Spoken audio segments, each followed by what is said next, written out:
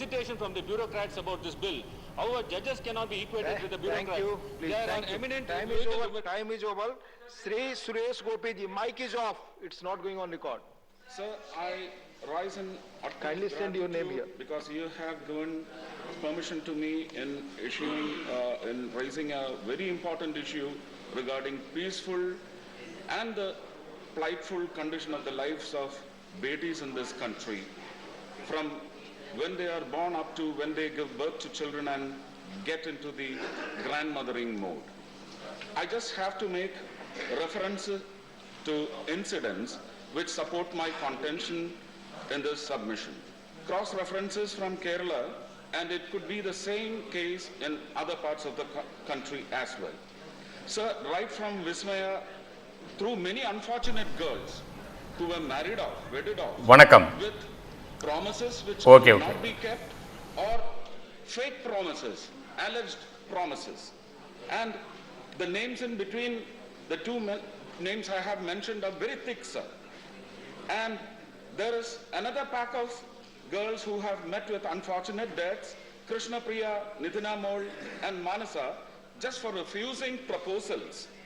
Since our Honorable President and the Union Government has been highlighting the idea of Beti Bachao, sir, we have to go into the introspection mode, checking how many girls could we save and how many girls are we going to save.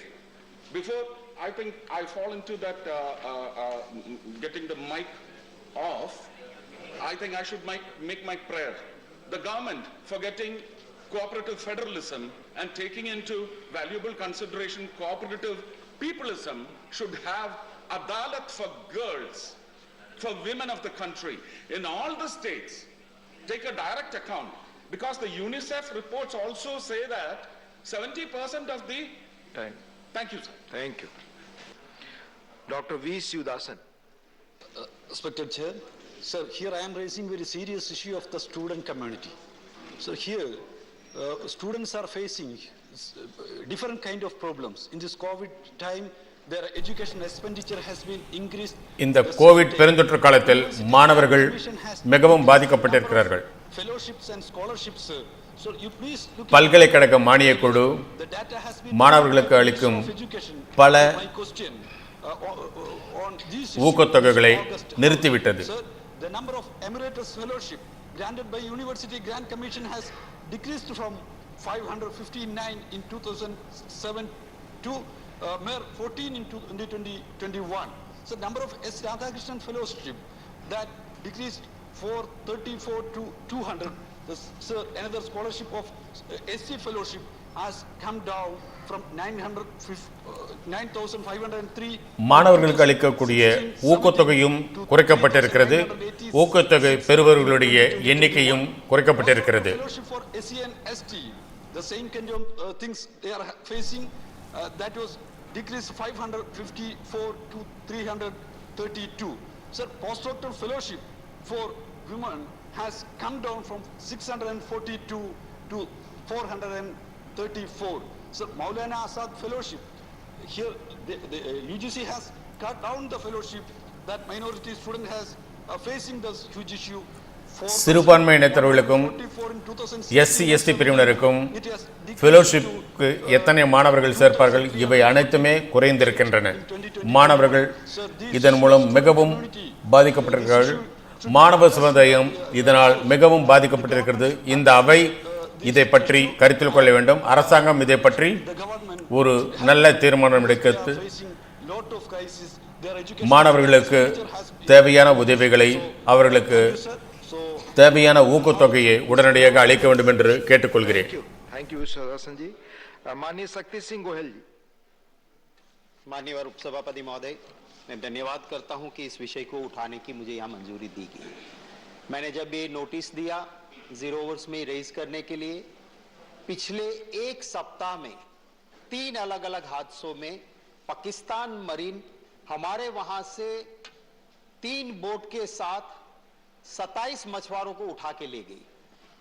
पर कल रात को एक और हादसा हुआ और 10 boat और 60 फिशरमैन நேற்றிரவு எங்கள் பகுதியில் पाकिस्तान मरीन हमारे वहां से उठा के वो ले गए हैं। பாகிஸ்தான் படையைச் சேர்ந்தவர்கள் எங்கள் பகுதியிலிருந்து 10 படகுகளை हमारे मछुआरों के साथ व्यवहार होता है। हमारी எடுத்து சென்றிருக்கிறார்கள். எங்களுடைய படகுகளை எடுத்து சென்று விடுகிறார்கள். அதில் உள்ள அனைத்து இயந்திரங்களையும் எடுத்து விடுகிறார்கள். वहां जाके இதனால் மீனவர்கள் லட்சக்கணக்கில் रहते ही है। आज के दिन में பாதிக்கப்படுகிறார்கள். லட்சக்கணக்கான ரூபாய் அவர்களுக்கு பாதிப்பு ஏற்படுகிறது. 46 हमारे गुजरात के मछुआरे पाकिस्तान की जेल में कैद हैं। ஏறக்குறைய குஜராத்தில் உள்ள மீனவர்கள் 645 பேர் பாகிஸ்தான் சிறையில் வாடிக்கொண்டிருக்கிறார்கள். जो करना पड़े अपने डिप्लोमेसी के थ्रू लाल आंख करके करना पड़े, पर जो हमारे मछुआरे गुजरात के 6 குஜராத்தில் உள்ள மீனவர்களுக்கு आज के दिन में पाकिस्तान की जेल में பாகிஸ்தான் ஜெயிலில் உள்ளவர்கள் விடுவிக்கப்பட வேண்டும். से जल्द प्रबंध किया जाए। हमारा गुजरात का जो शीश और दरिया किनारा है पूरे देश में सबसे बड़ा वो 1660 किलोमीटर का குஜராத்தில் உள்ள கடற்கரை பகுதி மிகப்பெரிய கடற்கரை பகுதி. இது பாகிஸ்தான் एक बहुत बड़ा பகுதியோடு இணைந்திருக்கிறது. सरकार को भी आमदनी देने वाला। எங்களுக்கு हम जिसको आत्मनिर्भर कहे तो फिशरमैन आत्मनिर्भर மீனவர்கள் மூலமாக करते हैं। उनको ये पहली बार பொருளாதார வசதி அதிகம் கிடைத்திருக்கிறது. எங்களுக்கு மட்டுமல்ல, அரசாங்கத்திற்கும் आती है மீனவர்கள் மூலமாக ले जाती है। பல வருவாய் கிடைத்துக் கொண்டிருக்கிறது. मछुआरों की सलामती के लिए कुछ सरकार மீனவர்களுடைய நலனுக்காக இந்த அரசாங்கம் கண்டிப்பாக சிந்திக்க வேண்டும் என்று இந்த அவையின் மூலமாக கேட்டுக்கொள்கிறேன். सीमा द्विवेदी जी। माननीय उपसभापति महोदय, मैं आपके माध्यम से सरकार से स्वर साम्राज्य, स्वर कोकिला, भारत रत्न, कीर्ति शेष सुशीलता दीदी का एक तैलचित्र संसद के अंदर लगवाने का विनम्र आग्रह करती हूँ। महोदय, लता दीदी का जीवन से बहुत अनोखी प्रेरणा मिलती है। उन्होंने अपने संघर्षपूर्ण जीवन में संगीत की जादुई अलग से सफलता की बेमिसाल इमारत लिखी है। उनका जीवन यह महान संदेश देता है कि ईश्वर ने आपको जो भी विशिष्ट योग्यता देकर इस पृथ्वी पर भेजा है उसके साथ न्याय करने की क्षमता से भी आपको लबरेज रखा है। जरूरत सिर्फ इस बात की है कि हमको सतत साधना करने की जरूरत है। सर, मेरा यह भी अपना मंतव्य है कि कोई भी विदेशी व्यक्ति यदि भारतीय संगीत की साधना का अध्ययन करता है और सफलता पूर्वक हासिल कर लेता है तो उसे लता मंगेशकर इंटरनेशनल अवार्ड भी दिया जाए। महोदय, भारत कोकिला, उन्होंने अपने सुर साधना से अनंत आत्माओं को तृप्त किया। चारों दिशाओं में जहां उनका यश कीर्ति फैली, उसी के साथ साथ भारत का भी बहुत बड़ा नाम रोशन हुआ। उनकी सादगी, उनकी सरलता, उनकी शालीनता व उनकी सहजता ने इस देश की सभ्यता व संस्कृति का सही प्रतिनिधित्व करती है। महोदय, उन्होंने 36 भाषाओं में संगीत की भागीरथी प्रवाहित करने वाली मातृशक्ति के स्वरूप का जो दिव्य दर्शन कराया है, उनका सम्मान करना इस देश का सौभाग्य होगा। उनका सच्चा जीवन संघर्ष सही मामले में नई पीढ़ियों को सदियों तक प्रेरित करने का काम करती रहेगी। यह तैलचित्र उनके द्वारा गाए गए देशभक्ति के अमर गीतों के प्रति श्रद्धांजलि व अमिट सनद होगी। महोदय, ऐ मेरे वतन के लोगों, उनके द्वारा गाया गया यह गीत हर भारतीयों के रक्तों में नया संचार करता है। आपका समय खत्म हो रहा है माननीय सीमा जी। Thank you. समय खत्म हो रहा है। माननीय अबीर रंजन विश्वास, please. Nothing not going on record now, time is over. Sir, pertaining to the MGNREG 100 days job, initially 22 crore mandates, sir, had been allotted in the labor budget of the current fiscal, which was achieved by the state government within October 21. Further, sir, there was a request by the state government for 5 crore mandates, and that too thankfully was approved by the center, and that, sir, also has been achieved, sir, within December 21. Now, sir, essentially, keeping in mind with the financial difficulty people are in, especially the poor and the marginalized, the state government under the able leadership of Chief Minister Srimati Mamata Banerjee was compelled to create 4.01 crore mandates in best interest of the economically weaker sections, ideally adhering to the principle of commitment of a democratically elected government in a welfare state to bail out its financially weaker sections. Sir, it is worthy to mention, pending this sanction, the marginalized and the financially weaker sections eagerly and agonizingly await the payment of rupees 826 crores related to this 4.01 crore mandates. Also, sir, it is mention worthy that in year 2020-2021, on an average, we could provide 52 jobs on an average to the job card holders, and in this current financial year, up till now, it has been 42 mandates. And sir, there has been a request from the state government to the center to allot another 8 crore mandates to take care of the rest part of the fiscal. And sir, in this regard, I would like to mention that it most agonizingly, the budget for last year was 98,000 crores. This year it is 73,000 crores. The center needs to rethink on this for in larger interest of the weaker sections. Thank you, sir. Thank you. Manya Sri K. Som Prasad ji. Manya K. Som Prasad, not present. Manya Sri Brizlal ji, demand for increase in allowance associated with police medals. महोदय, देश के राज्य की police और paramilitary force को माननीय राष्ट्रपति द्वारा बहादुरी और अदम्य साहस के लिए मेडल दिए जाते हैं। एक मेडल कराता है president police medal for gallantry, और उसके बाद जो और मेडल दिए जाते हैं उसको बार कहा जाता है। इस पर अलाउंस 2018 के पहले 3,000 रुपया महीना था। इसी तरह दूसरा बहादुरी के लिए मेडल दिया जाता है पुलिस मेडल फॉर गैलेंट्री, उसका अलाउंस है 2,000 rupees per month and 2,000 for every bar. महोदय, 24 जून 2018 को इसके अलाउंस में इंक्रीज हुआ। President police medal for gallantry, sorry, question hour, time is over. Question hour, time is over. Please. Question number 76, Dr. Vikas Mahatme.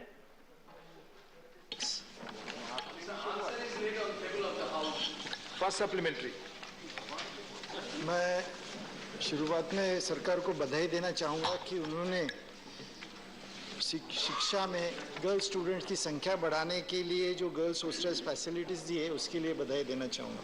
लेकिन उसी प्रकार IIT, NIT, triple IT, इसमें लड़कियों की संख्या, गर्ल्स स्टूडेंट्स की संख्या कम है, तो उसके लिए सरकार द्वारा क्या उपाय योजना की जाती है ताकि यह गर्ल्स स्टूडेंट्स की संख्या बढ़े। धन्यवाद। और साथ ही में मैं बस एक सवाल हो गया, दूसरा मौका आपको। नागपुर में इसकी संख्या क्या है और दूसरों को मौका मिलेगा। एक सवाल आपने पूछ लिया, प्लीज नागपुर के साथ में जवाब देना please.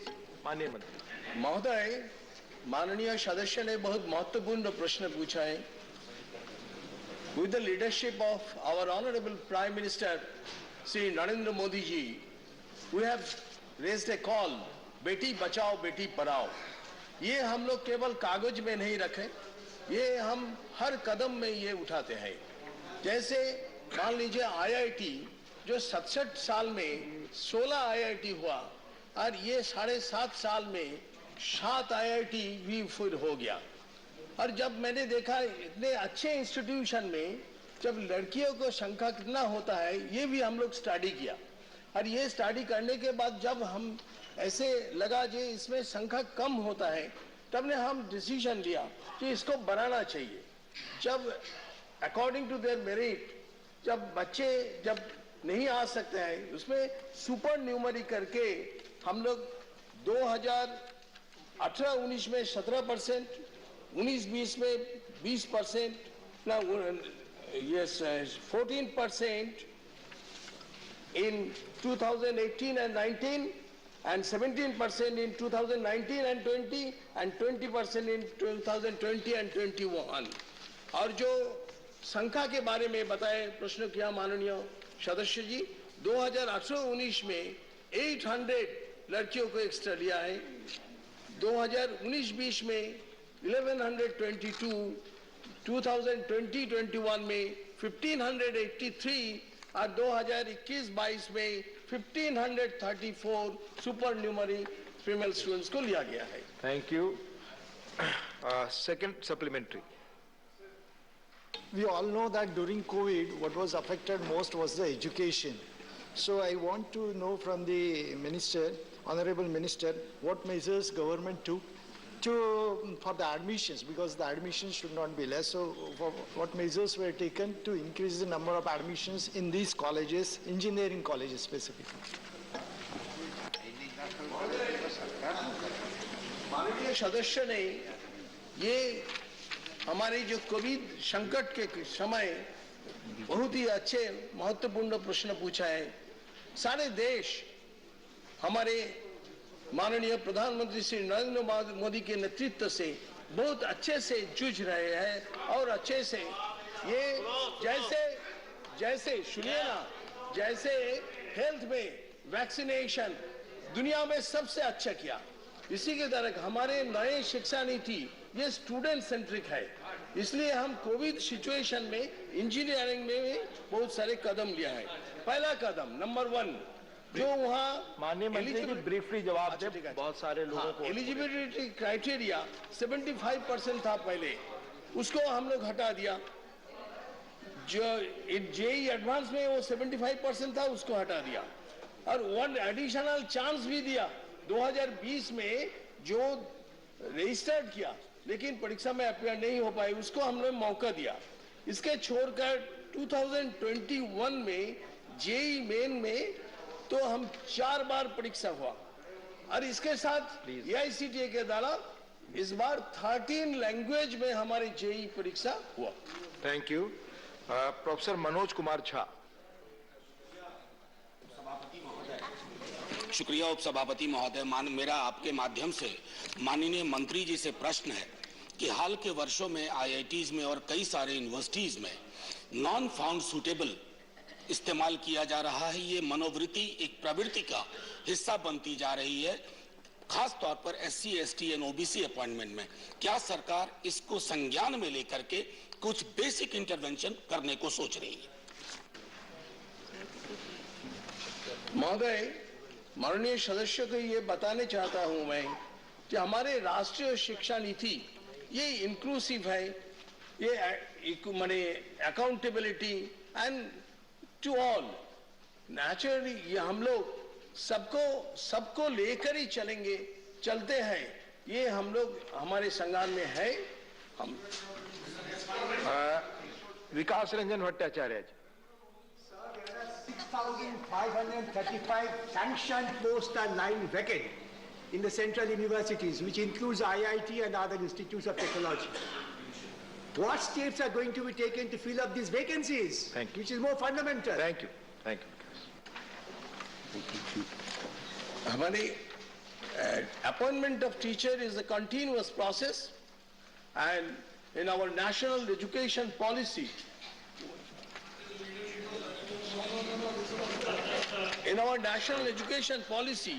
we are always eager to this, and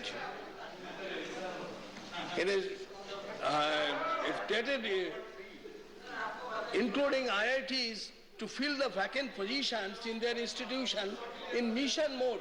We are taking it in mission mode with a period of 1 year, that is from 5th September 2021 to 4th September 2022. To monitor the action taken and progress made, IITs were directed to include a chapter in their annual report, annual report depicting the status of filling up this post, including the agenda in their board of governance, giving status of action taken in this regard, and to send a monthly report to the secretary. We are very sincere on this. Mr. Kamakhya Prasad Tasa. Chairman sir, मैं minister को district answer देने के लिए धन्यवाद देता हूं। मेरा question है, जो डिटेल्स उन्होंने दिया है यूजी वैकेंट सीट्स, यूजी में यूनिवर्सिटी ग्रांट कमीशन का जितना है पीजी और पीएचडी में ज़्यादा हो रहा है। प्रति वर्ष इतना वैकेंसी होने का कारण क्या है, जहां पर आदमी लोग पीजी और पीएचडी के लिए क्या इच्छुक नहीं है, या क्या कारण से इतना वैकेंसी अराइज किया, इसको माननीय मंत्री बताइए। महोदय, माननीय सदस्य का ऑब्जर्वेशन एकदम ठीक ही है। हाँ, जैसे हमारे देश आगे बढ़ रहे हैं and because of that the high level attrition in masters and PhD program due to better employment opportunity.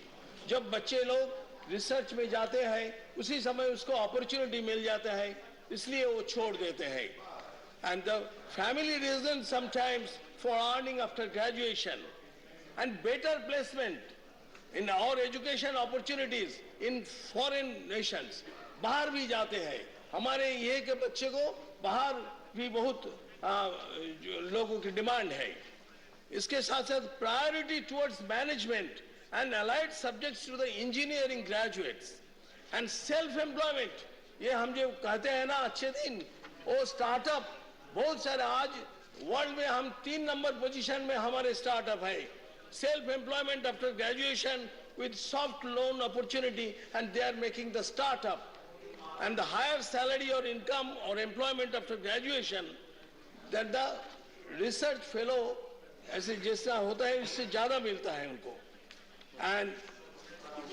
thank you. Question number 77, Srimati Geeta Ailash Chandra Prabha ji,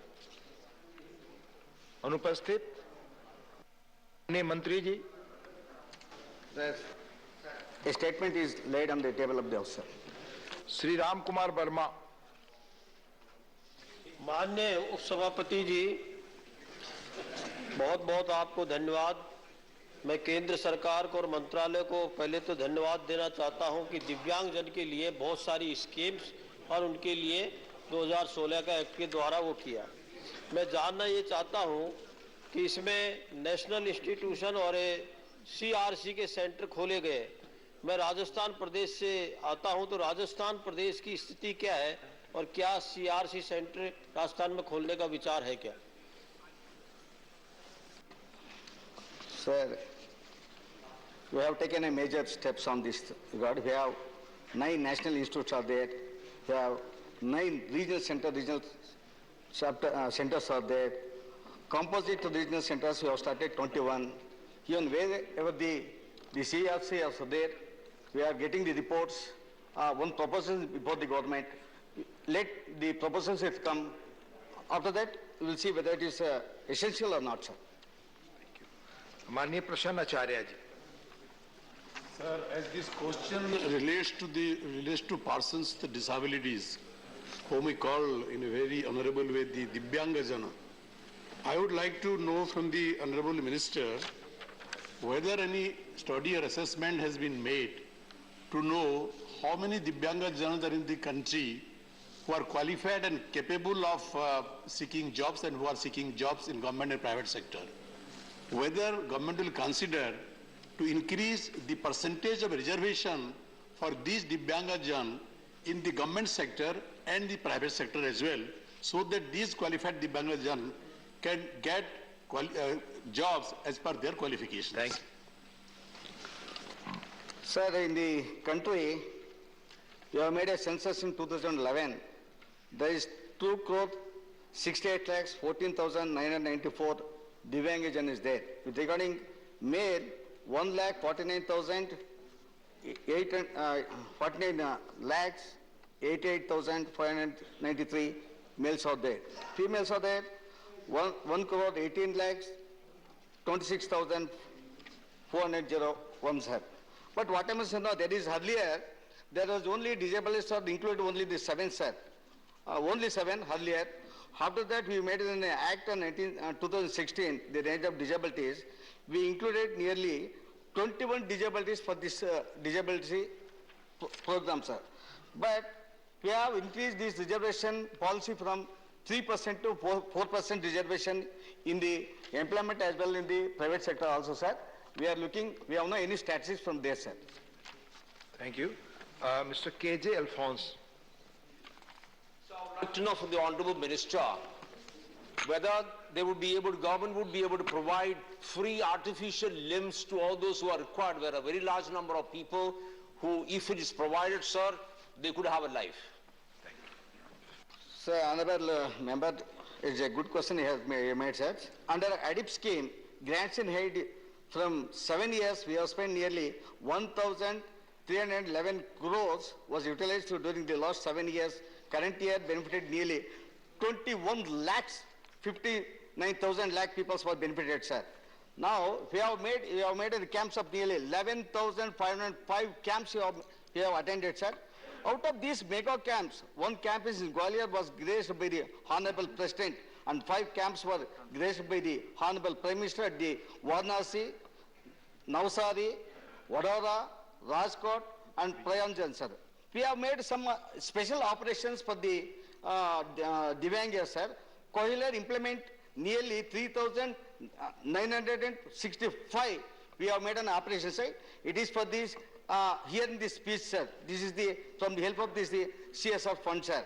Metallized tricycles are there, sir. We have given 27,028 metallized tricycles, sir, we have given in the country, sir. At the same time, there is so many program camps, sir, we have conducted, sir. Scheme of the Assistance with Disabilities Persons for the purchase.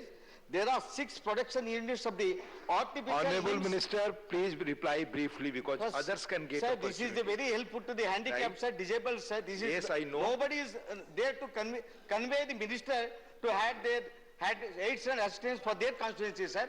This Alamco is there. It is, we have got the manufacturing units, sir. The Artificial Limbs Manufacturing Corporation of India is the country such as in Kanpur, Bangalore, Bhubaneswar, Ujjaini, Jabalpur, Mahali, and Alchem is producing over there 350 different types of aids and appliances in the Divyangya, sir. The quality of these products are second to the... Please be brief now. Do not... We cannot always... Please be brief. Please be brief. Thank you. माननीय सदस्यगण, मैं बार बार request करता हूं, आप में से members बार बार कहते हैं हमारे क्वेश्चंस नहीं आए। माननीय मंत्रीगण और माननीय सदस्यों दोनों से आग्रह है कि अगर ब्रीफली आप पूछेंगे तो अधिक से अधिक लोगों को अपॉर्चुनिटी होगा। अगर माननीय मंत्रियों को विस्तार से डाटा देना है तो संबंधित व्यक्ति को भेज दें। माननीय श्री नीरज शेखर जी, क्वेश्चन नंबर 78, प्रश्न संख्या 78। माननीय मंत्री जी, पटल पर रख दिया गया। फर्स्ट सप्लीमेंटरी माननीय उपाध्यक्ष जी, आपसे अनुरोध है कि इस प्रश्न में आप भी एसोसिएट करिएगा, मैं चाहूंगा। माननीय मंत्री जी का जो जवाब है, मैं पहले बधाई देना चाहूंगा। मैं फिर लेकिन थोड़ा कंफ्यूज हो गया हूं कि हम नेशनल हाईवे 4 लेन कर रहे हैं और ग्रीन फील्ड भी बना रहे हैं।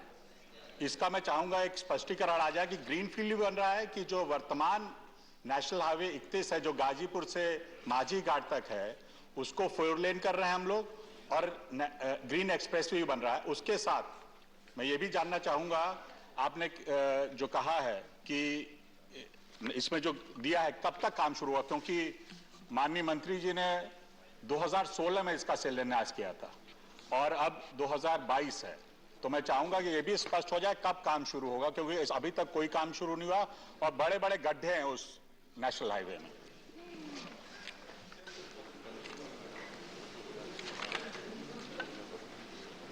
सर, ये जो रोड के बारे में जिक्र कर रहे हैं, एक पुराना रोड है जिसके बारे में माननीय सदस्य की सक्रियता से उसके ऊपर तकरीबन 81 करोड़ का काम शुरू हो चुका है, क्योंकि वो रोड काफी खराब हालत में थी। उसके बाद इस चीज के ऊपर विचार किया गया कि क्या इस रोड के अलावा हम एक छोटी रोड बना सकते हैं जो उसका रास्ता थोड़ा छोटा हो। इसलिए एक नया ग्रीनफील्ड अलाइनमेंट बन रहा है जो कि शुरू होकर गंगा पार करके जाएगा और इसके अंदर एक स्पर दिया गया है जो कि बक्सर तक जाएगा। ये जो रोड जो नया जो हमारा 4 लेनिंग है गाजीपुर से बलिया और यूपी बिहार बॉर्डर तक, इसमें डीपीआर बन चुकी है, 4 लेन का रोड होगा और इसके ऊपर जल्दी काम शुरू हो रहा है क्योंकि डीपीआर इसकी बन चुकी है। इसके अंदर एक चीज के लिए लैंड रिक्वायरमेंट जो है 3A हो चुका है, 3D होना बाकी है। हम 3D इसलिए रुके हुए हैं क्योंकि पूर्वांचल एक्सप्रेसवे का एक हिस्सा इसी के साथ जा रहा था, तो दोनों के बीच में तालमेल करने के लिए, ताकि सरकार का पैसा एक ही जगह पर लगे, एक ही अलाइनमेंट के अंदर 2 रोडों का कोई फायदा नहीं था, इसलिए थोड़ी सी उसमें देरी है। जहां तक please do not talk like this. You are not supposed to talk like this, Mr. Please.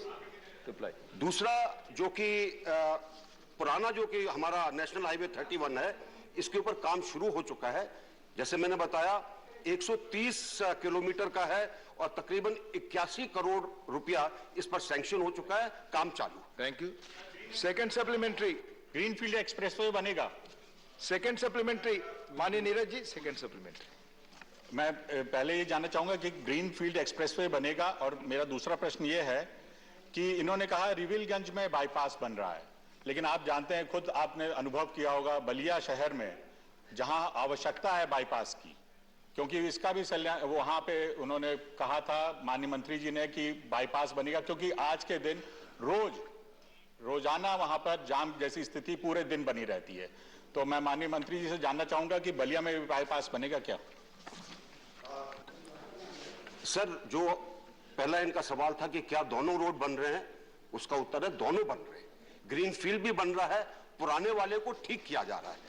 दूसरी चीज जो कि जहां तक बलिया का सवाल है, पहले प्रपोजल था कि बलिया के अंदर एक ओवरब्रिज दिया जाए, एलिवेटेड सेक्शन दिया जाए, उसके लिए वहां पर स्थान कम है, इसलिए बाईपास का प्रावधान है। साथ ही आगे जाकर रेवलगंज का बाईपास भी बनेगा, ताकि शहर को बाईपास करके हम उसको आगे रोड से मिला सके और उसको आगे हाजीपुर तक ले जा सके। बलिया के कंजेशन के लिए जरूरी था कि इसमें बाईपास बने, वो बाईपास ग्रीनफील्ड एक्सप्रेस का बनेगा। धन्यवाद। माननीय M Shanmugam ji, question relates to NH of Gazipur to Hajipur. Your question is related to this, then you can ask. Sir, please. I want to ask a question regarding the national highways. It's related to Gazipur to Hajipur, sir. Sir, I want to ask the question of the Tamil Nadu. Ramila Vichar bhai. Bara. Mr. Ramila Vichar bhai, Bara. Sir, he is not asking about Tamil Nadu, he wants to ask question about my Sir, this question relates to Gazipur to Hajipur. I have made it clear. Sir, I am asking and this is the convention and rule of the sir, House. I am asking national highways, sir. Please. What is the progress of Kanak the... Medla Ravindra Kumar, your question is Gazipur to Hajipur? No, my lord, regard to highways. Come to the next question. Ask on the next question, I will give you opportunity. Question number 80, Dr. Vinay P. Sahasrabuddhe. Dr. Vinay Sahasrabuddhe, please. Question number 80. Question number 80. Sir, statement is laid on the table of the House. Question number 80, it's for 16.7.3. Question, Mani Mantri ji. Sir, the answer... Bolias. First supplementary. Yeah, that is what I'm saying. So the answer very clearly shows that for whatever the reason, but the polytechnics and ITIs in Maharashtra who were provided with a huge amount of financial support. It's postponed, already postponed, coming on 16.3, it's mentioned. Sir, the member has requested that he will be present on 16.3, so this question has been postponed. Please.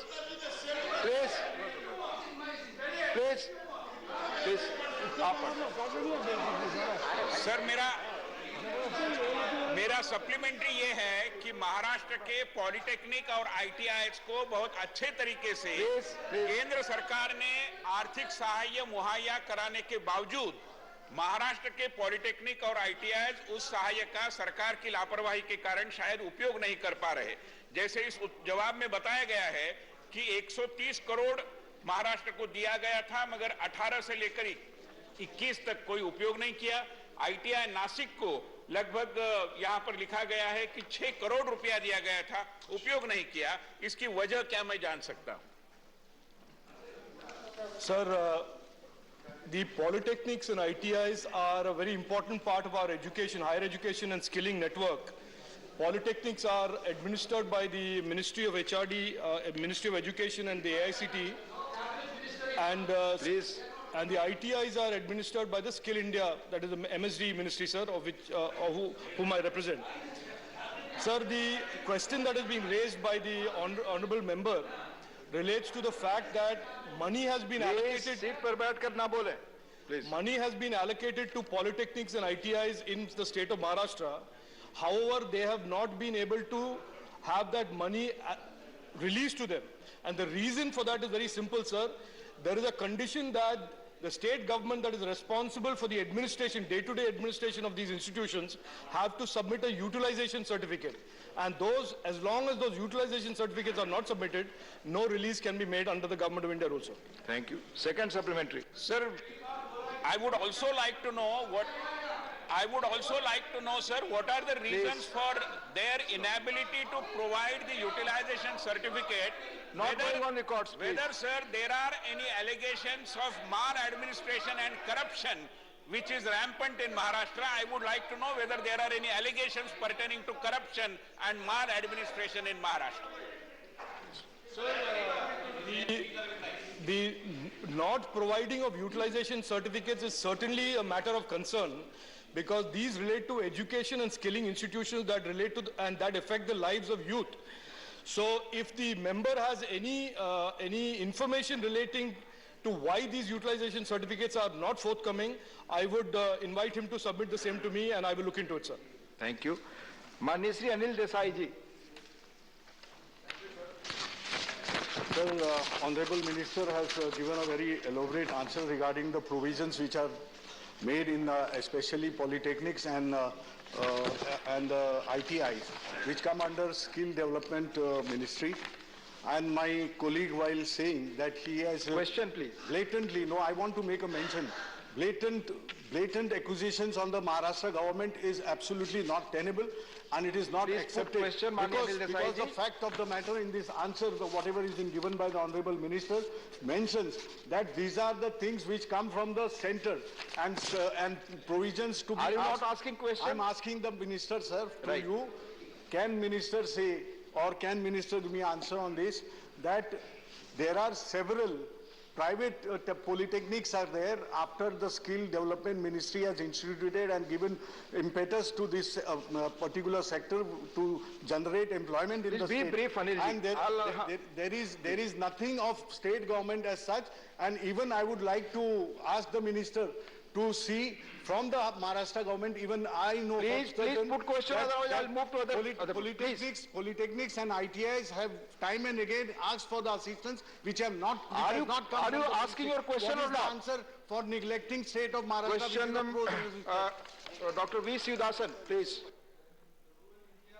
Development centers are very less now, so the Adivasis and Dalits, it's not explanation. Are facing lot of questions.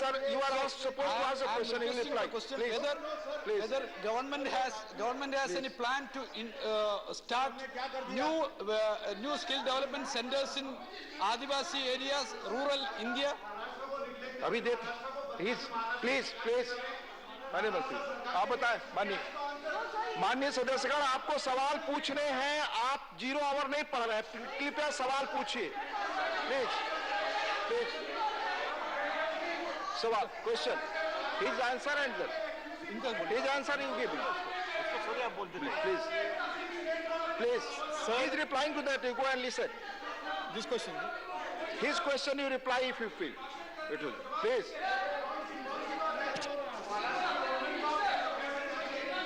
Sir, the honourable member. Please. Sir, the honourable member is agitated about something that I don't think he should be agitated about. The question was why, when money has been allotted to certain institutions that are important for the development of skilling and education. He is replying. He is replying to that. So I clarified that the utilization certificates have not come from Government of Maharashtra, and it is important for the member to make sure that the utilization certificate comes, because this money is allocated. Now he is allotted to the. Now B. Sivasan's reply. Sir, I would urge through you, sir, to request the member to ask the Government of Maharashtra to submit the utilization certificate so that the funding can be released. That is all. That is over, sir. V. Sivasan reply. Yes, sir, V. Sivasan. The question by... Reply. Sir, as far as the question by Honourable Member Shivdasan is concerned, sir, This question pertains to Maharashtra, it pertains to ITIs and polytechnics, and he is asking questions about the broader Skill India network. I can assure him, sir, that we are very focused on growing the Skill India and taking it to every cluster, including tribals of India. So if there is any specific information he wants, he is welcome to visit me in the office and I will share it with him, sir. Question number 81, Sri Rakesh Sinha. माननीय मंत्री जी, first supplementary. Sir, सभापति महोदय, हम जानते हैं कि extra parliamentary forces के रूप में माओवाद please you know the rule positions माननीय जयराम रमेश जी, आपस में बात न करें। यू नो मोर विचारधारा है अबाउट इट, प्लीज जो भी प्लीज जो विचारधारा न सिर्फ हिंसा पर आधारित है बल्कि देश को टुकड़े टुकड़े करने का प्रयास कर रहा है। सभापति महोदय, आप जानते हैं कि इसमें अर्बन नक्सल का जो समर्थन मिल रहा है, जो लोग पत्रकार और शिक्षाविद के नाम पर छिपकर इस नक्सलवाद को, माओवाद को बढ़ा रहे हैं, और यह आयातित विचारधारा को मैं मंत्री महोदय जी से जानना चाहता हूं कि इस आयातित विचारधारा विश्वविद्यालय और पत्रकारिता में बैठे हुए लोग जो अर्बन नक्सल के नाम पर देश को टुकड़े टुकड़े कर रहे हैं, और उस अर्बन नक्सल को कुछ मुख्य धारा की राजनीतिक पार्टियां समर्थन कर रही हैं। उस अर्बन नक्सल को सिर्फ आपका सवाल रिकॉर्ड पे जा रहे हैं, बाकी और कुछ नहीं। प्लीज उनके विदेशों से उनके संबंध, उनको मिलने वाले फंड के बारे में मैं मंत्री जी से जानना चाहता हूं। सवाल पूछे माननीय मंत्री जी। और सभापति महोदय, माननीय सदस्य राकेश जी ने एक ही बार में कई प्रश्न पूछा है और बड़ी ही बारीकी से पूछा है। मैं उनको बताना चाहूँगा आपके माध्यम से सदन को भी कि भारत में माओवादी विचारधारा हमेशा, जैसा उन्होंने कहा है कि विचारधारा आयातित है, उस पर मैं कह रहा हूँ कि भारत में माओवादी की विचारधारा हमेशा विदेशी माओवादी संगठनों और विचारकों से प्रभावित होते रहे। अगर इसके विरुद्ध देश में कोई कानूनी कार्रवाई की जाती है तो अंतर्राष्ट्रीय संगठन इस मुद्दे को उठाते हैं और इनकी सहायता के लिए आगे भी आते हैं। सीपीआई माओवादी अंतर्राष्ट्रीय संगठनों पर माओवादी इकोसिस्टम का एक हिस्सा है। उपसभापति महोदय, वामपंथी उग्रवाद की विचारधारा विध्वंसक एवं मानवता विरोधी है, जबकि प्रारंभ से ही भारतीय संस्कृति और सोच की गोद में पल रही भारतीय विचारधारा रचनात्मक एवं मानवतावादी है। भारत विरोधी नारा लगाने वाले और भारतीय महापुरुषों का अपमान करने वाले विचार कभी भारतीय विचारधारा का अंग नहीं हो सकते। ऐसी विचारधारा विदेशी विचारधारा से ही ओतप्रोत है। भारतीय जो रचनात्मक और मानवतावाद की विचारधारा है के वाहक दुनिया में लोकप्रिय एवं गरीबों के मसीहा माननीय नरेंद्र मोदी हैं। वामपंथ विचारधारा की विचारधारा भारत में आई भी और पली बढ़ी भी, लेकिन माननीय प्रधानमंत्री आदरणीय मोदी जी के नेतृत्व में बड़ी तेजी से समाप्ति की ओर भी बढ़ रहा है। जहां तक इन्होंने शहरी वामपंथ उग्रवाद की बात कही, भारत सरकार की राष्ट्रीय नीति एवं कार्य योजना वामपंथ उग्रवाद की शहरी गतिविधियों सहित इसके सभी स्वरूपों से जुड़ी हुई समस्याओं के समाधान के लिए बनाई गई है। यह हम जानते हैं कि वामपंथ उग्रवाद की कोई भी गतिविधि सोची समझी रणनीति के तहत की जाती है, जो देश की सुरक्षा और विकास में भी बाधक बनती है, चाहे वह शहरी क्षेत्र की गतिविधियां हो। यह भी सर्वविदित है कि वामपंथ उग्रवाद लोकतंत्र में विश्वास और हथियार के बल पर व्यवस्था बदलकर एक डिक्टेटरशिप लाना चाहते हैं। जहां तक तो इस तरह से जो माननीय राकेश सिन्हा जी का प्रश्न है, आप कहते हैं तो मैं इसको इस संक्षिप्त में हमने इनका उत्तर दिया है। अगर और विस्तार में जानना चाहेंगे तो कभी उनको हम प्लीज माननीय सदस्य प्लीज सेकंड सप्लीमेंट्री आप पूछे इसके पहले प्लीज आप सेकंड सप्लीमेंट्री लिंकेज के विषय बताएं। सेकंड सप्लीमेंट्री आपको प्लीज माननीय सदस्यगण आप सबसे मेरा आग्रह है, सवाल पूछते वक्त आप जीरो आर करने लगते हैं, उत्तर देते वक्त माननीय मंत्री लंबा होते हैं, और सवाल से अगर संतुष्ट है तो उसकी क्या प्रक्रिया आप सदस्य जानते हैं। सारी चीजें रूल्स के तहत चेयर करता है, चेयर के हाथ में क्या। आप अगर अच्छी तरह सवाल पूछे, माननीय मंत्री अच्छी तरह जवाब दे तो हम और सवालों का जवाब पा सकते हैं। प्लीज सेकंड सप्लीमेंट्री प्लीज, और सीट पर बैठ करके प्लीज ना बोले। क्वेश्चन आवर में पॉइंट ऑफ ऑर्डर नहीं झांसा, प्लीज बैठ जाए। Please no point of order in question hour, please सभापति आप बैठे सभापति महोदय आप बोले, सिर्फ आप, it's not going on record, please आप बोले। 2015 में सरकार ने नेशनल पॉलिसी एक्शन प्लान के तहत सिक्योरिटी ड्रिवन अप्रोच से वेलफेयर ड्रिवन अप्रोच की ओर ले गया, जिससे नक्सलवाद पर बहुत नियंत्रण हुआ। मैं मंत्री जी से जानना चाहता हूं कि विगत वर्षों में सरकार के द्वारा उठाए गए कदम से 60 जिलों में जो नक्सलवाद फैला हुआ है उस पर क्या प्रभाव पड़ा है। उसके साथ साथ सभापति महोदय, धन्यवाद, एक सवाल हो गया आपका। सभापति महोदय, मैं इतना कहना चाहता हूं कि जो लोग अर्बन नक्सलवाद को लेजिटिमेसी देते हैं वो देश के साथ अन्याय कर रहे हैं, और मुख्य धारा की राजनीतिक पार्टियों को ऐसा काम नहीं करना चाहिए। राकेश जी एक सवाल हो गया, प्लीज संक्षेप में माननीय महोदय। संक्षेप में बोल रहा हूँ, माननीय मोदी जी की सरकार ने वामपंथी उग्रवाद की समस्या को प्रभावी तरीके से हल करने के लिए राष्ट्रीय नीति और कार्य योजना को 2015 में मंजूरी दी, जो बहुयामी कार्य नीति पर आधारित है, जिसमें सुरक्षा संबंधी उपाय, विकास संबंधी उपाय, आदिवासियों और स्थानीय समुदाय के अधिकारों और हक को सुनिश्चित करना आदि शामिल है। इस योजना के दृढ़ क्रियान्वयन के फलस्वरूप पूरे देश में वामपंथ उग्रवाद के परिदृश्य में अत्यधिक सुधार हुआ है। महोदय, इसके परिणाम स्वरूप हिंसा की घटनाओं में जैसा जानना चाह रहे थे विगत कुछ वर्षों से, मैं चाहूंगा कि उसको मैं संक्षिप्त में बताऊं। हिंसा की घटनाओं में 70% की उल्लेखनीय कमी आई है, जो वर्ष 2009 के 2028 के उच्चतम स्तर से घटकर 2021 में 509 हो गई है। 509। इसके परिणाम स्वरूप मौतों में तो कमी आई ही है, भौगोलिक विस्तार में भी इसमें कमी आई है। इसी तरह परिणामी मौतों की संख्या 2010 के 1005 के अब तक के उच्चतम स्तर से 85% घटकर 2021 में 147 हो गई है। 147। वामपंथी उग्रवादी विचारधारा के शिकार जिलों की संख्या 2010 में जो 96 थी वह 2021 में घटकर 46 रह गई है। 46 रह गई है। माननीय उनका प्रश्न था सर, तो मैं जवाब तो दे दूं।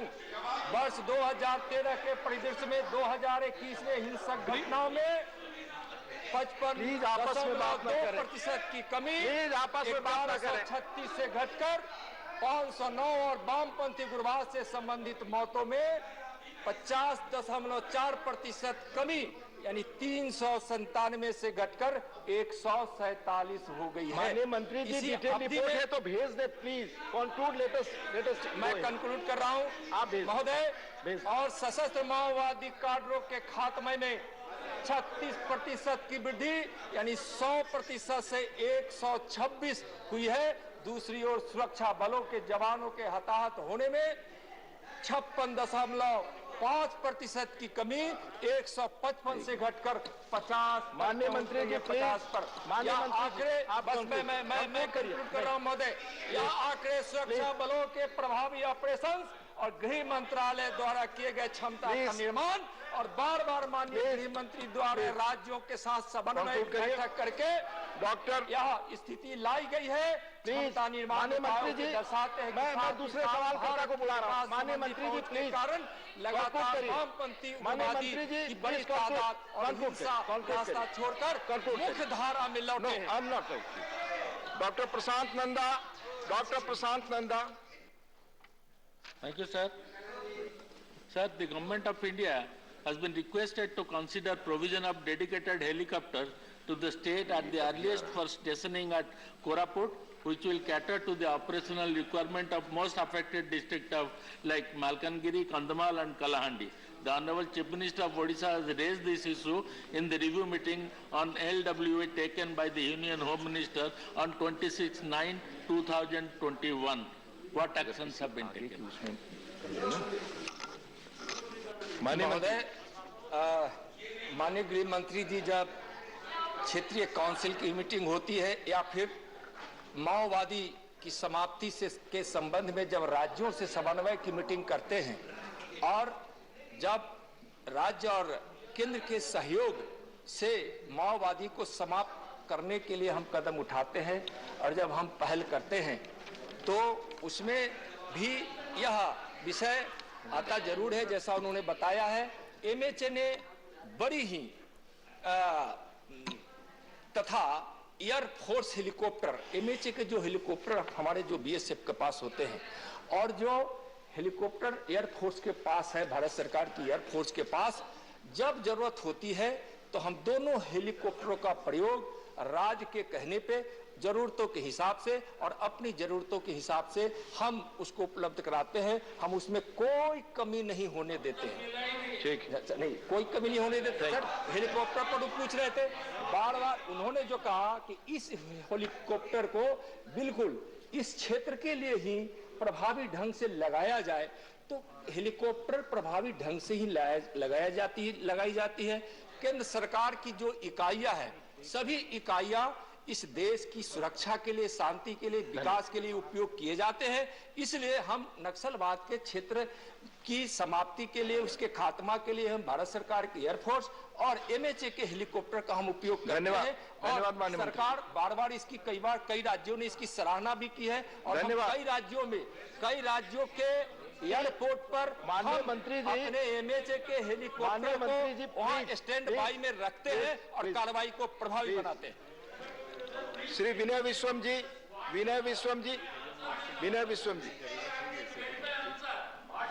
यू नो कि अगर माननीय मंत्री जी के सवाल आपकी अपेक्षा के अनुसार नहीं है तो there are rules for that, follow that please. माननीय Vinay Vishwam ji, please.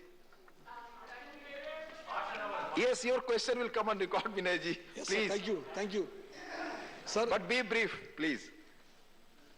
Not so unbrief like that. Sir, is the government aware of the fact that unlike the right-wing extremism, which has a foreign influence, emanates from Italy and Germany, the left-wing extremism has got a it has a question. It has a socio-economic root under its base. Is the government aware of that fact?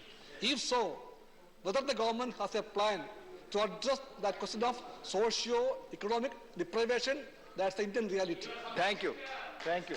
We can argue, सभापति महोदय, 1 minute. माननीय मंत्री सभापति महोदय, माननीय मंत्री जी का जवाब। सभापति महोदय, माननीय विनय जी, आप दोनों आपस में बात ना करें। सभापति महोदय, भारत का इतिहास गवाह है कि हम सामाजिक रूप से not going on record Vinay ji, please.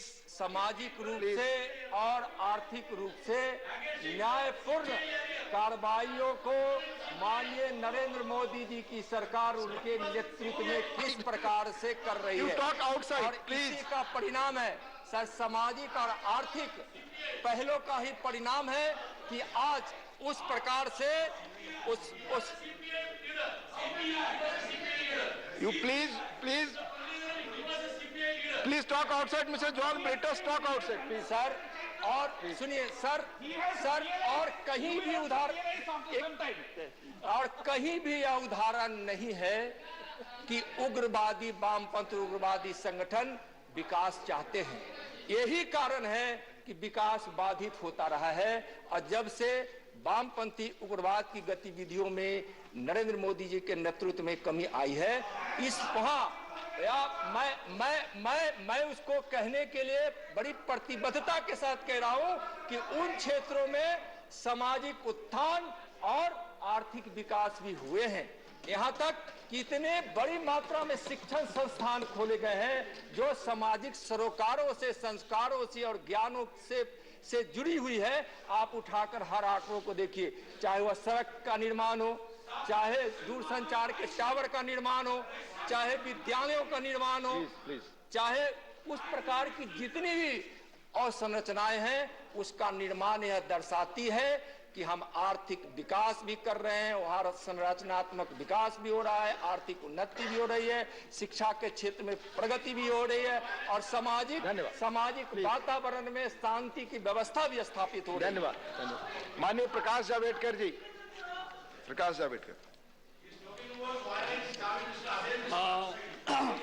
Sir, देश के लिए एक महत्वपूर्ण प्रश्न है और उसमें 2014 पर कितना बढ़ोतरी हो रहा था, अब कितना कमी आई है, मंत्री जी ने बताया है। मेरा सवाल यह है कि ऐसी हिंसा के जो संगठन चलते हैं उसका ओवरग्राउंड सपोर्ट होता है और उसको आर्म सप्लाईज होते हैं, तो ये आर्म सप्लाईज और ओवरग्राउंड सपोर्ट रोकने के लिए क्या कदम उठाए? धन्यवाद। थोड़ा माननीय प्रकाश जावड़ेकर जी से हम चाहेंगे कि इस प्रश्न को थोड़ा सा और एक बार मैंने बताने की कृपा करेंगे। तो कोई भी नक्सलवादी या माओवादियों की जो कार्रवाई होती है हिंसा की, उसके आर्म सप्लाई जो होता है वो एक महत्वपूर्ण कड़ी है। उसको प्रतिबंध करने के लिए क्या किया है? और ओवरग्राउंड सपोर्ट होता है, शहर में बैठे हैं, बाकी जगह बैठे हैं, धन्यवाद, और उसको सपोर्ट करते हैं, उसको रोकने के लिए क्या किया? ब्रीफली जवाब दें माननीय मंत्री जी। जब सरकार द्वारा राष्ट्रीय नीति और कार्य योजना जो बनाई गई है उसमें समग्रता है।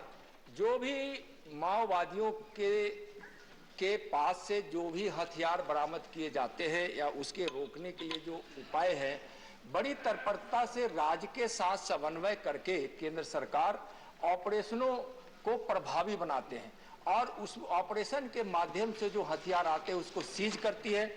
और सीज जब हम करते हैं तो उसको, और एनआईए का जो गठन हुआ है उस प्रकार के स्वभाव के या माओवादियों के इस प्रकार के गंभीर केसों को हम एनआईए को देते हैं। यूएपीए एक्ट के तहत इस पर हम कार्रवाई करते हैं, जिस एक्ट को सशक्तिकरण किया गया है। और जहां तक अर्बन नक्सल की बात गतिविधियों की करते हैं, जिसको हम तो अर्बन नक्सल का शब्द नहीं, हम तो जब हम वामपंथी उग्रवाद की बात करते हैं तो शहर हो या कहीं हो, हम उस पर उसकी गतिविधियों पर नजर रखते हैं, उस पर हम कड़ी कार्रवाई करते हैं। और एलडब्ल्यू प्रभावित क्षेत्र में जो केंद्रीय सशस्त्र पुलिस बल की तैनाती की जाती है उसका चार्ज समान रूप से तैनाती चार्ज की गुना में केवल 10% ही है, इसलिए वह कोई बड़ा आंकड़ा नहीं है। जिसमें बाहरी आक्रमण, देश की सुरक्षा जैसे बड़े कर्तव्य भी शामिल है, उसमें उसको हम बड़ा प्रभावी ढंग से लागू करते हैं। केंद्र सरकार राज्यों की कई योजनाओं के माध्यम से समर्थन प्राप्त करता है, जिससे राज्यों की सुरक्षा संबंधी व्यय तथा सुरक्षा तंत्र को हम मजबूत करने के लिए फंड्स प्रदान करती है। 4824 करोड़ रुपए के अधिक फंड केंद्र सरकार द्वारा पिछले 5 वर्षों में पांच वर्षों में प्रभावित राज्यों को SCA, SRE तथा SIS योजना के तहत दिए गए हैं। हम इसकी बात इसलिए करते हैं कि जब चाहे वह आर्म्स की बात हो, चाहे उस पर नियंत्रण की बात हो, चाहे उस पर कार्रवाई की बात हो, उसको हम प्रभावी ढंग से हम राज्यों के साथ, मैं दूसरा सवाल कर रहा हूं योजनाओं माननीय मंत्री जी के साथ हम उसको। धन्यवाद। प्लीज पुनः मैं आग्रह करना चाहूंगा माननीय सदस्य और मंत्रियों से कि आप अगर ब्रीफली उत्तर नहीं देंगे तो सवाल आगे नहीं बढ़ सकते। Please. Question number 82 Shrimati Rupa Ganguly absent. माननीय मंत्री जी लोकसभा। अच्छा प्लीज माननीय मंत्री जी। First supplementary Rupa ji, Honorable Chairman, answer given by the Honorable Minister is pretty clear and elaborate. बीच में एक चीज मैं बोलना चाहूंगी, ये क्वेश्चन सिस्टम का थोड़ा सा बदलना पड़ेगा। 15-20 दिन पहले से जवाब क्वेश्चन जमा करने का कोई मतलब नहीं बनता आजकल लगता है। सर एक चीज है, I have a little suggestion as well as a question. सवाल not suggestion, please. Yes sir. एक तो क्वेश्चन है, जैसे नॉर्मल चीज होते हैं स्कूल के बाहर जो बच्चे को भर्ती करने और वापस ले जाने के लिए जो पेरेंट बैठे रहते घंटों भर, उनके वहां कुछ एक ट्रेनिंग सिस्टम या कुछ वॉलंटरी सिस्टम किया जा सकता है जहां पे गार्जियंस को इन्वॉल्व किया जाए। जैसे एप्टीट्यूड टेस्ट है, स्किल टेस्ट है, मेमोरी टेस्ट है, कुछ लोग नाउन ज्यादा याद नहीं रख सकते, कुछ लोग नंबर्स बहुत ज्यादा याद रखते हैं, तो ऐसे कुछ चीजें जैसे अलर्टनेस टेस्ट, ये सारे टेस्ट अगर हम डालें और पेरेंट टीचर कम्युनिकेशन सवाल ब्रीफली पूछे। Whether the government is considering to utilize the guardians as a participant, you know, in educational institutions. Whether you have any question or not, Rupaji. Yeah, I've said the question. Please put your question, otherwise I'll move to other MPs. I've given the question, sir. Please. Whether government is considering to utilize the guardians' productivity and utilizing in educational institutions. Thank you. महोदय, माननीय सदस्य ने जब हमारे राष्ट्रीय शिक्षा नीति implementation का समय में उन्होंने एक अच्छा सोच बताया, तो हमारे जो देश के स्वाधीन होने के बाद 73 इयर्स लग गया कॉलोनियल जो एजुकेशन सिस्टम उसको चेंज करने के लिए। माननीय प्रधानमंत्री नरेंद्र मोदी के नेतृत्व में हम नया शिक्षा नीति नेशनल एजुकेशन पॉलिसी 2020 लॉन्च किया और इसके तहत इसमें जो पैरा 2.7, पैरा 2.9, पैरा 3.6, पैरा 3.7, इसमें जो एसेंस है, हमारे प्रधानमंत्री जी ने पहले से ही जो देश को आगे बढ़ने के लिए सबका साथ, सबका विकास और सबका विश्वास, ये जो स्लोगन दिए थे, उसके बाद ये आजादी का अमृत महोत्सव पर सबका प्रयास ये भी जोड़ दिया। तो इसमें हम लोग जो गार्जियंस जो बैठे हैं, इसके हम लोग एक विद्यांजलि एक पोर्टल बनाया है। ये विद्यांजलि पोर्टल में जो स्कूल्स वो भी रजिस्टर करेंगे और जो सारे गार्जियन सलामनी वो भी रजिस्टर करते हैं। हम सदन को बता के मैंने भी खुश होंगे। अभी स्कूल्स 1,23,868 स्कूल ने रजिस्टर किया। अभी वॉलंटियर्स 16,686 रजिस्टर किया और जो स्कूल्स चिल्ड्रन इम्पैक्टेड वो भी 11,644। Thank you. Second supplementary Rupa ji. Question second supplementary. Yes sir. Moral education में ये घर और स्कूल्स के एक साथ डेवलपमेंट के लिए कैसे कैसे क्या क्या किया जाए और थोड़ा सा इलेबोरेटली बोलिए। Thank you. मॉरल एजुकेशन में हम बहुत सारे स्टेप्स अकॉर्डिंग टू एनईपी दिए हैं। इसमें जो है हमारे करिकुलम में critical thinking, ethical reasoning, traditional Indian values, constitutional values means इसमें सेवा है, अहिंसा है, स्वच्छता, सत्य, निष्काम कर्म, शांति, सैक्रिफाइस, टॉलरेंस, ऐसे बहुत कुछ है। Pluralism, righteous conduct, gender sensitivity, respect for elders, respect for all people, ये सारे करिकुलम में है। हमारे एनसीईआरटी ने बहुत सारे किताबें बनाए। हम पहले जो नैतिक शिक्षा नीति एक सब्जेक्ट के रूप में देखते थे, अभी हमारे होल स्कूल अप्रोच हो गया। सबके अंदर ये नैतिकता, मॉरल एजुकेशन रहेगा। धन्यवाद। माननीय श्री जवाहर सरकार जी। So the honorable member had asked a very specific question. Is there a moral education course or not? There's a lot of complicated reply with a lot of information that has come in, but the question is not answered. The first reference is to the National Curriculum Framework in 2005. As you know, that framework talks about human rights, justice, tolerance. Question, please. Please, question. They talk about virtues that we seem to have forgotten. That's my first submission. And during that phase, 2000 phase, certain textbooks did mention moral education. But whether they are in use, because the NCERT produces a lot of books, whether they are in use is not stated. Then we come to the next one. Sir, please put your one question. The question is, yes. let him come up and say. Yes, please. In the end, the question is passed on to the state saying this is a concurrent subject. The question that was asked was a very pointed and a very direct one. Let him say that we are having moral education course, because moral education is a very flexible term. Intolerance can also be a moral education, please. Whatever can be. We are doing this on the basis of such and such values in such and such place. बाद में भी जवाब दे सकते हैं, ऐसी क्या? Please, thank you. Mahoday, I would like to remember the honorable member that what he told, that was in the paper only, that was not executed till now. But our government, what has done, that is being executed.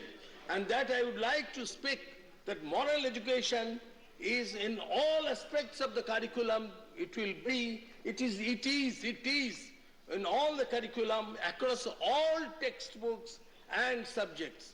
And there are so many things. Yes, I can show you. This is so many things, not in the books. It is being inculcated in all schools, even in the UGC guidelines to the higher education also. Everybody will follow it in practical. Thank you. माननीय जुगल सिंह लोखंडवाला. धन्यवाद उपसभापति महोदय. मेरा आपके माध्यम से माननीय मंत्री जी से प्रश्न है कि आईटी का जो अभी टेक्नोलॉजी का जमाना है, तो प्राथमिक विद्यालय के बच्चों के लिए आईटी का इंफॉर्मेशन टेक्नोलॉजी का कोई सब्जेक्ट है तो उनको पढ़ाने के लिए कोई प्रावधान है?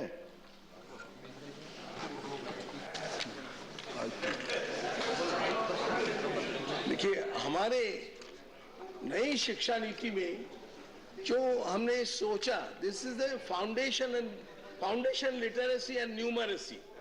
That is and then the preparatory. Naturally, in the digital education, we will, whenever the digital education course will be in the schools, and definitely all the arrangements will be there. Thank you. माननीय त्रिचू Shivaji. Sir, this is a matter of great concern. That the deterioration in the society is only because of lack of moral education at primary school levels. ஆரம்ப பள்ளிகளில் நீதி கல்வி இல்லாத காரணத்தினால் பல குறைபாடுகள் இருக்கின்றன. தேசிய கல்விக் கொள்கையில் இந்த புதிய கல்விக் கொள்கை திட்டத்தில் அவர்கள் பாடத்திட்டங்களை பற்றி தான் கூறியிருக்கிறார்கள். ஆனால் ஆரம்ப கல்வி நிலையங்களில் ஆரம்ப பள்ளிகள் பெரும்பாலும் மாநில அரசாங்கத்தினுடைய கட்டுப்பாட்டில் தான் இருக்கின்றன.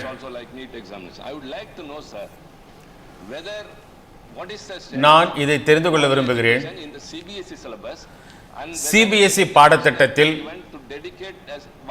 நீதி சம்பந்தமான போதனைகள், நீதி சம்பந்தமான கல்விகளுக்கு ஏதாவது வாய்ப்பு இருக்கிறதா? அரசாங்கத்திடம் அதற்கான ஏதாவது கோரிக்கை இருக்கிறதா? Honorable member has expressed his thought rightly, but the previous question I have already answered that our approach is not subject specific. It is a whole school approach in all the subjects. Yes, it is that in the whole school approach. That means no, you cannot. The member could not understand because he is on that frame. Because whenever a teacher will come, his approach will be on that. And the school, home, parents, society. Please. More than one. This hour has been fixed. how many hours will be, that has been fixed according to CBSE guidelines and UGC. They have fixed the guidelines for moral education in 1 year. How many hours? It has been fixed. Thank you. In the both from the CBSE side and from the UGC side. Yes, it has been fixed. Thank you. Question number 83, Mani Shri MB Shriyans Kumar. Yes, please. Honorable Minister, Mani Mantri ji. Well, Chairman, the statement is laid on the table of the House. First supplementary, Mani. So there are so many NGOs and voluntary organizations working in the drug addiction field and government-sponsored program on various institutions. But still drug abuse is spreading in a big way, sir. So many cases have been filed by narcotic department. Will the government try and find more effective ways to deal with the problem? Mani Mantri ji, please.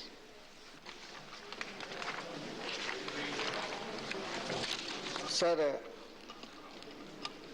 anyway, whether the survey is conducted before the national survey in the pattern substance used in the 2018, sir. The survey is pattern trends and substance use of committed by the Ministry of Social Justice and Empowerment for the collaborate with the United Nations Office on Drugs and Crime was conducted 2004, sir. The household survey was complaint and study report that was travails current use of alcohol 21%, sir.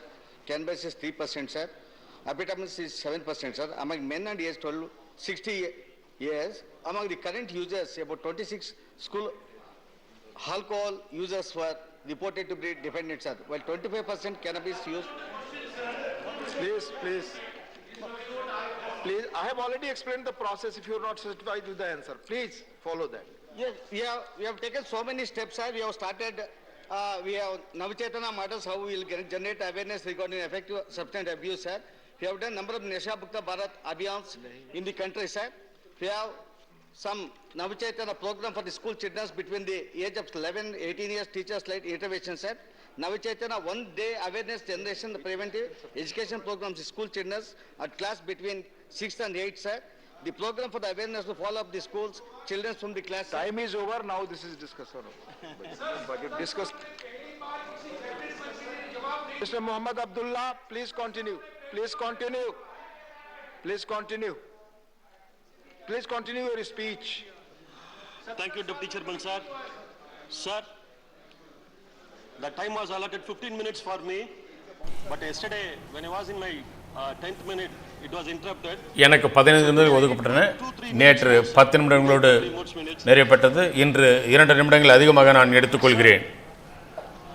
The budget imposes 30% tax on the transaction of cryptocurrency, sir.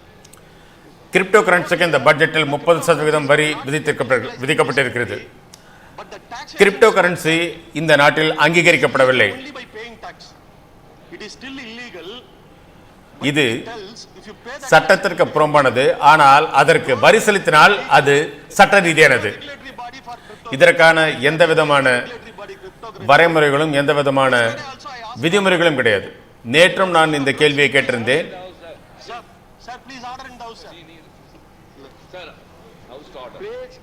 Please, आपस Mahesh Poddar, please आपस में बात न करें. Yesterday also I asked this, sir. Please. நேற்றும் நான் இதே கேள்விகளை கேட்டேன். It is illegal. If you pay a tax, it will become legal. But there is no any regulatory body. நியாயமற்ற ஒரு வியாபாரம்.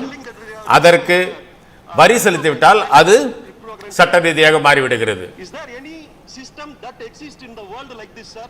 உலகத்தில் எங்காவது இப்படி போன்ற ஒரு முறை நடைமுறையில் இருக்கிறதா என்பதை நீங்கள் தெரிவியுங்கள்.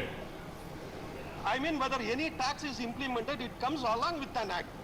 It comes along with an act. எப்பொழுது நாம் வரி விதிக்கிறோமோ அது some acts may be implemented without the tax component. விதிமுறைகளுக்கு உட்பட்டதுதான். For instance, I like to remind from the past the salt tax an act with the tax component and the self-respect marriage of Tamil Nadu an act without the tax component. But for the first time ever in the history of the world, sir, the first time ever in the history of the world, உலகத்திலேயே முதல் முறையாக உலக வரலாற்றில் நமது மத்திய அரசாங்கம் எந்த விதமான சட்டமும் உருவாக்கப்படாமல் கிரிப்டோ கரன்சிக்கு எந்த விதமான அனுமதியும் அளிக்காமல் இதற்கு வரி விதிக்கப்பட்டிருக்கிறது. Also one thing, sir, I am amazed to see the financial advisors of this union government. இந்த மத்திய அரசாங்கத்தினுடைய பொருளாதார அறிவுரைகளை பார்த்து நான் மிகவும் ஆச்சரியப்படுகிறேன்.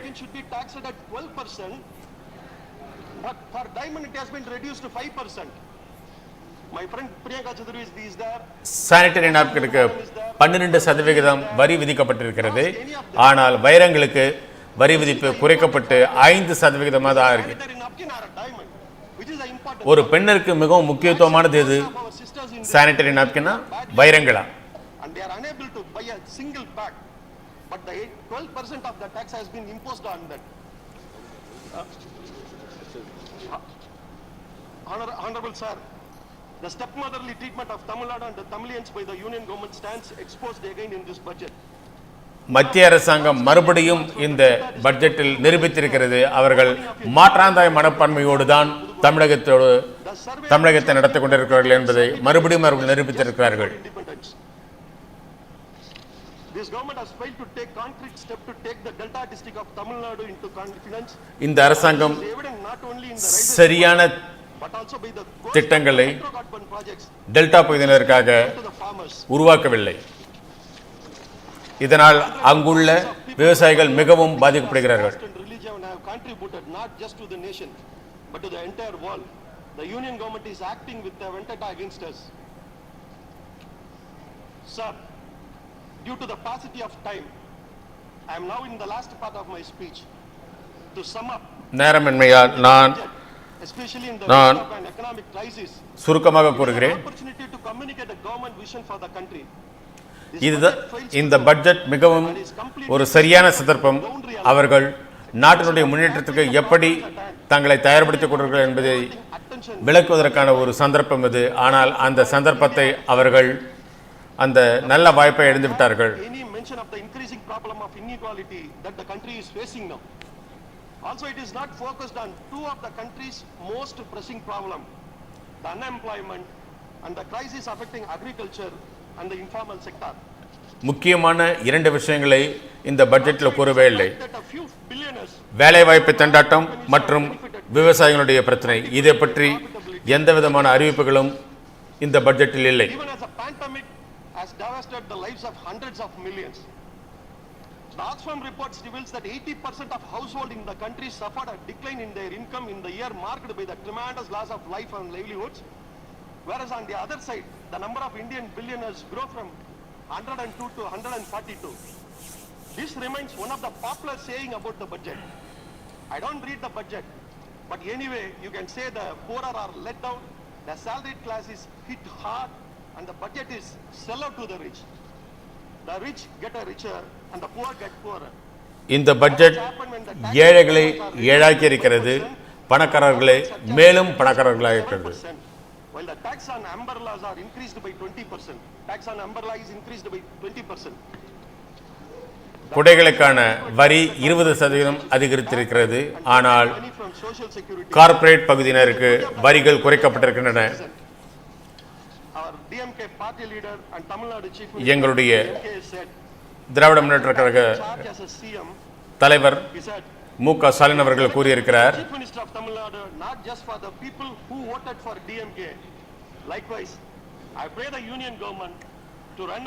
இந்த அரசாங்கம் திமுகவுக்கு வாக்களித்தவர்களுக்கு மட்டுமல்ல அனைவருக்காகவும் இந்த அரசாங்கம் நடத்தப்படும் என்று கூறுகிறார்.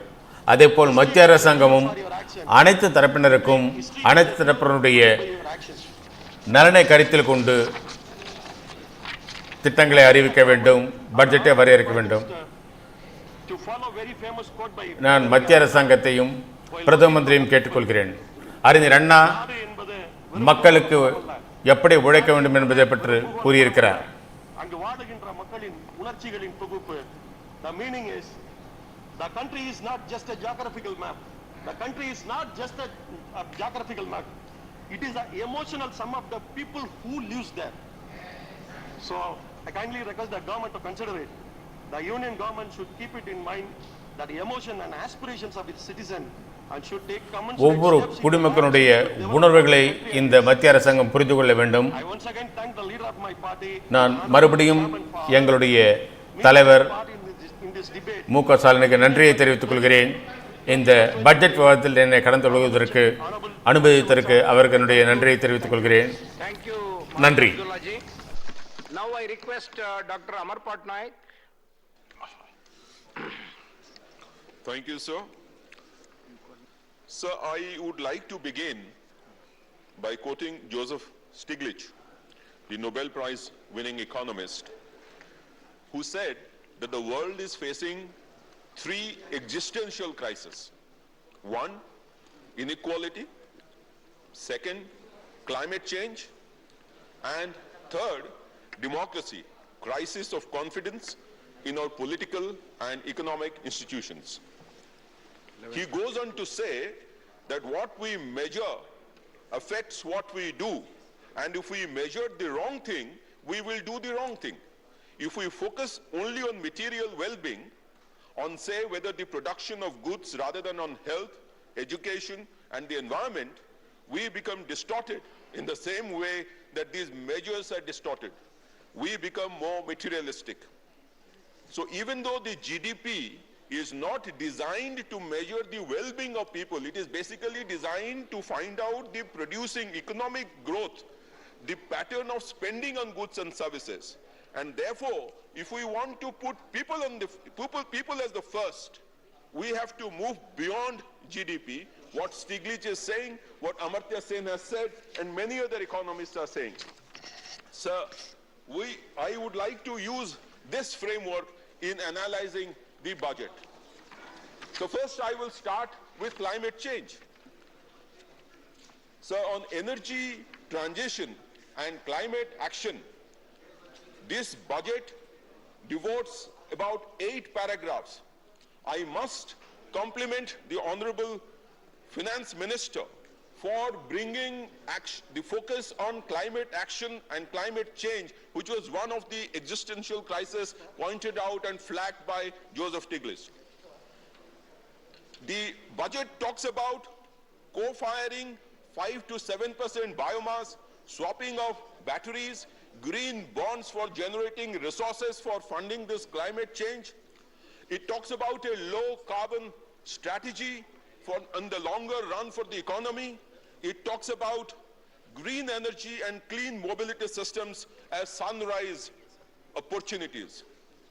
It also talks about circular economy. So there are 3 things important when we talk about climate change, climate action. One is the mitigation measures, the second is the adaptation measures, and third, very important, is measurement, performance, accounting for it. Sir, in the budget, while speaking about all these things, giving a clear direction for the country, as far as climate change is concerned, which is really commendable, unfortunately, only rupees 3,030 crore has been earmarked for Ministry of Environment, which is 20% higher than the last year's allotment, but only 0.012% of India's total GDP. The commitment also has to come by matching allotments in the relevant heads of account. The biodiversity has been flagged as an enabling asset. I do agree, all the House would agree. However, the amount is only rupees 8.5 crore, less by 3.5 crore. As per the economic survey 2020-21, India's climate action funding has so far been met domestically. But for meeting the COP26 commitments, we need $1 trillion of money, $1 trillion US dollars of money. Therefore, my suggestion to the Honorable Finance Minister is that we need to incentivize private investment in the clean energy trajectory by having a national adaptation investment fund, and which is very transparently set up. Currently it is there, but the private sector's investment is not there so far.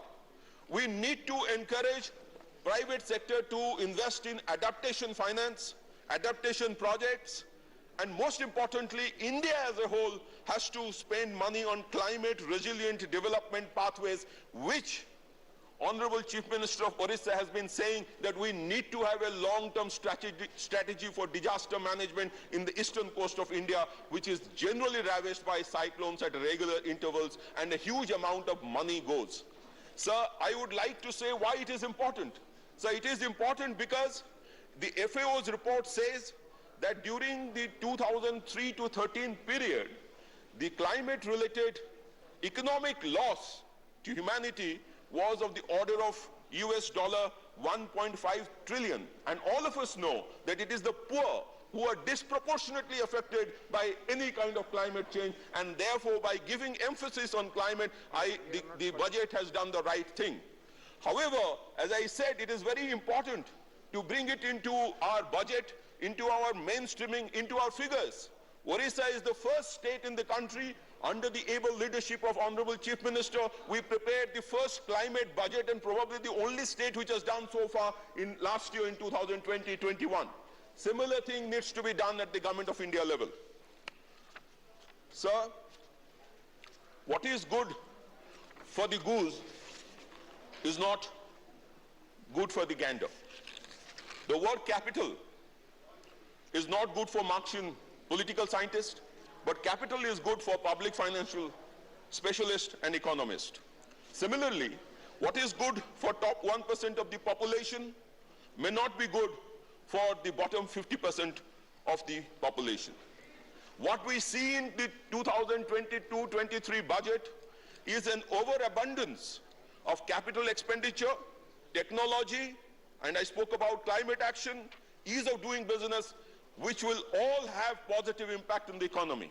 However, there is an undernourishment of health, education, rural economy, farmers' welfare, women and child, and of the states themselves.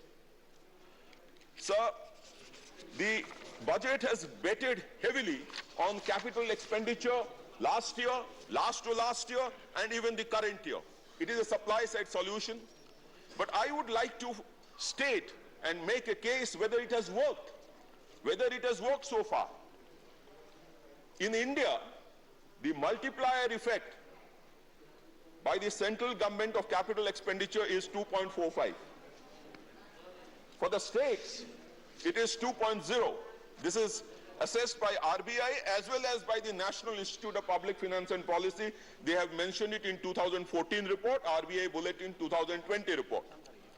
So a rupees 1 crore investment is supposed to generate much more than 1 crore increase in GDP.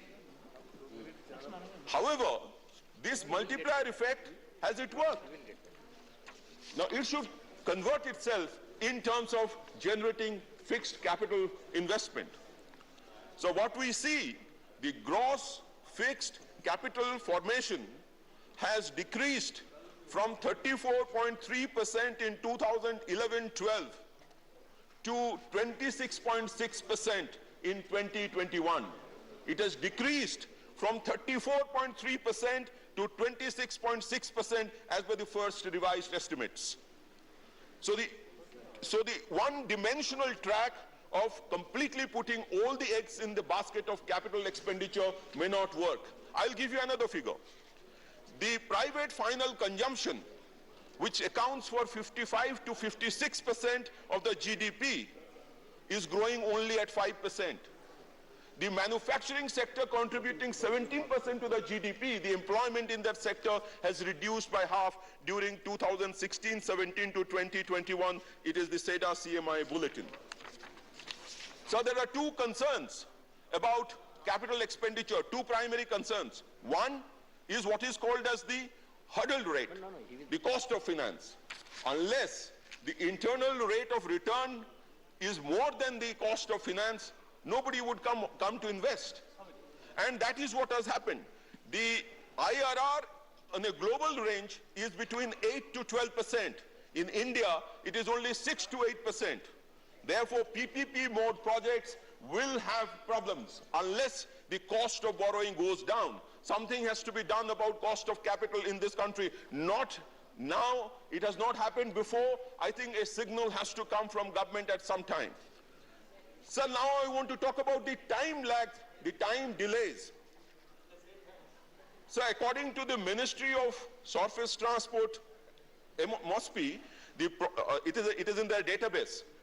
December 2021, as of December 2021, out of 1,673 total projects, 25%, approximately 445, have incurred a cost overrun.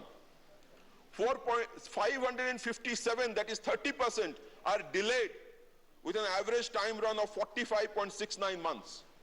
So where does the multiplier effect come in? The multiplier effect gets delayed. The trickle down gets delayed. The wage creation at the bottom of the pyramid gets delayed. And that is what has happened in the private, that is what has happened so far for not being able to generate the gross fixed capital formation. And this has resulted in what we have discussed so far. Many members have discussed, and therefore I am not going to discuss about unemployment. What about the social sector? I said it is undernourished. Out of 21 primary sectors, I do not take the total allocation as a percentage of the total budgeted BE this year, but I'm taking it as a percentage of the GDP. Out of 21 sectors, in 8 sectors it has decreased as a percentage of GDP compared to last year. In 8 sectors there are no change. In 5 sectors it is marginal increase to the extent of 0.1%. Therefore there is nothing which has happened in the social sector. Then how do you create a level playing field? In the entire budget, one has talked about opportunities to be given, opportunities being created, and we know opportunities can be created only when we spend on things like health and education. I will talk about these two things, health and education now. Now, as far as health is concerned, the budget started with health, and I thought that the allocations would have become astoundingly high. Currently, if we look at the allocations in health, it is 0.33% of the GDP, which is less than the last year and less than or even almost equal to the last year before last. We currently have 1 bed per 1,000 people against global average of 2.9. We are lower than even the BRIC countries. We have 1 doctor per 1,500 when the requirement is per 1,000. We have 1 nurse for 670 when the requirement is 1 nurse per 300 as per the 15th Finance Commission report. So the investment in health is definitely required. I look forward to it, and I think there is still some way in which we have to get investment into the health sector in this country, particularly the primary healthcare sector. The Standing Committee had also suggested investment in primary healthcare to be requiring a push, a definitive push. Now I talk about agriculture. Now if I talk about agriculture, I would like to say that unless the Swaminathan Committee report is implemented as has been demanded by Honorable Chief Minister of Orissa several times, the farmers' income probably cannot get doubled. In fact, the budget doesn't talk about doubling of farmers' income as of 2022 at all. The procurement has decreased from 126 to 120.8 metric ton. Number of farmers who have been benefited has decreased from 19.7 million to 16.3 million. The reduction in the price support schemes, which does the procurement, is to the extent of about 62%. At a time when we are talking about empowering the farmers, increasing their income, the procurement allocation has come down, and it is a matter of concern. What is also a matter of concern is the fact that agricultural investment fund, in which 1 lakh crore was supposed to be spent in 6 years, after 2 years, the spending is 6,627 crore only, that is approved. Spending is a mere 2.6%, 2,654 crore. So at the rural economy level, at the agriculture level, there is tremendous amount of distress. Please so conclude, Dr. Ji. Finally, I will end by talking about... Your last minute. 1 minute, yeah. Finally, I'll talk about federal equity. Now, if we talk about federal equity, the amount of resource allocation to the states, as Honorable Prime Minister said yesterday, it is in the states' development that the development of the country can take place. But what has happened, that the percentage of devolution to the state as a percentage of total gross tax revenue has declined from 30.02% to 29.61%.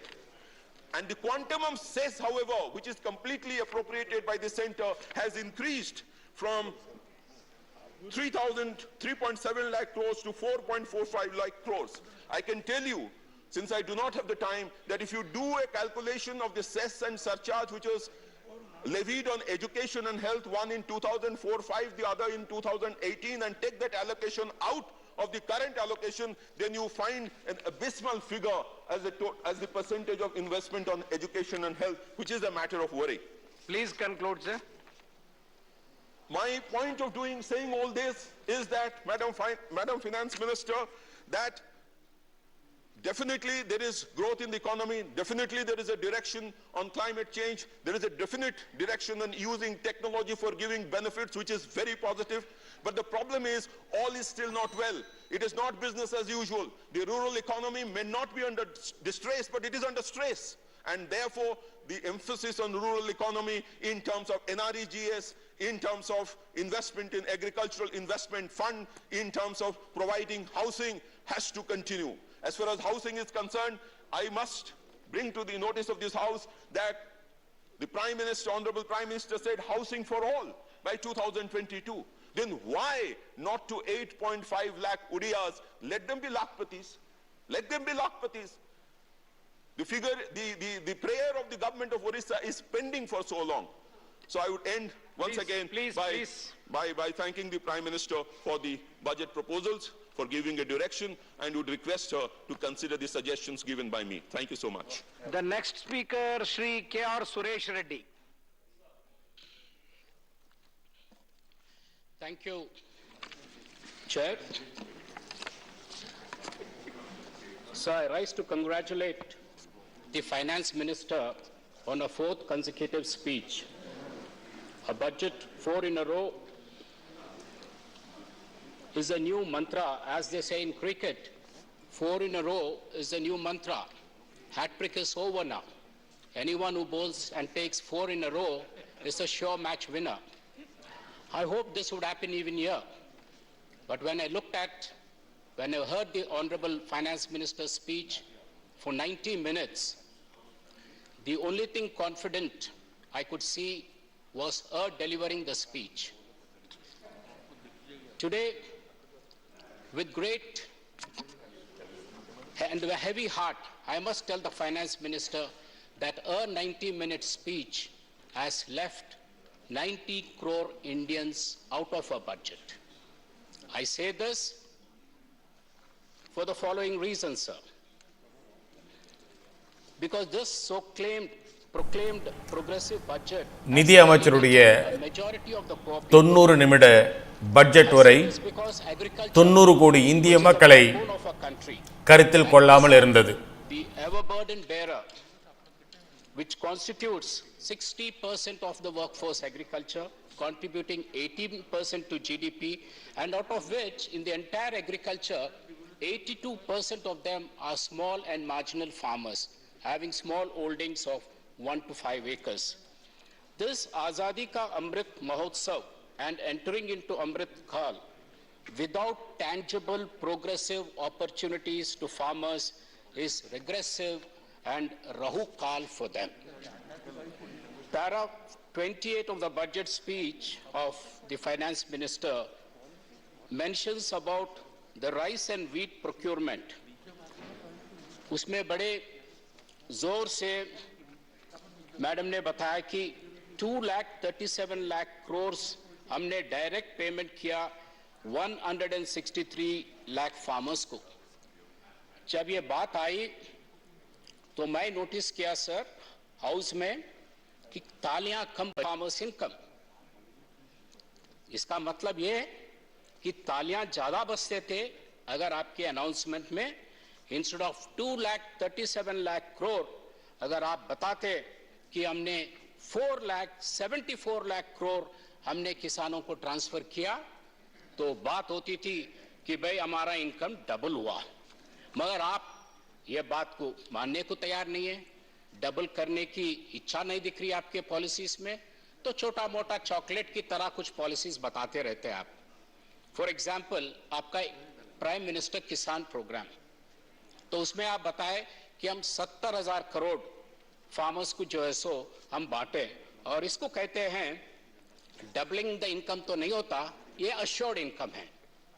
अगर आप 4 लाख, जैसे मैं बताया 4,74,000 में आप ये 2,07,000 अगर 2,37,00,000 करोड़ आप बचाए, क्योंकि डबल नहीं किए, और ये 2,37,00,000 करोड़ में आपका 70,000 भी अगर हम निकालते हैं तो फिर भी आज ये गवर्नमेंट 1,67,000 करोड़ आप एमएसपी फार्मर इनकम डबल ना करने से सरकार ने ये पैसे बचा लिया है। सर, अगर आप कहते हैं कि भाई एमएसपी हम तो कुछ बढ़ाते गए, तो आप देखिए एग्रीकल्चर का जो इनपुट होता है किसान का, वो भी वही अंदाज से और ज्यादा अंदाज से बढ़ गया है। आप इसके साथ साथ प्रोक्योरमेंट में 10,000 करोड़ इस साल आप कम कर चुके हैं। आपका रीसेंट प्रोक्योरमेंट पॉलिसी जो हमको तेलंगाना एक उदाहरण है कि पैडी प्रोक्योरमेंट में किसान को, तेलंगाना सरकार को कितने कठिनाइयां आपने करवाया कि भाई we had to come with a begging bowl, chief minister had to come, request the government, pleading the government. Half the cabinet was here, entire MPs were camping here, most of the MLAs were here, just requesting the government कि भाई आप हमारा produce लेंगे नहीं लेंगे, रबी में आप लेंगे नहीं लेंगे।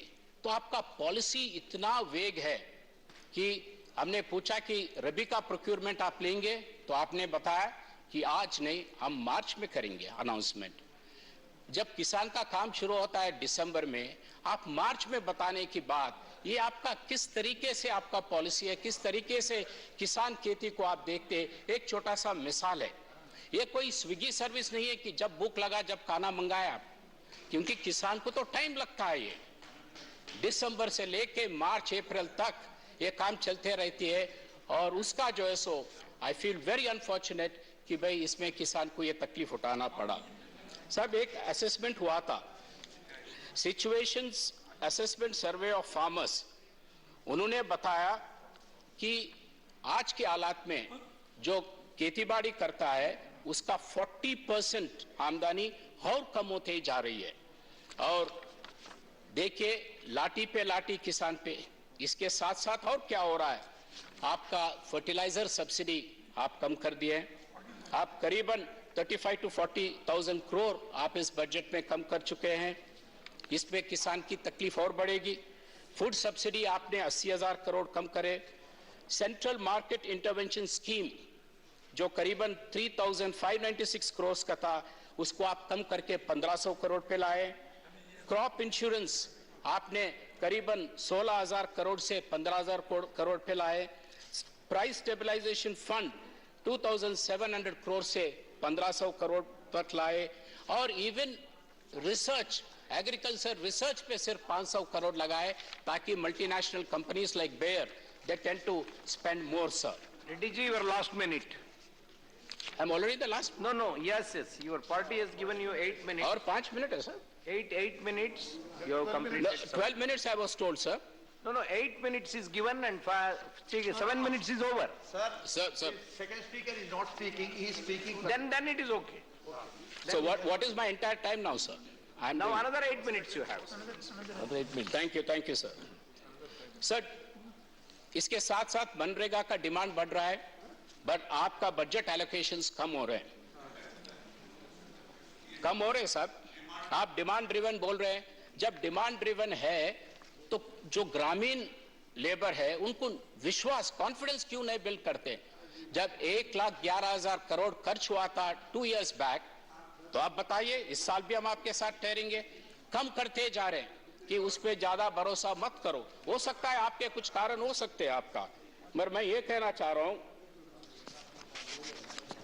कि the sheer unemployment pressure in the rural India will force and compel the government to increase the allocation. अगर आपका दिल नहीं मानता बढ़ाने के लिए, मगर वहां की जरूरतें आपको मजबूर करेगा कि आप बढ़ाना पड़ेगा, क्योंकि इसके अलावा आपके पास कुछ और है ही नहीं इस पे। Sir, there was some apprehensions in the government कि भाई ये misuse हो रहा है and it needs to be revamped, या asset creation ठीक नहीं हो रहा। पहले से करीबन 5-6 साल से केसीआर साहब हमारे मुख्यमंत्री जी लगातार कहते आ रहे कि भाई इसको आप एग्रीकल्चर से जुड़ाइए. Linking up with agriculture will create some relief for the farmer. It will also ensure कि आपका मिसयूज की जो आरोप है या एसेट क्रिएशन का जो डाउट है, ये सब अगर किसान के साथ आप मिलाएंगे तो ये सब ठीक होगा. क्योंकि किसान एक ईमानदार है, प्राण जाएगा पर वचन न जाएगा, तो ईमानदार रहेगा, आपका हर एक पैसे का हिसाब किताब आपको वो बताएगा. So link it up with agriculture is the request sir. Agriculture की प्रॉफिटेबिलिटी, अगर आपका इनकम डबल करना चाहते हैं तो इसकी ग्रोथ रेट 3.5% नहीं बल्कि 14% एग्रीकल्चर का रहना चाहिए. 14% हो रहा है. Telangana is an live example. Telangana agriculture is growing at 14%. Your overall is going at 3.5%. And unless you bring it to a reasonable height, the doubling of incomes will only be a mirage, will only be a dream, sir. इसीलिए आज तेलंगाना में जो पहले तेलंगाना बनने से पहले आम labour किसान जो दुबई मस्कट नौकरी के लिए जाते थे वो सब वापस आ रहे. आज आराम से सुकून से उनकी खेती बाड़ी की काम हो रही है और गांव में बिल्कुल nice livelihood is given to them and a brotherhood is spreading, sir. So para 30 to 35 of the budget speech, the finance minister talks about a lot of private participation in agriculture, private agri-tech players, PPP mode, financial startups, money creation of unicorns. Going by our past experience, ये बातें देखे तो सुने तो हमको ये डर महसूस हो रहा है ऑनरेबल चेयर कि कहीं से ये 3 एग्रीकल्चर लॉस जो है कहीं बैकडोर एंट्री तो नहीं हो रहा है. तो इसीलिए this is an apprehension we need to clear. क्योंकि the slow recovery in consumption is the reduced profitability of agriculture, which squeeze the reduced incomes and demand. The evidence is very clear. आज agriculture का produce का जो percentage rise है वो सिर्फ 5.2 है और other non-agricultures का 11.4% है. और ये मनरेगा का डिमांड बढ़ने का वजह ये है क्योंकि एग्रीकल्चर में मुनाफा नहीं है. एग्रीकल्चर लैंड ओनर भी लैंड लेबरर बन रहा है. This is a small example. और मैं इस माध्यम से फाइनेंस मिनिस्टर से रिक्वेस्ट करूंगा कि आप इस देश को you have to assure the country, you have to assure the farmers that MSP will remain. और इस आप आजादी का अमृत महोत्सव पर आप ये भी बताइए, आप कहीं आपके प्लान्स बताए उसमें एक जो है सो एमएसपी रहेगा और MSCP will continue to stay. Sir, after agriculture the next biggest employment creator is MSME. और एमएसएमई के बारे में काफी बातचीत हो रही है. सिर्फ एक दो बात मैं यहाँ दौड़ाना चाहता हूँ कि भाई ये करीबन 6.3 करोड़ एमएसएमईज इस देश में हैं और आप दो इसके ऊपर धक्के पे धक्के गिरे, एक मैन मेड और एक जो है so natural calamity. Man made था आपका डीमोनेटाइजेशन और आपका जीएसटी. आप देखिए एमएसएमई में डीमोनेटाइजेशन और जीएसटी के बाद करीबन 10,000 बिजनेस ओनर्स 2019 में सुसाइड करे और 11,716 suicides were committed in 2020. And the biggest impact of your demonetization as per RBI was on MSME was the demonetization. और आप जो भी remedial steps लिए हैं वो लेट थे और कम थे. अब आप पैंडेमिक के बाद आपने कुछ बताया कि भाई हम इंटरेस्ट लोन विदाउट कोलैटरल देने के वायदा किए. But my request is you have to look at the waiver of interest. जब फैक्ट्रीज बंद थे, एक साल बंद थे, तो उनके ऊपर इंटरेस्ट जो है सो बढ़ते गया. वो आप निकाल दीजिए और उनके ऊपर फिक्स पावर कॉस्ट था. कारखाना चला या ना चला मगर उनका बिजली का बिल आते गया, वो उसको आप जो है सो ऑब्जर्व करिए. This will be some relief. और एमएसएमई के साथ हॉस्पिटैलिटी सेक्टर में भी आपने ये बताया कि भाई हम कुछ पैसे देंगे. Hospitality sector also contributes a lot to the GDP. So why don't you take it as an infrastructure? The facilities given to infrastructure, long-term learning, etc., should be given to these MSMEs as to this hospitality sector as you've been giving it to the other infrastructure sector.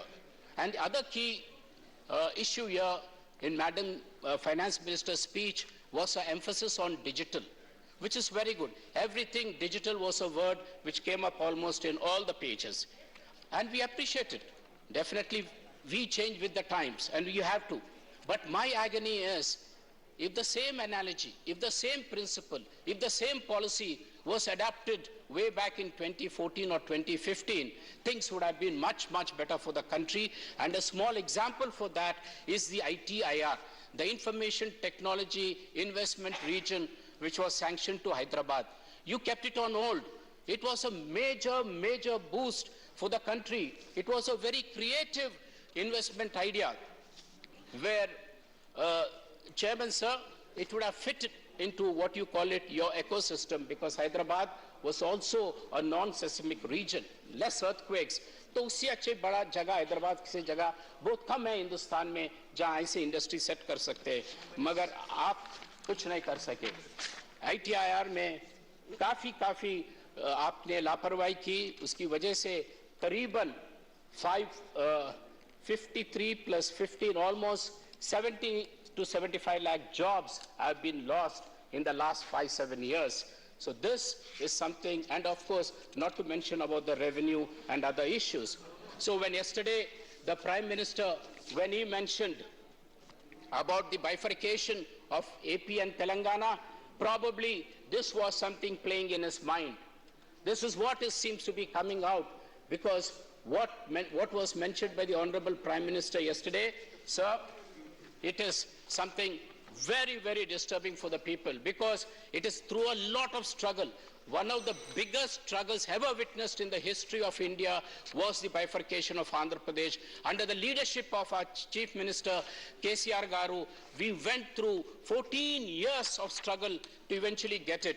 Agar House mein Telangana ka bill pass hua, to pass hua, kyunki House is supreme. Nobody can question the authority of the House. Nobody can question the authority of the chair. Not even the Prime Minister can question the authority of this House, sir.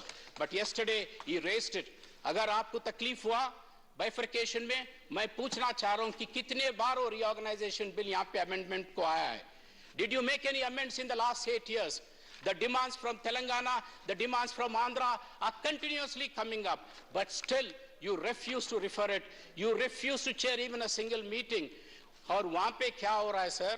Please conclude, sir. Sir, just 1 minute. So this is an important thing. I'll just 1 minute. So I'm concluding with one last thing. मैं तो काफी पूछते गया, तो एक छोटा सा मेरे को एक WhatsApp का forward याद आता है कि एक नेता ने अपने दोस्तों को 8-10 लोगों को अपने घर पे चाय पे बुलाया और बोला, भाई मेरे घर में सबसे अच्छा चाय बनती है. तो सबने गए, 10 लोग उम्मीद में कि अच्छा चाय मिलेगा वहां, और जब घर गए और उनके बावर्ची को बोले भैया चाय बनाओ, तो उन्होंने कहा सब 130 सेकेंड्स और चीनी नहीं है. तो उन्होंने कहा कोई बात नहीं, चाय लाओ, और चाय आ गया. तो वो नेता ने कहा देखो भाई ये स्पेशल चाय है, मगर इसमें एक कप में चीनी नहीं है, शुगर नहीं है. जिसको भी वो कप आएगा वो सबको आज रात में भोजन पे ले जाएगा. तो 8-10 लोग जितने भी बैठे वो सब ने कहा कि बहुत अच्छा है, बहुत अच्छा है, किसी ने नहीं कम नहीं किया. तो मैं भी यही कहूंगा कि very sweet budget, but do justice to our region. Thank you so much. Thank you. The next speaker, Shri Vijay Sai Reddy. Thank you, Vice Chairman, sir. We should appreciate the Honorable Finance Minister for presenting this budget in most difficult and trying times. Initially, sir, we all thought that it would be, Honorable Finance Minister would submit the budget for UP and Punjab. However, as the budget speech of the Honorable Finance Minister went on, and it was nobody's budget, no one's budget. And I can confidently say that it is a stylish budget with no substance. I'm sorry to say that. Sir, to put it in a different words, it's a budget like an operation successful but patient is dead. This budget may be a good budget for the country according to the Honorable Finance Minister, but for AP it is bad and worst. Sir, my point is Atmanirbharata of the states. Honorable Finance Minister on several occasions talks about Atmanirbhar Bharat. But I am asking Madam, what is Atmanirbharata of the states? Not the center, not only the center. The center, according to me, and I'll give the statistics also, Vice Chairman sir, using manipulative practices to reduce the share of state share of taxes from the central pool of taxes. Sir, center has deliberately I'm using the word, increasing the cess and surcharges in its gross tax revenues, which is not shared with the states. Sir, it has been brought down, the states' share has been brought down in reality. Though the 15th, according to the Honorable Finance Minister, the 15th Finance Commission has recommended 41%. In reality, the real percentage works out to 29%. I can give the figures also, sir. It is not 41%. It is because of cess and surcharges. And I'll give petrol as an example.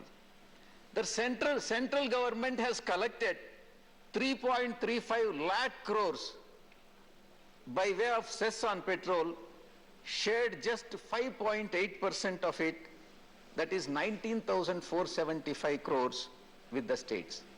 What is shared with the states? In the case of petrol is only 5.8%. Out of 100 rupees, 5 rupee 80 paisa. Sir, by increasing Honorable Finance Minister has coined a special word, apart from cess and surcharge. Special additional excise duty. This is nothing but cess and surcharge. By increasing the special excise additional duty, nothing but cess, the center has pooled 2.87 lakh crores from which the states are not getting a single rupee, not a single rupee. This is the situation. Sir, the share of tax component in the excise duty, which is shared with the states, has decreased by 40% in the case of petrol and 59% in the case of diesel, sir. Sir, at present, I have a statistics which I would like to, Honorable Madam is present. Sir, in the case of petrol, let us presume that the cost of the petrol is 100 rupees for the sake of brevity. Basic price is 45 rupees. Basic excise duty is 1 rupee 40 paise. And special additional excise duty is 11 rupees. Out of 11 rupees, nothing goes to the state. Nothing. Not a single rupee. Road and infrastructure cess, 18 rupees. Nothing goes to the states. Agricultural infrastructure and development cess, 2 rupees 50 paisa. Nothing goes to the states.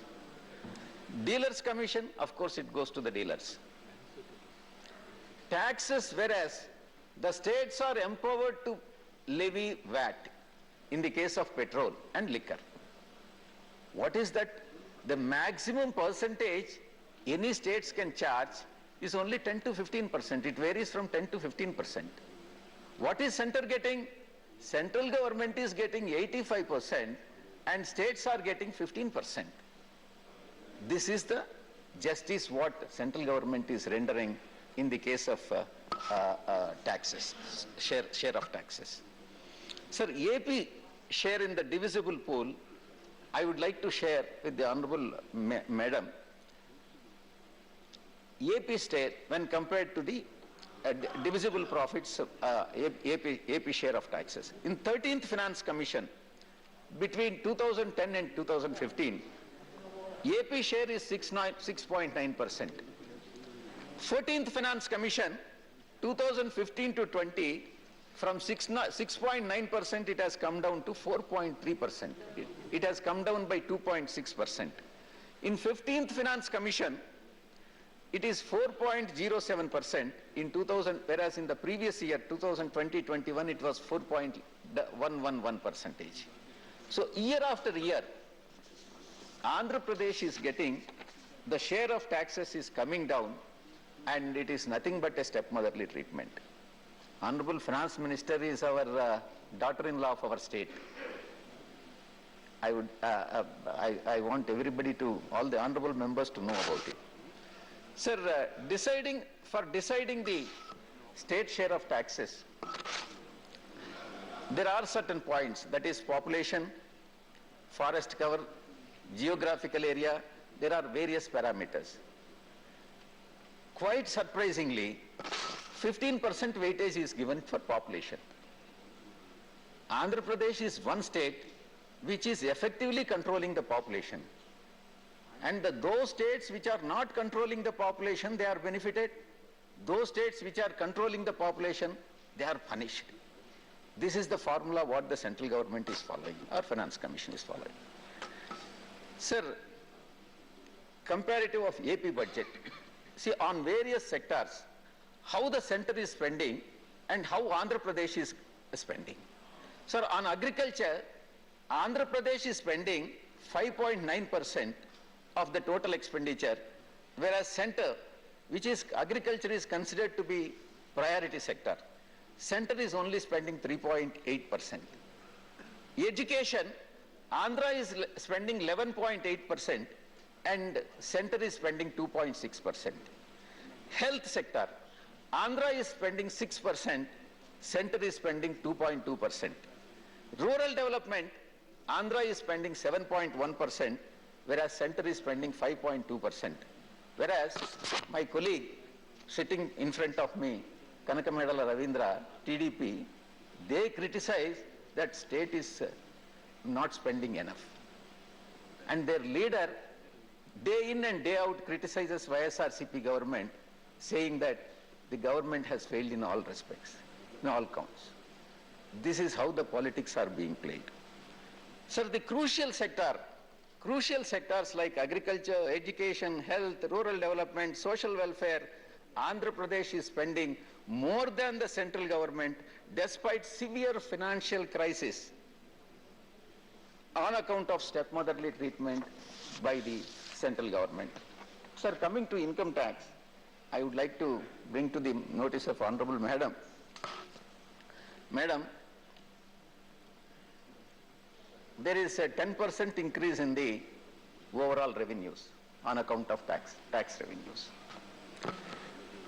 Madam, the tax exemption limit, when you came to power in 2014, was 2,50,000. And now, from 2014 to 2022, what is the inflation? Cumulative inflation is 48%, sir. Whereas, basic tax exemption limit remains the same. And I request the Honorable Madam to link this minimum tax exemption limit with that of inflation rate. Sir, with inflation reaching all-time high, but tax rates remain the same. This is the pathetic situation. And I request the Honorable Madam to further rationalize it and inflation be adjusted, again adjusted IT deductions and exemptions.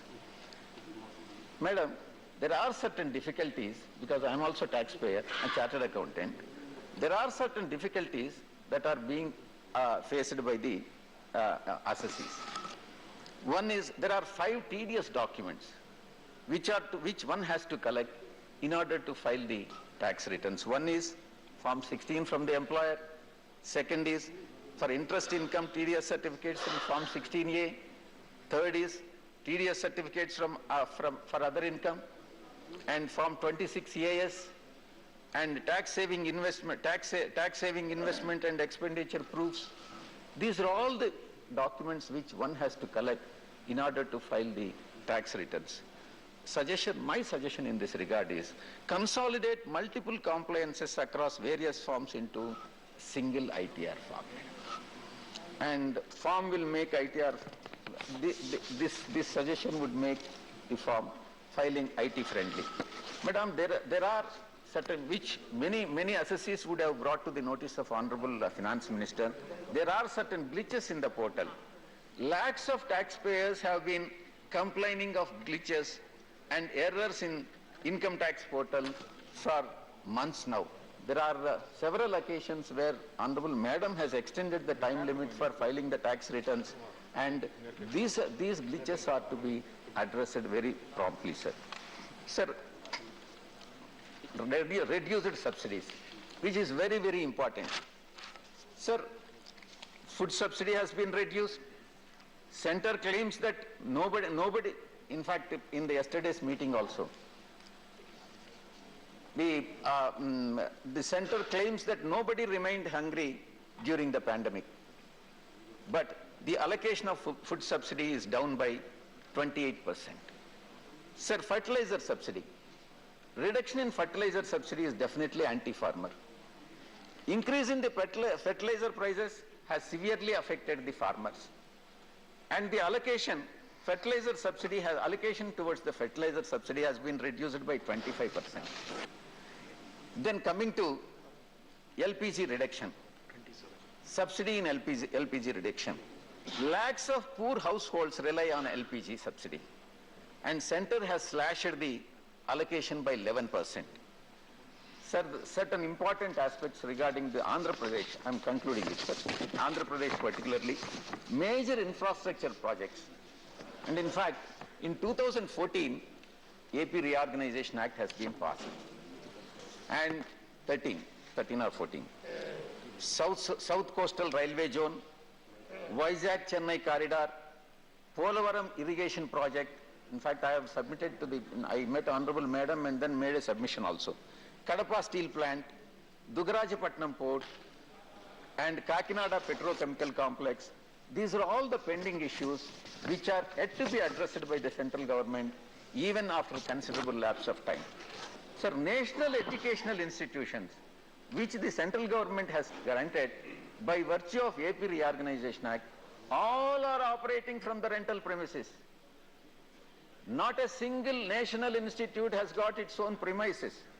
Whether it is, be it Indian Institute of Petroleum and Energy and Indian Institute of Management, Indian Institute of Technology, Central Tribal University, all are operating from temporary campuses, and I should thank Jairam Ramesh ji for drafting such a loose act, very loosely drafted act of AP Reorganization Act.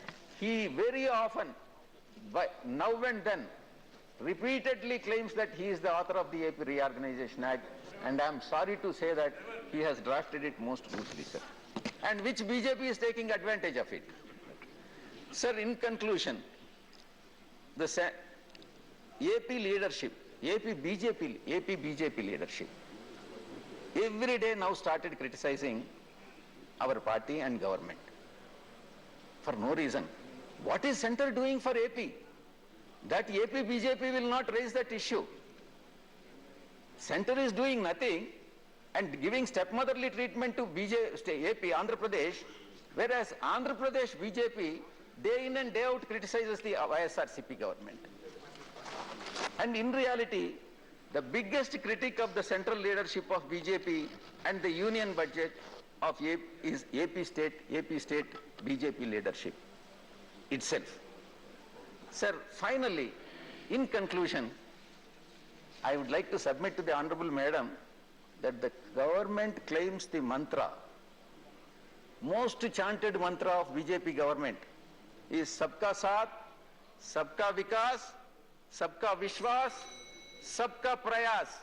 Every year, one element is added to the slogan. Initially it is Sabka Saath, Sabka Vikas, then Sabka Vishwas, then Sabka Prayas. Every year one is added. Madam, I'm asking, this budget, please conclude. I'm concluding. This budget does not ensure Saath to the states, no Saath. This budget does not ensure vikas to the states. This budget not taken the states into Vishwas, no Vishwas on the states. This budget does not ensure supporting the prayas of the states. No Saath, no Vikas, no Vishwas, no prayas. Thank you very much, sir. Thank you for giving the opportunity.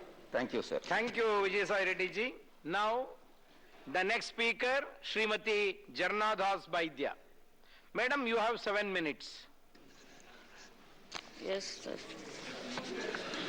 Thank you, Honorable Vice Chairman, sir. The Finance Minister presented the budget in the backdrop of an economic scenario when majority of the people are facing jobless and huge cuts in real income. GDP in current financial year is estimated to marginally cross the pre-pandemic levels. The private consumption expenditure is still short of the pre-pandemic levels, and industries are facing low capacity utilization and rising inventories primarily because of very low demand in the economy. Sir, मैं बोलना चाहती हूँ, जब election आते हैं, आश्चर्य लगता है, मैं त्रिपुरा से बिलोंग्स करती हूँ, तो क्या बोला जाता है? वो जॉबलेस जो यूथ है, उसको एक मोबाइल नंबर दिया गया, बोले मिस कॉल करने से नौकरी मिल जाएगा, लेकिन इलेक्शन के बाद जब मिस कॉल किया तो अब क्या है, इस नंबर से बोलते ये नंबर मौजूद नहीं है, ये नंबर गए। सोशल पेंशन 2000 रुपया करेंगे, कहा नहीं किया, और मनरेगा पर 340 रुपीस वो इंक्रीज करेंगे, और 200 दिन का काम, अभी 16 डेज और 15 डेज काम होता है, इससे ज्यादा नहीं होते, और वेज भी नहीं, एक पैसा भी नहीं बढ़ाए। तो ये बोलने से क्या होते है, बजट में आना चाहिए। सर, जो मनरेगा पर इस बजट में हम लोग देखते हैं expenditure bye 25,000 crores in MNREGA and reduce food, fuel and fertilizer subsidies, and also in allocation in health and rural development. Sir, मैं और एक बात कहना चाहती हूं, जो पीएम आवास योजना, वो क्या हो रहा है, सबको घर दे रहा है, ये अच्छा बात है, सबका घर होना चाहिए, लेकिन इस घर में एलोकेशन क्या है, 1,30,000 रुपया। इसमें क्या होता है, ब्रिक फील्ड में कभी गया है, एक ब्रिक का दाम आज कितना है, 14 रुपया। इसे घर कैसे होगा, 1,30,000 में कैसे घर करेंगे? तो ये बजट में हम लोग देख रहे हैं, propose a growth of total expenditure by 1,74,909 crores from the revised estimates of 2021-22, but as percentage of GDP, the total expenditure has come down 17.8% in 2020-21 to 15.3% in 2022-23 budget estimates. तो इसमें हम लोग क्या समझते हैं, बजट में सब कुछ दे रहा है, सब कुछ ग्रोथ होगा, जीडीपी बढ़ेगा, ऐसे ही बोलते हैं। तो इस बजट में the squeegee on expenditure is not merely in the central government expenditure. This transfer are to come down from 6.915 of GDP in revised estimate 2021-22 to 6.5% in 2022-23 only. The agriculture and farmers, allocation all major schemes for farmers have been seen budget cut.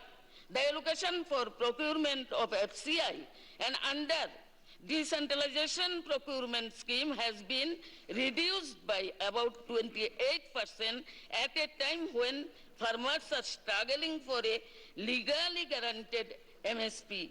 Allocation of farmers for fertilizer subsidy has been reduced by 25% under PM Kisan Yojana, and 12.5 crore farmer households are supposed to be provided rupees 6,000 each, which requires an allocation of rupees 75,000 crore only. Now, sir, children welfare, वो बेटी बचाओ बेटी पढ़ाओ ये slogan तो है ही, हम लोग भी चाहते हैं बेटी को बचना चाहिए, बेटी मर रहा है इस देश में ज्यादा, तो चिल्ड्रन वेलफेयर के लिए rupees 5700 crores less than what was budget. Nothing has been done to help children cope the devastating impact of closure of schools and Anganwadis. Anganwadis worker 20 साल 25 साल से 75 में 1975 में शुरू हुआ, मैं भी CDPO थी, इस नौकरी करती थी इस डिपार्टमेंट में, तो से लेकर आज तक अंगनवाड़ी वर्कर का क्या हुआ? 20 साल नौकरी करने के बाद, काम करने के बाद कुछ हुआ? कुछ नहीं हुआ। 200, 100 बढ़ाते हैं। सर, STSC वेलफेयर, उसमें भी कमियां हैं। अब देखिए, जो मिड डे मील का जो था, raise allocation from ₹10.234 crores despite of 35% of children not receiving midday meal during the last year. Sir, नारी शक्ति के बारे में हमारा फाइनेंस मिनिस्टर भी वुमेन है, हम लोग बहुत सारी आशाएं है, बहुत कुछ करेंगे। नारी शक्ति upgrading 2 lakh Anganwadis, but allocation is frozen at the revised estimates rupees 20,000 crores only. Sir, 1 minute. Jarna ji, conclude please. LPG subsidy also Kavia 60% पहले है और 60% card has been inflated budget 2022-23. Now new allocation has been budgeted for the unorganized workers who were registered through e-SARM portals. Sir, therefore, the budget 2022-23 has completely failed in identifying the priorities to provide relief for the common people. It is a betrayal. Thank you. Thank you. Now, the next speaker, Dr. M. Thambidurai. Thank you, Mr. Chairman, sir, giving the opportunity. எனக்கு வாய்ப்பளித்ததற்கு நன்றி. On the budget. At the outset, I want to tell, sir, our ADMK coordinator, எங்களுடைய அண்ணா திராவிட முன்னேற்ற கழகத்தினுடைய ஒருங்கிணைப்பாளர் பன்னீர்செல்வம் மற்றும் பழனிசாமி அவர்கள் சார்பாக நான் கூறுகிறேன், இந்த மத்திய அரசாங்கத்தினுடைய பட்ஜெட் மாநில அரசுடைய நன்மைக்காக செய்யப்பட்டிருக்கிறது. On the present budget presented by the Honorable Finance Minister. First of all, I appreciate the enormous measures taken by the government of our beloved Prime Minister Narendra Modi ji to protect the economic interest of the country. நாட்டினுடைய பொருளாதார வளர்ச்சியை மேம்படுத்துவதற்காக மாண்புமிகு பிரதம மந்திரி நரேந்திர மோடி அவர்கள் என்ன திட்டங்களையும் கொள்கைகளையும் வகுத்தார்களோ அதற்காக நான் அவர்களை பாராட்டுகிறேன். by the countries of the world. இதன் மூலமாக Without exception. பொருளாதாரம் பாதுகாக்கப்பட்டது. And enterprises have gained, no doubt. But by ஒவ்வொரு தொழில்துறையும் almost 90% of all industries and manufacturing units 90% உற்பத்தி துறையைச் சேர்ந்தவர்கள், விவசாய துறையைச் சேர்ந்தவர்கள் will or still sure அவர்கள் not sure when it will get out மிகவும் of this darkness. பாதிக்கப்பட்டிருக்கிறார்கள். அவர்கள் இதிலிருந்து எப்பொழுது மீளுவார்கள்? So in spite of gloom and despair all around us, the government of Honorable Prime Minister Modi had reasonably done well in safeguarding our economy. நம்முடைய Heartiest congratulations பொருளாதாரத்தை to what have been done காப்பாற்றுவதற்காக power to the பிரதம மந்திரி மோடி எடுத்த நடவடிக்கைகள் அனைத்தும் பாராட்டத்தக்கது. 22-23, I am come across a survey conducted by independent services involving more than 40,000 respondents residing in 342 districts of India. The survey has indicated that 20% of citizens are thrilled with the budget and they see many benefits ranging from 20% மக்கள் to boosting spending and creating employment. இந்த புதிய பட்ஜெட்டை வரவேற்கிறார்கள். அவர்களுக்கு அதற்கு முக்கியமான காரணம் இந்த budget அவர்களுக்கு பல வேலை வாய்ப்புகளை வழங்குவதற்கு உத்தரவாதம் அளித்திருக்கிறது. Personal tax relief has been disappointing to a sizable percentage of survey participants. That is the answer. I am appealing the Honorable Finance Minister to consider this, as our Reddy also said, speaking. தனிநபர் வருமானத்திற்கு Inflation is more. முக்கியத்துவம் கொடுத்து ஒரு சில நடவடிக்கைகளை எடுக்கும்படி நிதியமைச்சர்களை நான் கேட்டுக்கொள்கிறேன். Give more concession. The consumers, the taxpayers, definitely they will spend money that will circulate in the growth, definitely. Therefore, you have to the opportunity to give, see, that exemption must be, that tax rate, that level has to be increased, that personal tax rate. Sir, and also, தனிப்பட்ட நபர்களுடைய வருமானத்தினுடைய வரம்பு உயர்த்தப்பட வேண்டும் என்று கேட்டுக்கொள்கிறேன். productivity linked incentive in the sectors for achieving the vision of Atmanirbhar Bharat has received an excellent response. சுயசார்புள்ள India என்ற திட்டம் மிகப்பெரிய வரவேற்பை நாட்டு மக்களிடம் பெற்றிருக்கிறது. ஏறக்குறைய 16 லட்சம் புதிய வேலை வாய்ப்புகள் உருவாக்கப்பட்டிருக்கின்றன. அடுத்த 5 வருடத்திலும் லட்சக்கணக்கான வேலை வாய்ப்புகள் உருவாகுவதற்கான வாய்ப்புகள் இருக்கின்றன. India is now the hub of the young in the world. More than 50% of our population is young population. We have to make ஏறக்குறைய இந்தியாவில் உள்ள 50% மக்கள் தொகை most countries do not have இளைஞர்களை உள்ளடக்கியுள்ளது. அவர்களுடைய திறனை பயன்படுத்திக் கொள்ள வேண்டும். நம்முடைய இளைஞர் சமுதாயங்கள் நல்ல கல்வியை பெற்றுக் கொண்டிருக்கின்றன. அவர்கள் பல கனவுகளோடு தங்களுடைய கல்வியை கற்றுக்கொண்டிருக்கிறார்கள். அவர்கள் ஒரு நல்ல வருங்காலம் இருக்கும் என்ற நம்பிக்கையில் தங்களுடைய படிப்புகளை தொடர்ந்து கொண்டிருக்கிறார்கள். அவர்களுக்கு புதிய புதிய வாய்ப்புகள் வரும் என்ற எண்ணத்தில் அவர்கள் இருக்கிறார்கள். The world is through this, our skill labor. Sir, I would like to specially mention about the Prime Minister Gati Shakti, the 7 engines you have. பிரதம மந்திரியுடைய கத்தி சக்தி திட்டத்தை நான் பாராட்டுகிறேன். சாலைகள், railway, mass transport, waterways, போக்குவரத்துகள், logistic infrastructure, நீர்வசதி, தளவாடங்கள், not only today's, இவை இன்று மட்டுமல்ல, also tomorrow's India. நாளைய இந்தியாவிற்கும் மிகவும் தேவையான துறைகள் இவை. இவை 7ஐயும் ஒன்றாக சேர்த்து கத்தி சக்தி திட்டத்தின் மூலம் அவர் இணைத்திருக்கிறார். அவை நாட்டிற்கு ஒரு பெரும் இணைப்பை உருவாக்கும். கிராமங்கள், நகரங்கள் அனைத்தும் இந்த திட்டத்தின் மூலமாக முழுமையாக இணைக்கப்பட்டுவிடும். It's not tempted her. Here she is come forward to put a realistic budget as our ஒரு யதார்த்தமான பட்ஜெட்டை உருவாக்குவதற்கு அவர் முயற்சி செய்திருந்தார். அதில் அவர் வெற்றியும் பெற்றிருக்கிறார். she will help more Tamil Nadu giving more schemes, that is vaccine. Reddy கூறியிருந்தார் I think அவர் எங்கள் நாட்டு மருமகள் என்று. ஆனால் நாங்கள் கூறுகிறோம் இவர் எங்கள் நாட்டு மகள்.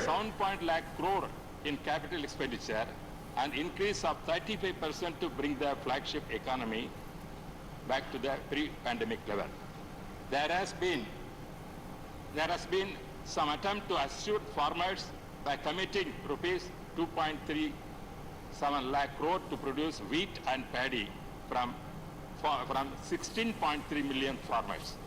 The perennial problem in India is implementation. Large sums are allocated and grand schemes are announced. பெரும் தொகை ஒதுக்கப்படுகிறது. ஆனால் இந்தியாவில் உள்ள மிகப்பெரிய பிரச்சனை அவை சரியான விதத்தில் சரியான முறையில் அமல்படுத்துவதில்லை. அரசாங்கம் இதற்கு ஒரு சீரிய திட்டத்தை உருவாக்க வேண்டும். This is a laudable goal. Sir, I want to bring certain projects. For example, the Modi government has been working with the different models of public. நான் ஒரு சில திட்டங்களை பற்றி கூற விரும்புகிறேன். Reviewing model concession agreements for the various modes of road construction of PPP. I was also transport minister, sir, you know, real Vajpayee government got this subject. But I am requesting Honorable Finance Minister to see that Tiruchirappalli, Karur, Coimbatore, Tiruchirappalli, Karur, Coimbatore இவை மூன்றும் இணைக்கப்பட வேண்டும். இந்த மூன்று நகரங்களையும் இணைப்பதற்கு ஏற்கனவே மிகப்பெரிய திட்டம் உருவாக்கப்பட்டது. திருச்சிராப்பள்ளி, கோயம்புத்தூரை இணைப்பதற்கு 2 மணி நேரம் போதும். அப்படிப்பட்ட திட்டங்கள் உருவாக்கப்பட்டன. Transport minister accept the project is that now in the government they have to allocate the money and spend it. அரசாங்கம் இதற்கு உண்டான தொகையை ஒதுக்க வேண்டும். The other big infrastructure push for fiscal 2022-23 will be for the railways, which is getting up to carry 8,595 million passengers, almost 2.5 times the number it carried in the previous year, apart from the ferry 1,470 million tons of cargo. Sir, regarding here also I want to request my area, Jolarapeta, எனது பகுதி ஜோலார்பேட்டையில் மற்றும் பர்கூர், கிருஷ்ணகிரி, ஓசூர், பெங்களூர் இவை அனைத்தும் railway மார்க்கமாக இணைக்கப்பட வேண்டும்.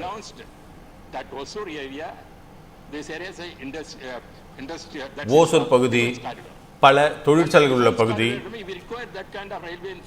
Defence காரிடருக்கு இப்படிப்பட்ட railway இணைப்புகள் கண்டிப்பாக அவசியம்.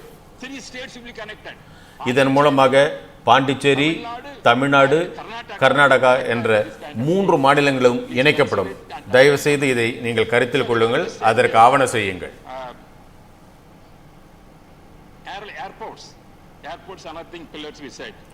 விமான நிலையங்கள், நீங்கள் கர்நாடகாவில் இருக்கிறீர்கள். நாங்கள் ஓசூருக்கு வர வேண்டும் என்றால் ஏறக்குறைய 2-3 மணி நேரம் ஆகும். நாங்கள் ஓசூரில் ஒரு விமான நிலையம், விமானத்தளம் அமைக்கப்பட வேண்டும் என்று கேட்டுக்கொள்கிறோம். இது மிகவும் முக்கியமான ஒரு தொழிற்பேட்டை உள்ள பகுதி. நான் நிதி அமைச்சரை மறுபடியும் கேட்டுக்கொள்கிறேன், தயவு செய்து ஓசூரில் ஒரு விமான நிலையம் அமைப்பதற்கு முயற்சிடுங்கள்.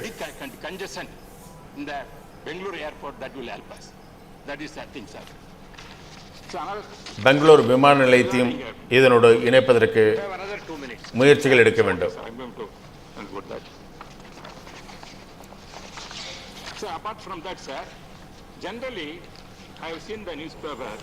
பொதுவாக நான் செய்தித்தாள்களில் இதை பார்த்து கொண்டிருக்கிறேன்.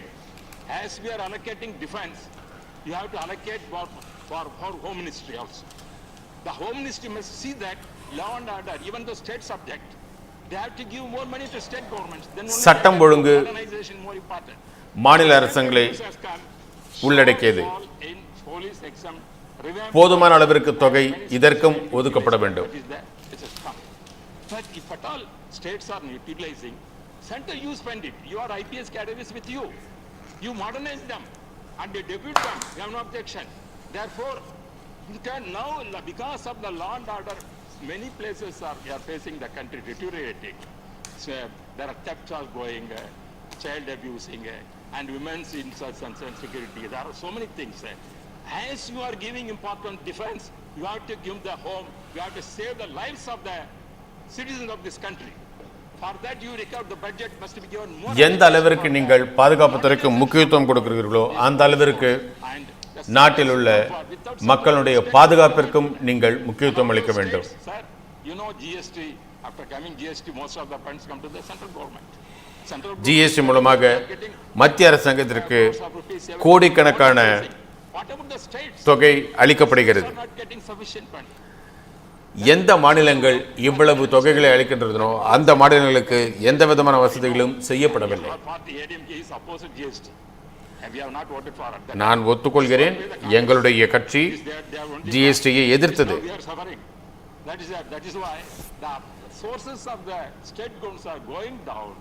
Therefore, it has the high time to see that central government to come forward to give more allocation and also arrears.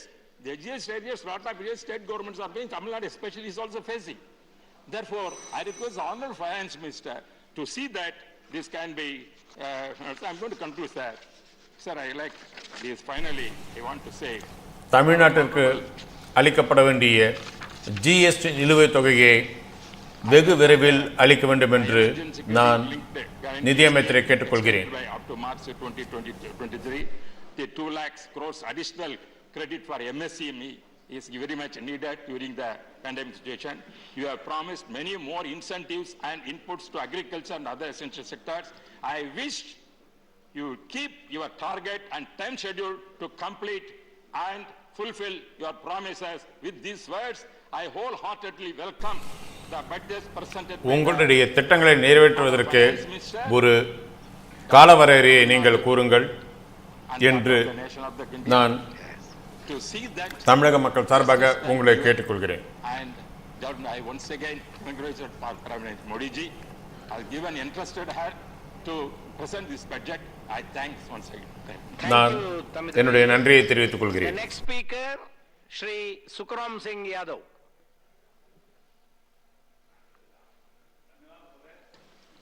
सबसे पहले मैं धन्यवाद दूंगा माननीय फाइनेंस मिनिस्टर जी को, जिन्होंने इस देश के बजट को पेश किया और एक महिला के रूप में पेश किया. इसके लिए बधाई के पात्र हैं.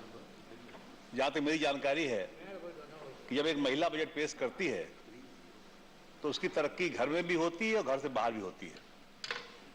मुझे ये भी मालूम है कि इस देश की महिला वित्त मंत्री आगे देश की प्रधानमंत्री बनी है, ऐसी जानकारी मेरे पास भी है.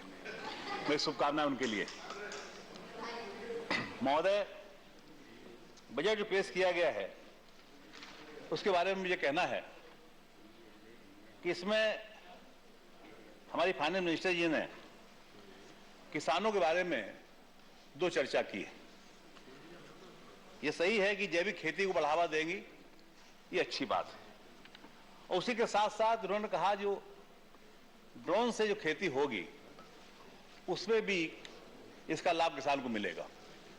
लेकिन हमारा देश कृषि प्रधान देश रहा है और इसमें शिक्षा का अभाव रहा है.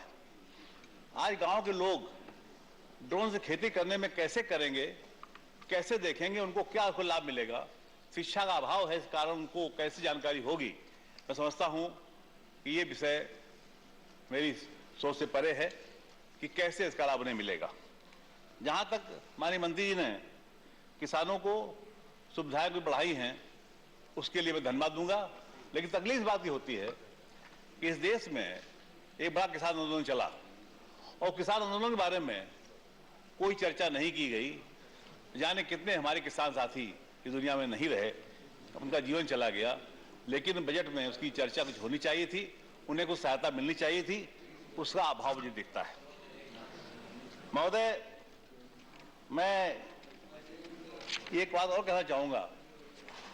इनकम टैक्स के बारे में बड़ी चर्चा थी कि इसमें कुछ इनकम टैक्स सीमा बढ़ाई जाएगी. और लोगों के मन में विश्वास था हर बार इनकम टैक्स सीमा बढ़ती, इस बार भी बढ़ेगी, लेकिन लोगों को निराशा से हाथ लगी कि सीमा बढ़ी नहीं, लोग इंतजार करते रहे। जहां तक महामारी का प्रश्न है, भीषण महामारी में पूरा देश में, पूरा विश्व चपेट में आया और इसलिए आर्थिक व्यवस्था चरमराई, हर देश की चरमराई, हिंदुस्तान की चरमराई, इसमें कहने में कोई संकोच नहीं है। लेकिन उसके आधार पर ऐसी योजनाएं बननी चाहिए थी ताकि उस अर्थव्यवस्था को हम ठीक कर सकें और भविष्य में उसका लाभ हमें मिले। एक बात और कही गई है, जो नई करेंसी चलाई जाएगी उसके बारे में, क्रिप्टो करेंसी और डिजिटल करेंसी।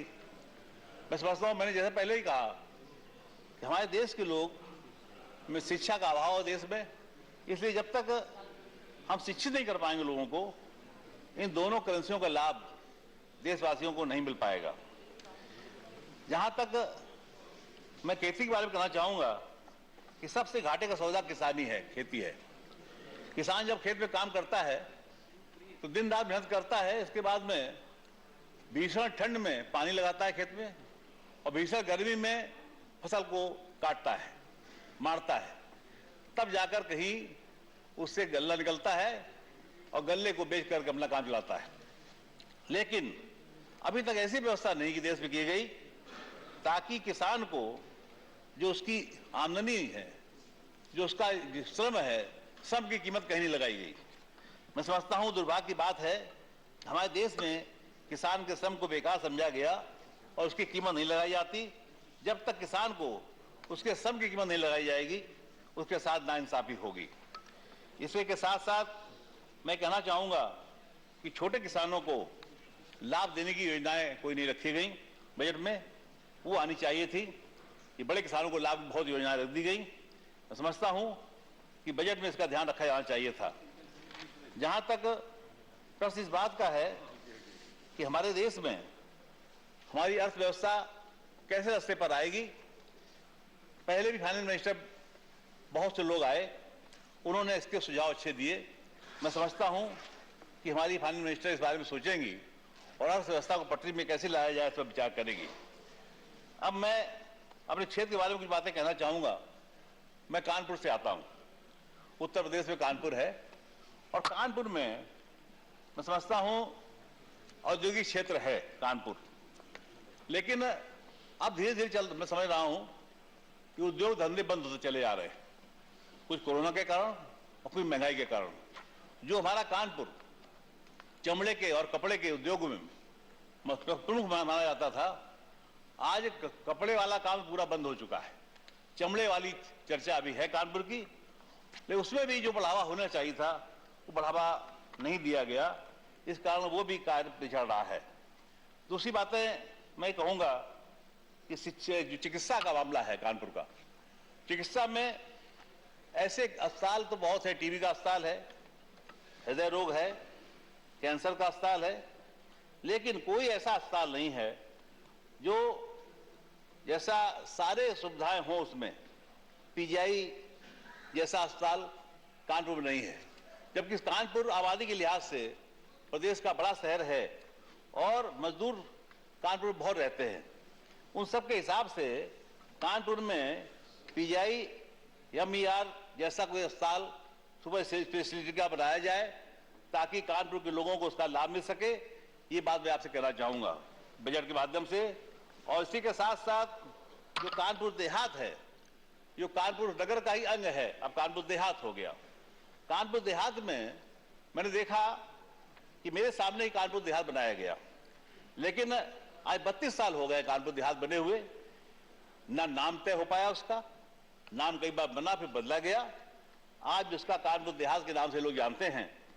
और उसमें सबसे दिक्कत इस बात की है कि कानपुर देहात में उसका मुख्यालय नहीं था। माननीय मुलायम सिंह जी जब मुख्यमंत्री थे, उन्होंने आज से 32 साल पहले मुख्यालय बनाया माती में, लेकिन मुख्यालय तो बन गया, लेकिन जो सुविधाएं वहां होनी चाहिए एक जिले की, वो सुविधाएं आज भी वहां प्राप्त नहीं है। मैं समझता हूं वहां पर सबसे बड़ी सुविधा रेलवे स्टेशन की नहीं है। रेलवे स्टेशन के नाम पर लालपुर है रेलवे स्टेशन, पुखराया है और रूरा है, लेकिन आज भी कोई भी ऐसा तीनों स्टेशनों में ऐसा स्टेशन नहीं है जिसको कानपुर देहात के मुख्यालय का रेलवे स्टेशन माना जाए। मेरी मांग है, चाहे रूरा हो, चाहे लालपुर हो, चाहे पोखराया हो, तीनों में से कोई ऐसा स्टेशन हो जिसकी घोषणा होनी चाहिए कि मुख्यालय का रेलवे स्टेशन ये है। ये पहली बात मेरी है। दूसरी बात मैं कहना चाहूंगा कि इसमें हमारे कानपुर में जिस प्रकार से एक टोल टैक्स पड़ता है 12 में, और 12 का टोल टैक्स जहां पे टोल टैक्स लिया जाता है वो 12 और कानपुर नगर और देहात की सीमा में पड़ता है। ज्यादातर लोग कानपुर नगर में जो रहते हैं वो रोजगार के संबंध में, नौकरी संबंध में कानपुर देहात आते हैं। उनको आने जाने में जो समय लगता है उसी रास्ते में जो टोल टैक्स पड़ता है उससे प्रति दिन उन्हें 150 रुपया देना पड़ता है।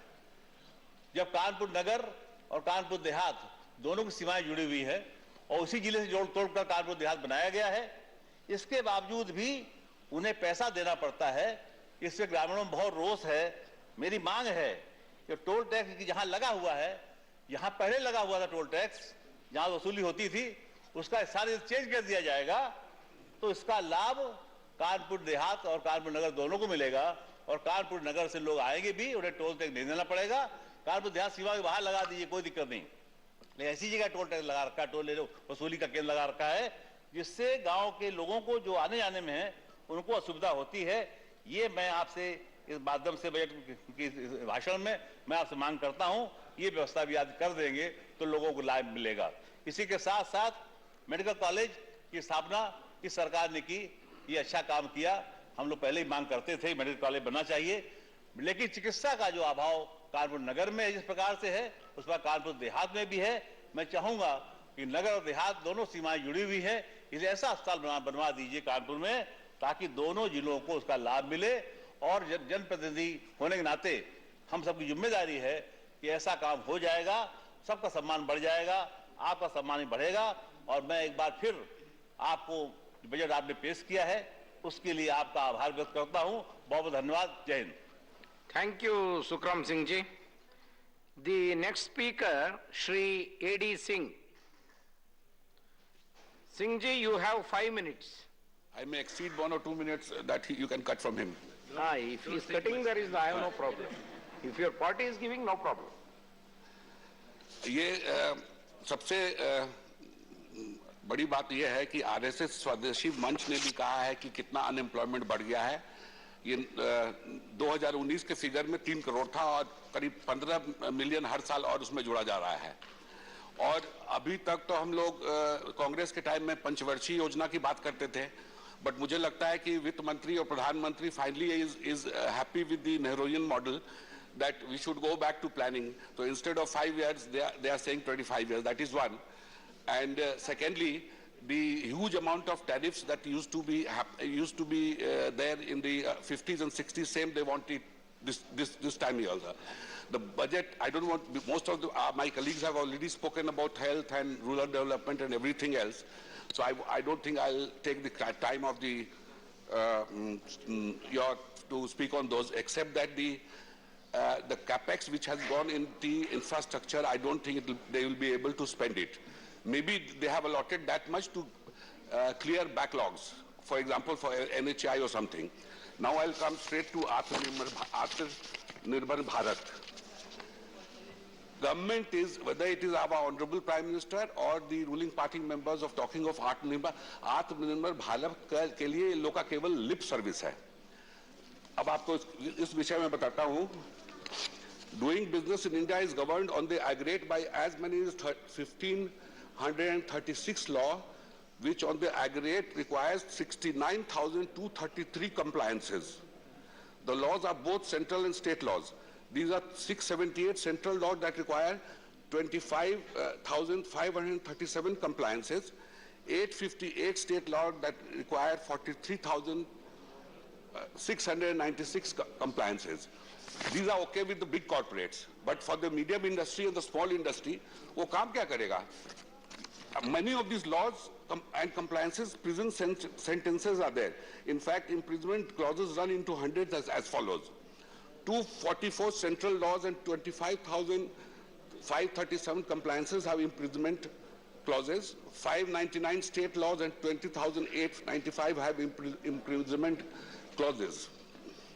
I will request the Honorable FM and the Corporate Affairs Minister to set up an independent group to simply calculate the cost, both direct and indirect, in terms of time spent, for example, of the required compliances in respect of various group of industries. अगर ये इस तरह का compliance में ही हमारा time बीतेगा, तो हम business क्या कर पाएंगे? और जब हमने टैरिफ कम किया है, हमारा एक्सपोर्ट बढ़ा है. This is also the time of economic diplomacy.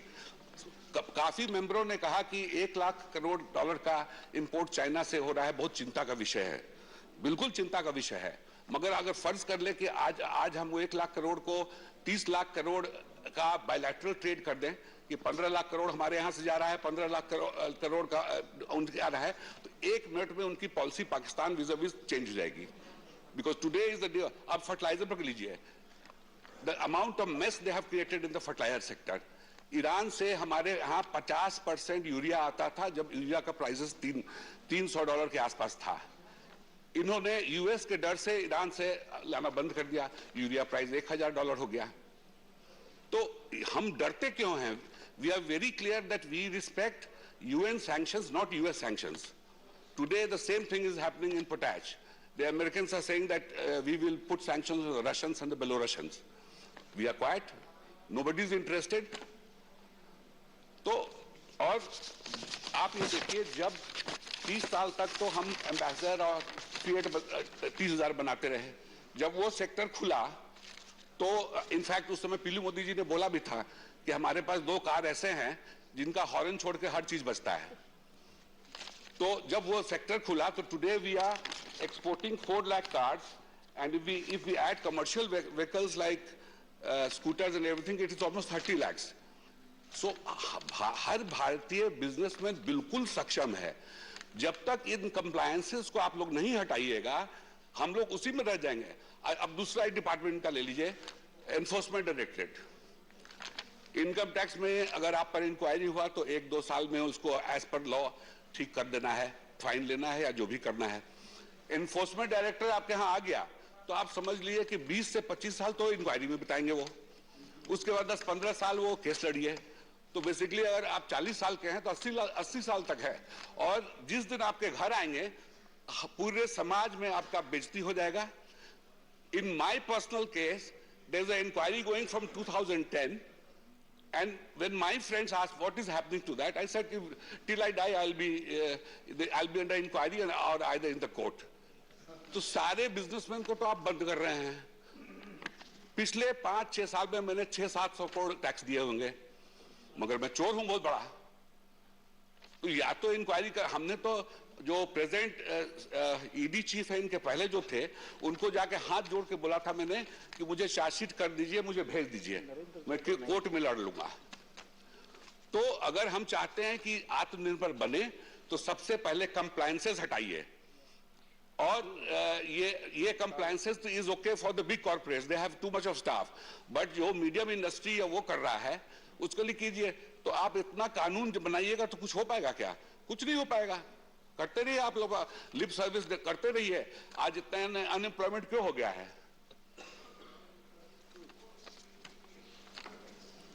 Conclude, Singh ji. Just give me 1 minute. I wish to make it that we are not going to become Atmanirbhar by erecting barriers around us, but opening up. In the 1990s, it was famously said that each time we reduced import tariffs, our export went off. We as businessmen are not scared of or shy away from competing with China or any other country. We will take them on. Just liberate us from the excess and excesses of domestic laws that divert our time and attention and resource from the business of doing business. Thank you very much, sir. Thank you, Mr. A.D. Singh ji. Now, the next speaker is Dr. Narendra Jadhav. No, you can sit and speak, no problem. Thank you, Vice Chairman, sir. I rise to strongly, or I sit to strongly support the budget 2022-23. I wholeheartedly commend the Honorable Finance Minister for giving the nation a visionary budget aimed at inclusive and sustainable economic growth and development of the Indian economy. Vice Chairman, sir, a budget is supposed to strike a balance between economic acumen and political sagacity. The finance minister has struck a fine balance between the two. It is a no-nonsense budget reflecting professional integrity of the highest order. Every budget is always meant to be a contextual one. There are two overriding or dominant considerations that seem to have weighed on the Honorable Finance Minister's mind. First, the Indian economy had staged an exceptionally smart recovery, posting 9.2% real GDP growth, rising from the depth of the unprecedented corona pandemic. And the second, financial year 2023, that is the next year, it marks the beginning of the Amrut Kal, when our nation will be transiting from India at 75 to India at 100. Both of these considerations, sir, in this budget. I call this budget a visionary budget because it effectively translates into action the great vision given by Honorable Prime Minister while addressing the nation on 15th August 2021. Sir, before I go into the heart of the budget, please allow me to point out some bloopers and blunders that were committed by some of our esteemed colleagues while speaking in this August House yesterday. First, I'll take on Shri Jawahar Sarkar. Shri Sarkar emphatically argued that the proposed expenditure on education as the ratio of GDP in the budget is only 1% of GDP. This is completely wrong. Even in 1951, we had a greater amount of expenditure, public expenditure on education. Actually, sir, the proposed expenditure on education is around 4% of GDP, not 1% of GDP. I would urge my learned friend to get his facts straight and not mislead this August House. Secondly, I would like to take on Sri P. Chidambaram. According to Mr. Chidambaram, Finance Minister says that the nominal GDP is expected to grow at the rate of 11.1% in the next year. Economic survey, again Mr. Chidambaram quotes, that the real GDP growth in the next year, that is financial year 2022-23, is expected to be 8%. He then questioned the Finance Minister and he said, does it mean that the inflation in India in the financial year 22-23 is going to be only 3.1%?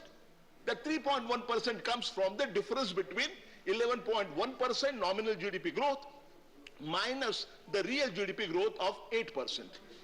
According to Sri Chidambaram, only one of the two numbers are right. One of the number has to be wrong.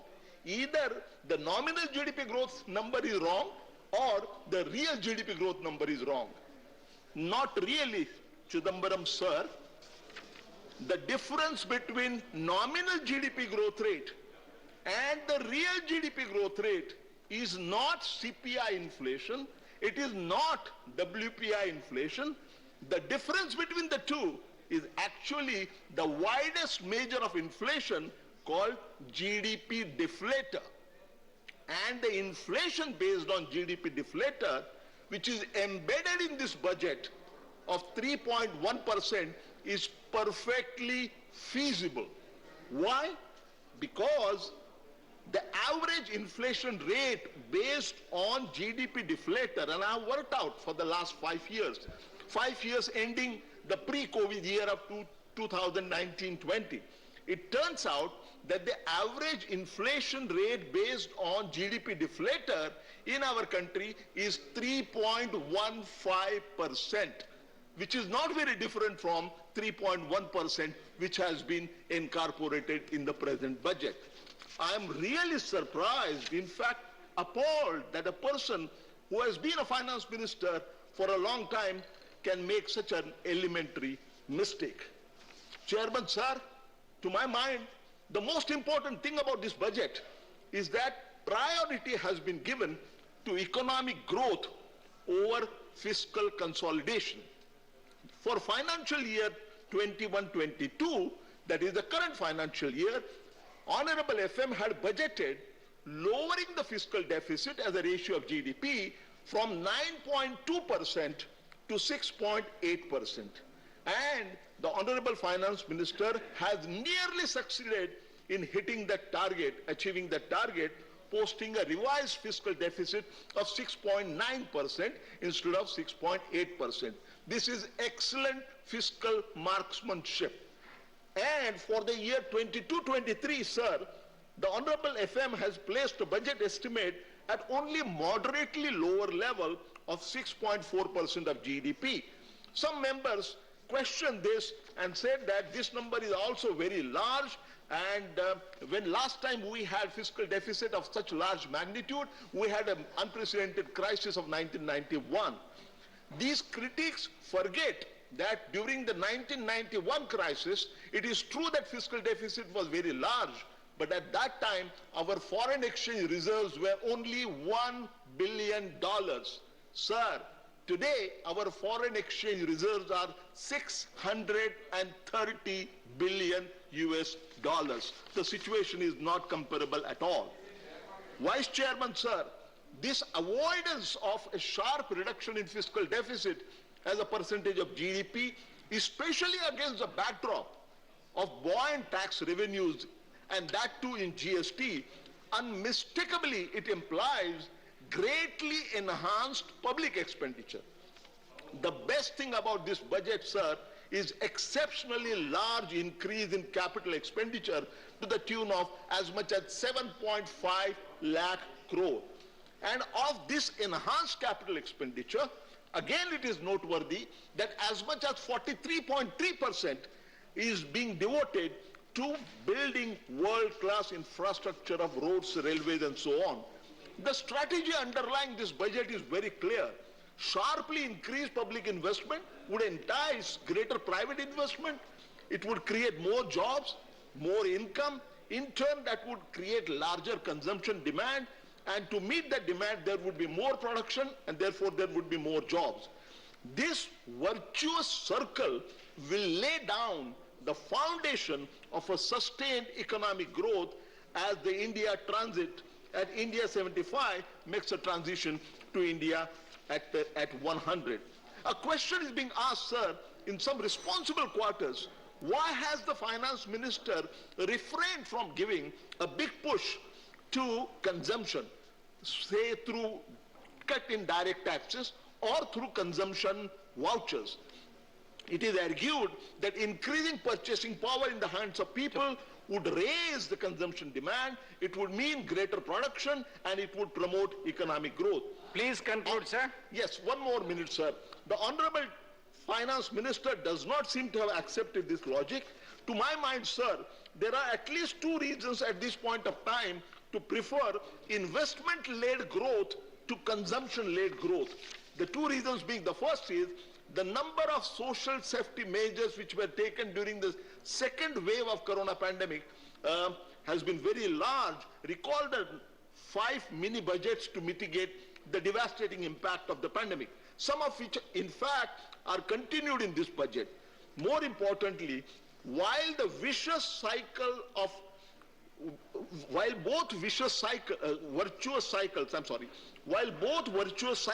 Sir, your time is over. 30 seconds, sir, 30 seconds, please. While both cycles, one consumption-led and other investment-led, both are correct in principle, the virtuous cycle of investment-led growth is much stronger than the virtuous cycle of consumption-led growth. It is important to recall that economic theory talks about investment multiplier. It doesn't talk about consumption multiplier. In other words, the durable impact of enhanced public investment is much stronger than equally large increase in consumption expenditure by government. I strongly endorse this budget 22-23 Thank you, Vice Chairman, sir. Thank you. The next speaker, Shri Birendra Prasad Bhaisya. Sir, you have 5 minutes. Thank you, Chairman, sir. On behalf of my party, Assam Gana Parishad, I raise here to support the bill, sir. My time is very short, but I have to speak on a long budget, so it is difficult to conclude within the 5 minutes. I request you kindly consider, if possible for your end, kindly consider extend some more time, sir. Madam Finance Minister, I compliment you. In this critical time, you perform a good budget.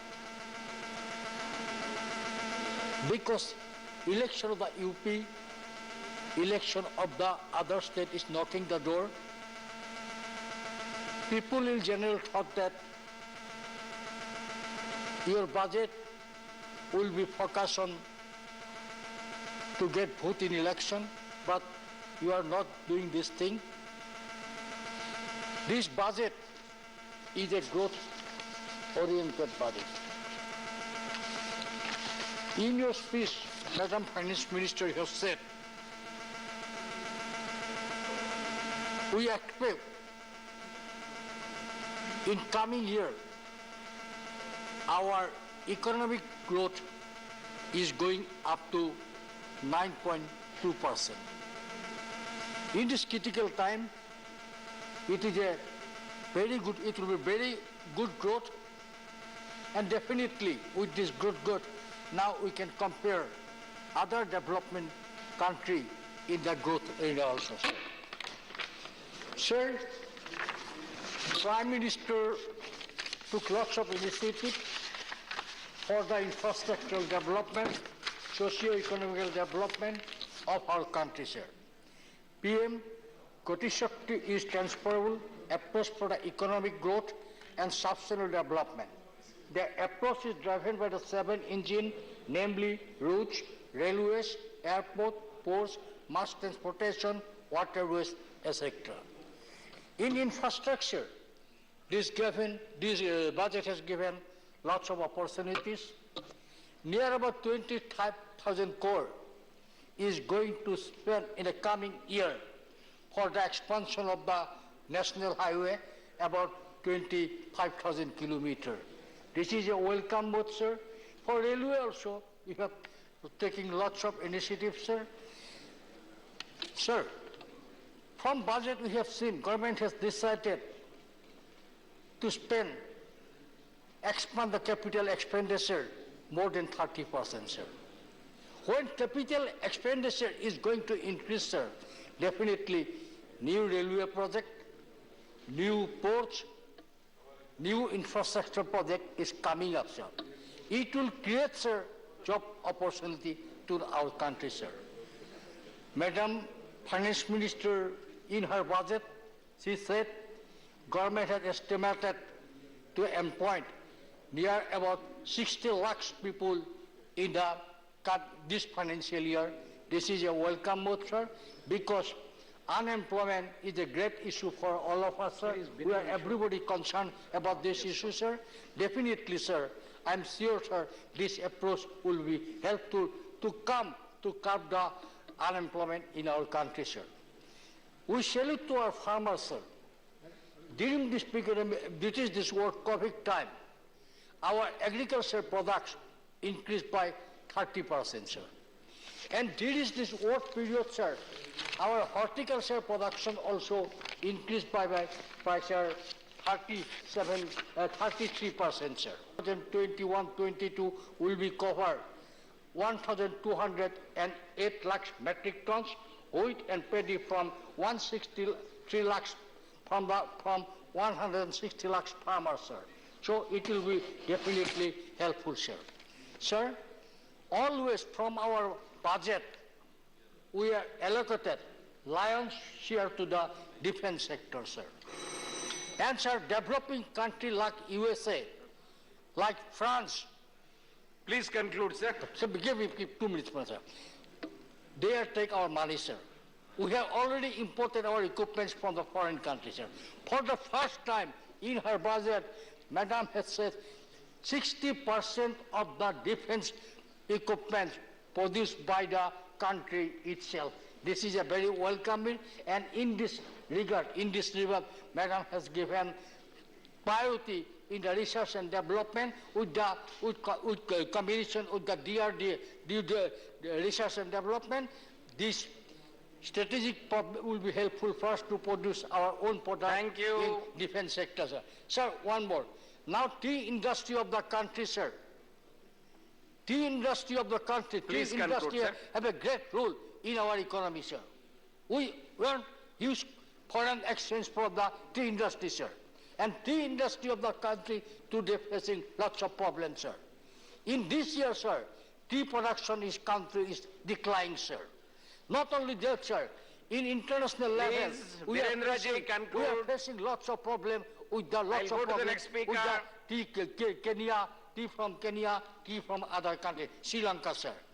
Madam Finance Minister, looking after this region, could you help us? Could you allot some money for development or survival of the tea industry of our country? Shri Vinay Vishwam. For in the interest of tea industry, Madam will consider this. Thank you, please. Thank you very much, sir. Shri Vinay Vishwam. Thank you, sir. Sir, it was in 1998 that the book appeared for the world by George Soros. He came from the same creed of the ruling class. The book was titled The Crisis of Global Capitalism. It was the beginning of a right-wing intellectual, himself is a big investor, wrote about the crisis. That crisis is increasing today. This budget of the finance minister was a very poor attempt to hide that crisis and claim that the government has made something great. I feel very sorry for her. Sir, she may be the daughter of Tamil Nadu or daughter-in-law of Karnataka, but I believe personally she is a very lady, she is a lady with integrity. That I respect her. But her budget, I should say, is a failure budget. Sir, everyone of us know, in this budget, the poor are forgotten. In the beginning of the neo-liberalization age, we had a great deal. அனைவரும் இந்த பட்ஜெட்டில் ஒரு விஷயத்தை கவனமாக கவனிக்க வேண்டும். இந்த பட்ஜெட்டில் ஏழைகள் மறக்கப்பட்டார்கள். ஏழைகளை இந்த பட்ஜெட்டில் மறந்து விட்டார்கள். இந்த பட்ஜெட் பணக்காரர்களுக்கு.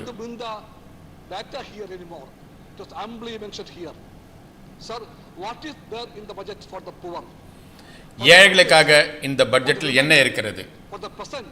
உழைப்பாளிகளுக்கும் பெண்களுக்கும் சுகாதாரத்துறையில் உள்ளவர்களுக்கும் இந்த பட்ஜெட்டில் என்ன அறிவிக்கப்பட்டிருக்கிறது? But for the poor, this is the situation. For the rich, you can see the budget was all in favor of them. இந்த பட்ஜெட் பணக்காரர்களுக்கு தான் மிகவும் சாதகமாக இருக்கிறது. மானியங்கள் குறைக்கப்பட்டிருக்கின்றன. இந்த பட்ஜெட்டில் ஏழைகள் எதை பெறுகிறார்கள்? For the great pitiable scenes that we saw on those days, they were in thousands, starting from their workplace to their villages. He accused the Congress party for that. But sir, was it the Congress party who did the lockdown with the notice of 4 hours? Sir, was it the Congress party who did talk about the Lakshman Rekha? Sir, my party has a lot of criticism against the Congress party, no doubt. Congress was the party that began this disastrous policy of the economy. We know it. But the Prime Minister and his party, the BJP, they do it in a much harsh manner, disastrous manner. That's what we see. Always this government talk about Vivekananda. So let me quote from Vivekananda. There can be no dogmas and preachings for a hungry man. No amount of preaching about gods can satisfy his hunger. He needs to be fed with bread. That bread was denied for him by the BJP government, by lockdown. That was the reason for that tragedy of this. So how can this government forget those seen in the rail tracks of Aurangabad? The people were hit by a train and killed. Do you remember that? And this budget forgotten them completely. Completely forgotten them. Sir, once I heard the Prime Minister talking loud about the wealth creators. He said that the government will support the wealth creators. And who are the wealth creators for the government? It was mentioned here. For this government, wealth creators are Adani, Ambani and Tata Birla type of people. He mentioned about Tata Birla on the left also. That once upon a time we shouted Tata Birla government. Yes, we shout today. This is a Adani, Ambani government, a Tata Birla government, a government which gave surrendered Air India to Tatas. புதிதாக உற்பத்தி செய்பவர்களுக்கு முக்கியத்துவமும் உத்வேகம் அளிக்கிறோம் என்று கூறுகிறார்கள். ஆனால் யார் இங்கு புதிதாக உற்பத்தி துறையில் ஈடுபடுகிறார்கள்? அதானி, அம்பானி, டாடா. இது அதானி அம்பானிக்கான பட்ஜெட். இது அதானி அம்பானிக்கான அரசாங்கம். இது அவர்களுக்கான budget. All those wealth creators are forgotten and all the exploiters are taken care of. Sir, I don't want to go back again to the figures. Ample of them are with me, but you have rung the bell. Sir,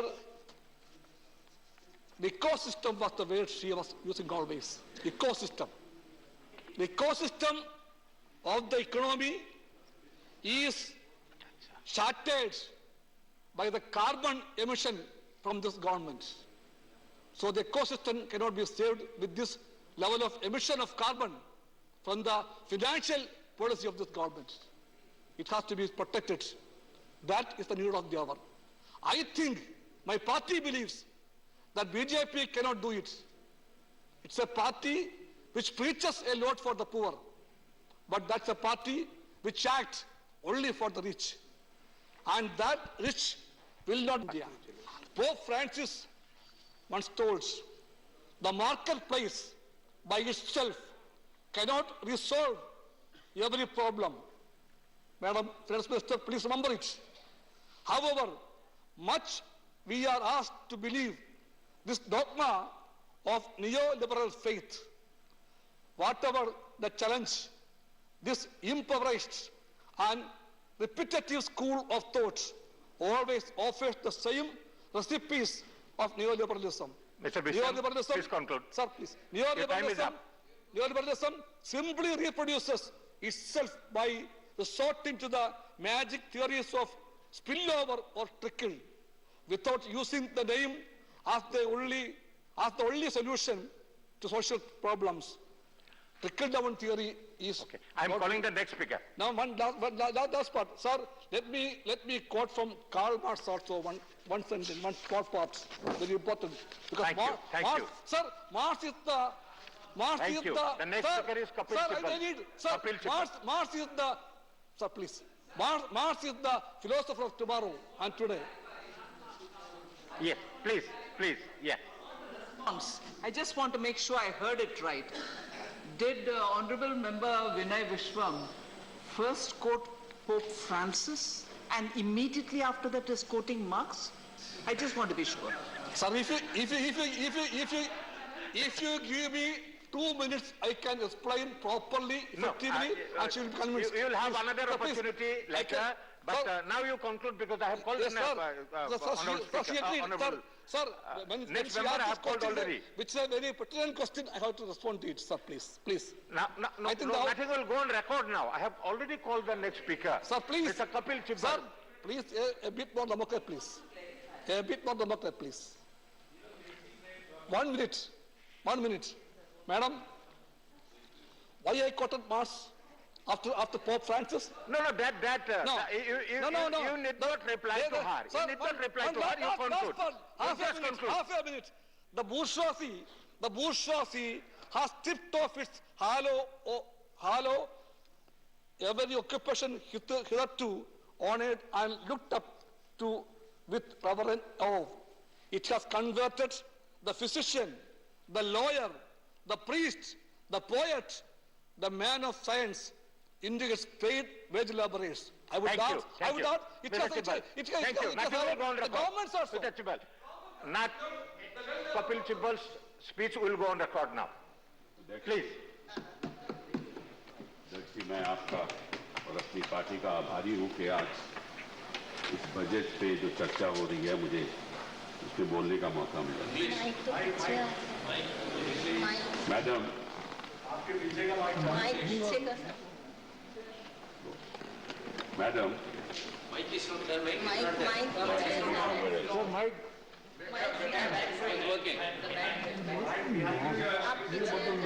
Madam, when I was going through the budget speech,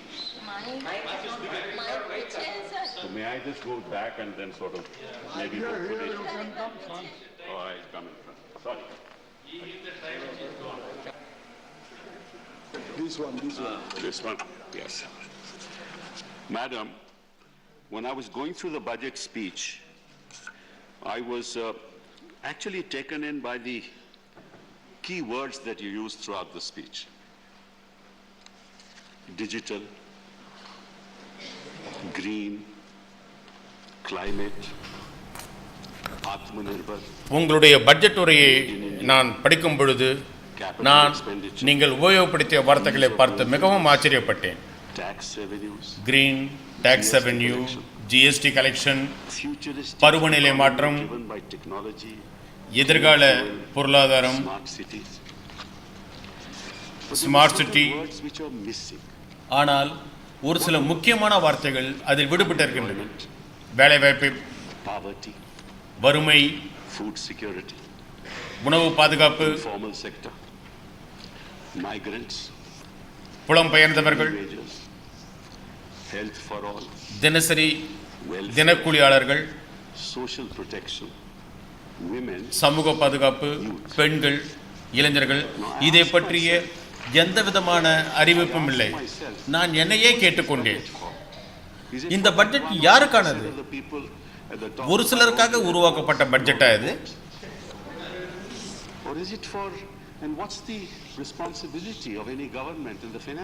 ஒரு அரசாங்கத்தினுடைய பொறுப்பு என்ன?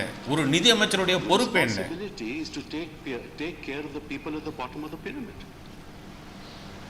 அடிமட்டத்தில் உள்ளவர்களை பற்றி இந்த பட்ஜெட்டில் கண்டிப்பாக குறிப்பிடப்பட்டிருக்க வேண்டும். उड़ते देखते हैं तो आसमान पे नहीं देखता. कभी देखा आपने कि परिंदा आसमान की तरफ देख रहा? और जो पशु, जो जानवर जो नीचे जमीन पे हैं, कभी उनको देखा है कि वो आसमान की तरफ देख रहे हैं? कभी नहीं देखा ना? क्यों? क्योंकि असलियत जमीन पे होता है. आप लोग आसमान की तरफ देखते हो, फेंकते हो, सपने फेंकते हो, सपने दिखाते हो. जमीन को देखिए, हिंदुस्तान की जनता के हालात को देखिए. जो एक महिला वो ये सोचती होगी कि मेरा कल क्या होने वाला है, उसके बारे में तो आपने सोचा ही नहीं. हम बात करते हैं, शुरुआत करते हैं अनएम्प्लॉयमेंट की. मैं ज्यादा आंकड़ों में नहीं जाऊंगा because you can juggle data but you cannot juggle facts. तो थोड़ा मैं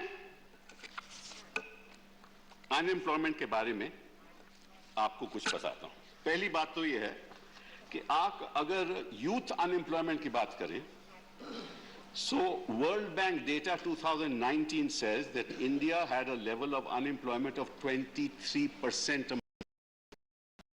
23%. China unemployment rate in neighboring countries 2020, data by the Center for Economic Data and Analysis based on ILO database, China had an unemployment of 5%, Bangladesh 5.3%, Pakistan 4.65%, Sri Lanka 4.84%, and India 7.11%. This is where we are. This is your shining India, whatever. Now, you have said that I have increased the capital expenditure by 2 lakh crore. That's what you say, to 7.5 lakh crores. So जो 2 lakh crore है, that is for the purposes of building infrastructure. But आपने कभी देखा कि जो unemployment है वो कहाँ है? आज के दिन unemployment कहाँ है? मैं आपको बताता हूँ, शायद आप भूल गए होंगे. Industry wise job losses आपको बताता हूँ. Manufacturing 9.8 million loss of jobs. Hotel and tourism 5 million. Education 4 million. Overall services sector 1.8 million. Fall in central government employment 3.32 million. In 2012-13 it's now 3.31 million. Employment in railways 1.27 million. ये तो आपकी unemployment के sector हैं. तो अगर आप सड़कें बनाओगे तो वो इन सेक्टर्स का क्या होगा? होटल और टूरिज्म का क्या होगा? एमएसएमई सेक्टर का क्या होगा? एजुकेशन का क्या होगा? ओवरऑल सर्विसेज सेक्टर का क्या होगा? तो when you have to deal with unemployment, you have to do it sector wise. You have to give them relief sector wise. जो आपके सड़कों में जो लोग लेबर आती है वो मोस्टली अनस्किल्ड रहती है. अच्छी बात है कि आपने 2 लाख करोड़ दिया है. उसमें से 1 लाख करोड़ तो आपने लोन दिया है स्टेट्स को, केवल लोन, वो भी 50 साल इंटरेस्ट फ्री लोन. इसका मतलब क्या होगा कि वो पहले तो आप तय करेंगे किस स्टेट को जाएगा, वो ये भी मालूम है कि किन किन स्टेटों को मिलेगा. फिर कई स्टेट चाहेंगे ही नहीं कि आपसे लोन ले, क्योंकि वो टाइड अप रहेगा, क्योंकि अगर वो कोई भी प्रोजेक्ट डालेंगे तो आपकी अनुमति चाहिए. तो ऐसे बजट नहीं बनने चाहते. कल मेरे चिदम्बरम साहब ने 3 W's की बात की थी. अभी हम वेल्थ की बात करते हैं, because I believe that this particular budget has no vision, no real long term plan. And let me explain something to you, and through you, hopefully the people of India are listening.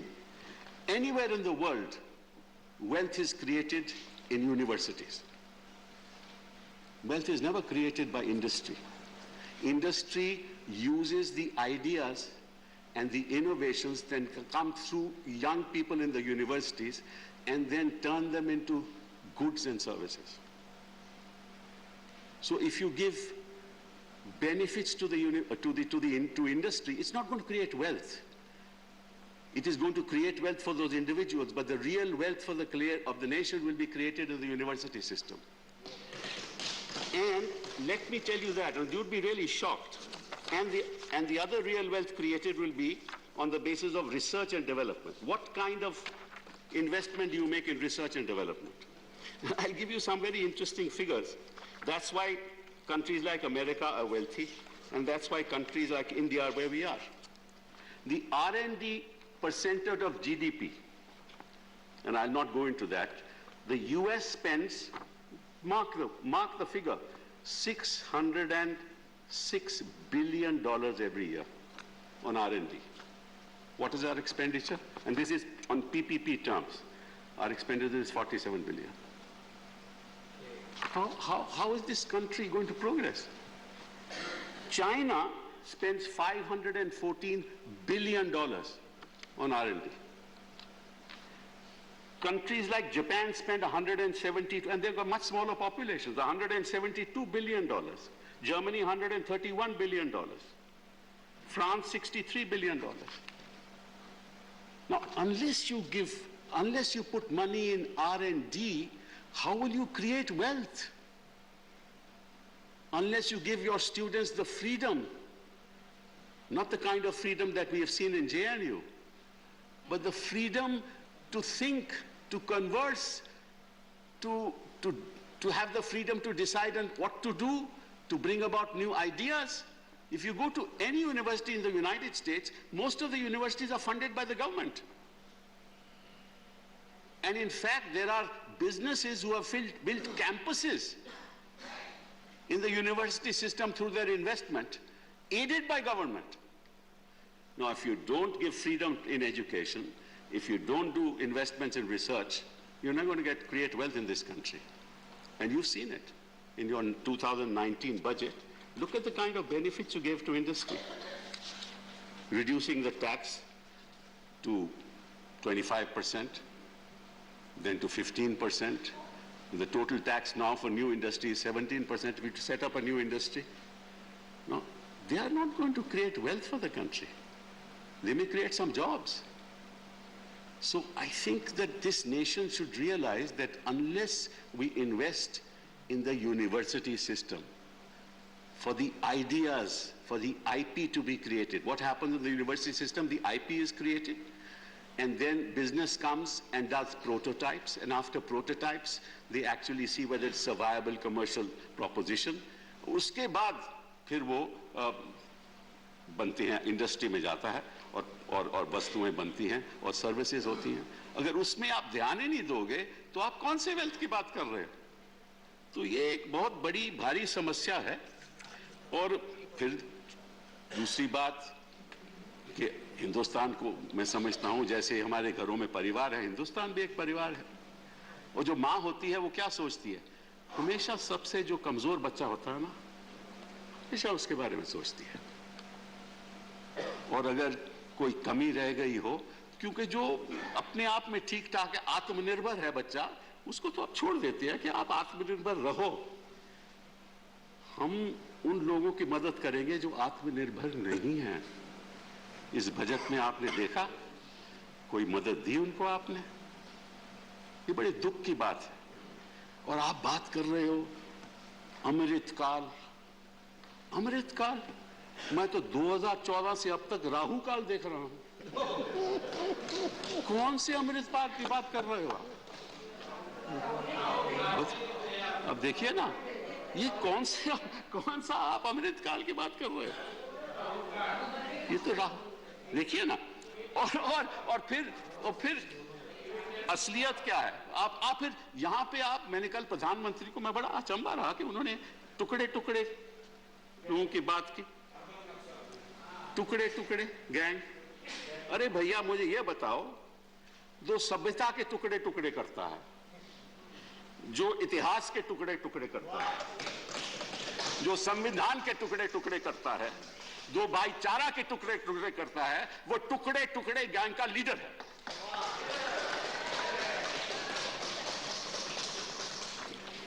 तीसरी बात, आपने ये जो petrol पे जो अपनी excise duty लगा रखी है इतने सालों में, और आज भी लागू हुआ है, डीजल पे एक्साइज ड्यूटी लगा रखी है.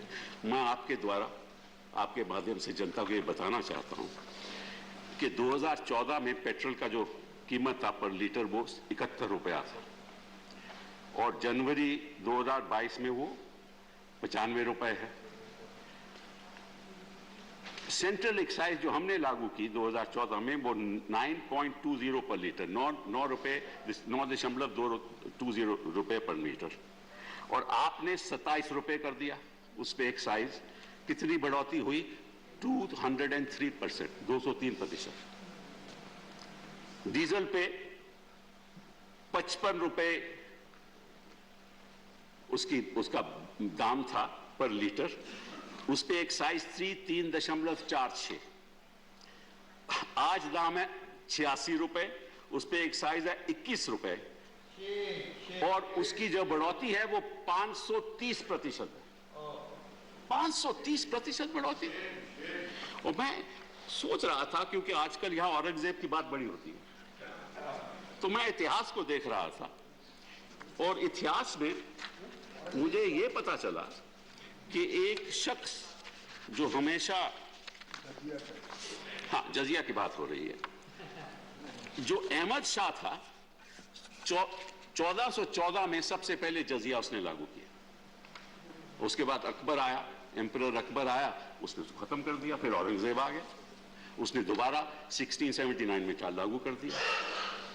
और उसने ये कहा कि जो वंचित लोग हैं, जो अनएम्प्लॉयड लोग हैं, उस पर लागू नहीं होगा, जो गरीब लोग हैं उस पर लागू नहीं होगा, जो हमारी रक्षा करते हैं आर्मी के लोग उस पर लागू नहीं होगा, ऐसा औरंगजेब ने कहा।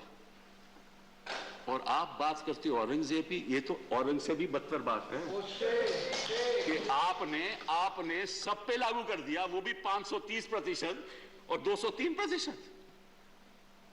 तो मैं आपसे पूछना चाहता हूं कि आप किस दिशा में जा रहे हो?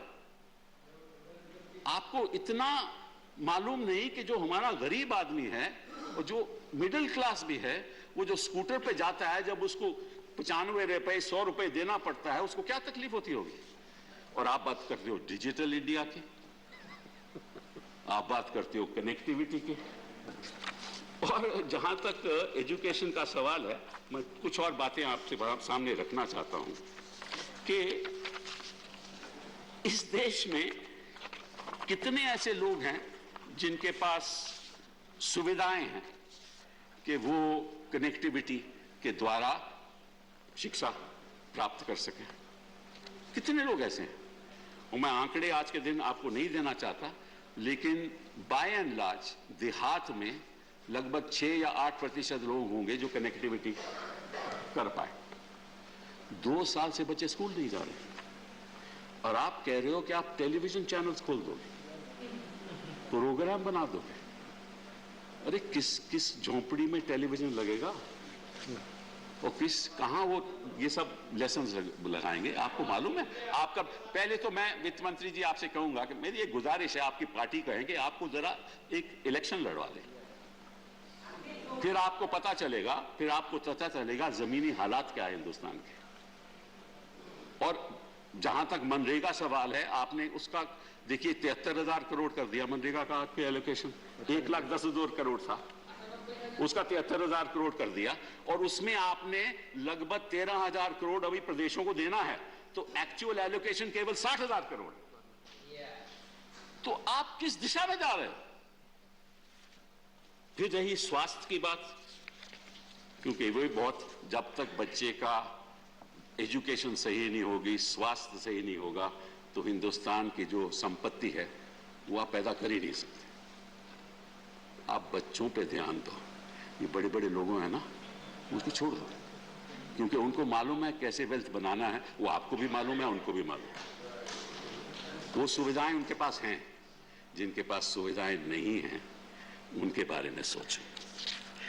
Actually, आज मैं सुबह I was reading an article by Ranganathan ji, who has been the ex-governor of the Reserve Bank of India, and he said today that look, what is lacking is gross demand shortage. Unless you put money in the hands of people and they spend, the economy will not move forward. The purchasing power. Their purchasing power has to be increased. How do you increase their purchasing power? By reducing Manrega. By not giving them any benefits. Those sectors which have been destroyed by the economy because of the pandemic, you're not at fault at that. You're not at fault at that. इसीलिए आपके प्रधानमंत्री जी को ये जो अमृत काल है उसकी बात नहीं करनी चाहिए, क्योंकि ना वो रहेंगे, ना हम रहेंगे, ना आपके रहनुमा रहेंगे, और ना नफरत के बयान रहेंगे। 2047 तक वो नफरत के बयान भी नहीं रहेंगे। तो आप जरा इस बात पे सोचिए। Just wind up now. In 1 minute, sir. I'll not take more than 1 minute. Don't worry. So the last thing I was talking about was health sector, and I'll just give you a few figures and then I'm done. In the health sector, I just want to tell you one thing, that the health expenditure in select countries in 2018, I don't have the figures after that, I'm sure the finance minister will be able to give them. हमारा जो per capita expenditure in health है वो $172 है, per capita expenditure in health. और Germany का है 771, France का 485, Italy का 853, साउथ कोरिया का 1044 पर कैपिटा, चाइना का $334। तो अगर हमारा पर कैपिटा एक्सपेंडिचर हेल्थ का इस हालात, ये जो हालात दिख रहे हैं मुझे, तो बच्चे का ना तो स्वास्थ्य ठीक होगा, ना उसकी शिक्षा ठीक होगी। तो वेल्थ आप अडानी अंबानी से बनवाइएगा। बहुत बहुत धन्यवाद। Thank you Kapil Sibal ji. Now Sushil Modi जी।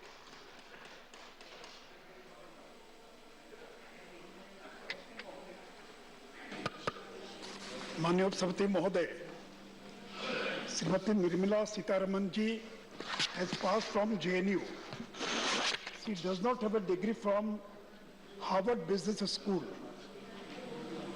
जो डिग्री चिदम्बरम साहब के पास थी, लेकिन मैं कह सकता हूं कि निर्मला सीतारमन जी ने ग्लोबल फाइनेंशियल क्राइसिस के समय जो कांग्रेस ने बजट पेश किया था और टेपर टेंट्रम 2012-13 के समय में जो कांग्रेस ने बजट पेश किया था, she has presented 100 times better budget, 100 times better budget in such adverse conditions.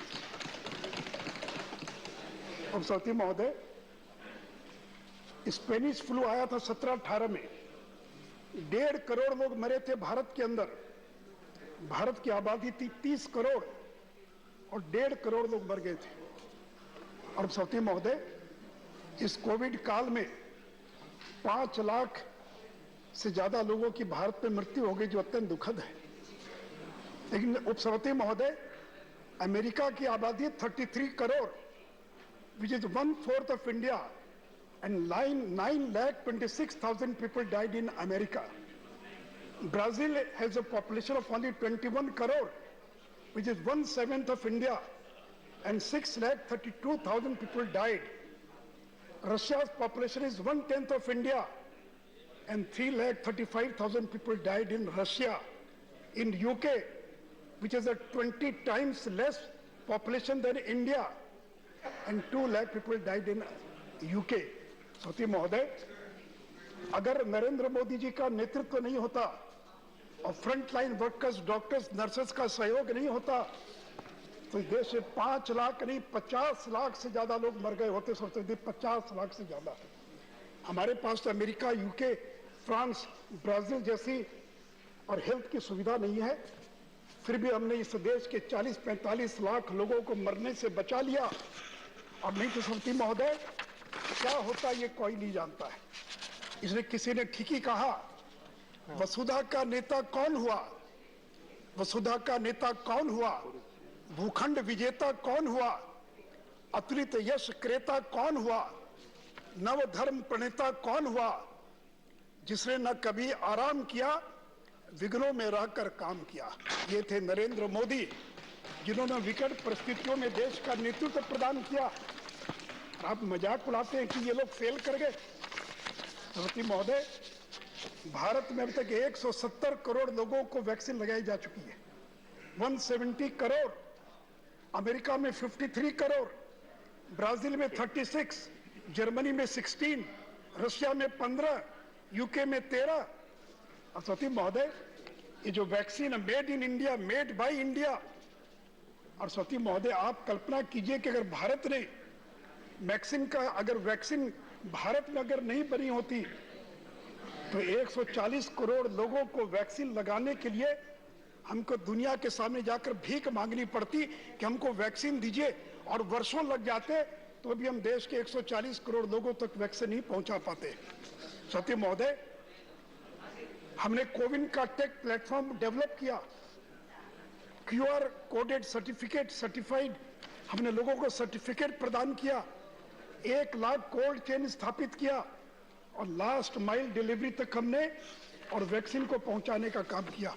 और सबसे महोदय, मैं सदन को बताना चाहूंगा कि दुनिया में केवल 7 देश हैं जो वैक्सीन पैदा करते हैं। USA, China, India, France, UK, Russia, Canada, केवल 7 देश। और आज अफ्रीका कॉन्टिनेंट का क्या हाल है, केवल 16% लोगों को फर्स्ट डोज लगा है और केवल 11% लोगों को सेकेंड डोज लगा है। और सती महोदय, इतना ही नहीं तो भारत ने 150 से ज्यादा देशों को कोविड-19 related medical and other assistance देने का काम किया है। और सती महोदय 28 जनवरी तक हमने दुनिया के 100 से ज्यादा देशों को 14 करोड़ 63 लाख डोजेस वैक्सीन मुफ्त में देने का या कॉमर्शियल एक्सपोर्ट करने का काम किया है। और महोदय जिस भारत ने कोविड काल में, और ये नरेंद्र मोदी है जो कभी विचलित नहीं होते विपरीत परिस्थितियों में, दिनकर ने ठीक ही कहा, सच है विपत्ति जब आती है कायर को ही दहलाती है। सच है विपत्ति जब आती है कायर को ही दहलाती है। शूरमा नहीं विचलित होते, क्षण एक नहीं धीरज खोते, विघ्नों को गले लगाते हैं, कांटों में राह बनाते हैं। यह है नरेंद्र मोदी की ताकत। तो सती महोदय पिछले कोरोना काल के अंदर भारत ने जिस तरह से मुकाबला किया, सती महोदय मैं कल से भाषण सुन रहा हूं कांग्रेस के नेताओं का, पता नहीं उन्होंने अपने 50 साल में कितने रोजगार पैदा किए, लेकिन सती महोदय इस बजट का अगर कोई एक फोकस है तो that is job job job, रोजगार रोजगार रोजगार। इसके हर एक पन्ने पर रोजगार लिखा है, इसके हर एक पन्ने से रोजगार पैदा होता है। सती महोदय हम ऐसा विकास देश को दे रहे हैं जो रोजगार पैदा करने वाला विकास है। Job oriented growth, growth with job creation. सती महोदय रोजगार लोगों को डोल देने से पैदा नहीं होता है, कैश ट्रांसफर देने से, इनकम सपोर्ट से रोजगार पैदा नहीं होता है। हमने भी इनकम सपोर्ट दिया है, हमने भी लोगों को मदद की कोरोना काल में, लेकिन सती महोदय अगर रोजगार पैदा होता है तो कैपिटल एक्सपेंडिचर से, अगर रोजगार पैदा होता है तो मैन्युफैक्चरिंग से। और सती महोदय किसी ने ठीक ही कहा, न पूछो कि मेरी मंजिल कहां है, न पूछो कि मेरी मंजिल कहां है, अभी तो सफर शुरू किया है। न हारूंगा हौसला उम्र भर, न हारूंगा हौसला उम्र भर, मैंने किसी से नहीं खुद से वायदा किया है। नरेंद्र मोदी ने केवल जनता से नहीं खुद से वायदा किया है। सती महोदय कैपिटल एक्सपेंडिचर का जिक्र हो रहा है। सती महोदय पिछले 4 साल में India has spent, will be spending if you include 2023 20 lakh crore, 20 lakh crore हम पिछले 4 साल में इस साल को मिलाकर केवल कैपिटल एक्सपेंडिचर पर खर्च करने जा रही है, खर्च कर चुके हैं। आज तक आजाद भारत का इतना बड़ा कैपिटल एक्सपेंडिचर कभी नहीं हुआ था। इसलिए इस साल के बजट में 35% growth, 7.5 lakh crore, 7,50,000 crore, the outlay has been increase by 35%। और capital assets through grant in aid to states, अगर उसको जोड़ दें तो effective capital expenditure is 10,68,000 crore, which is 4.1% of GDP. और सती महोदय ये कैपिटल एक्सपेंडिचर का मल्टीप्लायर इफेक्ट होता है। If you add 100 rupees, if revenue expenditure increases by 100 rupees, then only 98 rupees is added to the economy. But if you spend 100 rupees as a capital expenditure, 245 rupees is added to the economy in the same year, और बाद के वर्षों में 480 रुपया और economy के अंदर add होता है। सती महोदय हमने हर चीज को और इसके साथ जोड़ा है, और कैपिटल एक्सपेंडिचर डिमांड भी क्रिएट करेगा, सप्लाई साइड को भी देखेगा। It will crowd in private investment, contractors, suppliers, huge job creation, skilled technician, cement, steel, sand, हर चीज की डिमांड बढ़ेगी। और इतना ही नहीं सोती महोदय, सिब्बल साहब तो कभी तो राज्यों से संबंध रहा नहीं, 1 लाख करोड़ हमने राज्यों को दिया कैपिटल एक्सपेंडिचर करने के लिए, and 50 lakh 50 years interest free loan. आज तो पता है कांग्रेस ने कभी राज्यों को इंटरेस्ट फ्री लोन 50 साल के लिए और कैपिटल एक्सपेंडिचर के लिए किया था कभी सती महोदय? और सती महोदय रोड के सेक्टर में we will be spending 2,42,000 crore. That is the highest ever expenditure in the road sector, and we will be building 25,000 national highways in the year 2023. और एक बात और बताना चाहूंगा, इस बार के रोड के बजट में हमने कोई बोरोइंग नहीं की है। इसके पहले 65,000 करोड़ हमने बोरोइंग की थी नेशनल हाईवे के लिए, and this year we have supported the national highway with the budgetary support. They will not be taking as a single penny as a borrowing. और सती महोदय, इसलिए केवल रोड सेक्टर नहीं, हम जो कैपिटल एक्सपेंडिचर कर रहे हैं, डिफेंस के अंदर 1,52,000 करोड़, रेलवे के अंदर 1,37,000 करोड़, टेलीकॉम में 54,150 करोड़, मेट्रो पर 19,130 करोड़, एटॉमिक एनर्जी पर 1.9% ऑफ कैपिटल एक्सपेंडिचर। सत्य महोदय, अगर ये रोजगार पैदा अगर इससे नहीं हो तो किससे रोजगार पैदा होगा? आप ही बता दीजिए कि रोजगार कैसे पैदा होता है। सत्य महोदय, प्रधानमंत्री ग्राम सड़क योजना 14,000 करोड़ बजट था 21-22 का। This has been increase 27% increase in the PM Gram Sadak Yojana to 19,000 crore. और ये नल जल योजना, क्या ग्राम सड़क योजना से रोजगार पैदा नहीं होगा? क्या नल जल योजना से अगर हम 3.8 करोड़ घरों में अगर हम 60,000 करोड़ खर्च कर अगर हम टैप्ड वाटर सप्लाई पहुंचाएंगे तो क्या जॉब क्रिएट नहीं होगा? अगर 80 लाख घरों को पूरा करने के लिए अगर हम 48,000 करोड़ पैदा खर्च कर रहे हैं तो क्या इससे रोजगार पैदा नहीं होगा? सती महोदय, मुझे बहुत हंसी भी आती है और दुख भी होता है कि चिदम्बरम साहब और कपिल साहब जैसे लोग आरई को 20 से तुलना कर रहे हैं। दे आर कंपेयरिंग रेवेन्यू, ये revised estimate with budget estimate. अरे चिदम्बरम साहब, इतना तो आपको मालूम, आप तो इतने बार वित्त मंत्री रहे कि हमेशा बजट एस्टिमेट को बजट एस्टिमेट से कंपेयर करते। अगर मनरेगा में पिछले बार 72,000 करोड़ था और बाद में हमने इंक्रीज किया, इस बार भी बजट में उतना ही रखा जो पिछले बार था। So now we are comparing budget estimate of 2023 with the revised estimate of 21-22. सती महोदय, और national infrastructure pipeline 111 lakh crore.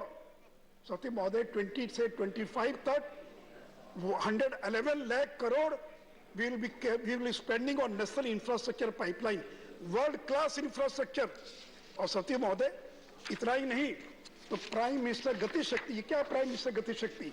Road, railway, airport, port, mass transport, waterways and logistic. The projects pertaining to these 7 engines of growth in the NIP will be aligned with PM गति शक्ति programme.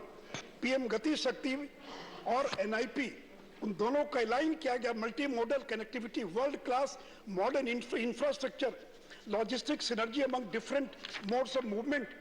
और सती महोदय, आप कहते मैन्युफैक्चरिंग की बात करते हैं। सती महोदय, productivity linked incentive scheme 14 sectors में additional production of 30 lakh crore, 30 lakh crore से ज्यादा का production, additional production will be अगले 5 साल में हम पैदा करेंगे।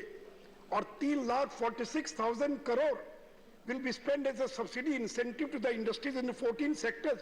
Semiconductors 76,000 करोड़ सेमीकंडक्टर्स के क्षेत्र में हम खर्च करने वाले हैं एज ए इंसेंटिव। सोलर, हमारे देश के अंदर सोलर पीवीज नहीं है। सोलर जो मॉड्यूल, जो सोलर प्लेट्स होती हैं, उनको चाइना से इंपोर्ट करना पड़ता है। मैं निर्मला जी और पीएम को धन्यवाद दूंगा। This year she has increased from 4,500 to 19,000, additional 19,500 crore for manufacturing of solar panels. और सती महोदय, 280 gigawatt of installed solar capacity by the year 2030. Solar capacity 280 megawatt नहीं, 280 gigawatt हम 2030 तक इस देश के अंदर और पैदा करेंगे। इसलिए सती महोदय, चाहे वो सेमी कंडक्टर्स हो, ऑटो कंपोनेंट्स हो, ऑटोमोबाइल्स हो, इलेक्ट्रॉनिक्स हो, केमिकल्स हो, फार्मा हो, मेडिकल डिवाइसेस हो, फूड प्रोसेसिंग हो, टेलीकॉम हो, टेक्सटाइल्स हो, व्हाइट गुड्स हो, ड्रोन्स हो, इस पर हम इतनी बड़ी राशि खर्चा करने जा रहे हैं। और अब कहते हैं कि रोजगार कहाँ से पैदा होगा? सती महोदय, नरेंद्र मोदी लंबे समय तक गुजरात के मुख्यमंत्री थे, उनको मालूम है।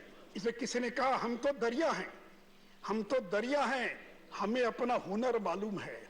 हम तो दरिया हैं, हमें अपना हुनर मालूम है। हम जहां से जाएंगे वो रास्ता बन जाएगा, हम जहां से जाएंगे वो रास्ता बन जाएगा। अगर देखना चाहते हो तुम मेरी उड़ान को, अगर नरेंद्र मोदी की उड़ान को देखना चाहते हो, अगर देखना चाहते हो तुम मेरी उड़ान को, तो जाओ ऊंचा करो आसमान को, जितना ऊंचा कर सकते हो आसमान को करो, आसमान को, हम अपना हुनर दिखाएंगे। सभापति महोदय, ये जमाना मेटावर्स का है, वेब 3 का जमाना, आर्टिफिशियल इंटेलिजेंस का जमाना है, और कहते हैं कि डिजिटल से क्या होगा। कपिल सिब्बल साहब, आप तो कम से कम इस तरह की बात मत बोलिए। डिजिटल करेंसी, दुनिया में अभी तक केवल 9 देश है जिन्होंने डिजिटल करेंसी लॉन्च की है, and all these countries our nation islands.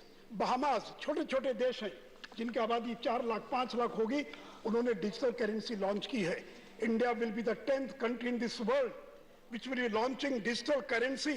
इससे transparency in transaction, reducing use of black money, cheaper currency management, online payment more secure and risk free, interbank settlement not required. और सती महोदय, handling, printing, logistic, management of cash, और आप इसका मजाक उड़ा रहे। सती महोदय, डिजिटाइजेशन, क्या बिना डिजिटल वर्ल्ड के क्या आप सर्वाइव कर सकते हैं दुनिया की प्रगति की दौड़ के अंदर? बजट में घोषणा की गई है 75 जिलों के अंदर डिजिटल बैंकिंग यूनिट स्थापित किया जाएगा। Ayushman Bharat digital mission, digital university की स्थापना की जाएगी। हाई स्पीड ऑप्टिक फाइबर 2025 तक देश के सभी गांव तक पहुंचा दिया जाएगा। E passport, national tele mental health programme, animation, visual effects, gaming and comic, इसके टास्क फोर्स का गठन किया जाएगा, which will create 20 lakh jobs का पोटेंशियल जिसके अंदर है। किसान ड्रोन्स, अभी यादव जी कह रहे थे कि किसान कैसे ड्रोन का इस्तेमाल करेगा, तो Yadav ji, spraying of insecticides for crop assessment, government will use these things, और जो प्रगतिशील किसान होंगे वो भी ड्रोन का इस्तेमाल करेंगे। चिदम्बरम ये कह रहे हैं कपिल साहब कि चैनल से क्या होगा, आपको पता ही नहीं, आप तो कभी गांव में गए नहीं। बिहार के हर घर तक बिजली पहुंच चुकी है, हर एक भी देश का गरीब नहीं होगा जिसके घर में बिजली नहीं पहुंची होगी। और अब कहते हैं कि टीवी नहीं है। सती महोदय, 2 करोड़ बच्चे केवल बिहार के अंदर स्कूल से बाहर हो गए। हमारी सरकार ने तय कि क्लास 1 से क्लास 12 तक, 12 के बजाय 200 चैनल्स हम लॉन्च करने जा रहे हैं। सती महोदय, ये पोस्ट ऑफिस कल तक केवल लेटर और मनी ऑर्डर पहुंचाने का काम करते थे। अभी तक 20,000 post office has been converted into core banking, and government has decided in the coming years more than 1,50,000 post office will be converted into core banking. Digital payment को सरकार प्रमोट करेगी। वर्ल्ड क्लास फॉरेन यूनिवर्सिटी, और महोदय, जब इतना data पैदा होगा, data का एक्सप्लोजन होगा, तो हमको डेटा सेंटर की आवश्यकता पड़ेगी। और सती महोदय, इतना ही नहीं, तो सरकार ने यह भी तय किया है कि जो कॉन्ट्रैक्टर सप्लायर्स जो सप्लाई करते हैं उनको प्रोक्योरमेंट के लिए 75% उनका जो बिल है will be paid within से 10 डेज, और ये ई बिल सिस्टम होगा। Everything will submitted online, digitally sign bills. इसलिए सती महोदय, ये नरेंद्र मोदी है जो मुश्किलों से भागते नहीं हैं। किसी ने कहा कि मुश्किलों से भाग जाना आसान होता है, मुश्किलों से भाग जाना आसान होता है, हर पहलू जिंदगी का इम्तिहान होता है। डरने वालों को मिलता नहीं कुछ जिंदगी से, डरने वालों को मिलता नहीं कुछ जिंदगी से, लड़ने वालों के कदमों में जहान होता है, उनके कदमों में जहान होता है, पूरी दुनिया उनके कदमों में होती है। तो महोदय, हम टेलीकॉम, अभी तो सिब्बल साहब टेलीकॉम मंत्री थे शायद, 5G हम लॉन्च करने जा रहे हैं। इस साल ऑक्शन हो जाएगा और साल के अंत होते होते हम 5G लॉन्च कर देंगे। एंड सती महोदय, you know the speed of 5G, it will be having 10,000 to 30,000 megabyte per second, 10,000 to 30,000 megabyte per second। और 4G की स्पीड कितनी है? 100 to 300 megabyte per second। और सती महोदय, इतना ही नहीं, 5G के ऑक्शन से 1 लाख करोड़ मिलेगा। और हम लोगों ने टेलीकॉम रिफॉर्म पैकेज घोषणा की थी सितंबर 21 में, जिससे 30,000 करोड़ फाइनेंशियल 2023 के अंदर इंडस्ट्री का जो रेवेन्यू उसको इंक्रीज होगा। सती महोदय, BSNL को हमने 2019 में पैकेज दिया था। बीएसएनएल को 45,000 करोड़ का कैपिटल हम लोगों ने आउटले प्रोवाइड किया है। और सौती महोदय, हम बीएसएनएल को भी इस साल 4G में कन्वर्ट करेंगे। और सौती महोदय, मैं एक बात और बताना चाहूंगा, हम केवल 5G नहीं ला रहे हैं। आज ये मीटिंग है कि 6G, यानी भारत अभी से 6G की तैयारी कर रहा है, तो 6G का स्टैंडर्ड क्या होगा। और सौती महोदय, डायरेक्ट बेनिफिट ट्रांसफर, सौती महोदय, क्यूमुलेटिव अभी तक पिछले जब से ये लॉन्च हुआ है direct benefit transfer 21 lakh crore, 21 lakh crore अभी तक हम डायरेक्ट बेनिफिट ट्रांसफर के द्वारा बेनिफिशियरीज के खाते में पहुंचा चुके हैं। और मालूम है सरकार सर कितना सेविंग हुआ है, 2,22,000 करोड़ सेविंग हुई है, 2,22,000 करोड़ की बचत हुई है भारत सरकार को केवल डायरेक्ट बेनिफिट ट्रांसफर के द्वारा। 4 करोड़ डुप्लीकेट रेशन कार्ड रद्द कर दिए गए, 4 करोड़ से ज्यादा एलपीजी के फेक कनेक्शन खत्म कर दिए गए, 120 lakh metric tonne reduction of fertiliser sale में मदद मिली है। और सौती महोदय, मोबाइल फोन 2014 में जब नरेंद्र मोदी जी प्रधानमंत्री बने तो केवल 2 इकाई थी, 2 यूनिट थी मोबाइल फोन की। और आज मुझे बताते हुए खुशी है 2021 में 200 manufacturing units of mobile phones are in India. और जहां 14-15 में हम 6 करोड़ मोबाइल तैयार कर रहे थे, 2021 में we have manufactured more than 30 crore of mobile phones in this country itself. और सती महोदय, UPI unified payment interface 3,874 crore हमने ट्रांजैक्शन किया एक साल के अंदर यूपीआई के द्वारा, और जिसका वैल्यू है 72 लाख करोड़। और महोदय, स्टार्टअप का जिक्र कल कर रहे थे प्रधानमंत्री महोदय, सर यूनिकॉर्न कहते हैं उसको जिसका वैल्यू 7,000 करोड़ से ज्यादा होता है, that is known as a unicorn. और मैं सदन को बताना चाहूंगा, the year 2021 during pandemic 44 startups have reached the status of unicorn in a single year. और इतना ही नहीं तो जनवरी 14, 2021 तक 83 unicorns with a total value of $277 billion, यानी 83 यूनिकॉर्न्स, उन्होंने 7,000 करोड़ से ज्यादा का वैल्यू इनका हो चुका है। और आज इंडिया यूएसए और चाइना के बाद तीसरे नंबर पर, और यूनिकॉर्न्स और स्टार्टअप्स के अंदर पूरे दुनिया में तीसरे नंबर पर है।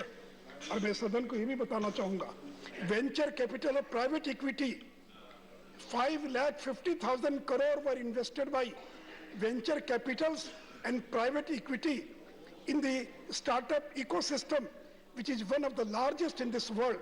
सत्य महोदय, जो सरकार इतना काम कर रही है और आप कह रहे हैं, सत्य महोदय, किसी ने कहा है मंजिल उन्हीं को मिलती है, मंजिल उन्हीं को मिलती है जिनके सपनों में जान होती है।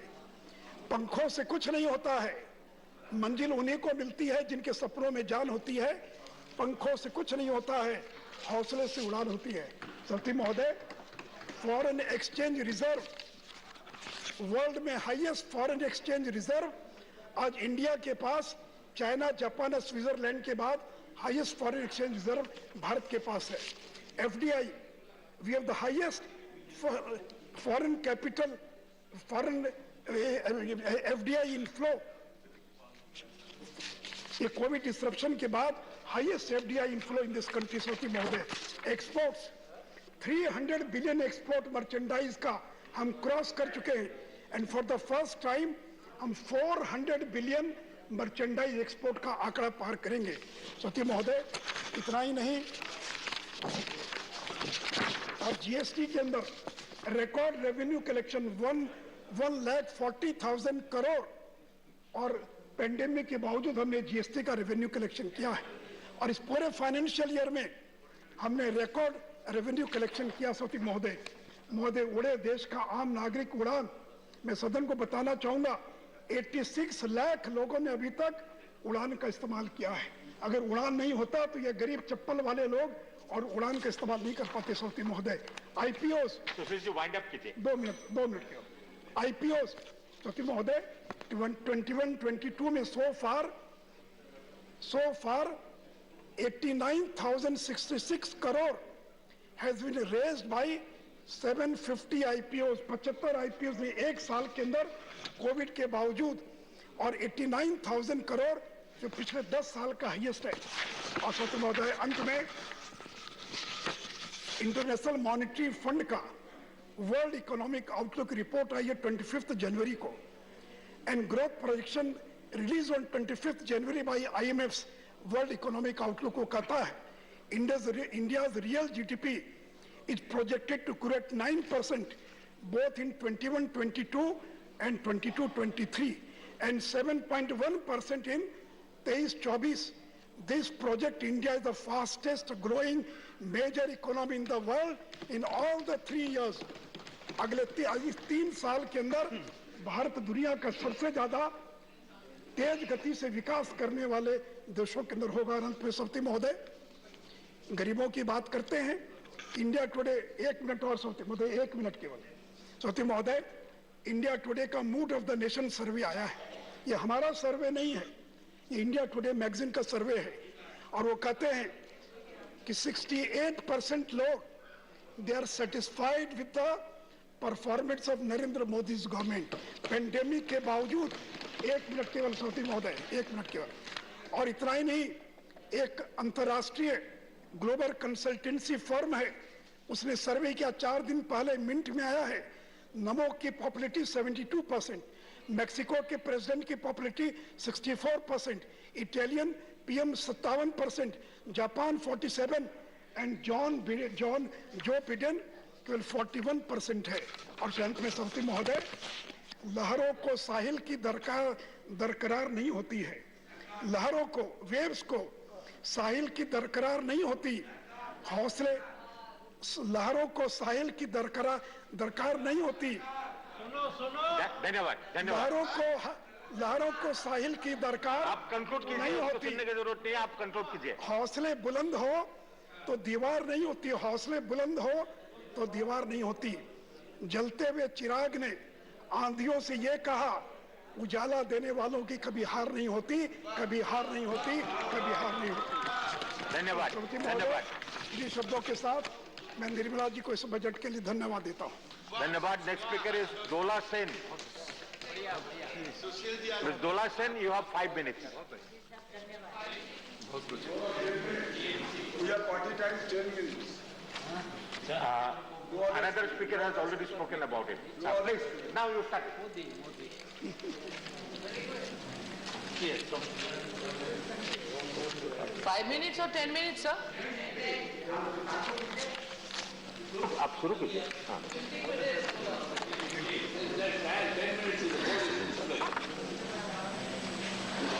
मोदी है तो मुमकिन है, सब कुछ हो सकता है। Thank you, Chairman, sir, for giving me the chance to speak on budget 22-23. हम तहे दिल से शुक्रिया अदा करना चाहते हैं कि बहुत दिन बाद, एटलीस्ट 3-4 सेशन के बाद, हम सब राज्यसभा से ऑनरेबल प्राइम मिनिस्टर सर को आते हुए, बैठते हुए, बोलते हुए और भाषण देते हुए देखा भी, सुना भी। और अगर यूपी इलेक्शन ना होती, अगर पंजाब इलेक्शन ना होती, अगर गोवा इलेक्शन ना होती, ये संभव नहीं होता। So again, thanking the central government and the treasury bench from core of my heart. Now coming to my first point on budget, unemployment.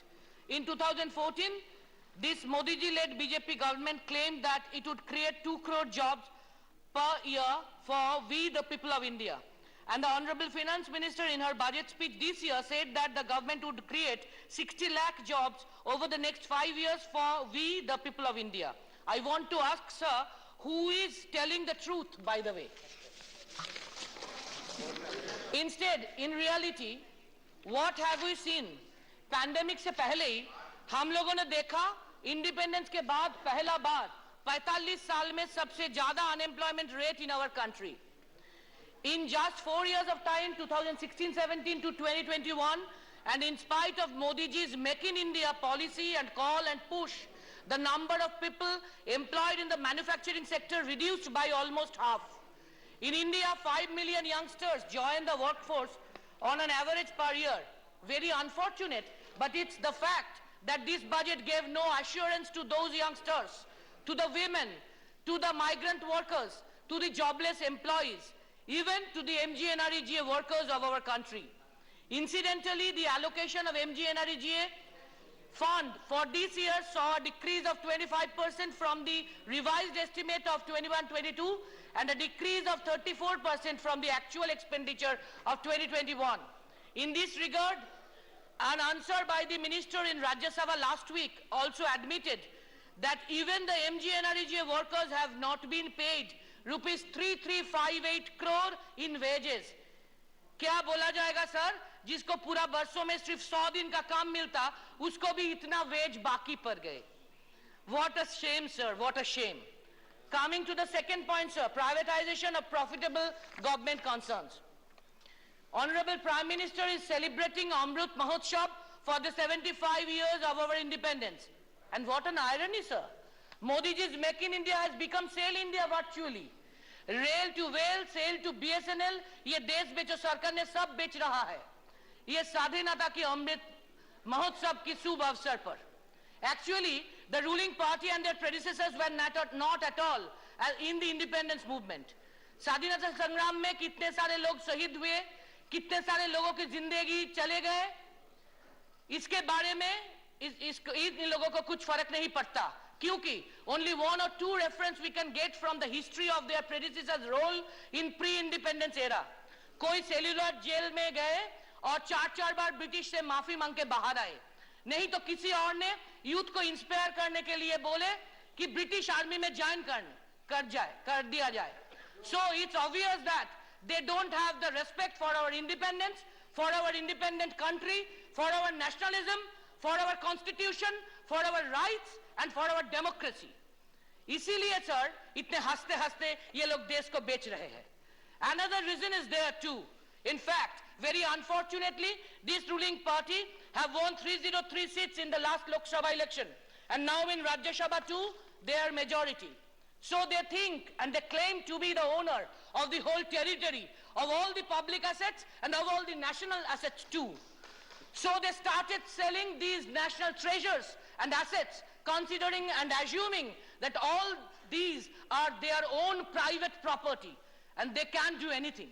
Sorry sir, it's not democracy by the way. ये लोकतंत्र नहीं है, इसको majority के घमंड बोलते हैं.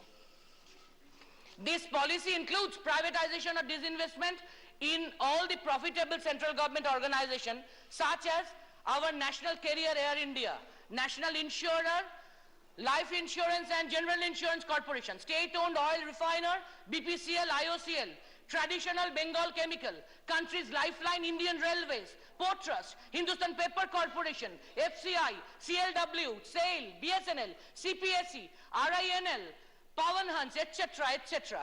And there is 100% FDI, foreign direct investment, 100% for the foreigners in coal sector. And even 74% corporatization in defense sector too. Nationalized banks को भी बेचने का इरादा ले लिया इन लोगों ने. They are selling public assets like roads too on long leases to private companies. और सबसे दुर्भाग्य की बात ये है कि there is no clarity on the actual benefit of these proposals. लेकिन हमारी एक क्वेरी है सर, सब कुछ जब प्राइवेट हो रहा है तब सरकार की जरूरत क्या? सरकार को भी प्राइवेट कर दीजिए सर, ये अच्छा रहेगा. Now the 4-year National Asset Monetization Plan proposes to generate and vague rupees 6 lakh crore by selling all the assets and properties of we, the people of India. And what a democratic approach, sir.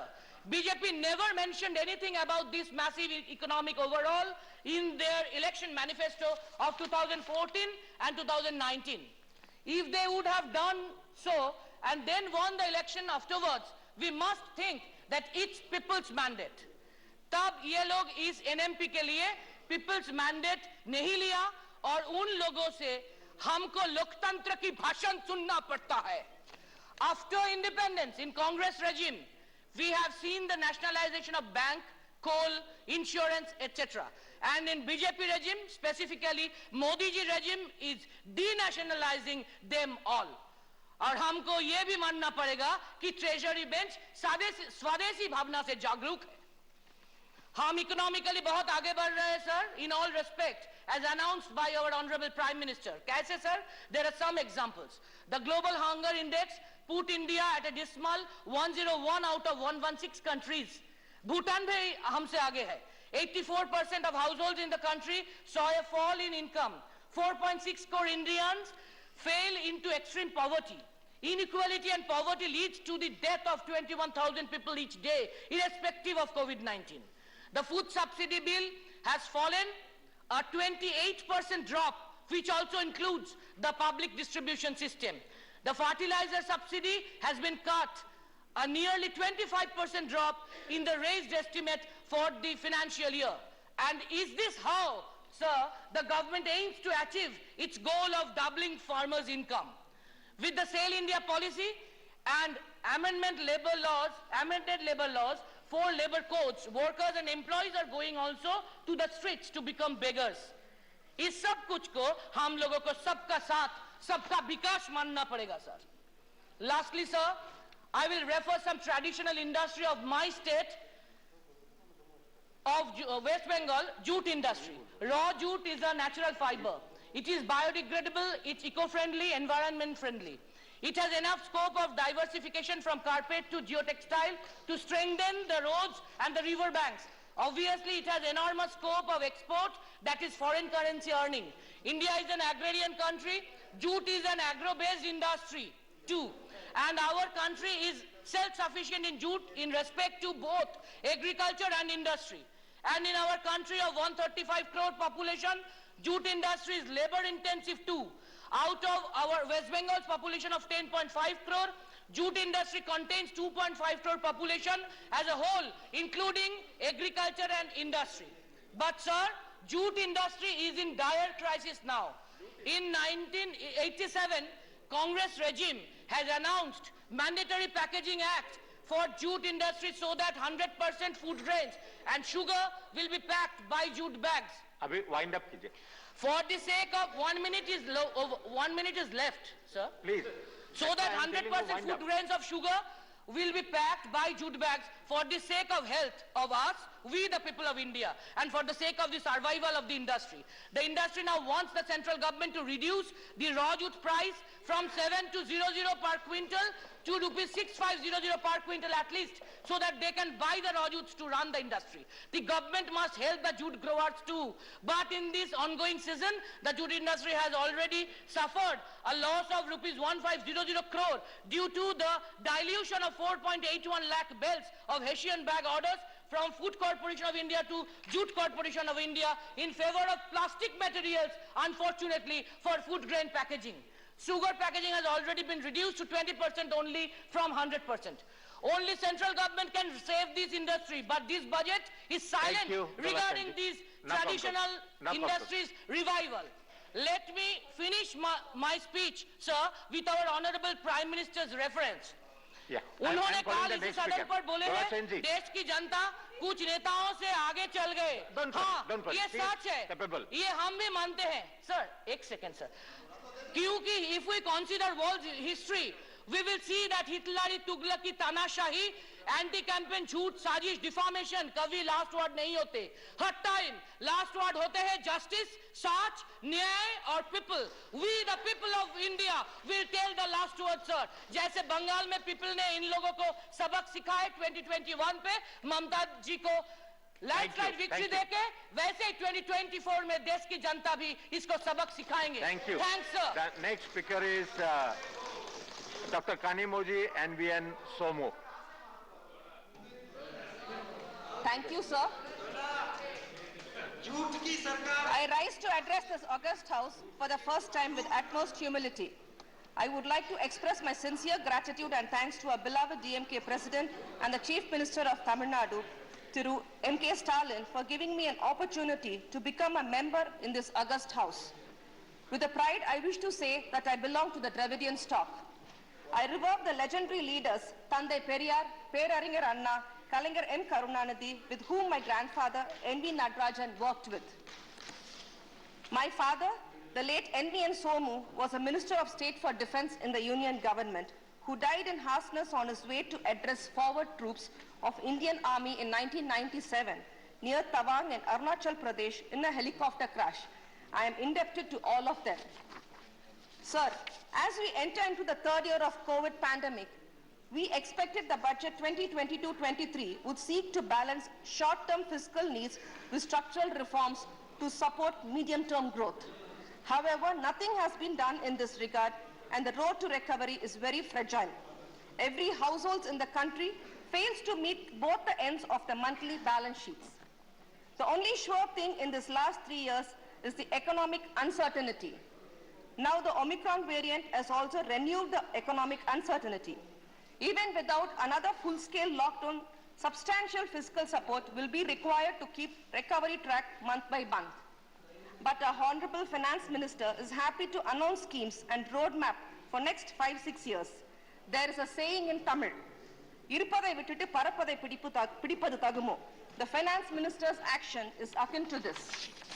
The COVID pandemic has added 20 crore new poor people into the system and robbed more than 20 crore people their jobs.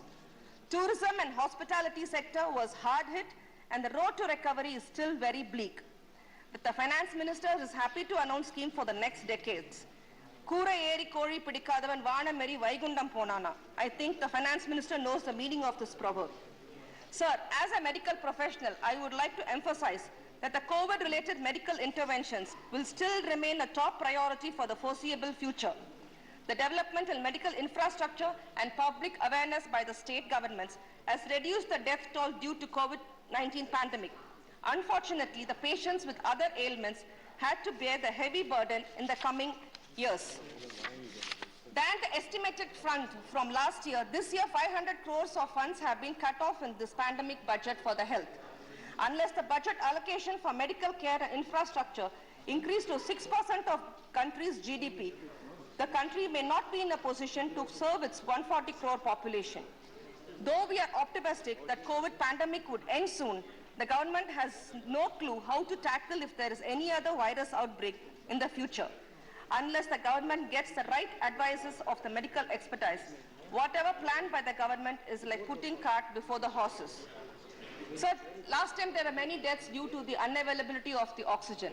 I think the PM Care Fund can set up oxygen plants across the country in all the government hospitals. It is very important to protect the health of all citizens from the risks associated with any future pandemic. To mitigate these risks, the role of health insurance sector becomes more vital, necessitating a collaborating effort to improve health insurance penetration and the development of healthcare facilities across the country. One of the largest contributing factors to these high prices is the current 18% GST rate imposed on the health insurance premium. The sector has called for a GST rate cut on health insurance premium and granting infrastructure status to healthcare facilities to boost access to quality healthcare. But the government is turning a blind eye in this regard.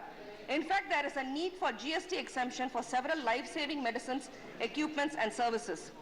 As per industry reports, an estimated 56 crore individuals from lower middle class to upper middle class do not have any health insurance cover, and it represents about 40% of India's population.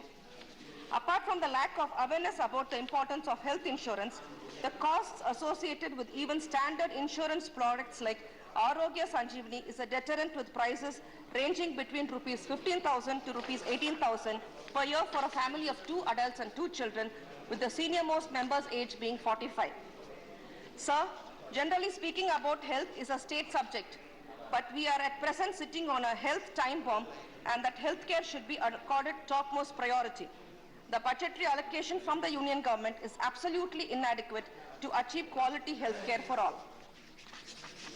Take for example the success story of Tamil Nadu, sir. The pioneering champion of healthcare in Tamil Nadu is a mercurial leader, Dr. Kalenga, who a beloved leader and Chief Minister N.K. Stalin is following the footsteps of Dr. Kalenga in providing free and good healthcare for poor in Tamil Nadu. Tamil Nadu is the first state in the country to provide free healthcare for all needy patients. In Tamil Nadu, any patient can enter any government hospital without even a rupee in the pocket and still get good treatment and healthcare with required medicine and walk out of the hospital cured absolutely free. Dr. Kalenga is a pioneer champion of free healthcare and health insurance scheme. He has introduced Kalenga Health Insurance Scheme for all way ahead before the union government could even conceive the thought of it. He was a pioneering champion to introduce the free eye care to remove the backlog of cataract patients in the state. It is only after Kalangaran Ilavasa Kannoli Dittam in 1972, the union government has able to conceive the idea of National Blindness Control Program and implement it throughout India. Sir, today Tamil Nadu tops in the country in all the medical and healthcare indices, be it in the doctor-patient ratio, hospital beds patient ratio, or hospital PHCs per population. Tamil Nadu has developed a way ahead of other states in the country. This is a remarkable achievement of the Dravidian party rule in Tamil Nadu. While there is an urgency to focus on all the three levels of primary, secondary and tertiary healthcare, it is imperative that the union government look towards improving primary healthcare. The budget 2022-23 is a usual bundle of blatant lies and imaginary empty promises that do not reflect the actual accounts of the government's budgeted expenses and receipts. Instead of setting a stage for the country's actual growth and reform trajectory, the budget plummets the hopes of the people into deep, stinky gorges. Failed promises and false promises are the regular feature of the budget documents since 2015. There are promises repeated in the union budget speeches from 2015-16 onwards. The classic examples are housing for all by 2020, double the farmers' income by 22. There are many such like the linking of the peninsular rivers, 1 crore loan in just 59 minutes for the eligible SME startups, generation of 175 gigawatt renewable energy or green energy by 2022. In 2022, all the promises still remain a distant dream. Sir, the Housing for All by 2022 announced in 2015 with the aim to construct over 2 crore houses for Indians belonging to particular economic sections.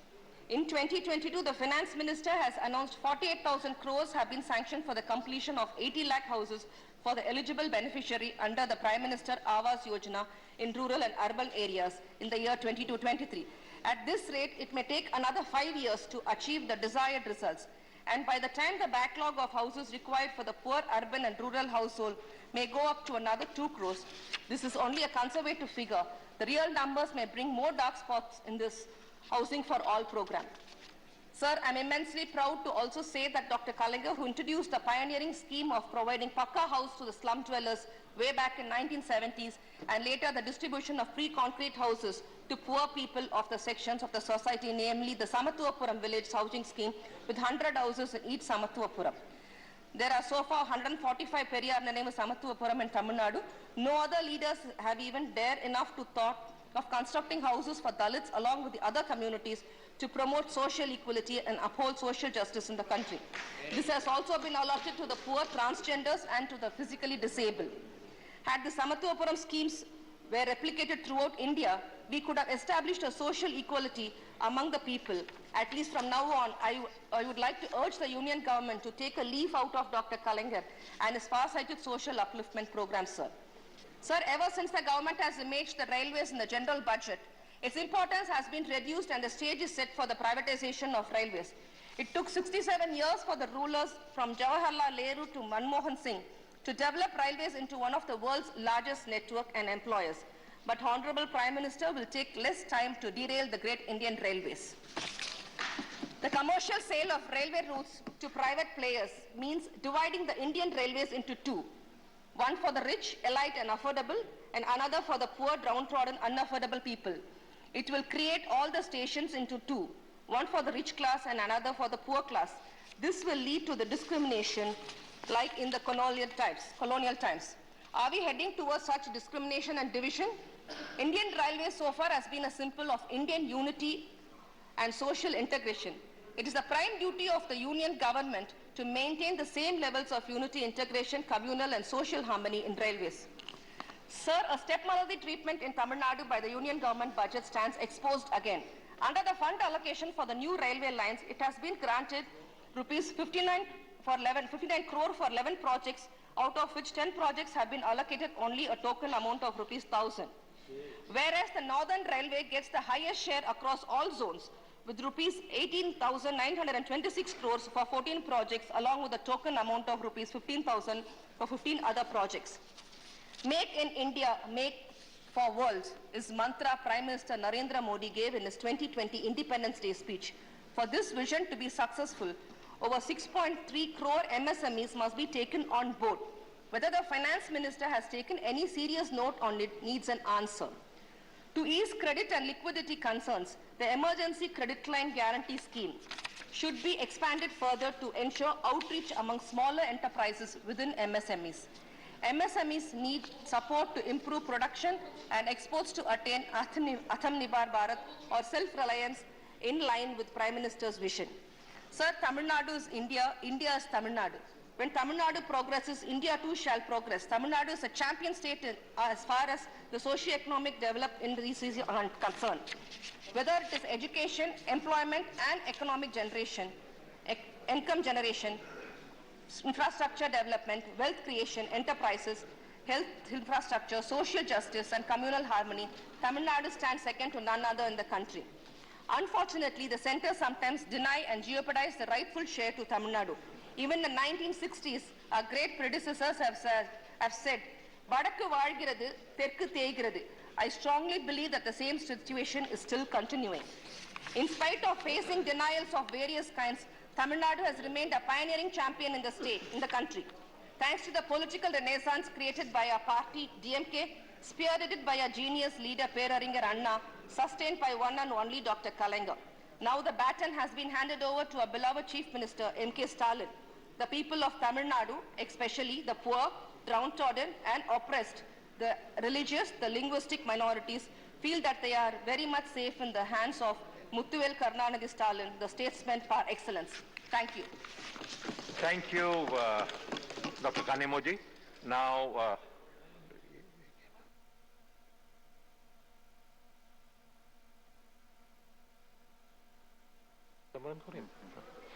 and the next speaker is Elamaran Korim. Is it there? Ah, yes, please. Thank you, sir.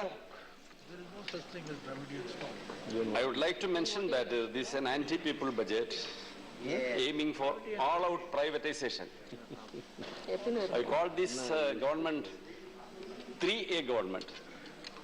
A government of Adani, Mr. Karim, Adani, you have only 8 minutes Adani. because rest of the time has been exhausted of your party. What is that? So you have 8 minutes. 8 minutes. Only 8 minutes? No. 12 minutes. I have to. Your This budget is full of high decibel sound bites with no substances. Your other speaker has taken the rest of the time. So you will have 8 to 9 minutes. You can. Yes. We can adjust, sir.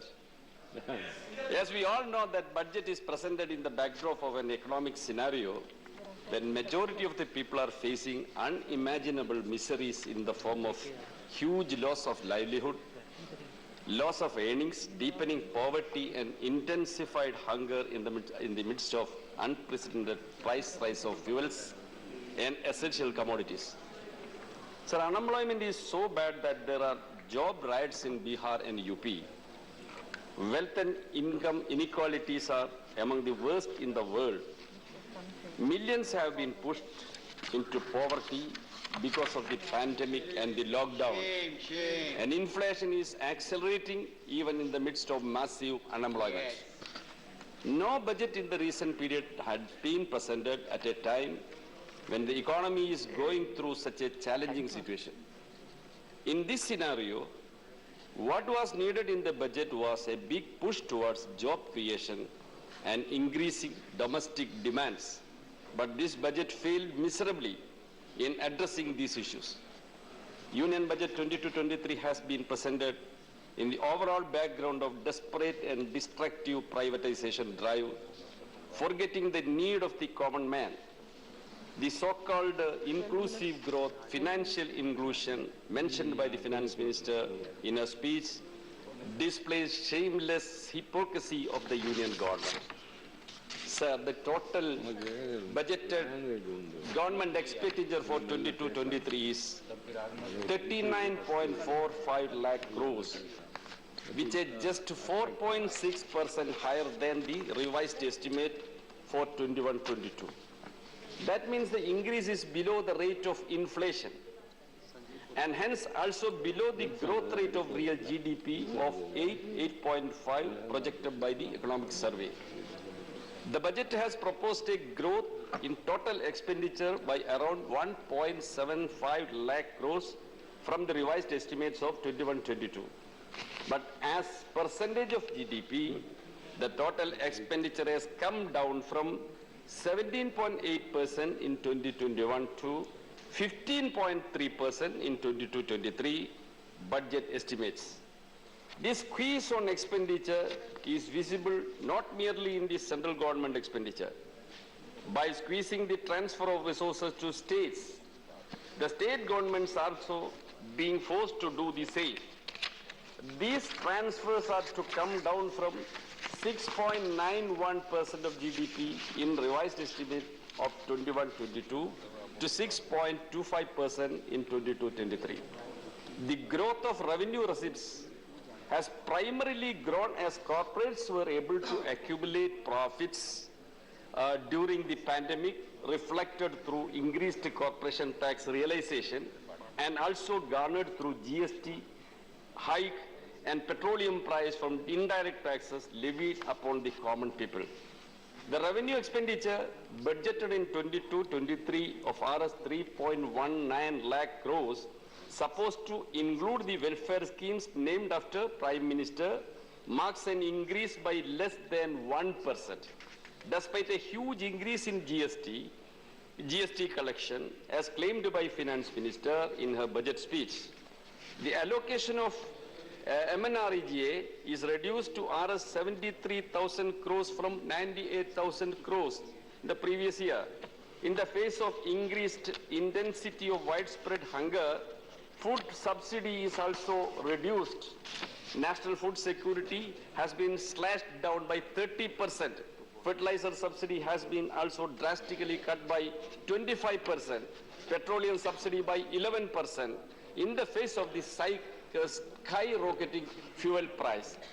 Even the allocation for midday meal scheme, that is for the poor students, now renamed as PM Poshan, faced a drastic cut by 1,267 crores.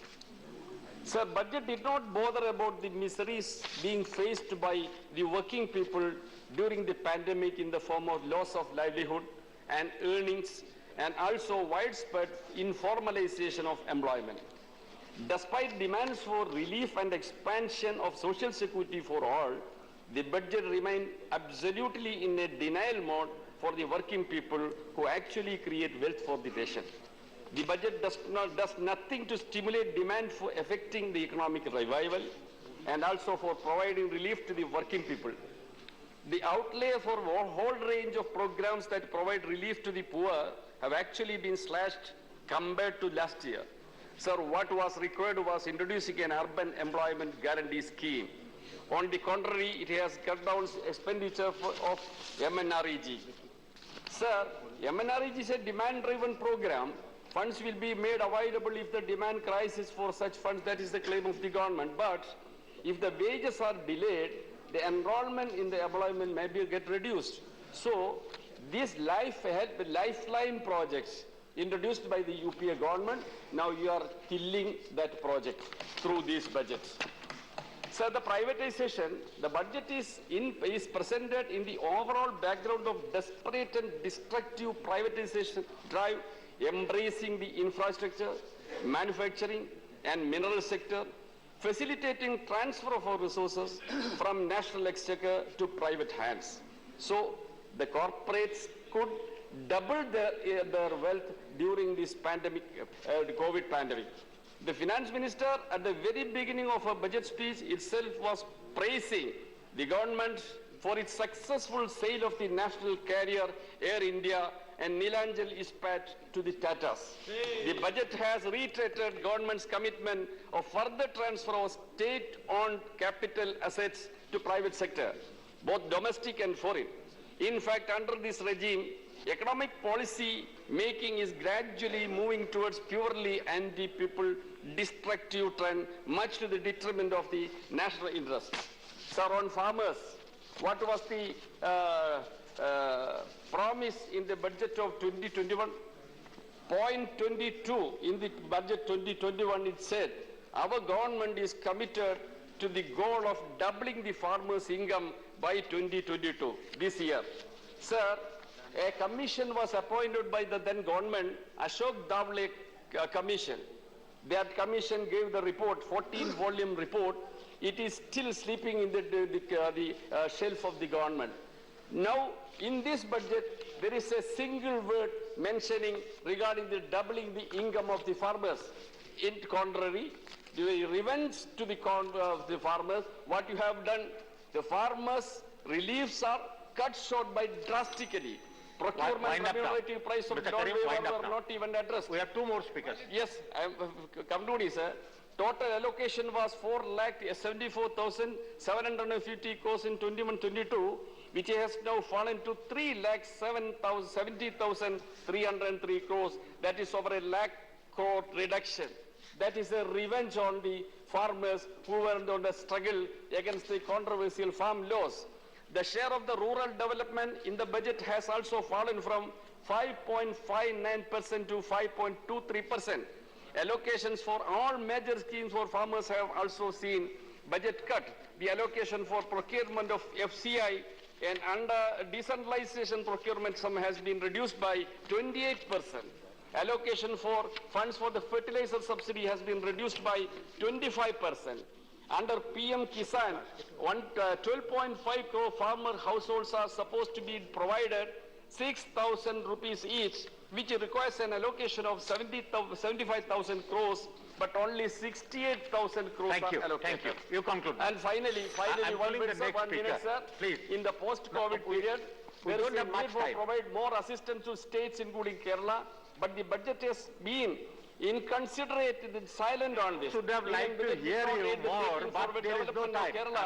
Kerala has always raised so many demands. Again, I have to request a railway zone and other important projects which were put to the government is not considered. It is very sorry to say. So I can't support these budgets. Thank you, sir. So you speak tomorrow. Now, Mr. Sanjay Singh. आपने मुझे इस budget पे अपनी बात कहने का मौका दिया। सर, मैं इस बजट पे और इनके डिजिटल इंडिया पे राजीव जी की एक कविता है, वो एक बड़े अच्छे कवि हैं, उन्होंने लिखा है, वो सदन के सामने सुनाना चाहूंगा। खाओ डिजिटल, गाओ डिजिटल, देश का बैंड बजाओ डिजिटल, रुपया डिजिटल, बैंक भी डिजिटल और सेना का टैंक भी डिजिटल, बच्चे पाएं डिजिटल शिक्षा और फिर मांगे डिजिटल भिक्षा। बच्चे पाएं डिजिटल शिक्षा और फिर मांगे डिजिटल भिक्षा। डिजिटल डॉक्टर, डिजिटल गोली, डिजिटल ईद और डिजिटल होली, डिजिटल सड़क पर डिजिटल कार, डिजिटल संसद और सरकार, डिजिटल खेत में करो किसानी, डिजिटल खाद और डिजिटल पानी, डिजिटल दूध और डिजिटल गाय, डिजिटल चीनी, डिजिटल चाय, भर के खाओ डिजिटल रोटी और फिर कर दो डिजिटल पोटी। ये इस बजट के बारे में एक कवि की प्रतिक्रिया है मान्यवर। और जो इस सरकार के दावे हैं उस पे थोड़ी बात कर लेते हैं मान्यवर। इन्होंने कहा है कि 60 लाख नौकरियां देंगे। मैं पूछना चाहता हूं, आपने तो स्वयं स्वीकार कर लिया, पहले तो आप 2-2 करोड़ करके लोगों को मूर्ख बनाते रहे और अब आप खुद स्वीकार कर रहे हैं कि 2 करोड़ आपके बस की नहीं है। अब आप 60 लाख नौकरियां देने की बात कह रहे हैं। और आप नौकरियां कैसे दे रहे हैं नौजवानों को मान्यवर? 35,000 रेलवे भर्ती के लिए 1 करोड़ नौजवानों ने उसमें फॉर्म भरा और उसके बाद जब उसका परिणाम आता है उसमें घोटाला और गड़बड़ी की जाती है। जब वो नौजवान सड़क पर नौकरी मांगने के लिए निकलते हैं उनको लाठियों से पिटवाया जाता है प्रयागराज में, उनको पटना में लाठियों से पिटवाया जाता है, घर में घुस के लाठियों से पीट पीट के आप नौकरी दे रहे हैं, आंसू गैस के गोले छोड़ छोड़ के आप नौकरी दे रहे हैं। आप कर्मचारियों की बात इस बजट में कर लीजिए मान्यवर। जब कर्मचारियों की चर्चा होती है, पूरे देश के कर्मचारियों की एक ही मांग है, पुरानी पेंशन की बहाली की जाए, पुरानी पेंशन की बहाली की जाए। 40 दिन कोई सांसद और विधायक रह लेता है, पूरे जीवन भर उसको पेंशन मिलती है। 40 साल कोई कर्मचारी नौकरी करता है, उसकी पेंशन आपने खत्म कर दी। पेंशन तो छोड़िए, टैक्स के राहत की उम्मीद थी कर्मचारियों को, आपने इस बजट में वो भी नहीं दिया। इसके साथ साथ मान्यवर आपने इस बजट में किया क्या है?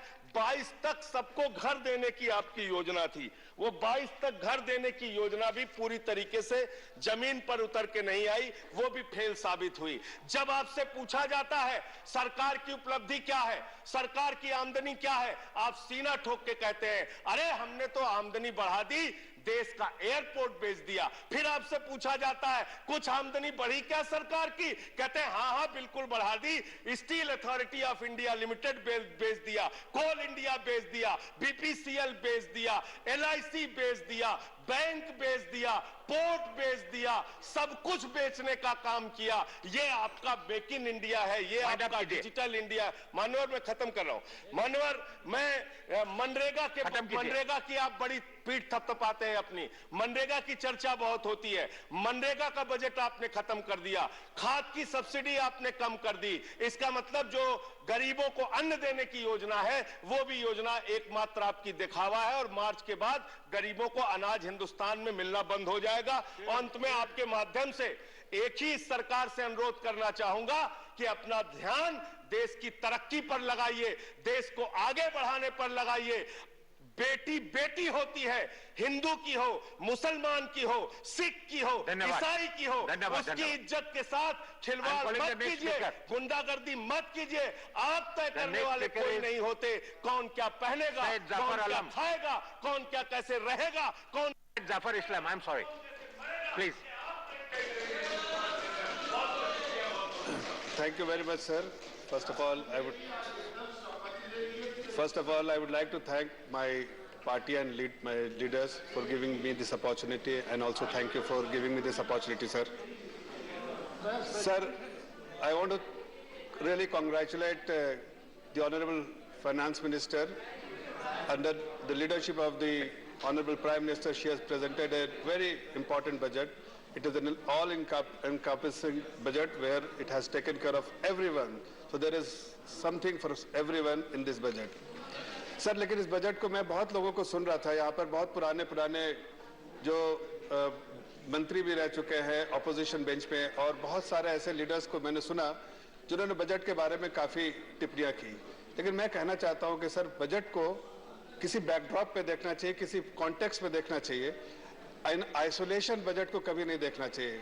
जब बजट प्रेजेंट करती है सरकार तो उसका कोई मकसद होता है, और उस मकसद को देश के मकसद से को अकेले रख के नहीं देखना चाहिए।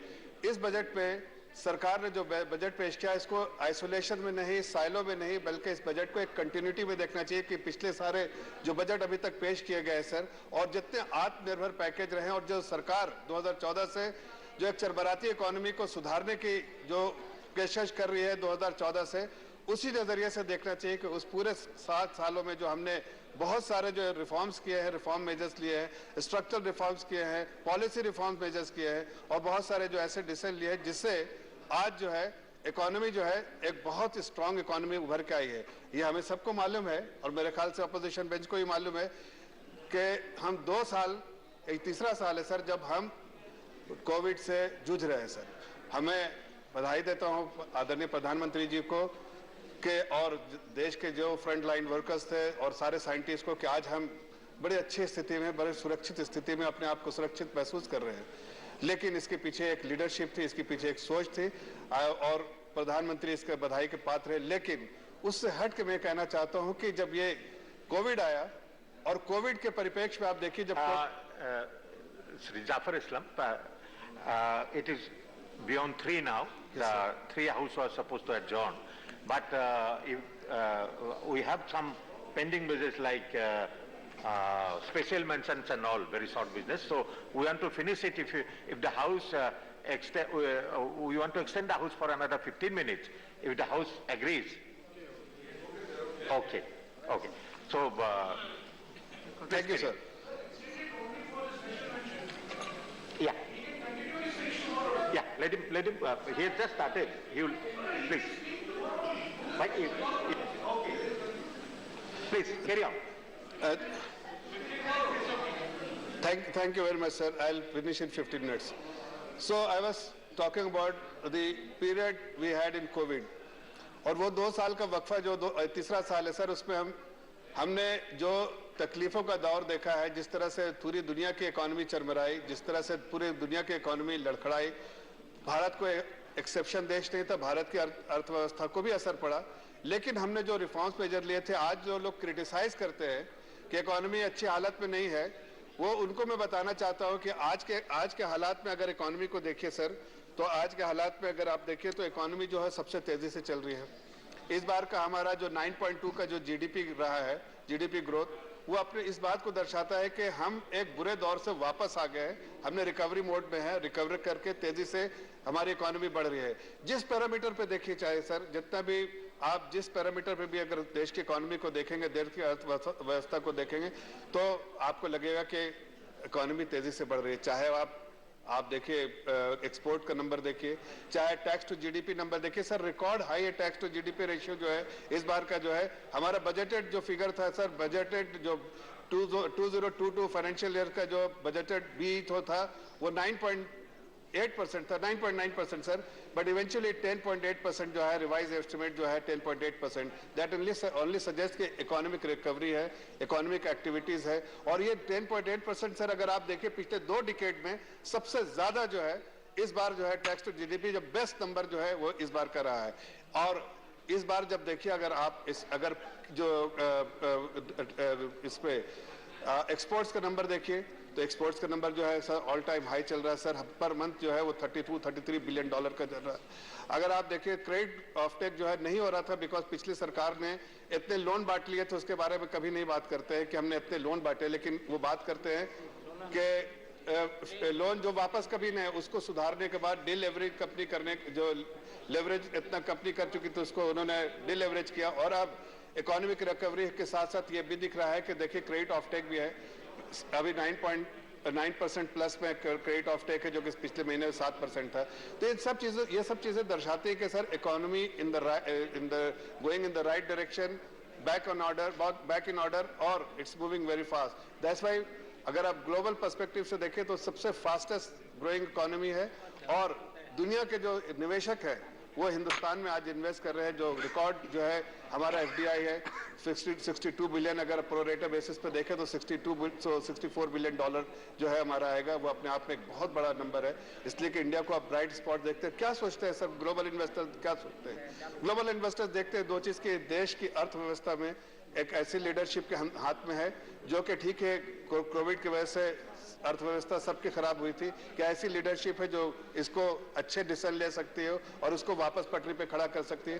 तो आज हमने ये देखा कि उस इकोनॉमी को जो वापस ऑर्डर पे आई, उसके बाद इसको और तेजी से कैसे ले जाना है, उसकी भी जो है इस बजट पे पेशकश की। जो बहुत छोटे संक्षेप में बोलूंगा सर, अभी कुछ हमारे सीनियर लीडर जो अपोजिशन के वो कह रहे थे कि हेल्थ इंफ्रास्ट्रक्चर, भाई हेल्थ इंफ्रास्ट्रक्चर में अगर आप देखिए तो आपने कोई ऐसा तो नहीं कि आपने ऐसा हेल्थ इंफ्रास्ट्रक्चर खड़ा करके रखा था 70 सालों में कि जिसको हमने खराब कर दिया हो।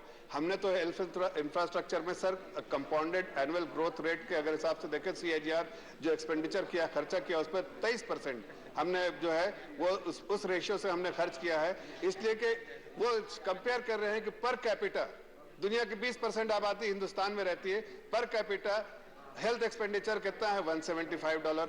अरे आप कंपेयर करना है तो करिए कि इटली और उसको भी देखिए कि आपने जिस समय में उन्होंने हेल्थ इंफ्रास्ट्रक्चर डेवलप किया तो आपने क्या किया। आपने तो दुनिया के जो 200 कंट्रीज में के बाद आप आते हैं हेल्थ इंफ्रास्ट्रक्चर में, जबकि आप जो रेफरेंस दे रहे हैं, रेफरेंस पॉइंट है आपका अमेरिका का है, आपका इटली का है, जो कि नंबर 1, नंबर 2, आप फ्रांस और जर्मनी की बात करते हैं। ये इन सब कंट्रीज की बात करते हैं जिन्होंने हेल्थ इंफ्रास्ट्रक्चर में लीड लिया था सर। जब हम सो रहे थे तो उन्होंने लीड लिया था, अब ये सरकार जो है लीड ले रही है, इसीलिए खर्चा भी कर रही है। और उसका ये भी दिख रहा है कि आज जो पिछले साल बजट में सबसे बड़ा लार्ज एलोकेशन हेल्थ सेक्टर में हुआ, और उसके बाद हमने देखा कि जो गांव-गांव तक जो हमको आज राहत पहुंचाने का काम हम कर पा रहे हैं, जो हमने जो गांव-गांव में जो हेल्थ केयर सेंटर जो हम खोल रहे हैं, इससे किसको फायदा होगा? इससे आम जनता जो आज भाग के अगर छोटे शहर में, हम जैसे लोग जो छोटे शहर से आते हैं सर, जो हमने बचपन छोटे शहर में गवाया है, तो हमने छोटे शहर में जब हमने गुजारा है तो देखते थे कि कोई बीमार पड़े तो उसको किसी बड़े शहर में ले जाना पड़ता था। आज इस सरकार की एक कोशिश है कि हर छोटे शहर में एक अस्पताल हो, मेडिकल सेंटर हो, ऐसे सेंटर हो जिसमें इलाज हो सके। तो ये सरकार की सोच है, आपकी सोच नहीं थी। आप क्रिटिसाइज कर रहे हैं, लेकिन आप अपना इंट्रोस्पेक्ट नहीं करें कि आपने क्या किया था। उसी तरह से अगर बहुत सारी चीजों के बारे में बात करना चाहते हैं सर, तो मैं आपको बताना चाहता हूं कि एजुकेशन सेक्टर में हमने इस बार जो है एजुकेशन सेक्टर में 1 लाख एजुकेशन के लिए 1 लाख करोड़ का जो है बजटरी एलोकेशन किया है।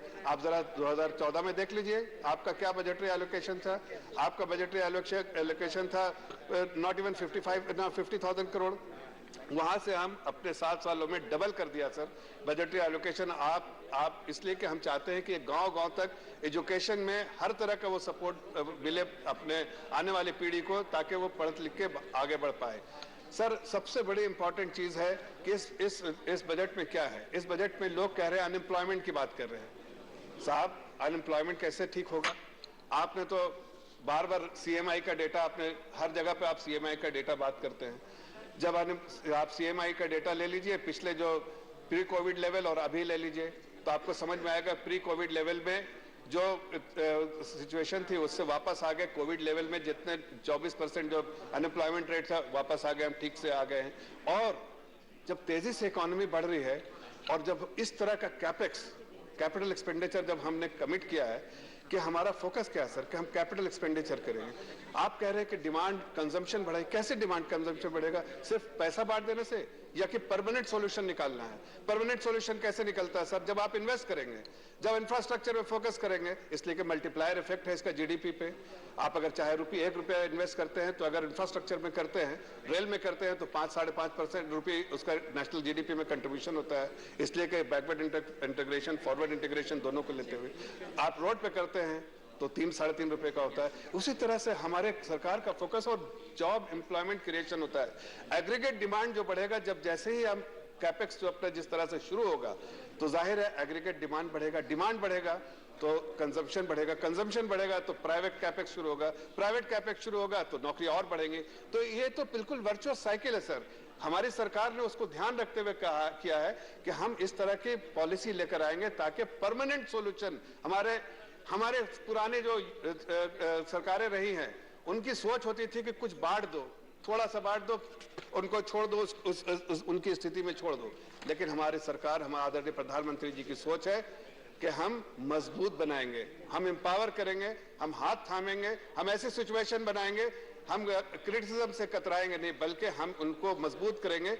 अपोजिशन क्रिटिसाइज कर सकता है, लेकिन अपोजिशन को मालूम है कि पटरी पे चल रही है सरकार, इकोनॉमी, और तेजी से चल रही है। जॉब एम्प्लॉयमेंट जो है क्रिएशन की बात कर रहे हैं हम, जॉब क्रिएशन होगा, इसलिए कि इंफ्रास्ट्रक्चर डेवलपमेंट में सबसे ज्यादा जॉब क्रिएशन होता है सर। सबसे ज्यादा डिमांड, एग्रीगेट डिमांड की वो जो बात करते हैं, वो सबसे ज्यादा इसी वक्त ये इन्वेस्टमेंट जो है बढ़ेगा। हमने 7.5 लाख करोड़ किया है सर। 7.5 लाख कोई छोटा अमाउंट नहीं है। आप जरा सा 2014 में देख लीजिए, आपको अपना बजट भी देखना चाहिए, इंट्रोस्पेक्ट कीजिए कि 2014 में आपके बजट में 2 लाख करोड़ के लिए आपने पूरा कैपेक्स के लिए डाला था, कैपिटल एक्सपेंडिचर के लिए। अभी 7.5 लाख करोड़ है।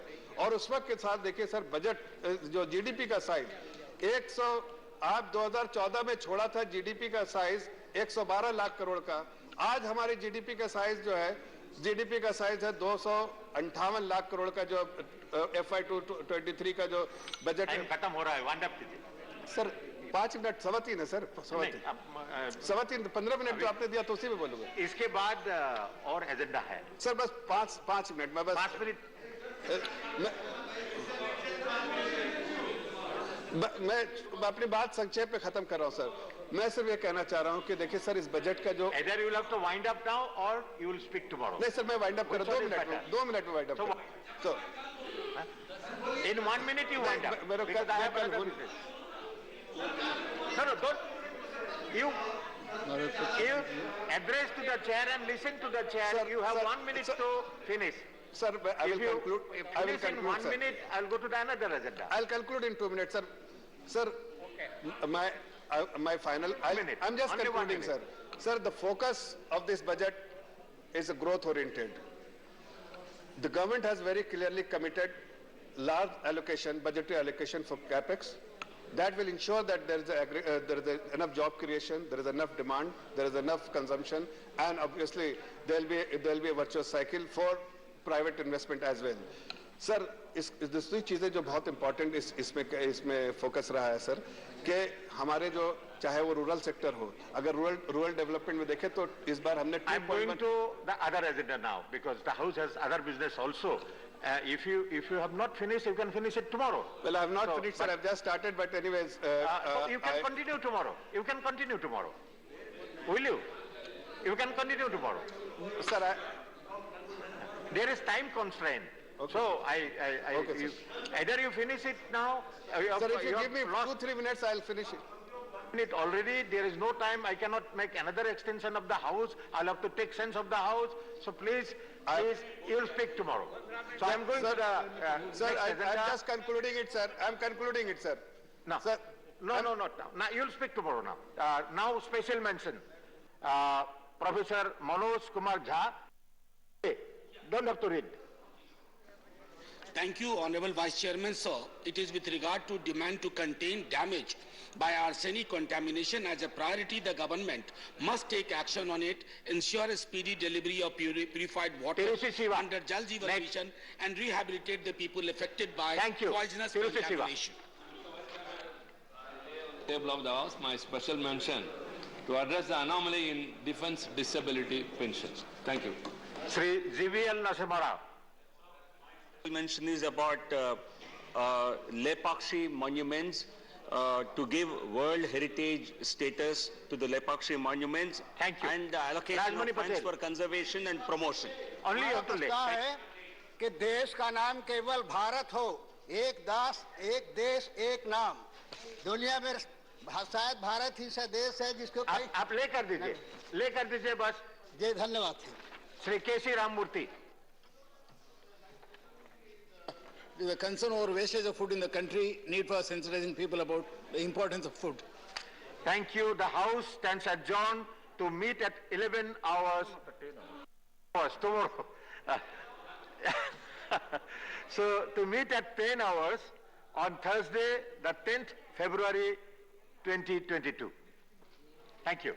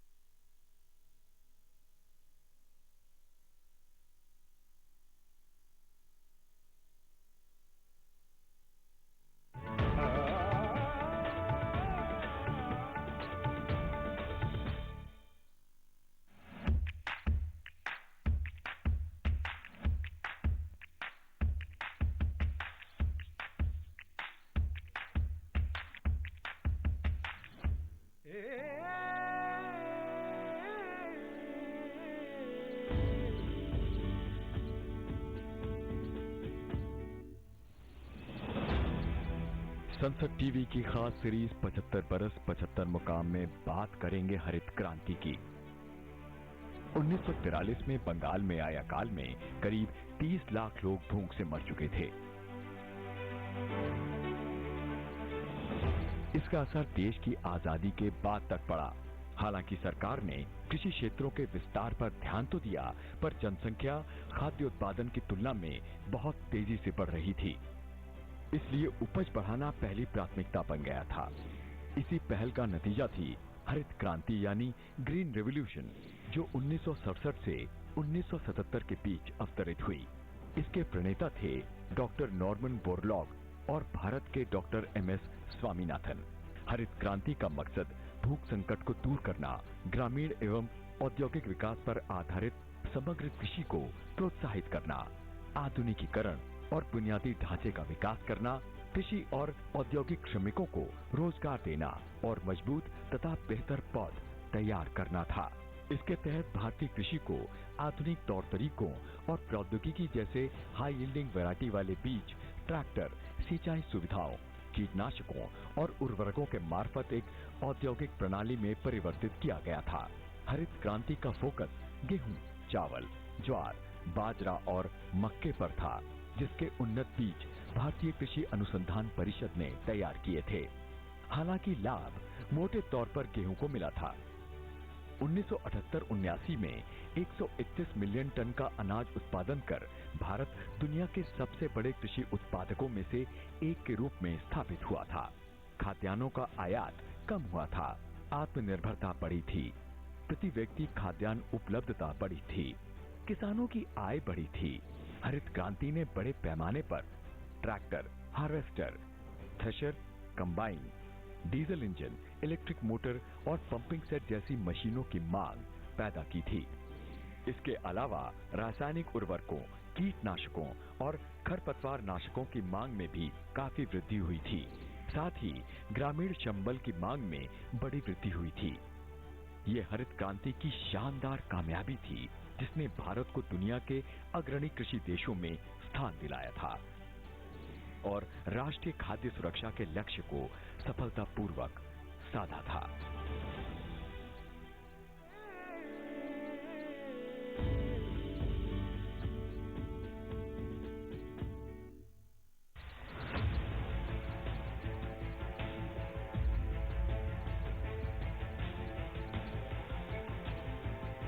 We will have to step out from these self-inflicted limitations of sticking to these percentages of GDP or a budget, whatever you have.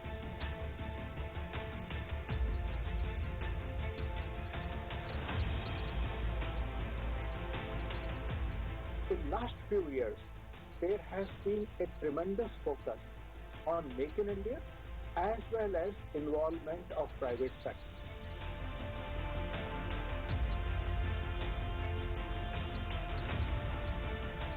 India's defense expenditure is something which is looked at carefully by both India's friends and adversaries.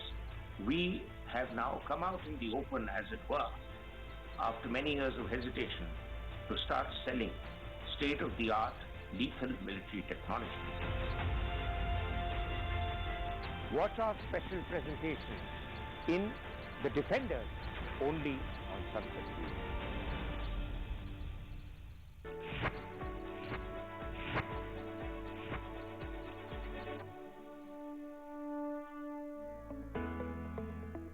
Year-old Captain Harpreet Chandi, Indian origin British Sikh Army officer and physiotherapist, scripted history by completing a solo unsupported trek to the South Pole. Captain Chandi is the first woman of color to complete a solo crossing on the continent and the third fastest female solo skier for this expedition. Also known as Polar Preet, Captain Chandi announced her history-making feat at the end of day 40 after traveling over 1100 kilometers while pulling a sledge with all her kit and battling temperatures of minus 50 degrees Celsius and wind speeds of around 60 mph. Polar Preet smashed expectations by completing her expedition almost a week ahead of schedule. The captain's adventure began in November 2021 when she embarked on her journey unsupported from Antarctica's Hercules Inlet. She spent the next few weeks skiing solo across Antarctica and announced on January 3, 2022 that she had completed the 1,126-kilometer trek in 40 days.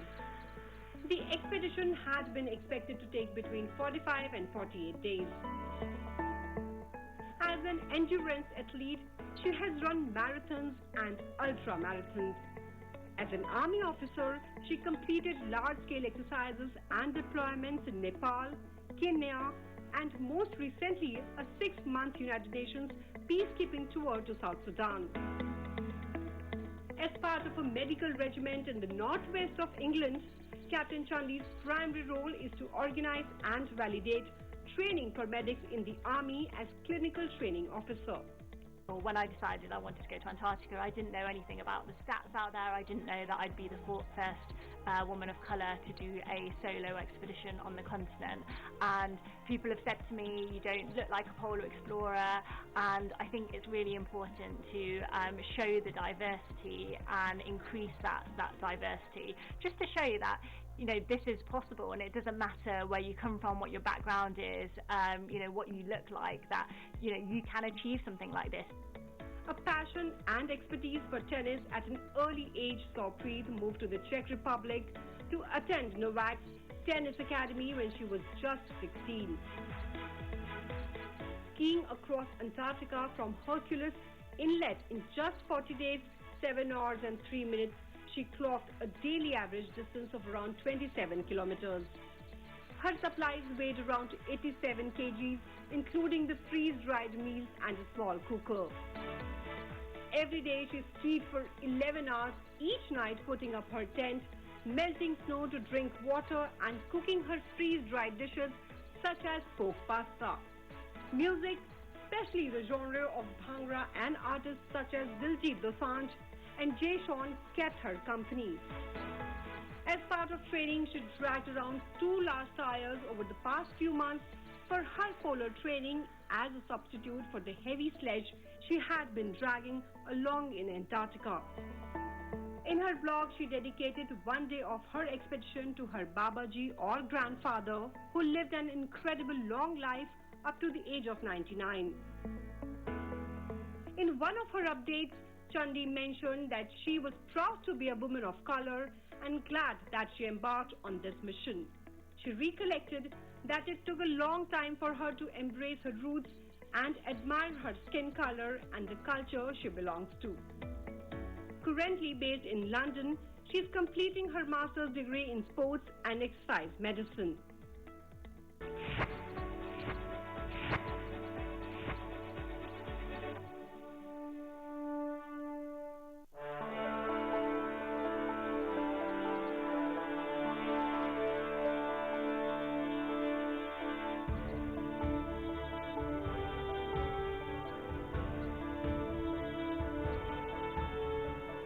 Those in favor, please say aye.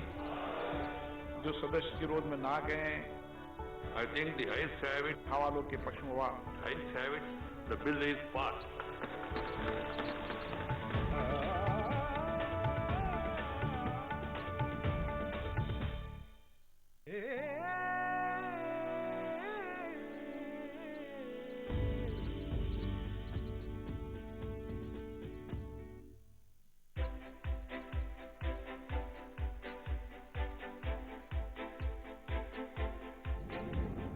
The government introduced the new industrial licensing policy in 1970 on the recommendation of that committee, Planning Commission and Administrative Reforms Committee.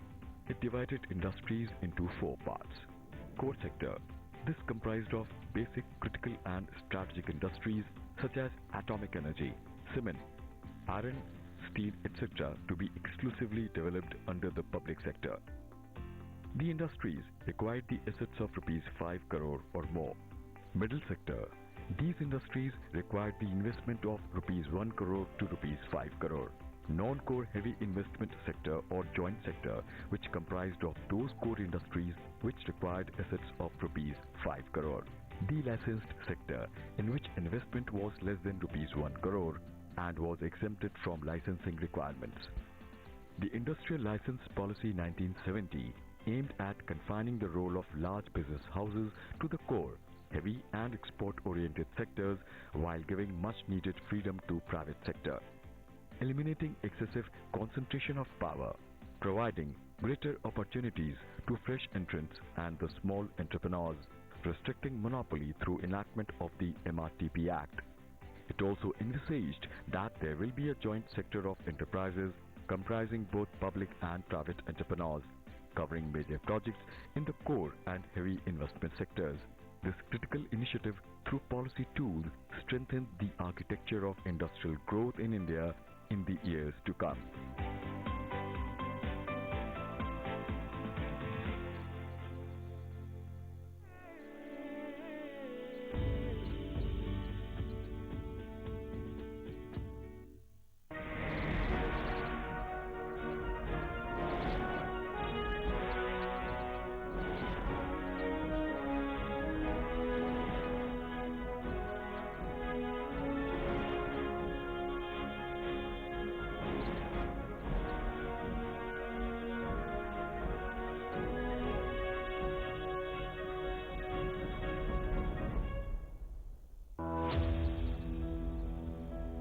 पूर्व औद्योगिक स्तर यानी 19वीं सदी की तुलना में धरती के तापमान में लगभग 1.1 डिग्री सेल्सियस की बढ़ोतरी। वातावरण में CO2 यानी कि कार्बन डाइऑक्साइड की मात्रा में 50% तक की वृद्धि का अनुमान। समुद्री जल स्तर में 20 सेंटीमीटर का उछाल। नहीं संभले तो खतरा बड़ा भी है और गंभीर भी। यही वजह है कि संयुक्त राष्ट्र समेत दुनिया के तमाम देश धरती के तापमान को 1.5 डिग्री तक बनाए रखने की संभावनाएं तलाश रहे हैं। नमस्कार, मैं दीक्षा कोहली। संसद टीवी के खास कार्यक्रम संसद संवाद में आज बात करेंगे जलवायु परिवर्तन के महत्वपूर्ण मुद्दे पर शीतकालीन सत्र के दौरान लोकसभा में हुई चर्चा की। Our oceans are heating up, the rains are acidic, forests are burning, coasts are eroding, sea levels are rising, and people are displaced, and that is the truth. So let us do something about it together. I mean, we are not here to say you are in the treasury, we are in the opposition, and nobody can be above blame. We accept that. So I think we have to come together to protect and to do something about climate change, and that is the only true gift we can give the next generation. जो जलवायु परिवर्तन है यह इतना serious issue है, इसको हम लोगों को बहुत सीरियसली सोचना पड़ेगा। खास करके हम सबको, जैसे हमसे पहले माननीय नेत्री कह रही थी कि सबों को साथ मिलकर काम करना, बिल्कुल काम करना पड़ेगा। हम इस दुनिया के सबसे वल्नरेबल देशों में से एक है। अगर क्लाइमेट रिफ्यूजी की बात हो रही है तो हमें उस पर जरूर सोचना चाहिए, क्योंकि हम 3% हमारे पास जमीन है, 3% स्वच्छ जल है, और हम दुनिया के 17% आबादी को के सब कुछ पालन पोषण और सब कुछ कर रहे हैं। सांसदों ने माना कि जलवायु परिवर्तन संपूर्ण मानवता और विश्व के लिए एक गंभीर चुनौती है और इससे निपटने के लिए साझा प्रयासों की जरूरत है।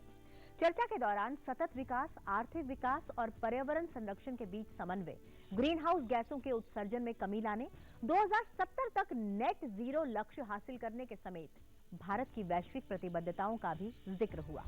सभी दलों के सांसदों ने जलवायु परिवर्तन के प्रभावों और इससे निपटने के उपायों के बारे में विचार और सुझाव रखे।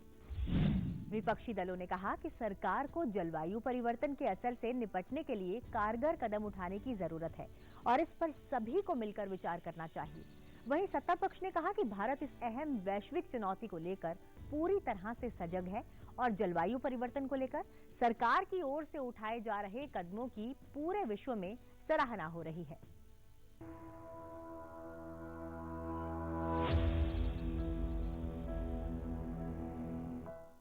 लंबे समय या कुछ सालों में किसी स्थान का औसत मौसम ही जलवायु है और मौसम की उन्हीं औसत परिस्थितियों में बदलाव जलवायु परिवर्तन है। औद्योगिक क्रांति के बाद मानवीय गतिविधियों के कारण दुनिया का तापमान लगातार बढ़ रहा है और जलवायु में तेजी से परिवर्तन आ रहा है, जिसका दुनिया के हर क्षेत्र पर अलग अलग असर होता है। जलवायु परिवर्तन के चलते कुछ स्थानों पर तापमान तुलनात्मक रूप से बढ़ जाएगा तो कहीं भारी बारिश होगी और बाढ़ आएगी। वहीं कुछ इलाकों को सूखे की मार झेलनी पड़ सकती है। यानी जलवायु परिवर्तन अब मानव जीवन के हर पहलू के लिए खतरा बन चुका है। अगर इस पर गौर नहीं किया गया तो आने वाले समय में मानव जीवन पर संकट आ सकता है।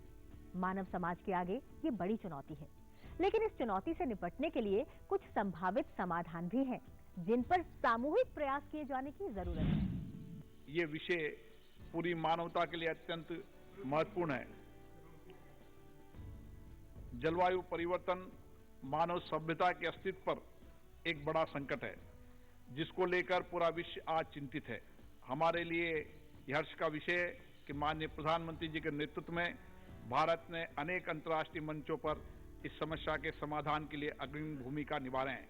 ये एक ऐसा व्यापक विषय है जिसमें देश की सभी लोकतांत्रिक संस्थाओं, समस्त जनता तथा जनप्रतिनिधियों की सामूहिक भागीदारी की आवश्यकता है। 3 दशकों से चल रही चर्चा के बावजूद धरती औद्योगिक क्रांति से पहले के दौर की तुलना में 1.1 डिग्री सेल्सियस गर्म हो चुकी है। संयुक्त राष्ट्र समेत दुनिया भर के देशों की तमाम कोशिशों के बावजूद स्थितियां दिन प्रतिदिन और भयावह होती जा रही है। नियम 193 के तहत लोकसभा में हुई अल्पकालिक चर्चा के दौरान भी जलवायु परिवर्तन के विनाशकारी प्रभावों और खतरों को लेकर सांसदों की चिंता साफ नजर आई। In August 2021, the IPCC estimated that a 1.5 degrees Celsius centigrade increase may happen much earlier by 2040. This could lead to a reduction of the snow cover, increase in heat waves, extreme precipitation, intensification of tropical cyclones, and increase in sea level.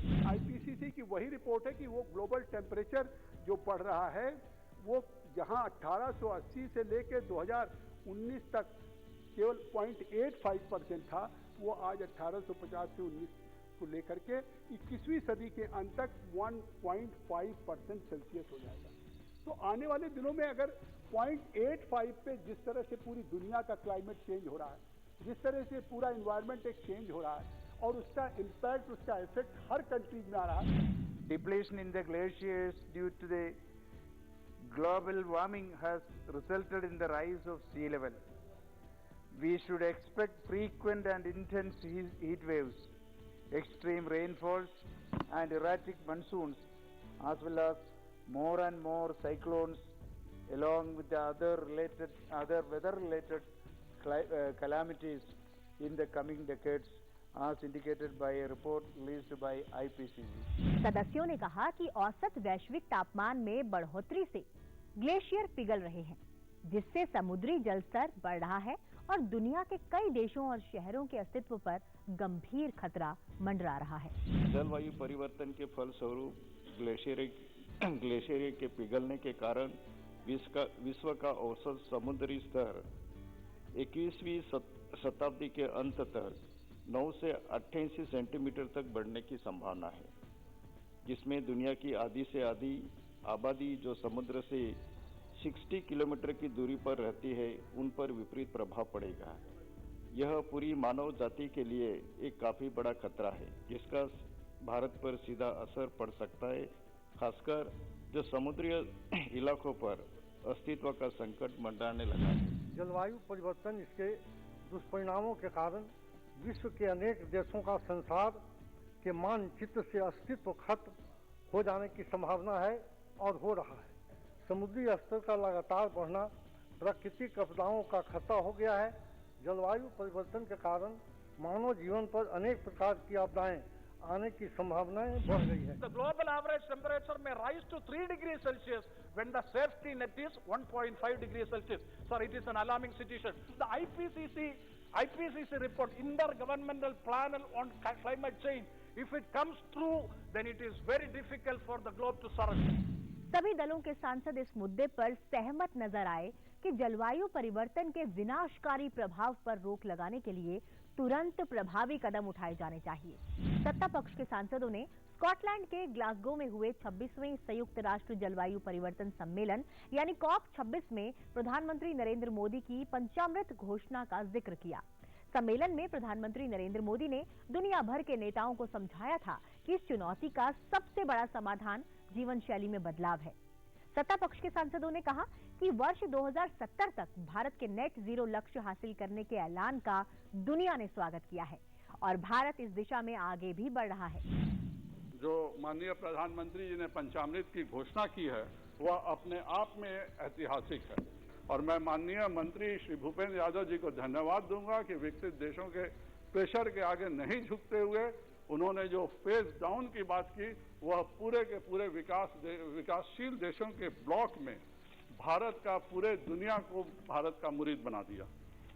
हमने साफ वैश्विक पटल पर यह संदेश दिया कि हम एक तरफ तो जहां जो हमारे एनडीसीज हैं वह पेरिस एग्रीमेंट के हम एक एक को पूरे करने के लिए तत्पर हैं, हम पर्यावरण के लिए सबसे ईमानदार देश हैं, पर हम अपने देश के विकास के लिए किसी भी दबाव में नहीं झुकेंगे। इंटरनेशनल कॉन्फ्रेंस में या क्लाइमेट चेंजेस की कॉन्फ्रेंस में आज वो प्रधानमंत्री ने केवल कार्बन उत्सर्जन के लिए, इस क्लाइमेट चेंजेस के लिए केवल उन्होंने 5 सूत्र नहीं दिए बल्कि पूरी दुनिया के सामने एक दिशा देने का काम किया, जिसको सभी सदस्यों ने माना कि भारत की पहल को, प्रधानमंत्री की पहल को सराहा गया। भारत के प्रधानमंत्री ने कहा कि भारत इस बात के लिए प्रतिबद्ध है कि हम नेट जीरो एमिशन करेंगे, मतलब हम कार्बन के उत्सर्जन को जीरो पे 2070 तक लाएंगे और उसके लिए उन्होंने एक रोड मैप दिया।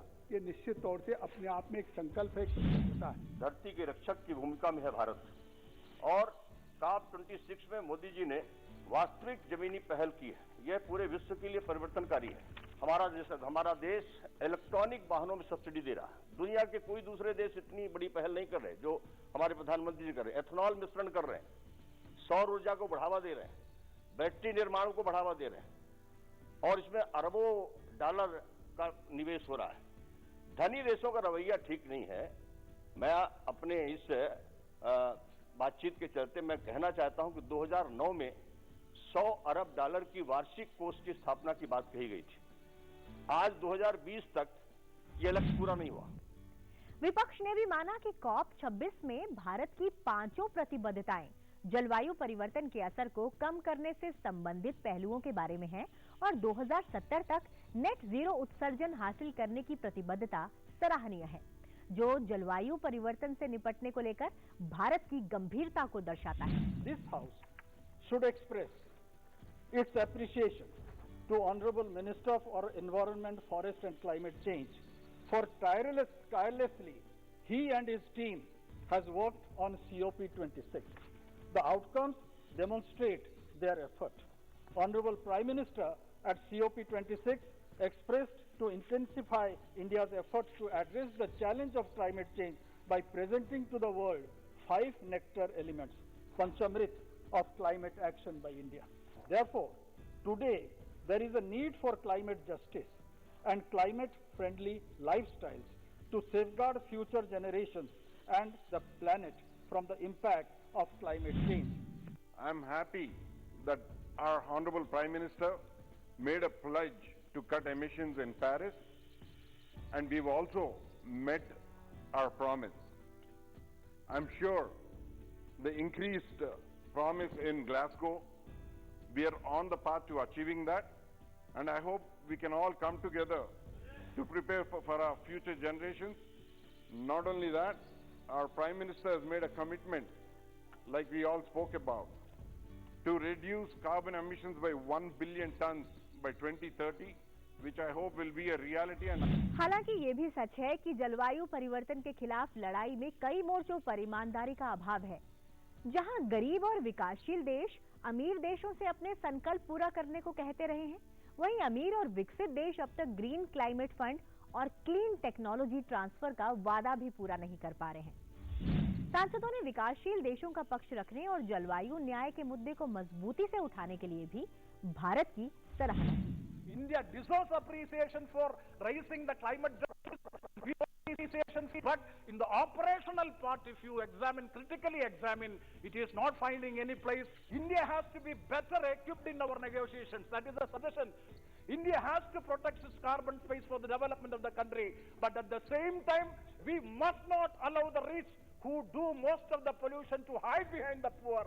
So also I appreciate the position taken by the government of India in the negotiations to substitute the word phase out with the phase down. I do appreciate the announcement made by the Honorable Prime Minister regarding the renewable energy in the COP26 Glasgow conference. It's a good thing, but that has to come, the government has to come out with a concrete action plan so as to make it practicable. India must be in the forefront to meet the global demand for mitigation of global change, and at the same time we should improve our capacity for adaptation. हालांकि विपक्ष का ये भी कहना था कि नए लक्ष्यों को हासिल करने के लिए सरकार को बहुत कुछ करने के साथ साथ पर्यावरण मंत्रालय का बजटीय आवंटन बढ़ाने की भी जरूरत है। However, this is the first time India has committed net zero emission to become a carbon neutral country. But how it is possible? What is your roadmap? How much fund you require? These are all the aspects that needs to be elaborated. We should not be taken for a ride insofar as climate change is concerned. India launched an ambitious initiative, One Sun, One World, One Grid during COP26, along with the Green Grid initiative of the United Kingdom. ये global जो phenomena है climate change, अकेला तो नहीं हम लड़ सकते, सबको साथ मिलकर लड़ना पड़ेगा, ये अच्छी बात है। अध्यक्ष महोदय, मैं आपके माध्यम से जानना चाहूंगा कि वैश्विक स्तर पर हुए सम्मेलन समझौते पर भारत में जलवायु परिवर्तन की समस्याओं को निपटाने हेतु केंद्र सरकार का क्या प्रयास तथा उपाय योजना कर रही है और अभी तक सरकार ने इस संबंध में कौन कौन सी उपाय योजना की है। अध्यक्ष महोदय, मैं आपके माध्यम से सरकार से अनुरोध करना चाहूंगा कि इन सभी समस्याओं के निराकरण हेतु सरकार एक ठोस नीति बनाकर इस समस्या का हल करे। To achieve its new goals, India will need to do much more in a holistic way. So India has not invested in policies to facilitate our net zero commitments to COP26. It has also not made the budgetary allocations necessary to execute on our promise to the net zero 2070. Bharat ने जहां वर्ष 2070 तक net zero उत्सर्जन हासिल करने की प्रतिबद्धता जताई है, वहीं चीन 2060 तक, जबकि अमेरिका और यूरोपीय संघ इस लक्ष्य को 2050 तक हासिल करने का ऐलान कर चुके हैं। भारत दुनिया का तीसरा सबसे बड़ा कार्बन उत्सर्जक देश है। हालांकि यूरोपीय संघ को एक साथ लेने पर भारत की गिनती चौथे नंबर पर होती है, जबकि इस मामले में पहले स्थान पर चीन और फिर अमेरिका है।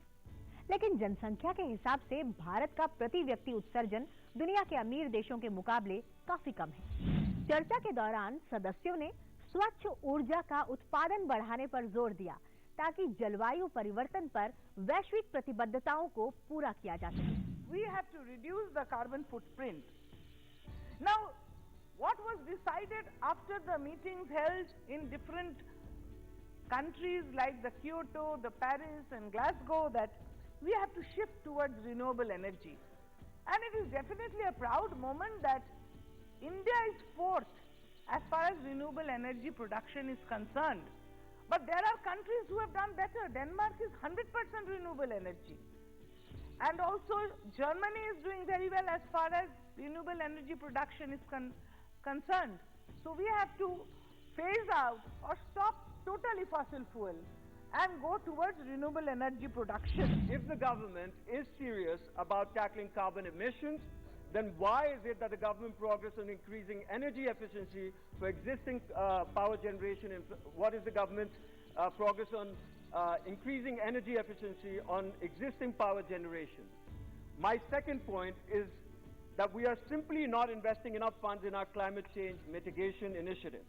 In the last 5 years, madam, the ministry is unable to fully spend even the funds it has been allocated by this August House. The amount of its actual expenditure has been decreasing. सत्ता पक्ष के सांसदों ने कहा कि COP26 में भारत और Britain ने ग्रीन ग्रिड इनिशिएटिव और वन सन, वन वर्ल्ड, वन ग्रिड की घोषणा दुनिया के पर्यावरण को बचाने के लिए की है। साथ ही इलेक्ट्रॉनिक वाहनों को सब्सिडी, एथेनॉल मिश्रण, पेट्रोलियम में भारत का सीधे स्टेज 4 से स्टेज 6 पर आ जाना और 2030 तक भारतीय रेल के लिए नेट जीरो का लक्ष्य रखने जैसी पहलों में सरकार ने निवेश बढ़ाया है ताकि पर्यावरण की रक्षा की जा सके। पेरिस एग्रीमेंट को अगर किसी ने लेटर एंड स्पिरिट में लागू किया है तो वह केवल और केवल भारत है। इतना ही नहीं, जर्मन वॉच एक के वैश्विक जलवायु परिवर्तन प्रदर्शन सूचकांक है CCPI, इसमें टॉप 10 में लगातार पिछले 3 सालों से भारत है। हम लोगों ने मनरेगा से पौधारोपण, तालाबों का निर्माण, जैविक खेती, वर्मी कंपोस्ट एवं जैविक कूड़े से कंपोस्ट खाद बनाने से लेकर के नमामि गंगे परियोजना में हम हजारों करोड़ रुपए खर्च कर रहे हैं इसी पर्यावरण को बचाने के लिए। There were some announcements made by the Prime Minister regarding supporting infrastructure in small island countries, which must be appreciated. The One Sun, One World Grid group was also announced by our Prime Minister, which was led by India and must be acknowledged. चर्चा के दौरान सदस्यों ने अपने अपने राज्यों और संसदीय क्षेत्रों में जलवायु परिवर्तन की वजह से पड़ने वाले असर का भी उल्लेख किया। Sundarbans is one of the well-known climate hotspots, being affected unprecedentedly by 4 major cyclones in the last 2 years. This despite people in Sundarbans hardly contribute to climate change. When UNFCCC has agreed to start dialogue formally on loss and damage of climate change, as part of the Glasgow decision, we should demand immediate initiation of such dialogue in Sundarbans and calculate the loss and damage already occurred in Sundarban ecosystem, including the same incurred by nearly 5 million people living in the area. The northeastern region is the storehouse of biodiversity. It harbors the mega hotspots of forestry, rainforest, and the biodiversity. Unfortunately, the climate change has taken its toll. There is a new concept, new description of climate refugees. In Assam, we have been seeing the plight of the climate refugees because the people who live in the riverine areas, who take shelter in the river islands, are routinely get homeless because of the fluctuations of the river water flow and the erratic flood patterns. BJP सांसद रमेश बिधूड़ी ने दिल्ली में बढ़ते प्रदूषण के मुद्दे पर राय रखी। RLP सांसद हनुमान बेनीवाल ने राजस्थान के स्थानीय इलाकों में जलवायु परिवर्तन के बढ़ते असर का जिक्र किया, तो जम्मू कश्मीर से सांसद हसनैन मसूदी ने श्रीनगर की डल झील में बढ़ते प्रदूषण का जिक्र करते हुए समस्या के समाधान की दिशा में कदम बढ़ाने की अपील की। जलवायु परिवर्तन का असर तो पूरी दुनिया पर पड़ ही रहा है, लेकिन जैसे मैंने देखा कि राजस्थान के स्थानीय इलाकों में इसका असर बहुत ज्यादा दिख रहा है। जैसे हर मौसम की प्रचंडकारी गतिविधियां बढ़ती जा रही है, कहीं बहुत ज्यादा ठंड तो कहीं बहुत ज्यादा गर्मी। घटनाओं की बात करें तो सबसे प्रमुख रूप से जलवायु परिवर्तन का असर मानसून में बदलाव के रूप में देखा जा रहा है। जहाँ ज्यादा बारिश होती थी आज के समय में इलाके सूखा झेल रहे हैं, औसतन बारिश भी नहीं हो पा रही है, और जहाँ कम बारिश हो रही थी वहाँ ज्यादा बारिश हो रही है। Say about the Dal Lake. We had also pleasure to go to Dal Lake. It has become a septic tank. Again, because of urban runoffs, agricultural runoffs, urban runoffs, because we have not been able to preserve it the way we inherited it. So my effort would be, instead of only highlighting the problem, but also to practically do something to address the problem. जलवायु परिवर्तन का असर बेहद विनाशकारी है और ये किसी स्थान विशेष, राज्य या राष्ट्र ही नहीं बल्कि पूरी दुनिया और मानवता के लिए गंभीर चुनौती है। इसलिए इसके खतरनाक असर को रोकने और प्रभावी कदम उठाने को लेकर सांसदों ने सुझाव भी दिए। We have to do better than what we are doing now, but that is not impossible. The solutions are in fact there. We need to focus on adoption and innovation. The finance is available. It is not difficult to find the finance.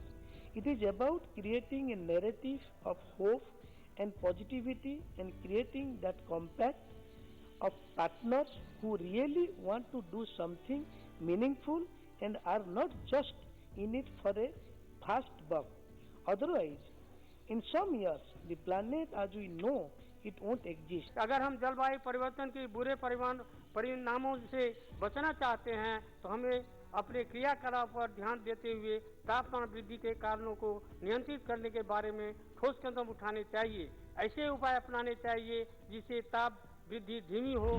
BJP सांसद तापिर गांव ने ज्यादा से ज्यादा जंगल लगाने और प्रदूषण संबंधी कानूनों को सख्ती से लागू करने पर जोर दिया, तो निर्दलीय सांसद नवनीत रवि राणा ने ग्रीन व्हीकल्स पर सब्सिडी देने का सुझाव दिया।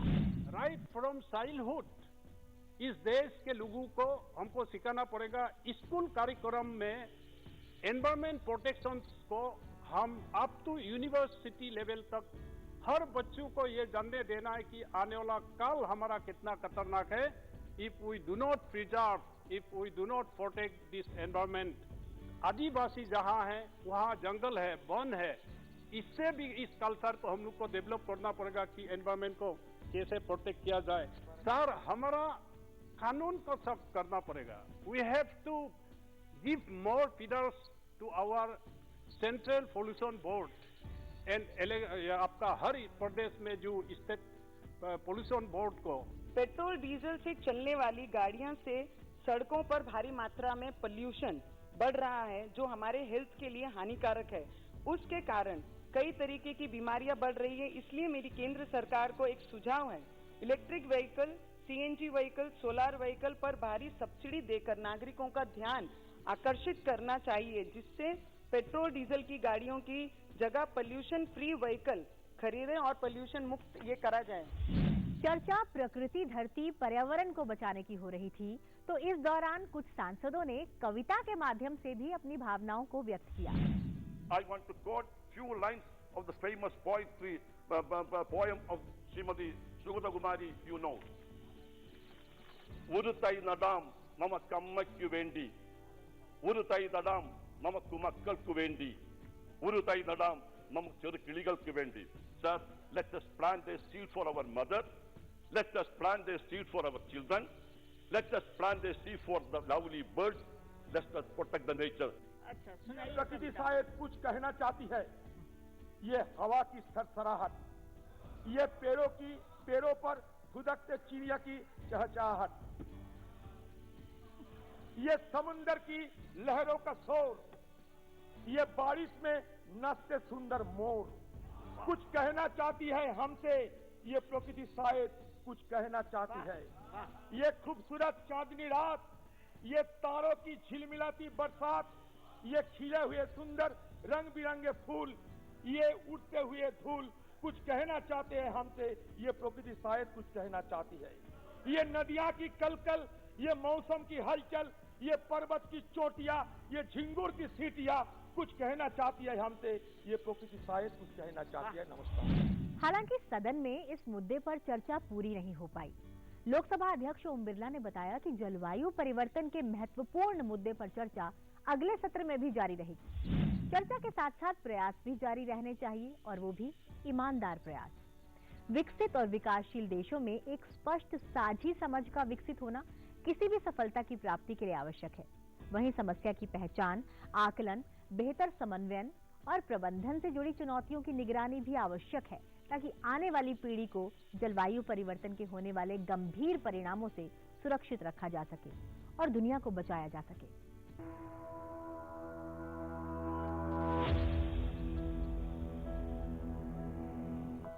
हमारा ये कार्यक्रम आपको कैसा लगा? अपने सुझाव आप हमें संसद टीवी के सोशल मीडिया प्लेटफॉर्म पर भी भेज सकते हैं। संसद संवाद के अगले एपिसोड में हम आपको दिखाएंगे संसद में हुई ऐसी ही एक और दिलचस्प चर्चा। फिलहाल मुझे दीजिए इजाजत और आप देखते रहिए संसद टीवी। नमस्कार।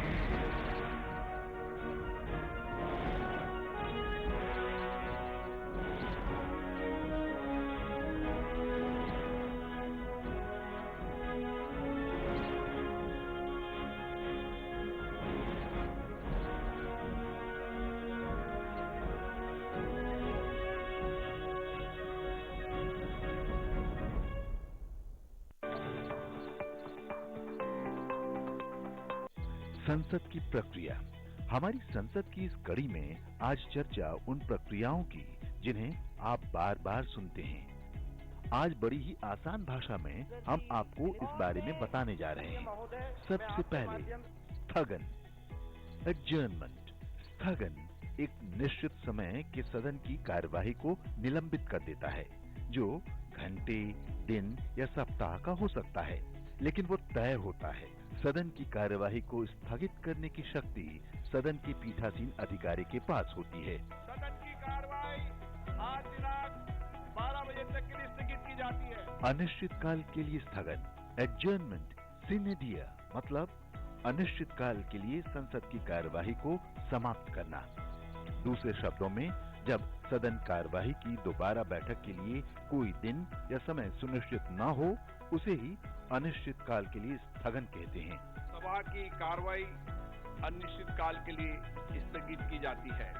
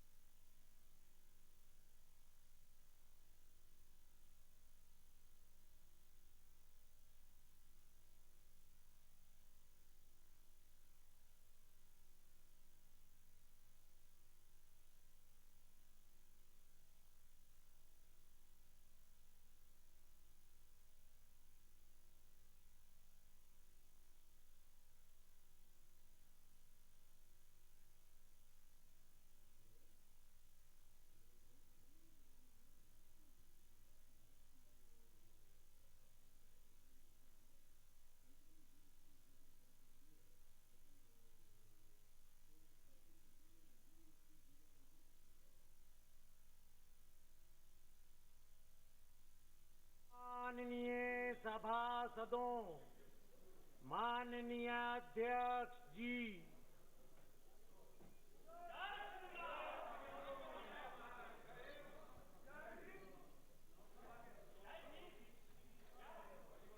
प्रश्न संख्या 101, दानिश अली जी। Question number 101.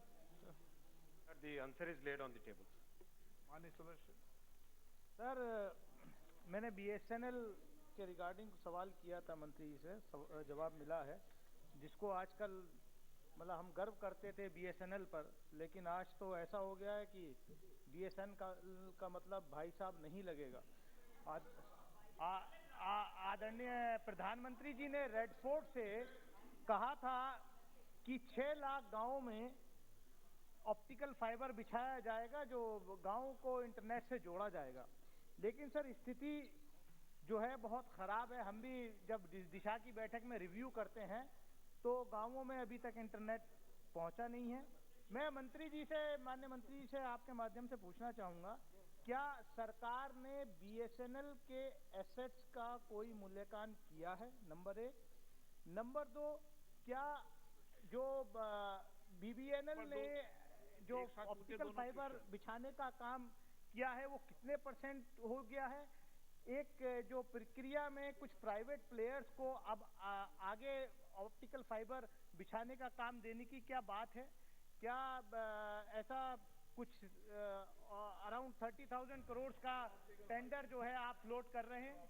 माननीय अध्यक्ष जी, माननीय सांसद जी ने BSNL के बारे में कुछ कमेंट किए। मेरे हिसाब से उसको उसकी जांच करनी चाहिए और अगर असंसदीय है तो उसको एक्सपंज करनी चाहिए, पहली बात। दूसरी बात, दूसरी बात, बीएसएनएल और MTNL cash rich profitable companies थी।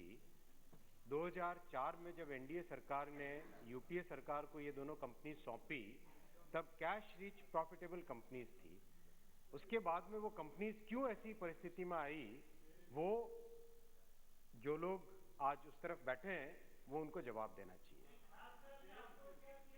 मैं आपको बताता हूं, वही बताता हूं ना, 7 साल में जो किया बताता हूं। आपने माफ कीजिए अध्यक्ष जी, 7 साल में आप माननीय अध्यक्ष जी जिस पोजीशन में बीएसएनएल को छोड़ के गए थे, उस पोजीशन से आज बीएसएनएल बहुत सिग्निफिकेंटली बेटर सिचुएशन में, पहली बार कई वर्षों के बाद में बीएसएनएल ने ऑपरेटिंग प्रॉफिट बनाया है। सर, पहली बार कई वर्षों के बाद में बीएसएनएल और एमटीएनएल इबिटा पॉजिटिव हुई है। इनकी जो परिस्थिति थी, उस परिस्थिति के लिए 2019 में जो रिवाइवल पैकेज किया, उस रिवाइवल पैकेज के कारण आज दोनों कंपनियां स्टेबल हो गई है।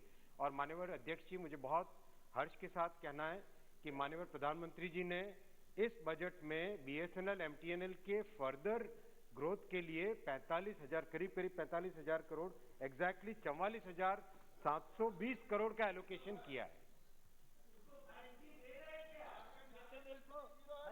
सर, मैं मिनट पूछना चाहता हूँ, जो माननीय मंत्री जी ने कहा कि बहुत सुधार हो गया है।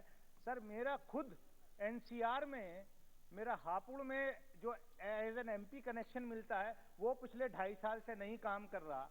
तो आप कहाँ, बीएसएनएल कहाँ काम कर रहा है, ये तो आप। सर, मैं जो सवाल पूछना चाहता हूँ, क्या जो 44,000 करोड़ रुपया एलोकेट हुआ है, सरकार की नीयत कहीं बीएसएनएल को प्राइवेट प्लेयर्स को बेचने की तो नहीं है? कहीं ऐसा तो नहीं कि जो टावर्स लग रहे हैं, जो ऑप्टिकल फाइबर बिछ रहा है, सब ठीक ठाक करके फिर आप किसी दूसरे प्राइवेट प्लेयर्स को हैंडओवर कर दें, सारा का सारा, जैसे एयर इंडिया की तरह ऐसा सरकार का लगे, और बाद में किसी अडानी अंबानी को हैंडओवर कर दें? माननीय अध्यक्ष जी, 2019 में जो बीएसएनएल का रिवाइवल पैकेज किया गया, उसके कैपिटल इन्वेस्टमेंट की बहुत सारी जरूरतें थी। देश भर में नेटवर्क को मजबूत करने के लिए लगातार इन्वेस्टमेंट करना पड़ता है। और अभी जो 44,720 करोड़ रुपए एलोकेशन किया गया है, इसका भी प्राइमरीली बीएसएनएल के और रिवाइवल के लिए और कैपिटल इन्वेस्टमेंट के लिए, और 4G भारत में बना हुआ पहली बार भारत में एक कंप्लीट कोर नेटवर्क बना है, कंप्लीट रेडियो नेटवर्क बना है। दुनिया हिली हुई माननीय अध्यक्ष जी, सब लोग देख रहे हैं कि भारत ने 4G बना लिया, 5G बना लिया, और जो भारत के इंजीनियर्स का टैलेंट है वो दुनिया भर में इसकी प्रसिद्धि हो रही है। और उसी रास्ते बीएसएनएल बहुत अच्छे से रिवाइव होगा और बहुत अच्छे से ग्रो करेगा। आज जब छोड़ के गए थे 7-7.5% मार्केट शेयर रह गया था, अभी अपने समय में ऑलरेडी 10% से अधिक आ गया माननीय अध्यक्ष जी। क्वेश्चन नंबर 109 क्लब किया जाता है। श्री मनीष तिवारी जी, माननीय सदस्य, माननीय मंत्री जी। 109 answer is laid on the table. Shri Rahul Shewale. धन्यवाद अध्यक्ष महोदय, आपने मुझे सप्लीमेंट्री क्वेश्चन पूछने का मौका दिया। अध्यक्ष महोदय, मेरे संसदीय क्षेत्र में टेलीकॉम फैक्ट्री है जहां पे प्रोडक्शन का काम किया जाता है। वहां पे स्टाफ से रिलेटेड और प्रोडक्शन से रिलेटेड बहुत सारे इश्यूज है। स्टाफ में जो ग्रुप डी के जो स्टाफ है, उनको प्रमोशन न मिलने की वजह से रिटायर्ड वो ग्रुप डी के सेम पोस्ट पे रिटायर्ड हो रहे हैं। और जो टेलीकॉम फैक्ट्री ऑफिसर्स है, उनको एसडी के टू एजीएम जो प्रमोशन का इश्यू है वो भी पेंडिंग है। और प्रोडक्शन के बारे में कहा जाए तो पीएलबी पाइप की प्रोडक्शन की अगर उनको ऑर्डर मिलेगी तो ऑप्टिकल फाइबर्स का बहुत ही बड़ा काम बीएसएनएल का हो सकता है। और वो जो 22 एकड़ की लैंड है टेलीकॉम फैक्ट्री की, वहाँ पे एंक्रोचमेंट भी हो रहा है, तो सिक्योरिटी से रिलेटेड भी वहाँ पे इश्यूज है। तो मैं आपके माध्यम से मंत्री जी से पूछना चाहता हूँ कि टेलीकॉम फैक्ट्री जैसे बीएसएनएल का रिवाइवल का आपने मॉडल बताया, वैसे टेलीकॉम फैक्ट्री के लिए भी आप क्या विचार करें। धन्यवाद। माननीय अध्यक्ष जी, अवश्य प्रश्न मेन प्रश्न से अलग है, फिर भी आईटीआई के रिवाइवल के लिए बहुत सारे स्टेप्स लिए गए हैं। अभी हाल ही में रायबरेली में आईटीआई के 3 नए यूनिट का काम चालू हुआ है। मॉडल कोड ऑफ कंडक्ट लग गया था, इसलिए कोई फॉर्मल इनॉग्रेशन नहीं किया, लेकिन एक दिन भी ITI को लॉस ना हो इसी कारण से वहाँ पे काम चालू कर दिया गया। ऑप्टिकल फाइबर केबल वहाँ पे बन रहे हैं और भी 3-4 अलग अलग तरह की चीज़ें बन रही है। साथ ही साथ ITI ने देश में 2 स्टेट्स में ऑप्टिकल फाइबर लेइंग का काम भी बहुत बड़े तरीके से किया है। श्री मणिकम टेगोर जी, श्री अरविंद सावंत जी, BSNL और अरविंद सावंत। लोकसभा अध्यक्ष जी, मेरे दिल की बात है नहीं सर, मैं पहले तो धन्यवाद भी अदा करता हूँ। एक सवाल सही है आपका कि पुरानी सरकार ने उसके ऊपर ध्यान नहीं दिया। कल भी यही बहस हुई, आदरणीय निर्मला जी को लगा मैं कुछ बोल रहा हूँ, तो ऐसे नहीं था, ये मानता हूँ मैं। अब अपने 7 साल में आपने जो काम किया, पहला कदम ठीक उठाया, VRS हुई, VRS में लोग गए, लोगों को आज भी पेंशन या पैसा जो मिला वो भी मैं मानता हूँ, उसमें कोई दो राय नहीं। अब हुआ क्या, VRS के बाद में स्टाफ कम हुआ, जैसे इन्होंने अभी कहा कि इनकी लैंडलाइन मेंटेन नहीं हो रही है। सर मेरी विनती आपसे ये है कि ये रिवाइवल प्लान जो आपका चल रहा है उसमें MTNL BSNL के बारे में जो कदम उठाने चाहिए वो कदम वहां से, अभी जो कॉन्ट्रैक्टर को कॉन्ट्रैक्ट दिया है उसको कॉन्ट्रैक्ट देने के बाद उसके पास जो कर्मचारी आए हैं वो ट्रेंड नहीं है ना, तो उनको कुछ भी नहीं आता। अभी केबल ज्वाइन करना बड़ा अलग बात है। तो मैं 2 प्रश्न पूछ रहा हूँ ये दोनों के रिवाइवल के लिए। एक BSNL है कि मतलब छोटे, BSNL is in the nook and corner of the country, गांव में गया हुआ है। ऑप्टिकल फाइबर का काम अगर आप BSNL को दे देंगे तो BSNL की ताकत बढ़ेगी, 4 पैसे भी उसके आएंगे। और लेइंग केबल हुआ है already. Same thing applies to MTNL। If same thing has been will do it, then कल परसों आपने डाटा सेंटर की बात की, one of the finest data centres we are having in MTNL Mumbai, we are not utilising it up to the maximum. ये 2-3 चीजें मैं ज्यादा नहीं बोलूंगा इधर, करेंगे और मुझे विश्वास है आपके, मैं बता रहा हूँ जिस ढंग से आप चल रहे हो ना, तो मुझे विश्वास है आपके मुंह से अगले 6 महीने के बाद में ये कहना आना चाहिए कि both are going in profit. I hope that take a right steps on that direction. माननीय अध्यक्ष जी, पहला तो माननीय सांसद महोदय का जो सुझाव है बहुत ही अच्छा सुझाव है कि जितना ऑप्टिकल फाइबर का नेटवर्क बन गया है, करीब 2 लाख किलोमीटर के आसपास बना है, वो BSNL को सौंप देना चाहिए। मैं आपको ये जानकर ये भी बताते हुए हर्ष होता है, आज BSNL करीब हर महीने 1 लाख घरों तक फाइबर पहुंचा रहा है हर महीने, और टोटल संख्या 20 लाख से अधिक पहुंच चुकी है। और अभी जिस तरीके से BSNL काम कर रहा है सर, अभी हमको अंदाजा है कि थोड़ी और मेहनत करेंगे तो 1 लाख की संख्या ये डबल भी हो सकती है। तो उसी रास्ते में मेहनत कर रहे हैं। और जो आपका पॉइंट MTNL का है, बहुत स्टेप बाय स्टेप लेना पड़ेगा। इतनी कॉम्प्लेक्स, इतनी बैलेंस शीट ऐसी छोड़ के गए कि मतलब स्वच्छ भारत अभियान चलाते भी मेहनत करके जाके कहीं कुछ होगा। सोगत राय जी, बहुत बहुत शुक्रिया आपको परिवर्तन के संकेत दे रहे। सर आपको कैसे आभार व्यक्त करूं कि ये बहुत जरूरी क्वेश्चन है। सर मंत्री नया मंत्री है, ये पहले ही दानिशली, थोड़ा चुप करो मुझे। दानिशली जी, सर मंत्री नया है, पहले IAS ऑफिसर थे, वाजपेयी जी को साथ काम किया, लेकिन मैजिशियन तो नहीं है। वो बोल रहे हैं कि BSNL का हालत अच्छा है। हजारों सर 1 सेकंड में उनका पीड़ा आप समझिए। हजारों संख्या में BSNL का कॉन्ट्रैक्ट लेबर को छटाई हुआ और BSNL को 50% वर्कर को VRS दिया गया। तो मैं मंत्री जी को अभी भी वही कॉन्ट्रैक्ट लेबर से ही काम कराते हैं, प्रश्न क्या है? नया कॉन्ट्रैक्ट बन के। मैं 2 छोटा सा सवाल पूछूंगा। माननीय मंत्री कृपया बताएंगे कि BSNL का ये बहुत गरीब कॉन्ट्रैक्ट वर्कर जिसको लाखों करोड़ रुपया बाकी है, उसको लिए आप कुछ करेंगे कि नहीं? और दूसरा सर 1 सेकंड सर, छोटा सा, आप अगर इसको बचाने चाहते हैं तो 5G क्यों जियो को दे रहे हैं? 5G देना है, जियो को मिल जाएगा 5G, और BSNL कैसे प्रॉफिट में आएगा? माननीय अध्यक्ष जी, माननीय सांसद महोदय हमारे बहुत ही वेल रिस्पेक्टेड सांसद महोदय हैं। हम सब आपकी छत्र छाया में ही हम सब, हमारे जैसे कार्यकर्ता खड़े हुए हैं। तो आपका जो सुझाव है कि बीएसएनएल को 4G और 5G देना चाहिए, पक्की बात देना चाहिए। 4G ऑलरेडी दिया गया, पूरा सपोर्ट दिया गया, और माननीय प्रधानमंत्री जी का जो विजन है आत्मनिर्भर भारत का, उसमें 5G के core network, radio network, equipment, handset, complete उसकी तैयारी हो गई है। बहुत जल्दी इसकी भी प्रोग्रेस आप सबके सामने आएगी और वो भी बीएसएनएल को दिया जाएगा, पक्की बात। Shri N.K. Premachandran ji. Sir, thank you very much, Speaker, sir. Sir, this is very important question number 109 and 101. That is regarding the two prestigious organizations of the Government of India, that is BSNL and MTNL. Yesterday also, the Honorable Finance Minister, during her intervention also, suggested that big amount is being pumped so as to revive the MTNL and BSNL. We do agree with it. But the problem is, we are all chairing the BSNL Advisory Committee, Telecom Advisory Committee. The regular complaint which we are received is even 4G has not been provided. In the state of Kerala, even 4G has not been provided. All other private telecom, telecom operators are going for 5G. And second part, B part of my question, why this Telecom Advisory Committee chaired by the members of Parliament is not being reconstituted after 2 years of assuming the office? This is a B part of my question.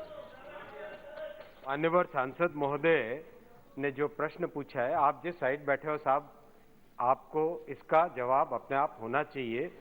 जितनी परिस्थितियां जैसी खराब condition में BSNL को छोड़ के गए, आने में समय लगता है, प्रयास बहुत ज्यादा लगता है। आज की तारीख में, आज की कंडीशन में, मैंने जैसे पहले बोला, पहली बार कई वर्षों के बाद में बीएसएनएल, एमटीएनएल, सॉरी आपने इंग्लिश में क्वेश्चन किया था, after many years BSNL, MTNL has come into operating profit. It has become EBITDA positive after many years, sir.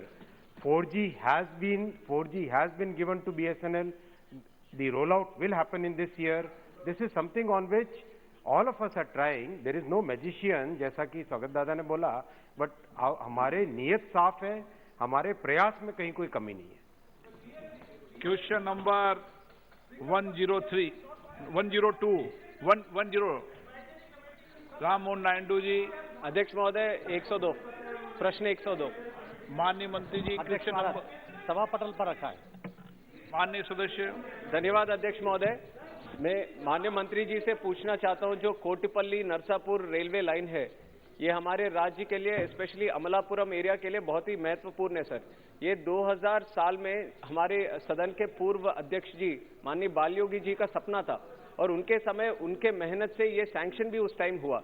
और जैसे आप जानते हैं 20 साल हो गया सर ये प्रोजेक्ट चलते चलते, और अभी उत्तर में दिया हुआ है कि राज्य सरकार का जो शेयर है, क्योंकि ये कॉस्ट शेयरिंग प्रोजेक्ट है, तो 360 करोड़ में से उन्होंने दिया है लगभग 2 करोड़ 70 लाख। तो राज्य सरकार की परिस्थिति अभी ऐसी है कि जो सड़कें हैं उनके गड्ढे भी अभी ठीक तरह से वो पूरा नहीं कर पा रहे, तो ये करोड़ों की बात कर रहे हैं हम। तो इस तरह का अगर परिस्थिति राज्य में रहता है तो रेलवे मंत्रालय से क्या सपोर्ट मिलेगा कि हम ऐसे ही रहने दें, कि ये प्रोजेक्ट ऐसे ही रहने दें, या फिर कोई सपोर्ट अभी मिलेगा मंत्रालय से? Thank you. अध्यक्ष महोदय, ये बात सही है कि ये प्रोजेक्ट जो है कोटापल्ली नरसापुर, ये आंध्र के लिए बहुत ही महत्वपूर्ण ऐसा प्रोजेक्ट है। और साहब ने बताया कि बालयोगी साहब का ये सपना था, ये भी बात सही है। लेकिन मैं आपके माध्यम से माननीय सदस्य को बताना चाहता हूं कि इस प्रोजेक्ट में 2120 करोड़ रुपए की लागत लगने वाली थी और 25% पैसा राज्य सरकार से आना था, लेकिन राज्य सरकार ने पैसा देना अभी बंद कर दिया है। एक ही प्रोजेक्ट पे नहीं, 5 प्रोजेक्ट जो आंध्रा में चल रहे हैं, पांचों प्रोजेक्ट को राज्य सरकार ने पैसा अभी देना बंद कर दिया है, इसलिए इसकी प्रगति धीमी है।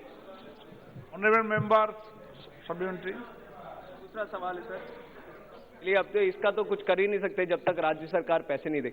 दूसरा इसी से थोड़ा सा संबंधित है सर, जो रेलवे जोन जो सैंक्शन हुआ है आंध्र प्रदेश के लिए, साउथ कोस्ट रेलवे जोन, और ये जो कोटिपल्ली नरसापुर, ये सब डिवीजन सब उसी जोन में आने हैं सर। इसको प्रपोज करके वो प्रपोज करके 3 साल हो गए अभी तक, तो और कितना इंतजार करना पड़ेगा आंध्र के लोगों के लिए कि ऑपरेशन में कब तक आएगा ये south coast railway zone?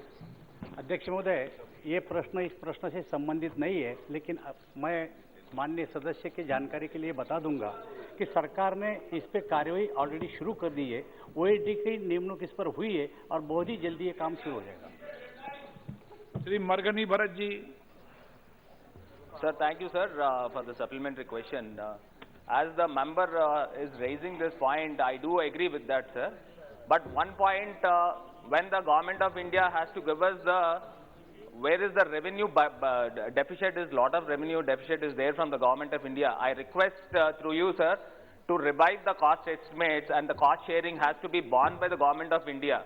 When the state got bifurcated unscientifically, so where are the funds from us? So I request the government of India and railway department to revive the cost estimates, and 100% has to be borne by the government of India. I request my TDP colleague also to support this particular issue. Thank you, sir.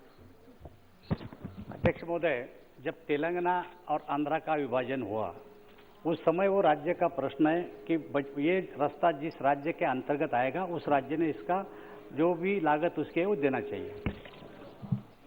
Shri Ram Kripal Yadav ji.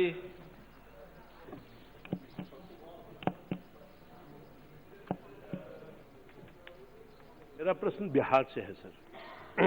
ये मूल प्रश्न उसी तरह का similar question का है। परियोजना बहुत महत्वपूर्ण है। आपकी जानकारी मेरे मूल प्रश्न आंध्र का है। मूल प्रश्न आ गया है तो सर आपकी कृपा होगी तो मैं पूछ लूंगा सर। मुझे याद है आप बिहार के हैं। सर धन्यवाद सर। बिहार में मेरे संसदीय क्षेत्र पाटलिपुत्रा में 2007 में बिहटा से लेके औरंगाबाद रेल लाइन का स्वीकृति मिली थी और उसका शिलान्यास भी हुआ था। मगर 2007 से लेकर 2022 तक न जाने कितनी दफा हम लोगों ने प्रयास करने का काम किया। माननीय रेल मंत्री जी, पूर्व रेल मंत्री जी बैठे हुए हैं, प्रधानमंत्री से लेकर सब तक गुहार लगाया। हालांकि इस बार इस योजना में मात्र 50 करोड़ रुपए की राशि आवंटित हुई है। मैं ये जानना चाहता हूं, चूंकि 50 करोड़ में वो रेलवे लाइन नहीं बिछने वाला है सर, और 122 किलोमीटर है, 4 लोकसभा उसमें प्रभावित होता है। आपका प्रश्न क्या है? सर मेरा प्रश्न ये है कि बिहटा से लेकर औरंगाबाद रेल लाइन जो 122 किलोमीटर है वो कब प्रारंभ होगा, कब सपना पूरा होगा? अध्यक्ष महोदय, आगे सपने की कहने की जरूरत नहीं, बस इतना बोलता हूँ। अध्यक्ष महोदय, बेहटा से लेकर औरंगाबाद ये जो परियोजना है इसके लिए माननीय सदस्य ने अलग प्रश्न पूछना चाहिए, लेकिन उनके जानकारी के लिए मैं आपके माध्यम से उनको बोलना चाहता हूं कि इसकी मैं जानकारी लूंगा और आपको बता दूंगा।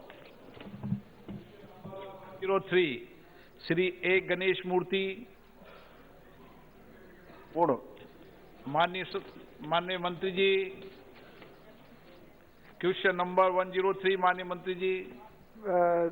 Answer is laid on the table of now. Honorable members. அமைச்சர் அவர்களுடைய பதிலில் எந்தெந்த ஆண்டுகளில் எவ்வளவு அந்நிய நேரடி முதலீடு தொகை வந்துள்ளது என்பது மட்டும்தான் குறிப்பிட்டிருக்கிறார்கள். அவை எந்தெந்த நாட்டிலே இருந்து எவ்வளவு வந்துள்ளது, அதேபோல தமிழ்நாடு அரசின் மாண்புமிகு முதலமைச்சர் தளபதி ஸ்டாலின் அவர்கள் அந்நிய முதலீட்டிற்காக பெருமுயற்சி எடுத்துக் கொண்டுள்ளார்கள். தமிழ்நாடும் அதிக முயற்சி எடுத்துக் கொண்டிருக்கிற நிலையில் மத்திய அரசாங்கம் அதற்கு தமிழ்நாடு அதிக முதலீடு பெறும் வகையில் என்ன முயற்சி எடுத்துக் கொண்டிருக்கிறது? You know, I missed the first part in Tamil. You said which project in Tamil? Sir, if I ask the question in English, the minister should reply in English only. But by the time I got the translation, I'm asking you to repeat what you said. But ministers are answering in Hindi. Only repeat. Honorable member, Honorable, please, member, repeat. Excuse me, Speaker, sir. I can answer in Hindi by desire. It is available for you in translation. No, when I am speaking in Tamil, I have a right to answer in Hindi. Repeat. Honorable member, repeat. Now, please.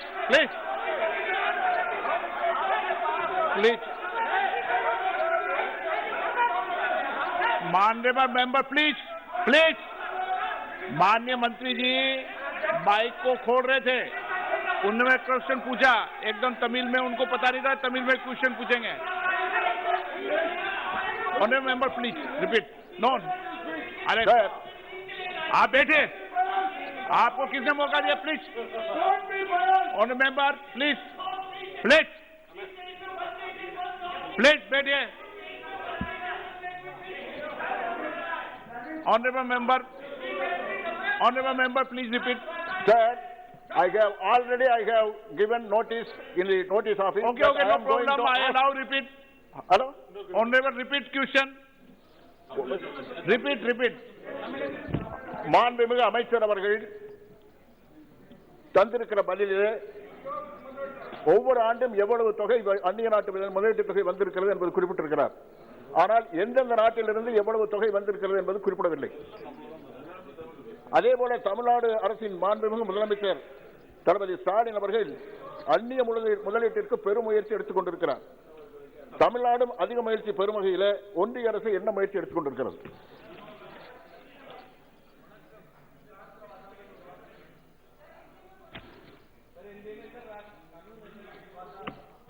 Sir, ये मैं आपसे ruling चाहता हूं कि ऐसा कोई कानून है क्या लोकसभा में कि अगर एक भाषा में पूछा जाए तो उसी भाषा में जवाब देना है? ऐसा नहीं है ना, तो मैं हिंदी में ही दूंगा, आप उसका ट्रांसलेशन, मैंने भी तमिल का ट्रांसलेशन इसमें लिया। No problem.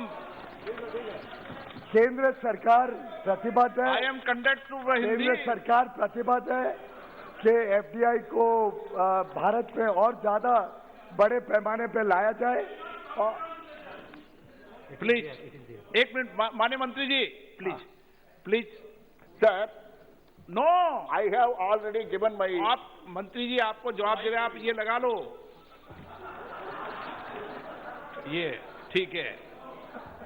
Okay, please sit down, please answer मंत्री जी, please answer minister, please answer minister.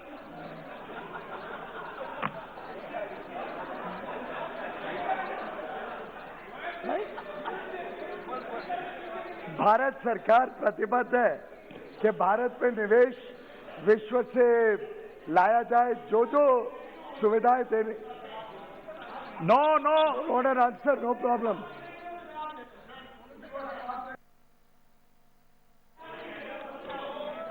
Please address to chair, member address to chair, no problem. माननीय अध्यक्ष जी, भारत सरकार लगातार इन प्रयासों में लगी है कि भारत में अलग अलग देशों से निवेश आए। नहीं, आप लोग रास्ता में वैसे कोई किस प्रदेश से, किस देश से कितना निवेश आया ये पूछा नहीं गया, लेकिन अगर उनको बहुत उत्साह है कि एक देश जिस देश से निवेश आता है उसकी जानकारी चाहिए हो तो मैं उनको वो भी उपलब्ध करवा सकता हूं। तो मुझे आनंद है कि तमिलनाडु के माननीय मुख्यमंत्री एमके स्टालिन जी अगर निवेश लाना चाहते हैं और बड़े पैमाने पे एफडीआई को प्रोत्साहित करते हैं तो वास्तव में ये अच्छी बात है, इसका स्वागत करना चाहिए। और पूरे देश में ये केंद्र सरकार हो, राज्य सरकार हो, निजी क्षेत्र हो, सरकारी क्षेत्र हो, मैं समझता हूं जो देश हित का काम है हम सब में करना चाहिए। और ये भी खुशी की बात है कि तमिलनाडु जो टॉप के 5 राज्य हैं जहां पे फॉरेन डायरेक्ट इन्वेस्टमेंट आता है उसमें से एक राज्य तमिलनाडु भी है। तो ये दर्शाता है कि लोग उत्साहित है और ज्यादा तमिलनाडु की सरकार भी प्रोत्साहन दे, अलग अलग स्कीम्स लाए, अलग अलग योजनाओं से देश विदेश दोनों के उद्योगपतियों को अट्रैक्ट करे कि वहां पे इन्वेस्टमेंट करें तो देश का हित होगा। बजाय के जो उद्यमी हैं, जो उद्योजक हैं, जो उद्योग लगाना चाहते हैं, जो वेल्थ क्रिएटर्स हैं, उनको लगातार गाली देने के, उनको लगातार बदनाम करने के बदले अगर विपक्ष की पार्टियां और विपक्ष के राज्य सरकारें उनको प्रोत्साहन देते हैं तो मैं समझता हूं ये बहुत स्वागत की बात है। Honourable member, please supplementary. Sir, I'm representing the chairman, sir. Sir, I gave notice in the notice office that I am going to ask questions, supplementary questions in Tamil. But Minister don't accept it. You. Honorable member, your question answer Minister. Please, supplementary question, please. Supplementary, that should be, I will ask in Tamil only. That also, I will speak in Tamil only. Sir, my supplementary question, sir, my supplementary question. என்னுடைய துணை கேள்வி எளிதாக தொழில் தொடங்குவதில் India 190 நாடுகளில் 51வது இடத்தில் உள்ளது. இதன் தரவரிசையை இன்னும் மேம்படுத்த வணிகத்தை எளிதாக்குவதற்கு ஒற்றைச்சாளர அனுமதி மற்றும் பல விண்ணப்பங்களை முழுமையாக ஒன்றிணைக்க எடுக்கப்பட்ட நடவடிக்கை என்ன என்பதை அமைச்சரிடமிருந்து அறிய விரும்புகிறேன். This is my துணை கேள்வி. बहुत अच्छा प्रश्न पूछा है माननीय सदस्य ने। केंद्र सरकार ने पूरा जो कोविड का समय था इसको अवसर में बदलते हुए 2-2.5 वर्षों में एक पूरे देशव्यापी नेशनल सिंगल विंडो सिस्टम का निर्माण किया है। उसका बीटा लॉन्च भी किया गया है कुछ महीने पहले। इसमें केंद्र की कई सारे डिपार्टमेंट्स, लगभग 30-32 डिपार्टमेंट्स का सहयोग मिला है। तो अलग अलग जो उनकी अप्रूवल्स हैं वो उस नेशनल सिंगल विंडो से होती है। साथ ही साथ कई राज्य सरकारों ने भी इस काम में अपने आप को जोड़ा है और ये राज्य सरकारों के अप्रूवल्स को भी हम नेशनल सिंगल विंडो पे लाने में सफल हुए। जो राज्य नहीं जुड़े हैं, मेरा अनुरोध है, सभी माननीय सांसदों को भी अनुरोध है, आप अपने अपने राज्यों में राज्य सरकार को कहें कि वो नेशनल सिंगल विंडो में जुड़े। अगर सर आपकी अनुमति हो तो सभी माननीय सदस्यों को आनंद आएगा सुन के हमने कॉन्सेप्ट क्या किया है। हमने ये किया है कि एक फॉर्म लिया जिसमें बेसिक डेटा सब डाल दिया, यानी कंपनी का नाम हो, उसके डायरेक्टर्स हो, जो साधारणतः जानकारी हर सरकारी एप्लीकेशन में लगती है, एड्रेस, डायरेक्टर्स का address, tin number, pan number, ये सब जो जानकारियां कॉमन होती हैं, जो हजारों बार अलग अलग एप्लीकेशन में डालनी पड़ती है, उसके लिए एक कॉमन फॉर्म बनाया है। और फिर एक एक विभाग को जो जानकारियां अतिरिक्त चाहिए वो अतिरिक्त जानकारियां अलग वो विभाग मांग सकता है, परंतु बहुत डुप्लीकेशन कम होगा, सरलता से ऑनलाइन सभी अप्रूवल्स लोगों को मिलेगी। मुझे आप सबको सूचित करते हुए आनंद आता है कि हजारों की संख्या में अब कंपनियां उसमें जा रही हैं, उस वेबसाइट पे सैकड़ों एप्लीकेशंस आनी शुरू हो गई हैं, अप्रूवल्स भी ग्रांट होना शुरू हो गया है। अगर सभी राज्य सरकारें, सभी लोकल इकाइयां, पंचायत या कॉरपोरेशन वगैरह भी जुड़ जाएं और हम केंद्र में तो सब मिनिस्ट्रीज को जोड़ ही रहे हैं, तो वास्तव में ईज ऑफ डूइंग बिजनेस का लाभ हर उद्योग को, सेवा क्षेत्र के लोगों को, छोटे बड़े सूक्ष्म लघु और मध्यम उद्योग को, सभी को इसका लाभ मिलना शुरू हो सकता है। No honourable member please sit Aslan Murshidi ji. जनाब, जम्मू कश्मीर में 2 इम्पॉर्टेंट सेक्टर्स हैं, एक टूरिज्म का, एक है फूड प्रोसेसिंग का। तो मैं ये जानना चाहता हूं कि क्या फूड प्रोसेसिंग में कोई प्रयास किए गए एफडीआई के, और क्या टूरिज्म में अगर किए गए तो उसका लाभ क्या हुआ, उसका नतीजा क्या निकला, कितनी कमिटमेंट्स हो गई और क्या किस स्टेज पर वो पहुंच गया। बहुत अच्छा है कि माननीय सदस्य ने प्रश्न पूछा, इससे रिलेटेड नहीं है पर मुझे आपको सूचित करते हुए बड़ा आनंद आता है। लेफ्टिनेंट गवर्नर साहब माननीय मनोज सिन्हा जी 3 दिन पहले ही दिल्ली में थे, मुझे भी मिलके गए। हमने जो स्कीम जम्मू कश्मीर में उद्योग को प्रोत्साहन देने के लिए, पर्यटन को प्रोत्साहन देने के लिए जो स्कीम अनाउंस की थी, उससे इतना उत्साह जनरेट हुआ है देश के भीतर भी और देश के बाहर भी कि कई सारे लोगों ने ऑलरेडी रजिस्ट्रेशन शुरू कर दिया है इस नई स्कीम के अंतर्गत वहां निवेश करने के लिए। हमारा अनुमान था 25,000 करोड़ के इन्वेस्टमेंट आएंगे, फिर लगा के देखते हुए सबका उत्साह के 48,000 करोड़ के निवेश का अनुमान बना। मनोज जी उस दिन कह रहे थे कि शायद अब लगता है कि 60,000 करोड़ तक जम्मू कश्मीर में निवेश अलग अलग क्षेत्रों में आने के संकेत सामने दिखते हैं। तो जो स्कीम में फंड्स भी प्रोवाइड किए गए वो मुझे बता रहे थे अब कम पड़ेंगे, आपको बढ़ाने की तैयारी रखनी पड़ेगी। पर मुझे आनंद है बताते हुए कि माननीय प्रधानमंत्री नरेंद्र मोदी जी प्रतिबद्ध है कि जम्मू कश्मीर पे बड़े पैमाने पे निवेश आए, बड़े पैमाने में पर्यटन को प्रोत्साहन मिले, अलग अलग उद्योग क्षेत्र के लोग वहां आए, सर्विसेज सेक्टर, आईटी सेक्टर, और हमारे युवा युवती जम्मू कश्मीर के आईटी में भी अपना योगदान देना चाहते हैं। तो इन सभी क्षेत्रों में अच्छा उत्साह दिखाई दे रहा है।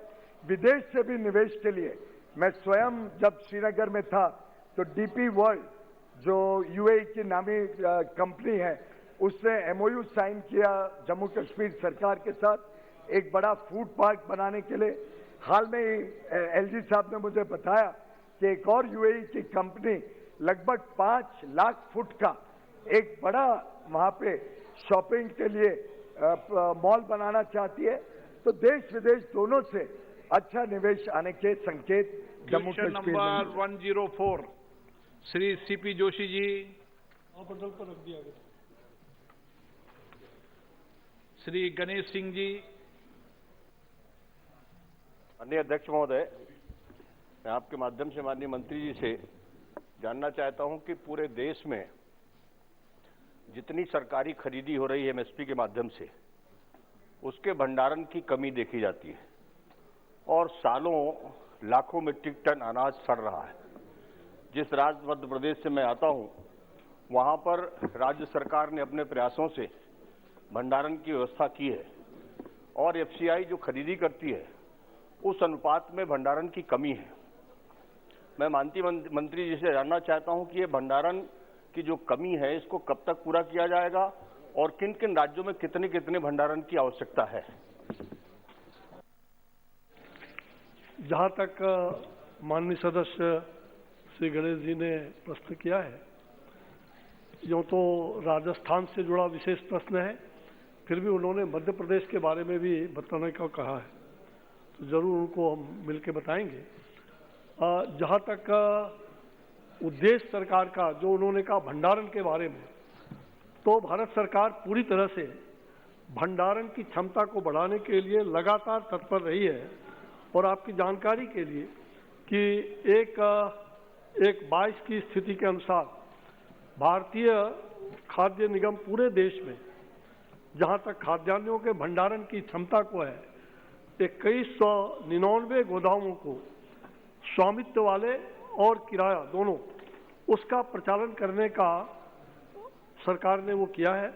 उसमें से कुल क्षमता 426.98 लाख टन ये कुल क्षमता है। उसके अलावा जो राज्यों के पास हमारे खाद्यान्न स्टॉकों के भंडारण है उसकी संख्या 365.83 लाख टन है। यानी कुल हमारे पास 792.81 लाख मैट्रिक टन की क्षमता का गोडाउन आज देश भर में है। जहां तक मध्य प्रदेश के बारे में तो मैंने पहले कह दिया, मैं उसके बारे में आपको अलग से बता दूंगा। पूछे जवाब देना। प्रताप राव यादव जी। उदय प्रताप जी। अध्यक्ष महोदय, माननीय मंत्री जी से मेरा एक छोटा सा प्रश्न है कि जो भी किसानों के लिए जो 25% के ऊपर अनुदान के ऊपर जो भी गोडाउन बनाए जाते हैं तो उसके लिए जो अनुदान रहता है तो 2-2 साल तक नहीं मिलता है, तो वो जल्दी किसानों को मिलने के लिए कोशिश सरकार की तरफ से की जा रही है। महोदय, जहाँ तक माननीय सांसद जी ने सवाल किया है कि पैसे नहीं मिलते हैं, हमारे यहाँ गोडाउन बनाने की 5 प्रकार की पद्धति है। जो पद्धति नहीं, आप तो प्रश्न का जवाब दो। प्रश्न मैं बता रहा हूँ उनके बारे में, अगर वो निश्चित रूप से वो मुझे लिख के देंगे तो हम उनका समाधान कर देंगे। उदय प्रताप जी, संक्षिप्त में प्रश्न पूछो, संक्षिप्त में जवाब दो। धन्यवाद अध्यक्ष जी। मैं आपके माध्यम से माननीय मंत्री जी से भारतीय खाद्य निगम हिंदुस्तान में एमएसपी पर जो खरीदी होती है उसके भंडारण का काम करती है। मैं अपने संसदीय क्षेत्र का एक उदाहरण देते हुए अध्यक्ष जी कहना चाहता हूं कि मेरे होशंगाबाद में जो भंडारण की क्षमता है वो पर्याप्त है। नरसिंहपुर है, मंडला है, सिवनी है, वहां पर भंडारण की क्षमता कम है। तो इसके संतुलन स्थापित करने के लिए मंत्रालय क्या काम करेगी? और साथ में जो सांसदों की एक समिति बनाते हैं, परामर्शदात्री समिति प्रदेशों में बनती है, वो अगस्त 10 में आपने बनाई है, कोई मीटिंग नहीं होती, कहीं कोई कोऑर्डिनेशन नहीं है जनप्रतिनिधियों और एफसीआई के बीच में। क्या सरकार इस संबंध में कोई अपनी तरफ से इसमें मैकेनिज्म डेवलप करने का काम करेगी? महोदय, माननीय उदय जी ने मध्य प्रदेश के अपने क्षेत्र के बारे में प्रश्न किया है। हम उनको जरूर बता देंगे मिल करके। जहाँ तक भंडारण का अंतराल का आकलन के बारे में बताया है उन्होंने कि भंडारण स्टोरेज कैसे निर्माण करते हैं, तो आपकी जानकारी के लिए उसके जो आधार है भंडारण निर्माण के देश स्तर पर, उसमें जो हमारे खरीद करने वाले राज्य हैं, जो प्रोक्योरिंग स्टेट है, और उसके पिछले 3 वर्षों में जो सर्वाधिक भंडारण किए गए खाद्यान्न के स्तरों के आधार पर, पहला। दूसरा कि जो उपभोग करने वाले स्टेट है यानी कंज्यूमिंग स्टेट जो है, उसमें राष्ट्रीय खाद्य सुरक्षा अधिनियम और अन्य इस प्रकार के कल्याणकारी स्कीम, उसमें से 4 माह का आवंटन और पूर्वोत्तर क्षेत्रों के लिए 6 माह का आवंटन जो भी हो उसका आकलन किया जाता है और इसका जिलावार आकलन होता है। और साथ ही जहां यह अंतर दिखता है वहां केंद्र सरकार उसके निर्माण कार्य को करते हैं या किराए पर लेते हैं। जहां तक भारतीय खाद्य भंडारण निगम का जो उन्होंने क्षमता का लगातार बताया है, उसमें से हमने उसके निगरानी करने की व्यवस्था भी रखी है। तो विशेष रूप से ये हमारा प्रावधान इस प्रकार से उसके अंतर गैप को कम करने का ये पद्धति है। क्वेश्चन नंबर 105 होगा क्या होगा मंत्री जी? कुमारी जी बैठ के। क्वेश्चन नंबर 105 माननीय मंत्री जी on the table of the house. माननीय सदस्य। Thank you, Speaker, sir. Sir, through you, I would like to ask the Honorable Minister, the government has taken many steps to make social media a safe and reliable space for the citizens of India by making IT Rules 2021. Can the Honorable Minister throw some light on how the government is ensuring that social media platforms are complying with these regulations? Sir, honorable member has asked a very important question. Social media today is all prevalent in our life. In 2021, to make sure that social media is safe and people can trust what is written on that, a very self-regulating kind of regime was published. These were called the IT intermediary social media intermediary guidelines. Basis that, basically there are 2 things. First is institutional structure, second is the process. Institutional structure has been set by almost all the significant social media intermediaries. All of them are also following the guidelines and publishing their monthly reports. These are the reports which are available on the platforms. They can be downloaded by anybody. So I think the compliance has been good, and whatever further steps are needed to make social media accountable, the government is open to those suggestions. माननीय सदस्य। Sir, thank you so much. The Honorable Minister, of course, actually answered my second question, which is about submitting monthly reports. Are the social media companies, are they submitting it timely? If not, what is the action taken against them? The significant social media intermediaries are submitting the reports. It is uploaded directly on their platforms. Shri Kalyan Banerjee ji. Very specific things. You see, guidelines is not having any statutory force. Guidelines is guideline. Rules is different. There is a statutory force is there. Now the question is this.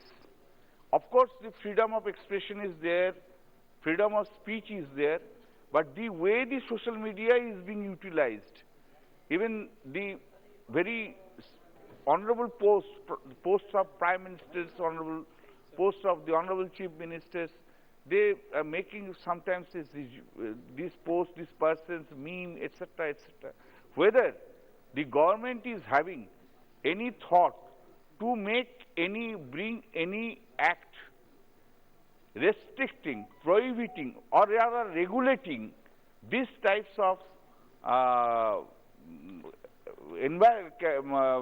these types of concept, these types of thought, and this just embarrassing the persons, criticizing the persons according to their own choice, where the government is having that concept to bring such a law and to penalize them.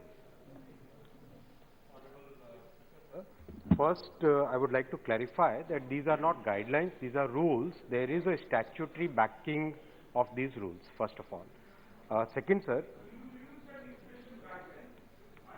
see, the name can have word guideline, but these are rules, right? So that's why I clarified, and thank you for raising that point.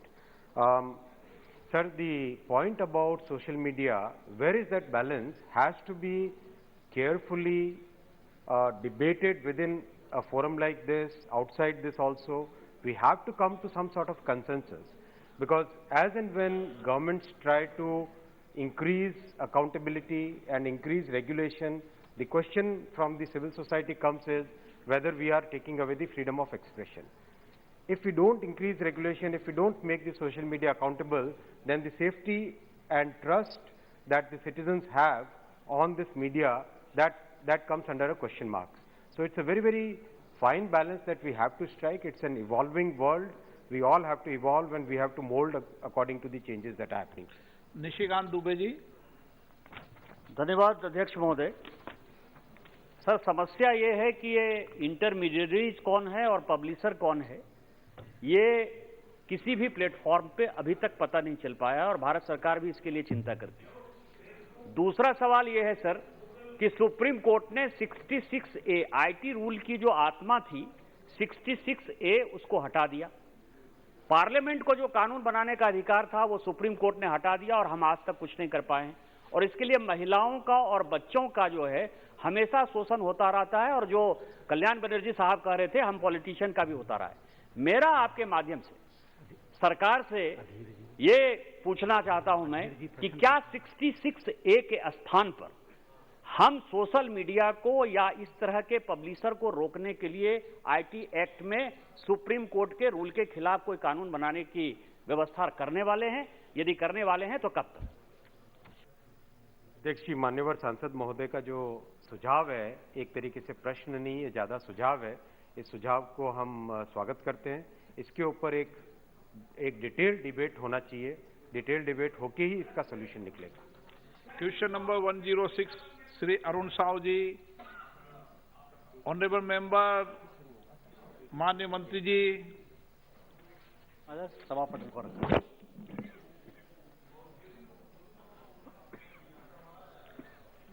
माननीय सदस्य Shri Prajwal Revanna. Sir, thank you for giving me the supplementary question, sir. I want to ask about two railway line projects which are still pending in Karnataka, sir. One is Mysore-Kushalnagar railway line, which was sanctioned in 2018-19. And I also want to bring into the notice that this is the only railway line which connects the district Coorg, sir. And the Coorg is being the tourist destination. We don't have one railway connectivity still about the in that district, sir. One is that. And second railway line is which I want to talk about is Ejjala-Chamarajnagar line, which was sanctioned in 1996-1997 when Sri H.D. Devegowda sir was Prime Minister at that time, which was originally sanctioned between Bangalore to Satmangala. Bangalore to Satmangala, which was temporarily suspended due to environmental clearance. So I request this railway line to be undertaken, which is Ejjala to Chamarajnagar, sir. So I would request the Honorable Minister to take up these lines and do progressive reports on this project, sir. Thank you, sir. अध्यक्ष महोदय, आंगड़ा से जामनगर के बारे में माननीय सदस्य ने प्रश्न पूछा है। ये इस प्रश्न से संबंधित नहीं है। इसकी जानकारी मैं लूँगा और माननीय सदस्य को दे दूँगा। ऐसे मंत्री जी जनरल सारे डिपार्टमेंट की जानकारी रखा है। क्वेश्चन भी था विलास दक्षिण मध्य रेलवे पूरा जोन दिया हुआ था उनमें। हाँ नहीं है। Shrimati Supriya Sule. Thank you, sir. In the part B of the question, this is regarding underbridges and overbridges. Sir, I'd like to bring to the notice of this government. I'll give you a small example. If you look at Daund, which is in Maharashtra, Daund is in Solapur division. It's just an example I'm taking. There are several overbridges and underbridges where the state governments have paid, but there are delays from the central government or technical issues being raised. Only an example, I'm aware it's not a part of this, but it's an example since you have talked about RUBs and ROBs. So if this Daund as an example, if you take when the government has paid for it under technical reasons from the railway department it is terribly delayed and locals are suffering totally. So what quick intervention will the Honorable Minister and his ministry do to help resolve this? Your GMs have been very helpful. We've had several meetings, but we've not been able to come with an amicable solution. So I urge you to look into it and find a solution. Thank you. अध्यक्ष महोदय, railway में दो प्रकार के bridge होते हैं, एक ROB होता है, एक आरयूबी होता है।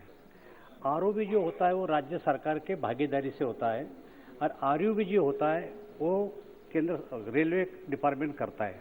अध्यक्ष महोदय, कई जगह पे ऐसा हुआ है कि आरओबी को सैंक्शन मिलने के बाद जो राज्य सरकार का शेयर है वो नहीं देने के कारण भी वो लेट होता है। लेकिन आरयूबी के बारे में अगर माननीय सदस्य का कोई बोलना है तो मैं उनको बता दूंगा।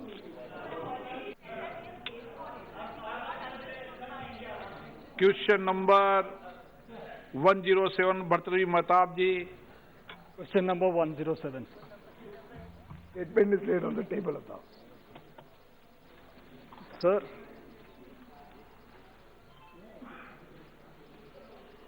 government has registered ONDC, that is Open Network for Digital Commerce, to democratize e-commerce and end monopolistic practice in India. My question is to find out how ONDC may benefit sellers and consumers. It is a non-profit company. I would like to understand whether you have a governing body which have control over the ONDC that has been registered since December 2021, and how much funds have been allocated and that has been utilized for the project so far. Sir, ONDC has been conceptualized as a network very similar to UPI. The idea is that over the last few years, we are observing that very large companies have almost taken a complete stranglehold on the e-commerce business. But there are a number of our young boys and girls startups full of ideas, full of new ways of doing things. And there are a lot of small shops in local areas, the mom and pop stores or the local kirana stores, who also are a very important integral part of the ecosystem which provides retail shopping. Now these small people, the new startups, these small retailers, do not get equal opportunity to be able to engage with e-commerce, particularly given their weak financials and the strong financial muscle of the large companies. Therefore, we have conceptualized this as a network which will democratize the entire e-commerce ecosystem. It will provide opportunities for new startups also to start creating network of sellers, to provide service to local areas, increase the competition, and gradually, like Google provides support that you can, Google for any information, and you get a series of options. Same way, it'll be easy for somebody who wants to procure any product to get a lot of options. I'll give a small example, sir, for people to understand in simple way. Suppose I want to buy a pen. Today I have to go to a particular network, a particular platform, which may be owned by A company or B company or C company. And most of the current platforms are owned by large companies. And from there, the suppliers chosen by that platform, their products only will be offered to me. But instead of that, once ONDC becomes operationalized, I will Google, like I would Google in ONDC as a network, I will be able to say I want to buy a pen. And then all the various platforms which offer pens will all come into that, into your screen, and you can choose where you have the best opportunity. This will provide a level playing field for the small retailers and help them also expand their business and stand up in competition despite not having the financial muscle, but they will get an equal opportunity to provide service. This concept we've been working for about 2 years, 1.5 years. We've had extensive stakeholder consultations. Basis that extensive consultation, a steering committee was formed which comprised mainly of large technology experts who understand this subject, who are able to build up the network that is required to provide level playing field for all companies. Now we have formed a Section 8 company. We are in the process of finalizing the governance structure of that company. We have taken a very high quality technocrat who will help us to create the back-end technology for this. He has started working on it. And I think in another few months, we'll be in a position to do a beta launch and test the system and ensure that it gives opportunity for, particularly for small retailers, to stand up in the competition against the big companies.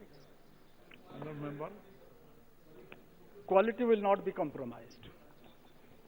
I have a second question, sir.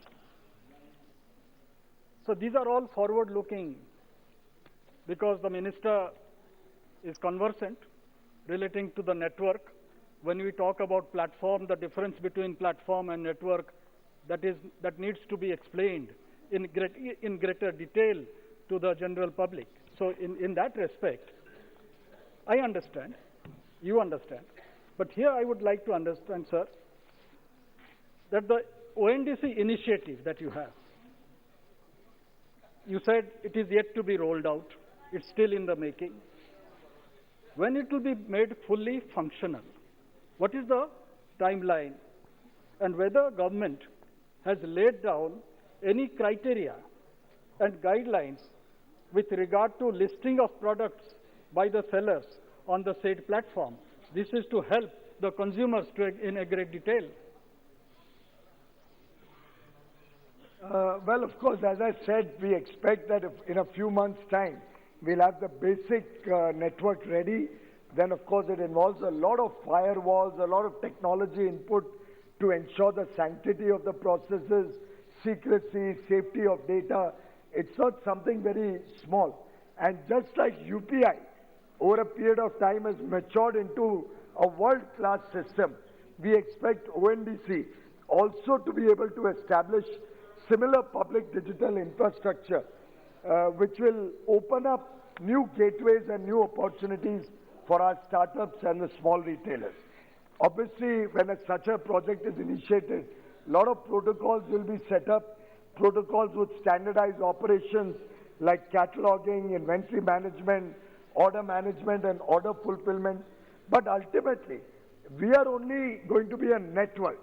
Each individual platform will be providing the goods or service, will be ensuring the sanctity of quality, the warranties, the goods return strategy, all of that will be of the platform. The network provides an opportunity for different platforms to come on board, and then the service standards, some basic standards ONDC can set up, but the detailing will have to be of each platform individually, similar to UPI. So on UPI, you have State Bank also, you have ICICI also, you have Paytm also, you have public, private, banks, other NBFCs, other payment systems. They all vie for the business. They all compete with their practices, their service. Similarly on this, everybody will get a fair chance to compete. Question number 108, Shri Dhanush M. Kumar. Question number 108. माननीय मंत्री महोदय, the answer is laid on the table of the House. Honorable member. Honorable Speaker, sir.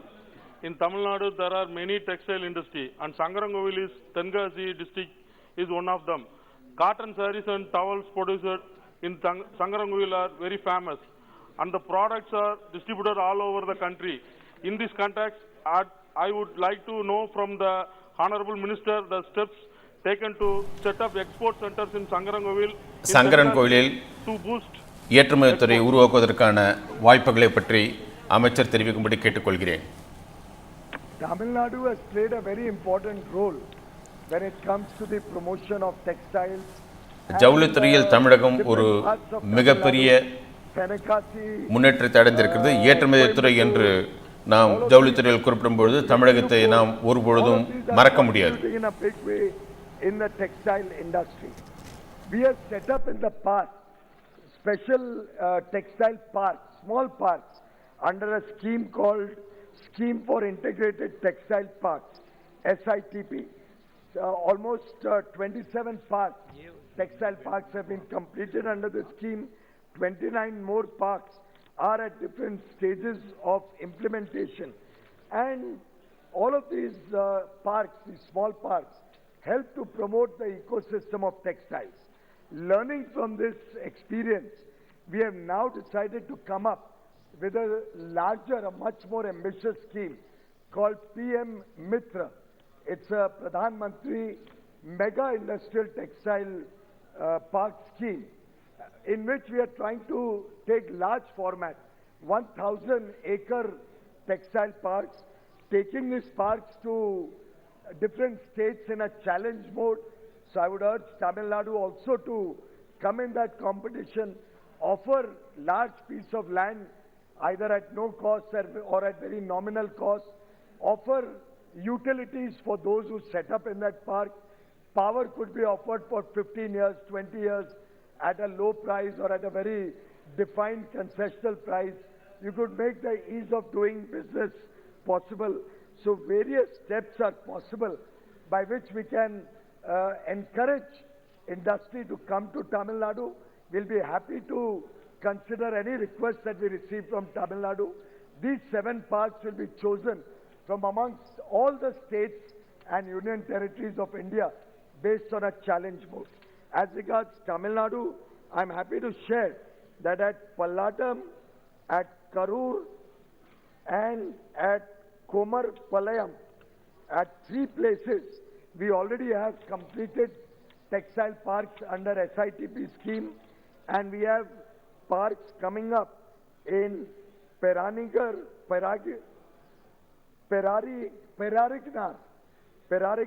Anna Handloom Silk Park, Seema Textile Processing Center, Pallavada Textile Park, and the Great Indian Linen and Textile Infrastructure Company. 4 more SITP parks are under implementation in Tamil Nadu. प्रश्नकाल समाप्त। मैं माननीय सदस्य एक व्यवस्था दे रहा हूं। कई माननीय सदस्य खड़े होकर लगातार 2-2, 3-3, 5-5 मिनट बात लगातार करते हैं। आज के बाद 1 second, 2 second, 3 second, 4 second, 5 second तक तो खड़े होने की इजाजत है, और 5 सेकंड बाद कोई भी सदस्य खड़ा हुआ तो मैं नाम लेकर उसको पुकारूंगा। माननीय सदस्य प्लीज सिट डाउन प्लीज। मतलब माननीय सदस्य इधर खड़े हैं, इधर खड़े हैं, इधर खड़े हैं, खड़े होकर बात कर रहे हैं। ये सदन है, सदन की गरिमा बनाना हम सबकी जिम्मेदारी है। इसको सदन रहने दें। ये तरीका बिल्कुल उचित नहीं है। 10 सेकंड प्रेमचंद जी ने कहा 10 सेकंड अलाउ। आप तो 10 सेकंड, नो प्रॉब्लम, 10 सेकंड। सभा पटल पर रखे जाने वाले पत्र आइटम नंबर 2 से 19, श्री मुरलीधरन जी। Respected Speaker, sir, with your permission, on behalf of my senior colleagues and other fellow colleagues, Sri Rajnath Singh ji, Sri Sarbanand Sonowal ji, Dr. Virendra Kumar ji, Sri Kiran Rijiju ji, Dr. Mansukh Mandaviya ji, Sri Rao Inderjit Singh ji, Dr. Jitendra Singh ji, Sri Fagan Singh Kulaste ji, Sri Ashwini Kumar Chobe ji, Sri Arjun Ram Meghwal ji, Sri Krishan Pal ji, Sri Danve Rao Sahib Dada Rao ji, Srimati Anupriya Singh Patel ji, Srimati Darshana Vikram Jardosh ji, Sri Som Prakash ji, Sri Ajay Kumar ji, Sri Devu Singh Chauhan ji, and Dr. Bhagavat Kishan Rao Karad ji. I lay on the table of the House the papers listed against their names from serial number 2 to 19 in today's revised list of business. ये हर दिन की ये मतलब एक आदत बन चुकी है कि एक मिनिस्टर खड़ा होके 19-20 मिनिस्टर के लिए यहाँ रिप्रेजेंट करते हैं। तो तो बाकी मिनिस्टर को रहने की क्या जरूरत है सर? हम जानते हैं कि आपसे इजाजत लेते हैं, लेकिन ये आदत बनते जा रहे हैं। मिनिस्टर को नदारत रहने के लिए एक जरिया बनते जा रहे हैं सर, इसको भी आपको ध्यान रखना चाहिए सर। मैंने कोविड के कारण ये व्यवस्था दी थी, लेकिन जैसे ही कोविड समाप्त होगा पूरी तो व्यवस्था रहेगी। Item number 20 Shri Ram Shiromani Verma. अध्यक्ष महोदय, मैं आज के कार्यसूची पत्र में क्रम संख्या 20 पर मेरे नाम के समक्ष यथा सूचीबद्ध सभा की बैठकों में सदस्यों की अनुपस्थिति संबंधी समिति की चौथी, पांचवीं और छठी बैठकों का कार्यवाही सारांश हिंदी और अंग्रेजी संस्करण सभा पटल पर रखता हूं। Item number 21 Shri Ratan Singh Rathore. अध्यक्ष महोदय, मैं आज की कार्यसूची में क्रम संख्या 21 पर अपने नाम के सामने सूचीबद्ध मंचीय कला और ललित कला शिक्षा में सुधार विषय के संबंध में विभाग संबंधित शिक्षा, महिला, बाल, युवा और खेल संबंधी संसदीय स्थायी समिति का 325वां प्रतिवेदन अंग्रेजी और हिंदी में सभा पटल पर रखता हूं। माननीय सदस्यगण, मुझे विभिन्न मुद्दों पर निम्नलिखित सदस्यों से स्थगन प्रस्ताव की सूचना प्राप्त हुई है। श्री अनुमन्ना रेवंत रेड्डी, एडवोकेट डीन कुरियाकोस, प्रोफेसर सोगत राय, श्री हनुमान बेनीवाल, ईबी डंजी, K Suresh ji, advocate Abdul Majeed Arif, V K Sreekandan, M के राघवन, श्री अधीर रंजन चौधरी, बेनी बहनन। मैंने स्थगन प्रस्ताव की किसी सूचना के लिए अनुमति नहीं दी गई है। मैं आज जो लिस्टेड है शून्यकाल में उनको मौका दूंगा। श्री रंग अप्पा बाड़ने। माननीय अध्यक्ष महोदय, मैं स्मार्ट सिटी के बारे में मेरी बात यहाँ रख रहा हूँ। माननीय प्रधानमंत्री की महत्वाकांक्षी योजना स्मार्ट सिटी देश के 100 शहर में चल रही। मेरे क्षेत्र में पिंपरी-चिंचवड शहर में स्मार्ट सिटी का काम चल रहा है। जैसे कि केंद्र सरकार द्वारा 50%, राज्य सरकार 25% और स्थानीय निगम, नगर निगम 25% इस कार्य को देती है। पिंपरी-चिंचवड में स्मार्ट सिटी का जो काम चल रहा है, इसमें टेक महिंद्रा, एल&टी, बीजी सिरके, बेनेट, कोलमैन ये कंपनी कार्य कर रही है।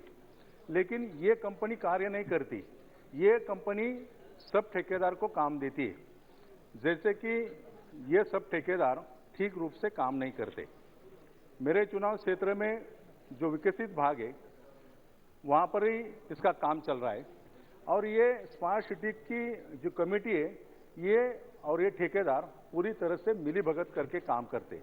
तो मेरी ये मांग है कि पिंपरी-चिंचवड शहर में चल रहे स्मार्ट सिटी की योजना का कार्य को पूरी निष्पक्ष से जांच की जाए, जो दोषी है उसके ऊपर कार्रवाई की जाए।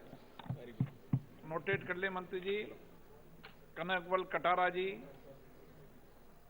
बहुत बहुत धन्यवाद अध्यक्ष महोदय। एक महत्वपूर्ण विषय पर मैं आपका ध्यान आकर्षित करना चाहता हूं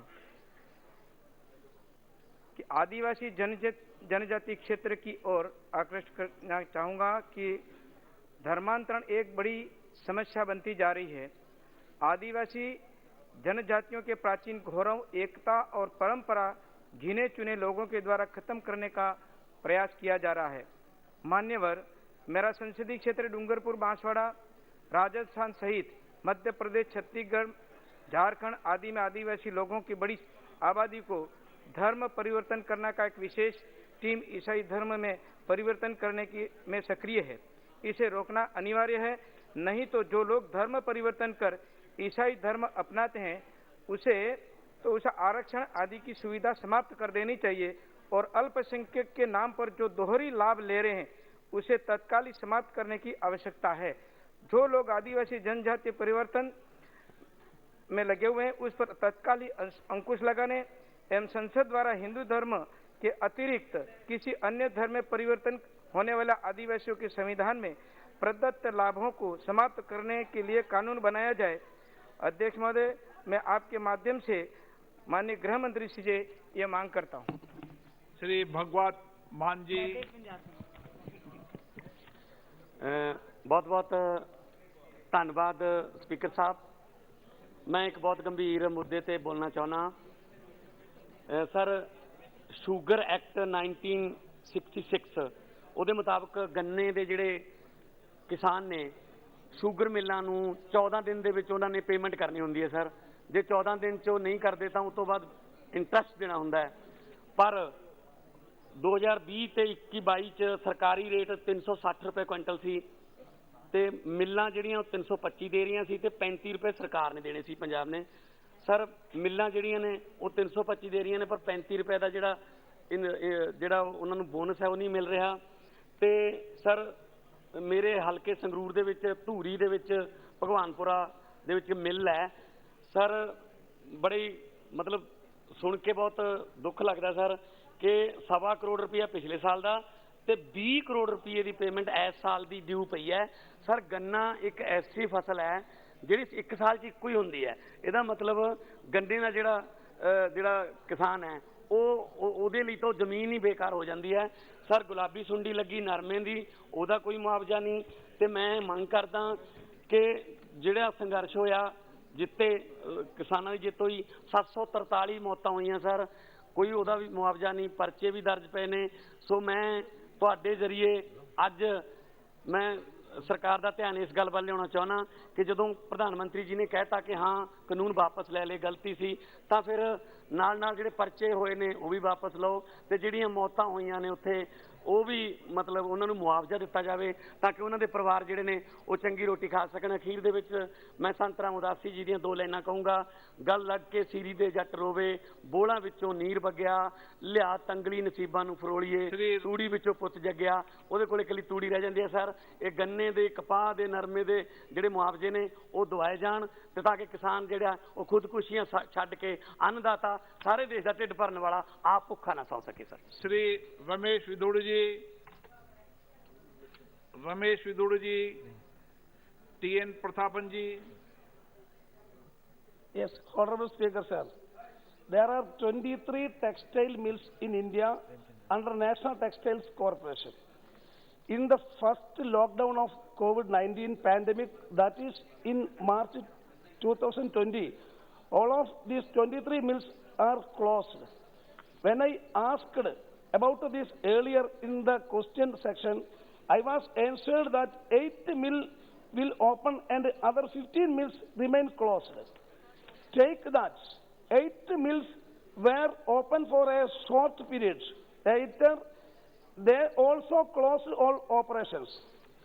In Kerala, there are 4 mills and 2 of them are in my constituency. Those are Alagappa Textiles Mill, Alagappa Nagar Grama Panchayat, and Kerala Lakshmi Textile Mill, Pullari, Trichur Corporation. Sir, the workers in these 23 mills are not given their salaries in full. There is no any financial bonus or allowances. And there were many temporary workers who are suffering due to unemployment. Yes. My request is that all these 23 mills under National Textile Corporation shall be opened immediately and all these pending financial accounts shall be distributed. Sir, one more thing. Actually, we talk about Make in India and we closed all our mills for 2 years. Indian textile products are very famous all around the world. We cannot produce anything from closed mills. Whether the textile minister take interest to open all mills without any delay. Thank you, sir. Thank you. Shri Asuddin Owaisi ji, absent. Shri Ram Kripal Yadav ji. सभापति जी, आपके प्रति आभार व्यक्त करता हूं कि आपने शून्यकाल में बिहार से संबंधित किसानों की समस्या को उठाने का अवसर प्रदान किया है। महोदय, पिछले दिनों बिहार में भारी ओलावृष्टि हुई है जिसके वजह से किसानों को काफ़ी नुकसान हुआ है। मेरे संसदीय क्षेत्र पाटलिपुत्र के अलावे कितने ऐसे जिले हैं जहां किसानों ने जो फसल लगाए थे ओलावृष्टि की वजह से बर्बाद हो गया, और ख़ास तौर पर आलू, सरसों, हरी सब्जियां और दलहन, ये भारी नुकसान हुआ है। महोदय, गरीब किसान कर्ज लेकर के फसल लगाने का काम किया था, और मैं समझता हूं कि ओलावृष्टि के वजह से किसान की पूरी बर्बादी हो गई है फसल की सर, जिस वजह से गरीब किसान के सामने आर्थिक समस्या उत्पन्न हो गई है। कर्ज लेकर किसानों जब इस फसल में आस लगाए हुए था तो फसल अच्छी होती तो लोगों की आमदनी होती। सरकार का पूरा ध्यान है कि हम किसानों की आमदनी को दुगना करें, उसके लिए प्रयास भी किया जा रहा है, बहुत सारे प्रयास किए जा रहे हैं। मगर स्थिति यह है कि आपदा इतनी अधिक प्रभावित हुआ है कि मैं समझता हूं कि किसान के कमर ही टूट गए हैं।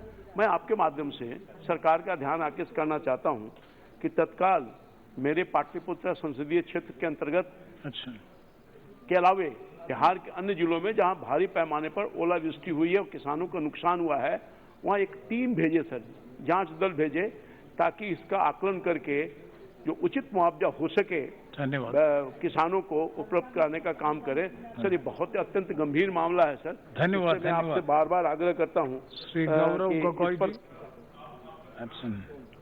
संरक्षण दीजिए सर। डायरेक्ट सरकार को ये आदेश कीजिए श्री पीपी चौधरी जी, हस्तक्षेप करके बिहार के किसानों को बचाए।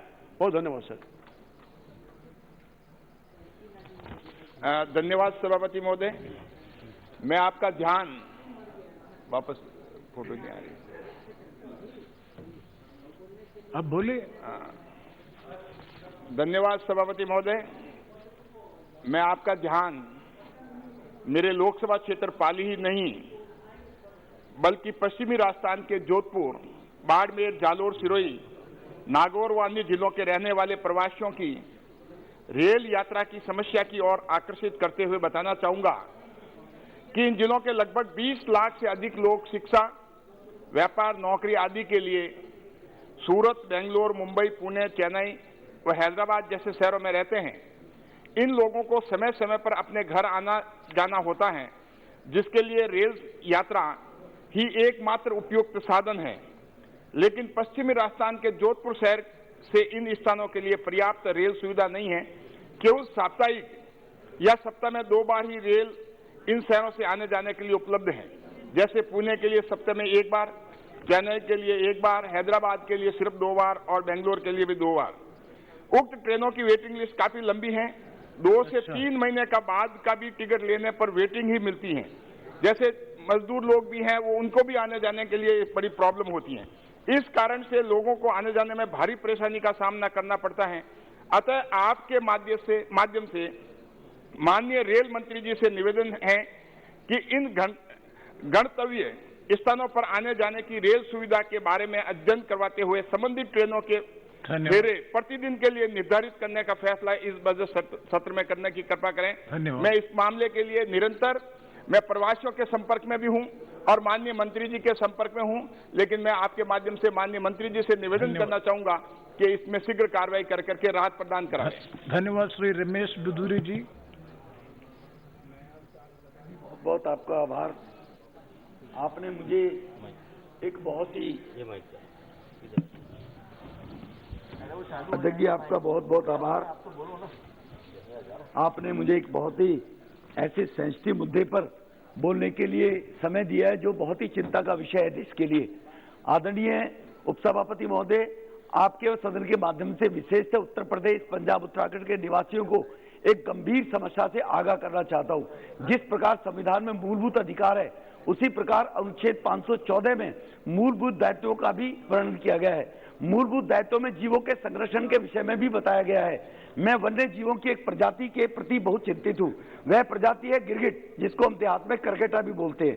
गिरगिट सामान्यतः अपनी सुरक्षा हेतु समय समय पर रंग बदलते हैं, परंतु उनके एक फूफा है, आज उनको भी धोखा देकर रंग बदलकर अपने राजनीतिक स्वार्थ हेतु लोगों को ठग रहे हैं।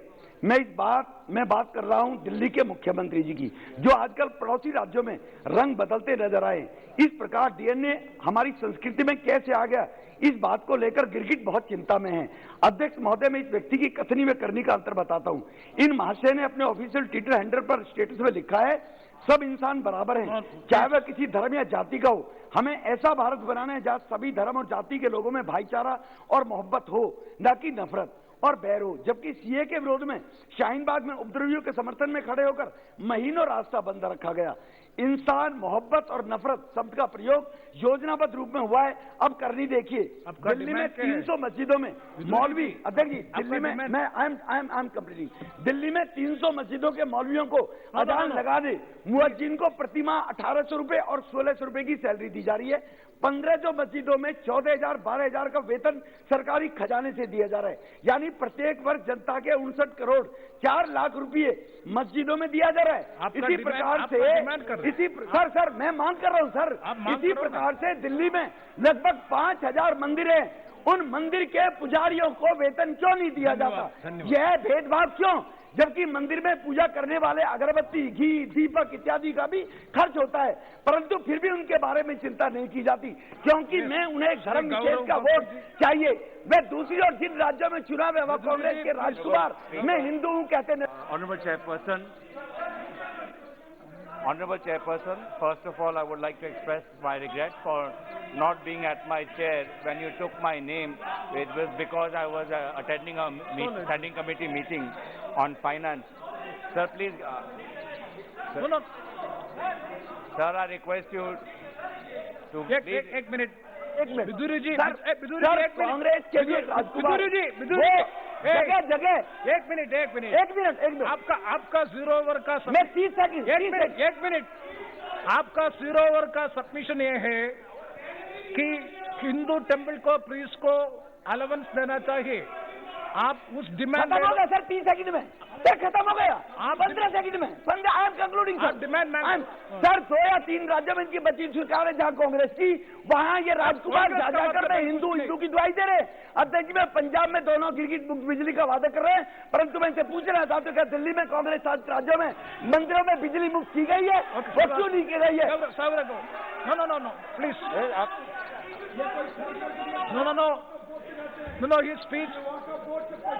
Definitely, his speech will be. Sir, that will be verified and it will be. Such kind of statements cannot be made during Yes, 0 hour. Definitely. Please review the speech, sir. And unparliamentary words should be expunged. Sir. That will be verified and. Please review the speech, sir. Yes. Sir, I rise to speak in for the subject that was listed in 0 hour, which was the status of the 4-lane highway NH37. So every day the minister says that so many kilometers of highways are being constructed every day. But if you see the state of the highway between Dibrugarh and Nagaon, the 4-lane highway, that project was supposed to have been completed by December 2019. We're in 2022 and there's no way, the completion is nowhere in sight. The minister, union minister between 2014 till now has visited the site so many times. The state government the chief minister has visited the site so many times. The NHIDSCL, they have been complained to so many times, but the state of this 4-lane highway is absolutely poor. If people are being inconvenienced, the Jorhat airport, Dibrugarh airport, this is Upper Assam where there's so much of pristine natural beauty. It is hurting the image of our state. It is affecting the tourists. So I request the government to urgently complete the 4-laning of highway on NH37 between Dibrugarh and Nagaon. Thank you. Thank you very much. Thank you. Sri Nabha Kumar Saraina ji. Thank you sir, आपने मुझे बोलने का मौका दिया। मैं असम के एक महत्वपूर्ण विषय पर आपके जरिए ध्यान आकर्षण करना चाहता हूँ। महोदय, असम के साथ पड़ोसी राज्य अरुणाचल प्रदेश, नागालैंड, मेघालय और मिजोरम का सीमा विवाद चल रहा है। कुछ महीने पहले मिजोरम बॉर्डर में से पुलिसकर्मी को भी मार दिया असम का। सुनने में आया है कि असम सरकार ने अपना कुछ एरिया पड़ोसी राज्यों को भी छोड़ देने वाला है। असम सरकार पहले से भी इस विषय पर थोड़ा सब करना था। आपको पता है असम के विभाजित होने के गम हम लोगों में अभी भी है। हमारा बीटीसी भी अलग राज्य बनते बनते रह गया। इसलिए मेरा केंद्र सरकार से आग्रह है कि विवादित सीमा एरिया को स्पेशल इकोनॉमी जोन जैसा केंद्र सरकार के पहल से एक मॉडल बनाना चाहिए जहां इंफ्रास्ट्रक्चर डेवलपमेंट हो और बॉर्डर बिजनेस सेंटर बने और उससे लोगों का रोजगार मिले और वह शांति कायम हो। अगर ये नहीं करेगा, अपने जो बहुमत के दम पर अगर ये एरिया छोड़ देगा तो असम का लोग उसका जरूर बुरा मानेगा। धन्यवाद। Thank you sir. Sri L.S. Tejasvi Surya. Thank you, sir. So, as a part of the rationalization exercise, Prasar Bharati is merging some radio stations with bigger ones. As a part of that exercise, one local classical music airing channel from Bengaluru called Amrita Varshini, which predominantly was airing Karnataka classical music, has been merged with another channel called Ragam. And many artists who were dependent on this channel have now lost out on opportunities. My request with the Honorable Government is to kindly make arrangements to restart operations of Amrita Varshini as an independent channel and provide for a platform and opportunity for all the local talent who were performing on the platform of the erstwhile channel. The channel enjoyed great listenership both inside of the country as well as the among the NRI population. Therefore, I once again request the concerned authorities to restart the operations of Amrita Varshini channel. Thank you. Sri T.R. Pariventarji.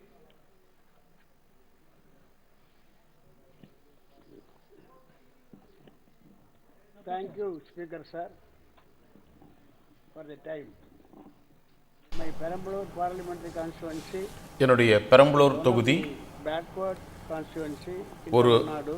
பிற்படுத்தப்பட்ட தொகுதி. People belonging to the constituency are agriculture background. பெரும்பாலானவர்கள் As per union budget, விவசாயத்தை நம்பியிருக்கிறார்கள். it was announced by the government 100 Chinese schools will be established in the country.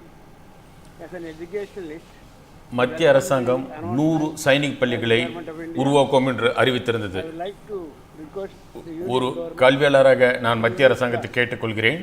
to consider the proposal to set up Chinese schools in Thorayur, Pachamalai, in Thorayur, Perambalur parliamentary constituency, Pachamalai, which is a hilly area Perambalur தொகுதியில் and most suitable Sainik பள்ளிகளை உருவாக்கும்படி கேட்டுக்கொள்கிறேன். education.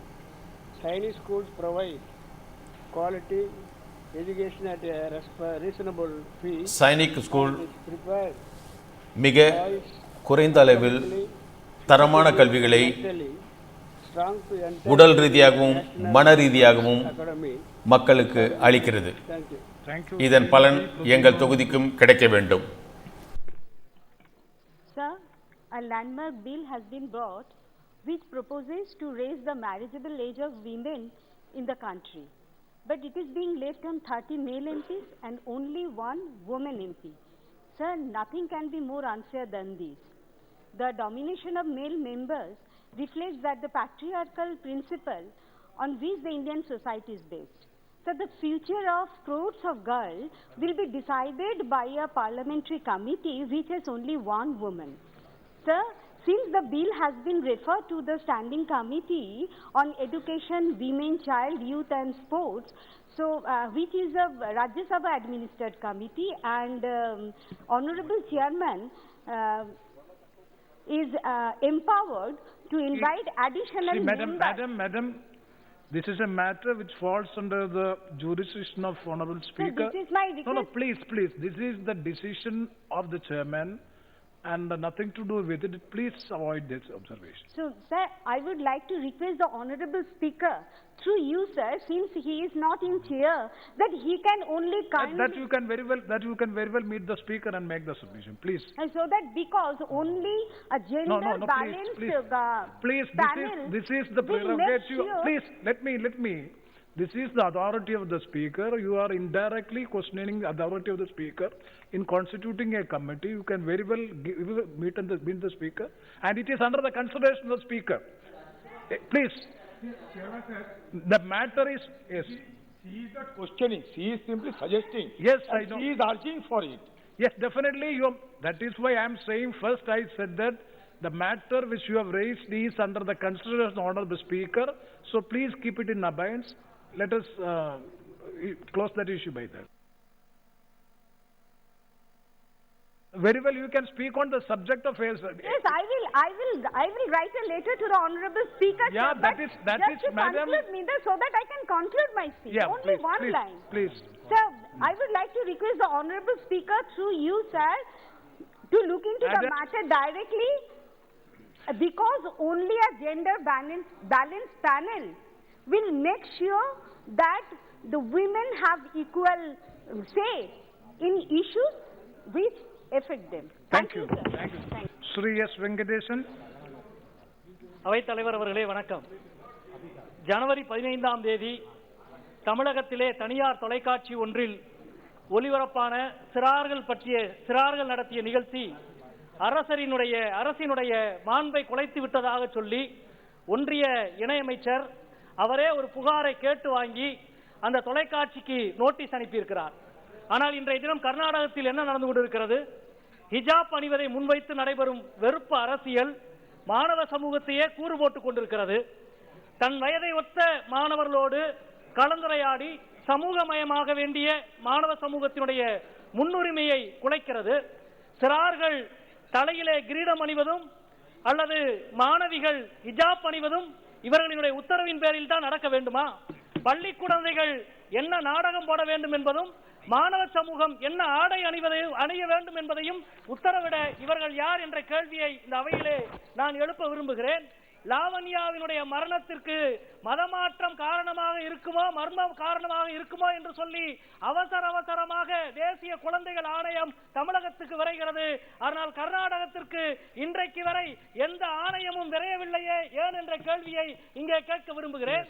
சிறார்கள் நடத்திய நாடகத்தின்பால் ஒன்றிய அமைச்சகம் உடனடியாக தலையீடு செய்கிறது.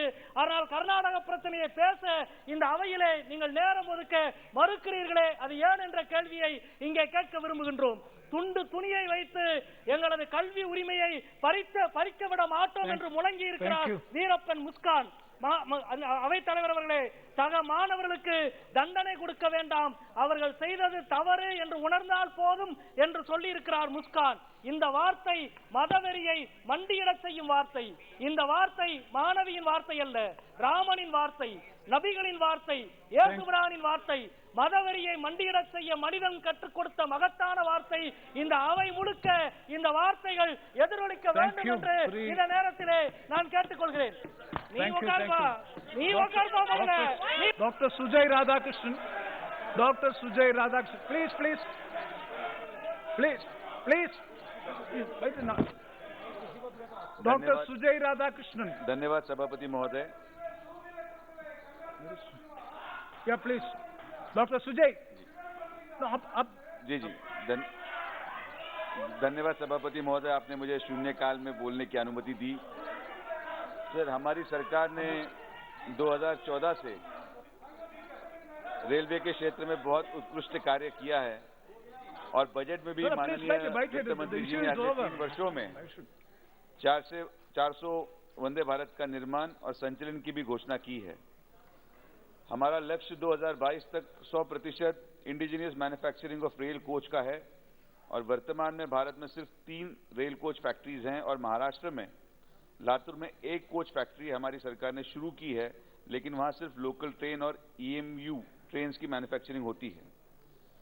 हमारे देश में रेलवे के इंफ्रास्ट्रक्चर और मॉडर्न ट्रेन जिसमें विस्टाडोम, वंदे भारत, तेजस और भविष्य में बुलेट ट्रेन शामिल हैं, उनकी डिमांड को देखते हुए नया मॉडर्न इंफ्रास्ट्रक्चर और technologically advanced rail coach factory की आवश्यकता है. मेरे सरकार से ये निवेदन है कि प्रधानमंत्री जी के मेक इन इंडिया के लक्ष्य को सार्थक करने के लिए मेरे लोकसभा क्षेत्र अहमदनगर में एक state of art rail coach factory का निर्माण हो, जिससे कि अहमदनगर और पूरे महाराष्ट्र में रोजगार के अवसर मिले एवं अर्थव्यवस्था भी फायदा हो और भारतीय रेल को इंजेक्शन प्रक्रिया और बूस्ट किया जा सके. Thank you. धन्यवाद. श्री प्रताप राव पाटिल चकलीदा.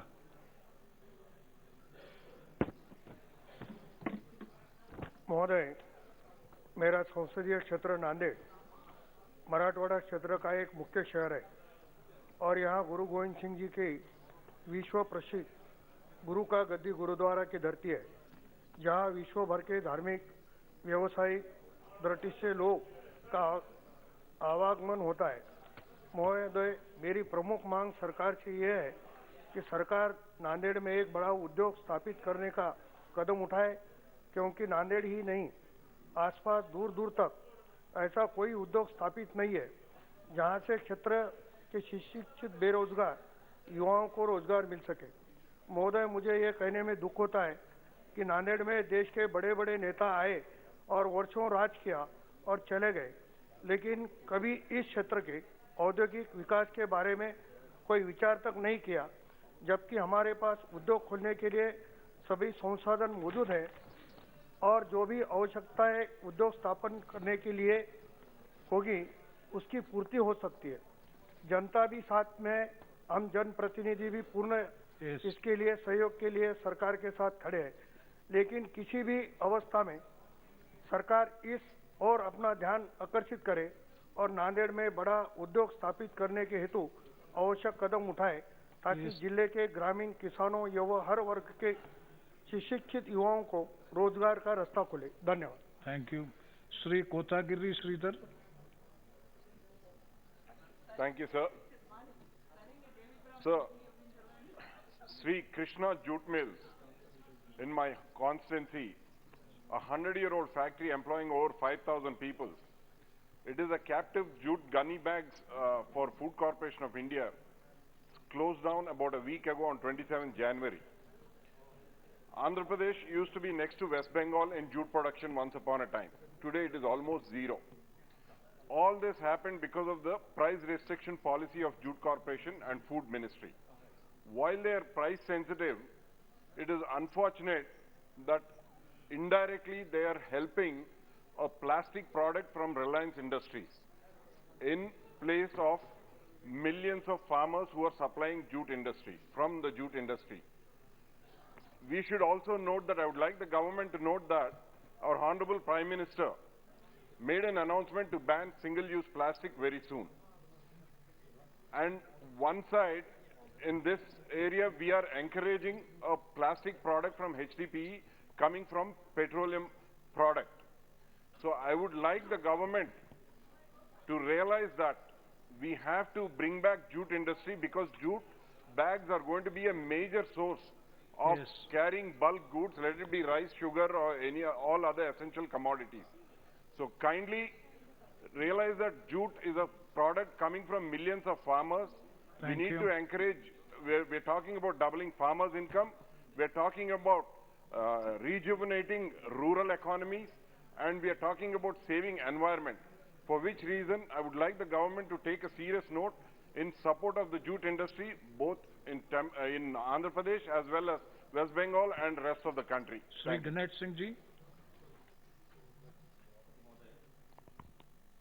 सभापति महोदय, मैं विषय परिवर्तन की अनुमति चाहता हूं। Yes. मैं भारत सरकार का ध्यान अभी हाल ही में सर्वोच्च न्यायालय के द्वारा दिए गए एक निर्णय, जिसमें महाराष्ट्र, मध्य प्रदेश सहित देश के सभी राज्यों में स्थानीय निकायों में अन्य पिछड़े वर्गों को जो आरक्षण राज्यों ने दिया था उसे समाप्त कर दिया गया है, उस ओर दिलाना चाहता हूं। राज्यों ने अपने अपने राज्य की सामाजिक स्थितियों को देखकर अलग अलग तरीके से पंचायतों अथवा अन्य स्थानीय निकायों में आरक्षण की व्यवस्थाएं की थी। माननीय सुप्रीम कोर्ट ने जो निर्णय सुनाया है उसके विरुद्ध हमारे मध्य प्रदेश की सरकार ने पुनर्विचार याचिका दायर की है। उसी के चलते राज्य में हो रहे पंचायत चुनाव रोक दिए गए हैं। मैं भारत सरकार के सामाजिक न्याय मंत्री जी से मांग करता हूं कि राज्यों को पुनः अधिकार अन्य पिछड़े वर्गों के प्रतिनिधित्व दिलाने हेतु संसद में कानून बनाए जाने की मांग करता हूं, ताकि राज्य सरकारें अपने राज्य की स्थिति के अनुसार अन्य पिछड़े वर्गों को प्रतिनिधित्व का अधिकार दे सके। धन्यवाद। धन्यवाद। श्री सुभाष चंद्र बहरिया। धन्यवाद सभापति महोदय। आदर्श कोऑपरेटिव सोसाइटी एक मल्टी स्टेट कोऑपरेटिव सोसाइटी है, वित्तीय सोसाइटी है और 20 सालों से काम कर रही थी, पर अक्टूबर 18 से जो निवेशक है उनका भुगतान बंद कर दिया गया है और सोसाइटी ने कारण बताया कि भाई इनकम टैक्स डिपार्टमेंट, एसओजी और इन्होंने खाते सीज कर दिए। मेरा आपसे आग्रह है कि लगभग पूरे देश के, मेरे लोकसभा क्षेत्र के भी पूरे देश के 20 लाख निवेशकों का इसमें पैसा अटका हुआ है। सोसाइटी उसके बचत खातों में निवेशकों के में पैसे डाल रही है, लेकिन निवेशकों को पैसा नहीं मिल रहा है क्योंकि सरकार ने अकाउंट सीज किया हुआ है। तो मेरा आग्रह है केंद्र सरकार से, क्योंकि ये मल्टी स्टेट कोऑपरेटिव सोसाइटी है और यह केंद्र के अंडर में आती है, केंद्र के जो सोसाइटी मंत्रालय विभाग उसके अंडर में आती है, तो सरकार इसको अपने नियंत्रण में लेके निवेशकों का भुगतान करे और आम जन को, गरीबों को रिलीफ दे। धन्यवाद। श्री गौतम सिंगामणि पुन। நன்றி அவைத்தலைவர் அவர்களே. என்னுடைய கள்ளக்குறிச்சி பாராளுமன்ற தொகுதி மிகவும் பின்தங்கிய தொகுதி. விழுப்புரம் மாவட்டத்திலிருந்து புதியதாக பிரிக்கப்பட்ட தொகுதி. கள்ளக்குறிச்சி அதன் மாவட்ட தலைநகராக உள்ளது. விருதாச்சலம் சேலம் ரயில் பாதையில் ரயில் தடத்தில் உள்ள சின்ன சேலத்தில் ரயில் நிலையம் அமைந்துள்ளது. அங்கிருந்து கள்ளக்குறிச்சி 16 கிலோமீட்டர் தொலைவிற்கு புதிய அகல ரயில் பாதை அமைக்க 2006லேயே கழகத் தலைவர் டாக்டர் கலைஞர் அவர்கள் முதல்வராக இருந்தபோது அதற்கான திட்டங்கள் தீட்டப்பட்டு, ஆனால் 2016ல் அப்போதைய மத்திய அமைச்சராக இருந்த திரு சுரேஷ் பிரபு அவர்களால் அடிக்கல் நாட்டப்பட்டது. இந்த கள்ளக்குறிச்சி பாராளுமன்ற தொகுதியில் ஜவ்வரிசி ஆலைகளும் அரிசி ஆலைகளும் சர்க்கரை ஆலைகளும் நூற்பாலைகளும் நிறைந்த பகுதி. அதேபோல் பல கல்வி நிலையங்கள் அமைந்த பகுதி. இங்கு ஒரு ரயில் நிலையம் இல்லாத காரணத்தால் இங்கிருந்து போக்குவரத்துக்கு, அதேபோல் இங்கிருந்து வேளாண் பொருட்களை மற்ற மாவட்டங்களுக்கும் மற்ற மாநிலங்களுக்கும் அனுப்புவதற்கு மிகவும் சிரமமாக இருக்கிறது. அதனால் இந்த திட்டத்தை உடனடியாக மத்திய அரசு நிறைவேற்றி தர வேண்டும் என்பதை இந்த நேரத்தில் கேட்டுக்கொள்கிறேன். அதேபோல் என்னுடைய மாவட்டத்திலிருந்து ஏறத்தாழ 25,000க்கும் மேற்பட்ட மக்கள் கேரளாவிலும் மகாராஷ்டிராவிலும் வேலைக்காக சென்றிருக்கிறார்கள். அவர்களெல்லாம் ரொம்ப இந்த போக்குவரத்து வசதி, ரயில் போக்குவரத்து வசதி இல்லாததால் மிகவும் சிரமப்படுகிறார்கள். இந்த கொரோனா காலத்திலேயே மிக அதிகமான சிரமத்தை அனுபவித்தார்கள்.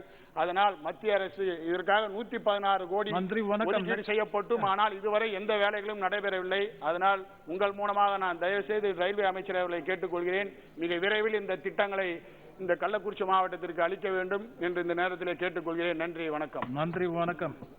Honorable members, the matters under Rule 377 shall be laid on the table of the House.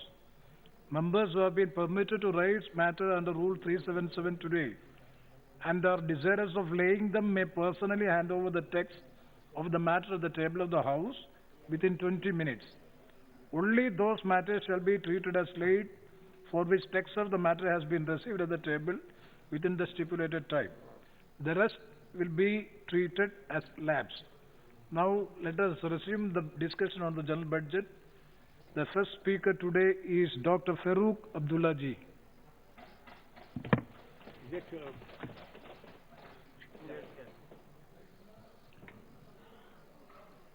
Mr. Chairman.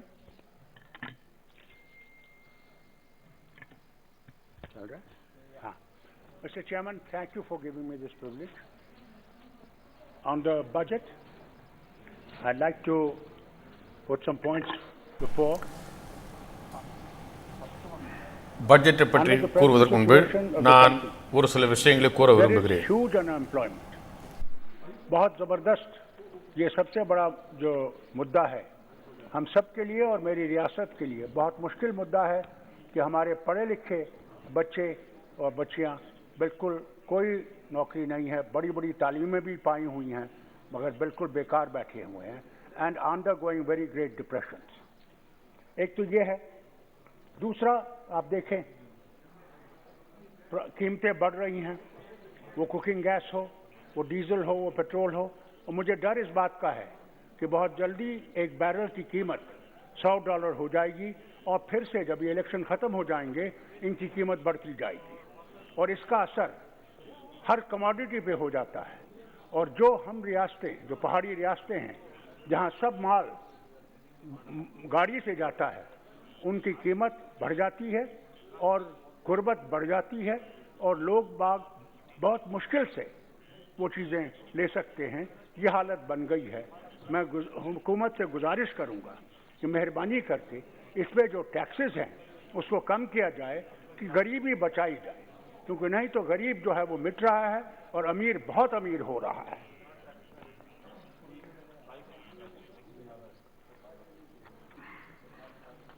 No doubt, इसमें कोई शक नहीं है कि कोविड ने न सिर्फ हिंदुस्तान को बल्कि सारी दुनिया को इफेक्ट किया है और उससे काफी असर हम सब पे पड़ा हुआ है।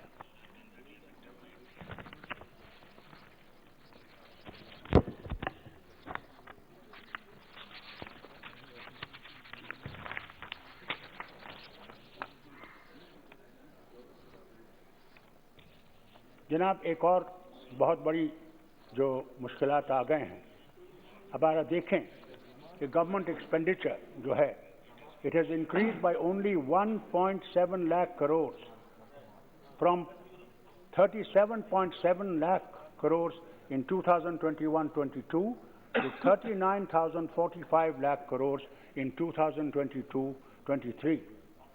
This rise is even lower than the inflation rate. Likewise, the allocation under MNREGA, which is the lifeline of our people, and most of the poor are the ones who are able to feed themselves, is due to MNREGA.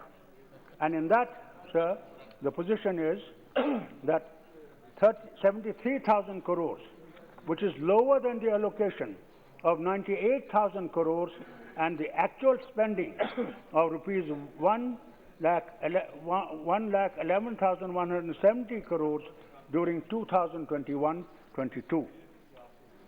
Sir, the progress on works taken up by the Government of India, whether on roads, tunnels or power projects, उसमें हालत ये है कि सारे उनके जो employment है, यानी लोअर से लोअर एम्प्लॉय भी ये बाहर की रियासतों से ला रहे हैं।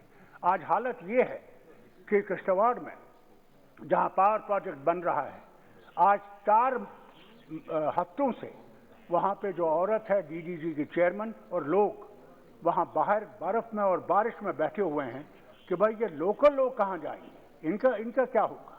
मेरे वक्त में भी जब पावर प्रोजेक्ट्स थे उनमें लोकल एम्प्लॉयमेंट थी और अगर आज देखें उन इलाकों की हालत, वो गरीबी से ऊपर उठ गए थे उन प्रोजेक्ट से। इसकी तरफ गवर्नमेंट ऑफ इंडिया को तवज्जो देनी पड़े चाहिए कि उसमें लोकल एम्प्लॉयमेंट जो है वो ज़रूर होनी चाहिए। Sir, farmers are the backbone of our nation and I am very grateful to the government कि इन्होंने वो 3 लॉ जो है वो रिपील किए। अगर के 700 से ज़्यादा लोग मर गए मगर रिपील किया, बहुत अच्छी बात है। मैं आगे भी इनसे गुजारिश करूंगा कि जब भी ये कोई लॉ बनाएं और अगर ऑपोजिशन इनसे कहती है कि साहब इसको सिलेक्ट कमेटी में भेजिए, इसको देखिए, तो उसकी तरफ तवज्जो दी जाए। हम लोग कोई आपके दुश्मन नहीं हैं, हम आपको बेहतरीन एडवाइस देंगे जिससे कि आपकी हुकूमत भी चल सकेगी और मुल्क भी तरक्की कर सकेगा। सर, जम्मू कश्मीर की जो इकोनॉमी है very much dependent, sir, on 2 sectors. One is tourism, one is the horticulture.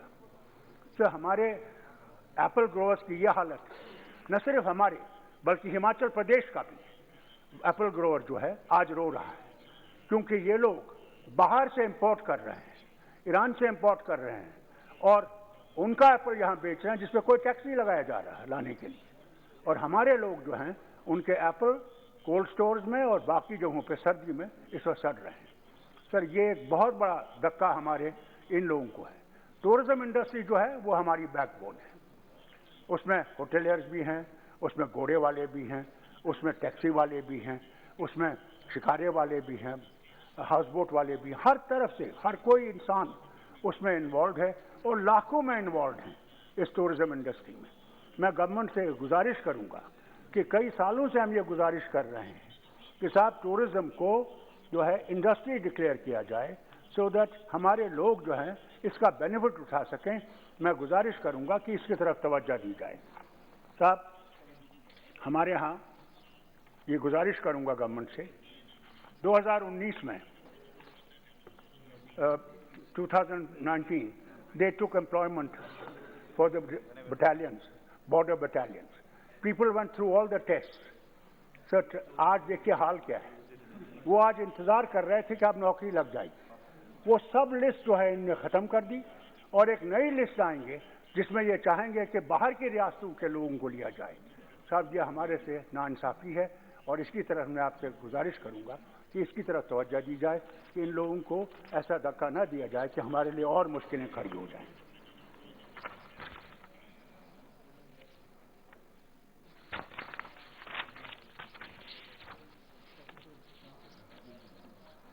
सब एक और चीज है जो मैं समझता हूं गवर्नमेंट ऑफ इंडिया को बहुत सोचना पड़ेगा इस पर। गोल्ड कार्ड आया, प्राइम मिनिस्टर ने बहुत अच्छी स्कीम निकाली, गोल्ड कार्ड आया कि गरीब लोगों को इससे फायदा मिलेगा।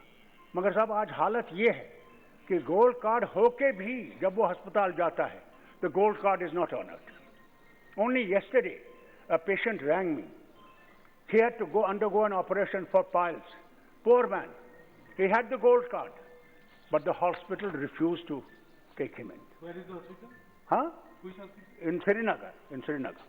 So I will be grateful, sir, if Government of India could look into this thing.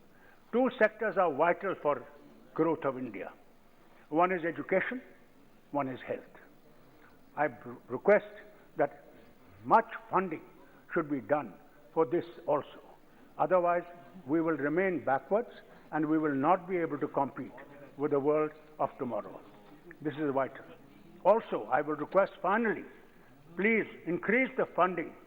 आज भी आप देखें, we have national highway, the only highway connecting us to the rest of the country. और उसका हाल ये है कि आप उसके पुराने 30 माइल रामबन से बानीहाल थोड़ी सी बारिश हो जाती है, बर्फ पड़ जाती है, वो सारी सड़क बैठ जाती है। तो अब ये लाइफ लाइन है। इसकी तरह मैं आपसे गुजारिश करूंगा, please increase the funding for roads and tunnels. We need these very badly. This will make people's connection easier and the state will improve.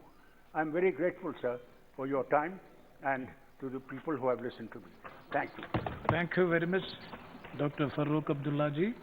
Next, Sri Dilip Ghosh ji.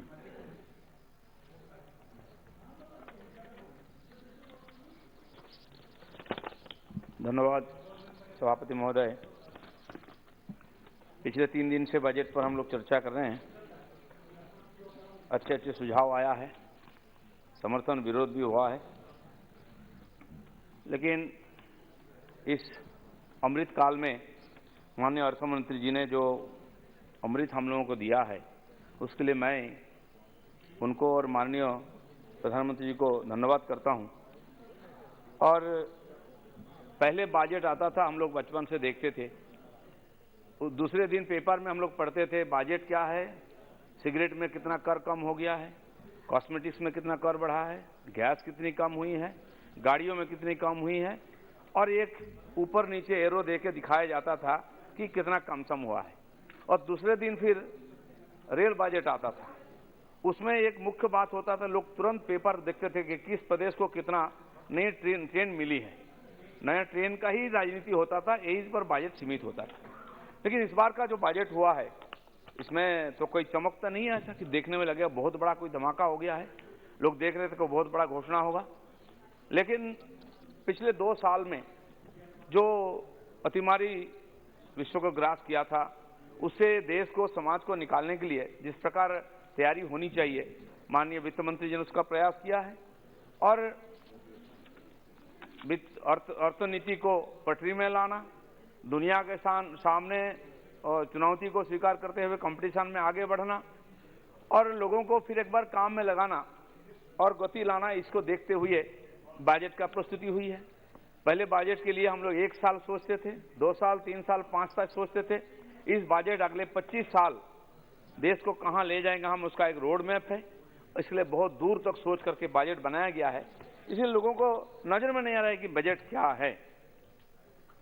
ये budget समावेशी है और महामारी से निकाल करके अर्थनीति को पटरी में लाना और साथ साथ गति देना, दोनों काम इसमें हुआ है। मुझे लगता है आगे भी होगा और ये पूरा हताशा कट जाएगा और फिर धीरे धीरे गाड़ी आगे बढ़ेगी। हमारे विपक्ष के मित्रों काफी चर्चा कर रहे थे, अलग अलग आंकड़ा दे रहे थे, स्वाभाविक है।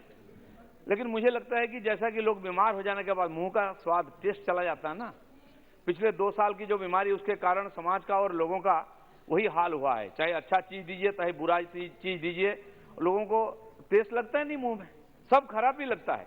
तो ये सब कटने में थोड़ा सा समय लगेगा, उसका इंतजार भी करना पड़ेगा। 25,000 किलोमीटर हाईवे बनेगा, जल, सड़क, विमान, रेल और गण परिवहन सबको इस 7 क्षेत्र में गति आएगा। 2000 किलोमीटर रेल लाइन को आधुनिक टेक्नोलॉजी से और एक्सीडेंट रहित बनाने के लिए नया प्रयुक्ति और नया देशीय तकनीक से उसका उन्नयन होगा। अभी हमारे प्रदेश में जलपाईगुड़ी में बहुत बड़ा ट्रेन हादसा हुआ, बहुत लोगों का जाने गई, नुकसान भी हुआ लाखों का। इससे बचने के लिए ये नया देशीय जो टेक्नोलॉजी आ रही है उसका भी प्रयोग शुरू हो जाएगा। इस प्रकार से बड़ी बड़ी जो चीजें घोषणा हुई, आगे 2-3 साल तो उसका आगे भी लाभ मिलेगा। माननीय अटल जी ने देश को महासड़कों द्वारा जोड़ा था। एक देश श्रेष्ठ, एक भारत श्रेष्ठ भारत का पूरा देश को जोड़ने के लिए पूरा प्रयास किया। अभी माननीय प्रधानमंत्री जी उसी में प्रधानमंत्री गति शक्ति के द्वारा देश को और अर्थनीति को आगे बढ़ाने के लिए प्रयास भी कर रहे हैं। भारतमाला और सागरमाला का नाम हमने सुना था, उसका लाभ देश को मिल रहा है। इस बार पर्वतमाला की नई योजना आई है जिससे देश से दूर दूर प्रदेश में, दूर दूर क्षेत्र में जो गांव में, अभी माननीय फारूक अब्दुल्ला जी बोल रहे थे, जैसे कि कश्मीर, जम्मू कश्मीर से लेकर हिमाचल से लेकर हमारे बंगाल के दार्जिलिंग तक, ऐसे कई गांव हैं, सैकड़ों गांव दूर दूर पहाड़ों में बसे हुए हैं। लोगों को शहर से या तो बाजार से जाने के लिए घंटों चल के जाना पड़ता है, उससे लोगों को निजात मिलेगा।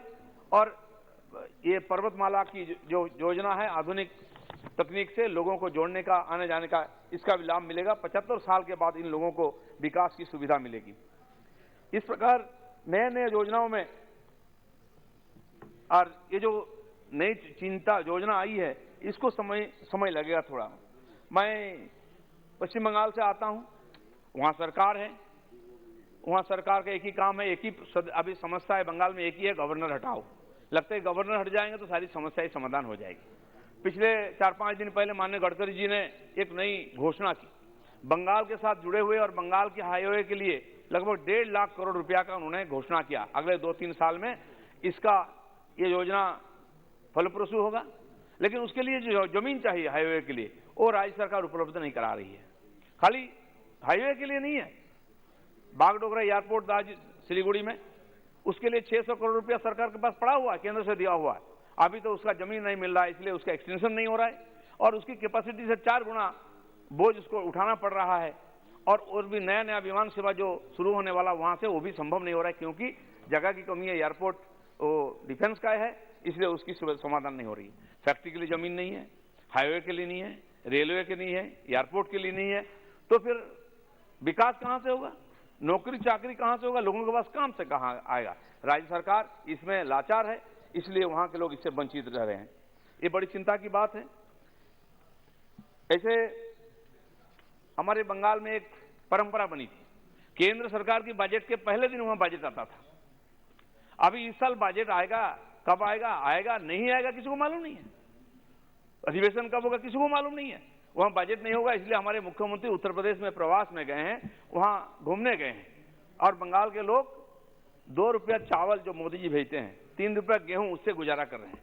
लोगों का इनकम क्या है, मनरेगा, गरीब लोग 100 दिन का काम मिलता है और सबसे ज्यादा पैसा उसके लिए बंगाल सरकार को मिलता है, उससे गरीब लोगों का गुजारा होता है। केंद्र का पैसा हुआ भेजा हुआ चावल, दाल, गेहूं, और पिछले 2 साल से वहां लगभग 80% लोगों को इस प्रकार फ्री में राशन मिला है, उससे लोग जिंदा रहे। गरीब लोगों का काम बोलने से मनरेगा, गरीब लोगों का गुजारा के लिए केंद्र सरकार का दिया हुआ ये जो अन्न जनधन योजना में, अन्न योजना में जो चावल दाल, उससे गुजारा हो रही है। लोगों को अगर नौकरी चाकरी पढ़ाई करना है, पढ़ाई के लिए हमारे नौजवानों को बेंगलुरु या तो हैदराबाद जाना पड़ता है, और दवाई के लिए चेन्नई मुंबई जाना पड़ता है, और कमाई के लिए गुजरात, महाराष्ट्र, कर्नाटक, दिल्ली, उत्तर प्रदेश जाना पड़ता है। और वहां की फैशन क्या है, वहां की सरकार जो एडमिनिस्ट्रेटिव मीटिंग करती खुलेआम रास्ता में करता है, पंडाल लगाकर रास्ते में होता है, कोई हॉल में नहीं होता है, और वहां होता है। और वहां से पीएम को, एचएम को, गवर्नर को गाली देना एक फैशन सा बन गया उधर। और वहां की जो पार्टी है, सरकार में है, उनके नेता, उनके गुंडे विपक्ष को विशेष करके हमारे कार्यकर्ताओं पर अत्याचार करते हैं, मारते हैं, पेड़ में टांग देते हैं। उनका मनोरंजन का माध्यम है ये। आप देश भर में दीपावली मनाते हैं, उसमें बम फोड़ते हैं, पटाखे फोड़ते हैं, आवाज होता है। ये साल में एक बार, हमारे वहां तो हर महीना होता है। अभी 4 दिन पहले हाली शहर उत्तर 24 परगना में एक बम ब्लास्ट हुआ है। गंगा किनारे में था, बच्चे फुटबॉल खेल रहे थे, झाड़ी में बॉल लाने गए तो बम फटा वहां और एक बच्चा वहीं मरा, 2 का शरीर चित्रा बितरा हो गया, गंगा में चला गया, अभी उसका ढोके मिला भी नहीं। ये स्थिति है। ऐसा कोई जिला नहीं जहां बम बंदूकी कारखाना नहीं मिलती है, बम ब्लास्ट नहीं होती। पूरा देश के गैंगस्टर और एंटी सोशल जाकर वहीं पनाह लेते हैं और बांग्लादेश के टेररिस्ट आकर बंगाल में शेल्टर लेते हैं। पूरा देश में कोई बम बंदूक की आवाज नहीं, कोई आरडीएक्स और माइंस की आवाज नहीं है, लेकिन बंगाल में हर जिला में इस प्रकार आवाज आ रहा है और लोग डरे डरे वहां जिंदा और जीवन बिता रहे हैं। ये बड़ी चिंता की बात है। हमारे ये जो बंगाल के किसान सम्मान निधि, देश के लगभग 11 करोड़ से ज्यादा लोग गरीब किसान इससे लाभान्वित हो रहे हैं 2 साल से, और अभी हमारे वहां लगभग 72 लाख किसान इससे हकदार हैं। और पिछले चुनाव हुआ मई में, उसके बाद लगा मुख्यमंत्री को लगना चाहिए तो बंगाल के किसानों को ये सब देने की अनुमति उन्होंने दी, लेकिन फिर भी ये 72 लोगों में से केवल 27 लाख लोग गरीब किसान को मिल रहा है, बाकी लोगों को वंचित रखा गया है। उनका नाम और एड्रेस, फोन नंबर, उनका अकाउंट नंबर भेजना चाहिए राज्य सरकार को, उतना भी नहीं भेज रहे हैं। इसलिए वहां की मोदी जी का दिया हुआ जो 6,000 रुपया हर साल किसान सम्मान निधि, बंगाल के किसान उससे वंचित रह गए हैं। और उसके साथ साथ जो दवाई का आजकल ट्रीटमेंट का कितना खर्चा सब जानते हैं। बंगाल की जो हॉस्पिटल है उसकी खासा हालत है, वहाँ के डॉक्टर अभी हड़ताल कर रहे हैं, वहाँ के नर्सेस हड़ताल कर रहे हैं, वहाँ के कर्मचारी हड़ताल कर रहे हैं, और वहाँ के जो जूनियर डॉक्टर भी हड़ताल में बैठे हुए हैं। हॉस्पिटल बंद हो जाता है, लोगों को चेन्नई जाना पड़ता है ट्रीटमेंट के लिए। इसलिए केंद्र सरकार ने ये जो आयुष्मान भारत की जो योजना दी है, बंगाल के लोगों को उससे वंचित रखा गया है। वहां करोड़ों लोगों को उससे लाभ मिलने वाला था, लेकिन वहां की सरकार की इस प्रकार नीति है कि बंगाल के लोगों को हर चीज से वंचित रखा जाए और केंद्र सरकार का केवल आलोचना किया जाए, इससे लोग भी वंचित हो रहे हैं। यहां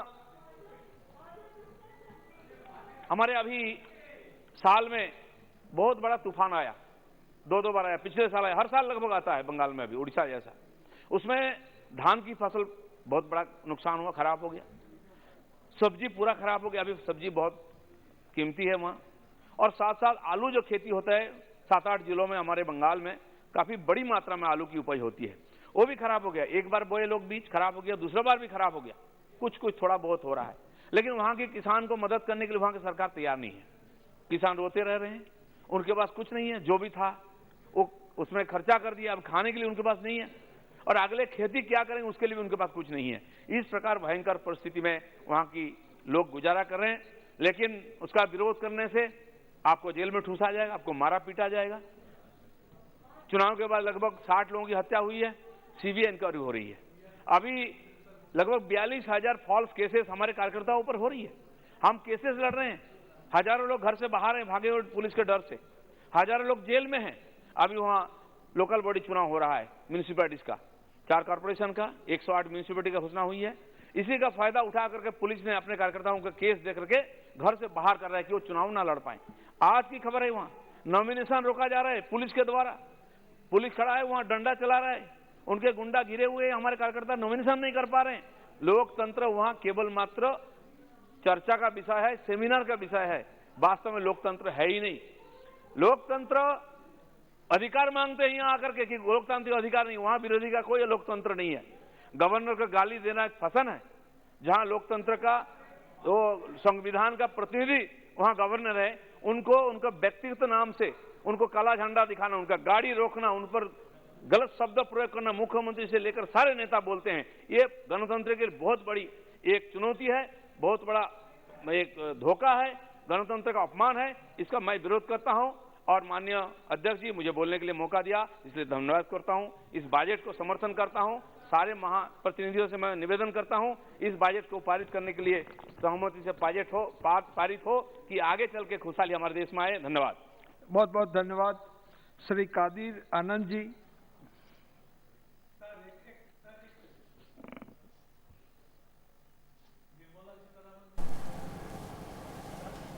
She has not taken even a single word into her note, which Mr. Kadir Anand ji. Thiru Kadir Anand. Honorable Speaker, sir. மதிப்பிற்குரிய அவைத்தலைவர் அவர்களே. Honorable Speaker, sir, thank you for giving me an opportunity to speak on this union budget. பட்ஜெட்டை பற்றி பேச அனுமதித்ததற்கு நான் நன்றியை தெரிவித்துக் கொள்கிறேன். After this budget was presented in this August House, many chief ministers had their comments. Tamil Nadu chief minister இந்த budget இங்கு தாக்கல் செய்யப்பட்ட பிறகு பல மாநிலங்களுடைய முதலமைச்சர்கள் தங்களுடைய கருத்துக்களை தெரிவித்தார்கள். தமிழக முதலமைச்சர் வெகு காலமாக அரசியலில் இருக்கிறார். அவர் கூறியிருந்தார், இது பொதுமக்களுக்கான பட்ஜெட் அல்ல என்று கூறியிருந்தார். என்னுடைய தகப்பனார் துரைமுருகன் அவர்கள் தமிழக சட்டசபையின் அவர் அமைச்சராக இருக்கிறார். அவர் ஏறக்குறைய 45 வருடங்களாக அரசியலில் இருக்கிறார்.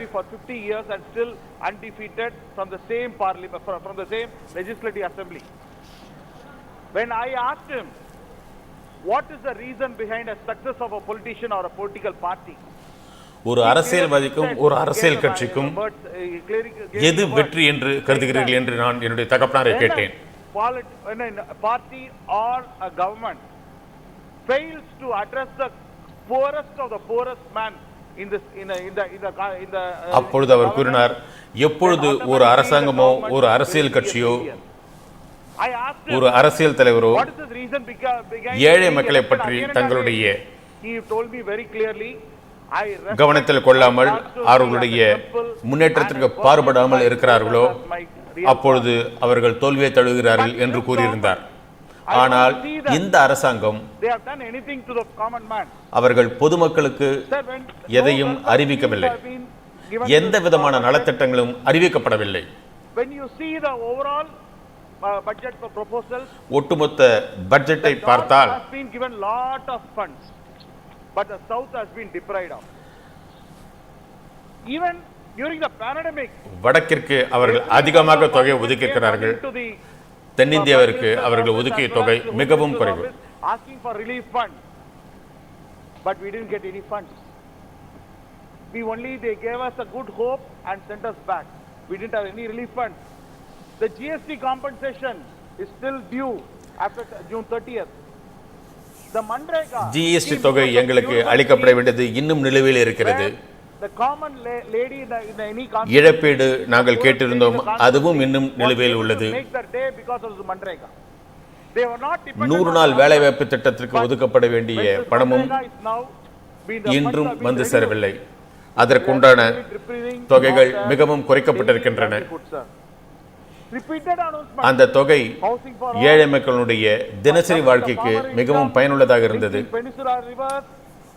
and also 1 crore in just 59 minutes for MSC segment. Everything is only in documents and nothing is happening in real. இவர்கள் அறிவித்த பல திட்டங்கள் காகிதங்களில் மட்டுமே இருக்கின்றன. Agriculture, which is a very big issue which has been talked about. விவசாயிகள் பிரச்சனை மிகப்பெரிய பிரச்சனை. The government is going to announce lot of things in this agriculture. இந்த அரசாங்கம் விவசாயத்திற்கும் விவசாயத்துறைக்கும் விவசாயிகளுக்கும் பல நல்ல திட்டங்களை அறிவிக்கும் என்று எதிர்பார்த்தோம். ஆனால் ஏமாற்றம் அடைந்தோம். சமீபத்தில் ஒரு உறுப்பினர் இந்த அவையில் கேள்வி கேட்டிருந்தார். அவர் என்ன கேட்டார் என்றால்,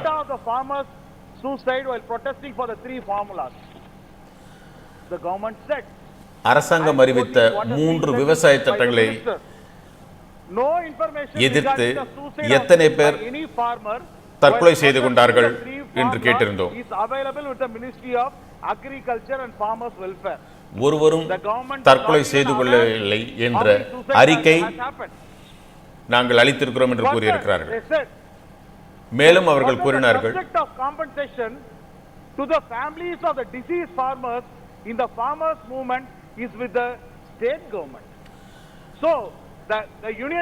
இந்த போராட்டத்தில் உயிரிழந்தவர்களுக்கு இழப்பீடு வழங்குவது மத்திய அரசாங்கத்தினுடைய பொறுப்பல்ல, அது மாநில அரசாங்கத்தினுடைய அதிகாரத்திற்கு உட்பட்டது என்று கூறியிருந்தார்கள். But what happens to the contracts, everything which is being signed during the tenure of the farm law? The government says the agreements entered by the acts after the 3 principal acts and before passing the repeal act will be governed by the legal provisions. What that means?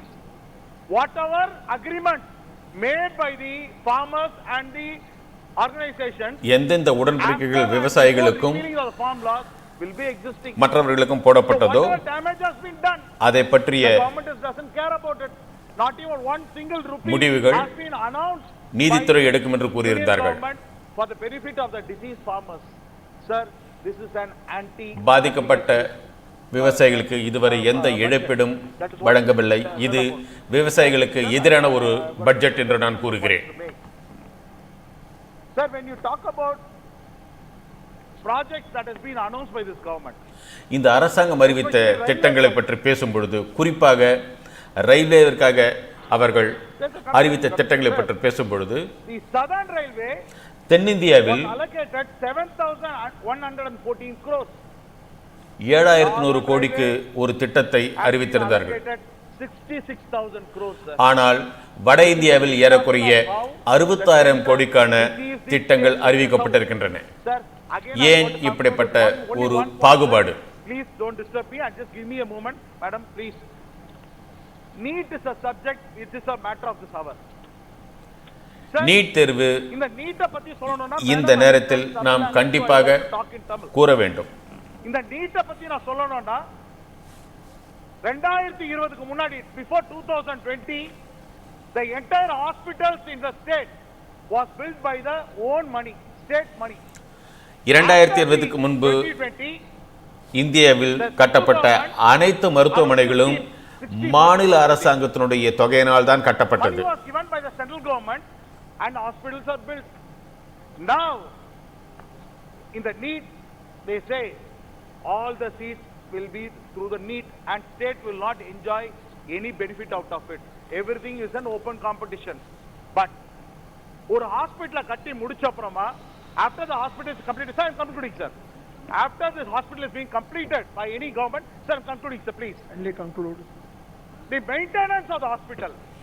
எந்த ஒரு மருத்துவமனையும் அதை கட்டிய பிறகு Expenses of the hospital has to be borne by the state government. அனைத்து செலவினங்களும் Now tell me, sir, வருமானம், what is the சம்பளம் இவை அனைத்துமே அனைத்து செலவுகளும் மாநில அரசாங்கம் தான் ஏற்றுக்கொள்ள வேண்டும் என்று கூறியிருக்கிறார்கள். ஆனால் நீட் தேர்வு மூலமாக அவர்கள் மாநிலங்களுக்கு எந்த முக்கியத்துவமும் கொடுக்க மாட்டார்கள். மத்திய அரசாங்கத்தின் முடிவுப்படிதான் நீட் தேர்வுக்கு நடக்கும். அந்த இருக்கைகள் மருத்துவ இருக்கைகள் மாணவர்களுக்கு ஒதுக்கப்படும்.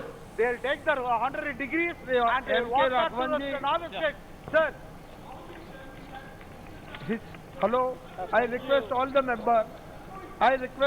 members, we have a very long list and all other people have to conclude within 5 minutes.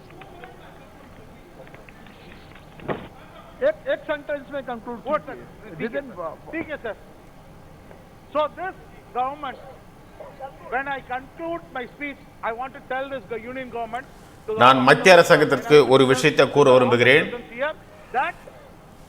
நிதி அமைச்சருக்கு இதை கூற விரும்புகிறேன். இந்த அரசாங்கம் தமிழக அரசாங்கத்துடைய அனைத்து உரிமைகளையும் பறித்துவிட்டது.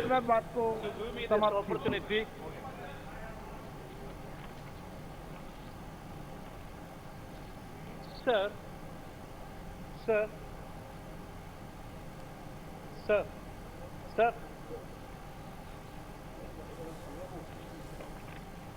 आप तो बहुत वरिष्ठ मेंबर हो, मगर यहाँ बहुत लंबा लिस्ट है और हमें कंक्लूड करना है. राघवन जी. Sir, thank you, respected Chairman, sir, for giving me this opportunity. Sir, आदरणीय प्रधानमंत्री जी ने कहा था in this August House, हम टुकड़े टुकड़े गैंग से हैं, हम ऐसा गैंग से नहीं हैं सर, हम एक महासंगठन से है, उसका नाम है इंडियन नेशनल कांग्रेस. आप हमारा देश का ऐतिहासिक फ्रीडम स्ट्रगल का हिस्ट्री पढ़ लीजिए, उधर आप देखेंगे इंडियन नेशनल कांग्रेस. आपका सरकार कॉर्पोरेट सरकार है. हम इस देश के உங்களுடைய அரசாங்கம் முதலாளிகளுக்கான அரசாங்கம்.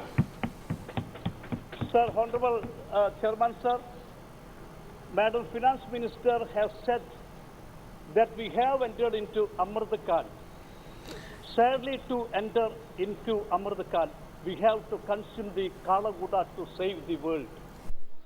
So, according to Bhagavad Purana, Tata Karadali Kritya Vyabi Halahalam Visham Abhaya Chayan Mahadeva Krivya Bhuda Bhavana. So, which means Mahadeva, out of compassion for the welfare of all living beings, consequently took the widespread halala poison in his hand and drank it. Sir, the Kalaguda that India faces today is the blow. The pandemic has attacked our economy. This Kalaguda can only be eliminated if we had allocated sufficient funds for health to fight this pandemic. Unfortunately, that was not seen. Health costs are rising, but the budget outlay for the health has dropped. It is sad and shame that only after intervention of Honorable Supreme Court that the government fixed the compensation for the victims of COVID-19 pandemics. Sir, one of the India's greatest poet and environmentalist Sugadumari teacher has said, "Aro paranyu murichu maatam kedu baadhichoru avayavam, പക്ഷേ കൊടും കേട് ബാധിച്ച പാവം മനസ്സോ." See, what is the meaning? A deceased part can be cut and removed, but what can be done to the poor heart deeply deceased? Sir, the government is heartless when it comes to poor pupils, farmers, laborers, Dalits. The government is heartless when it comes to country's youth. The government is heartless when it comes to women of this country. The government is heartless towards our healthcare sector. Sir, what have you done to Manrega? You have cut the funds by 25% to 75,000 crores. Let us not forget the massive arrears to be paid to states under the scheme. The single scheme alone was the reason why our poor people from rural areas did not go hungry since the pandemic. You call us Tukade gang, and often asked, what is the legacy of the UPA government? Say, sir, we say with proud that we do not belong to Tukade gang. Rather, we are proud members of Indian National Congress. Sir, what we brought in Manrega, we brought in Food Security Act, we brought in RTI, you diluted it. We brought in Right to Education Act. We brought in Street Vendors Protection Act. Sir, the list is endless. So what does your government do? You pass bills without discussions and then repeals it. Sir, one thing I remind you, in this context, we are proud of our great leaders Sonia Gandhi and former Prime Minister Manmohan Ji, who are architects of the above-mentioned pro-poor schemes. One thing very clear, sir, if the UPA government had not been implemented this great Manrega scheme, we would have been to witness the starvation, deaths and mass suicides in our villages under your Modi ji regime. So the entire nation has thanks to UPA. Sir, please, sir. Kindly conclude. Sir, please, sir. Sir, you leave behind large billionaires. You left the farmers' income and not doubled.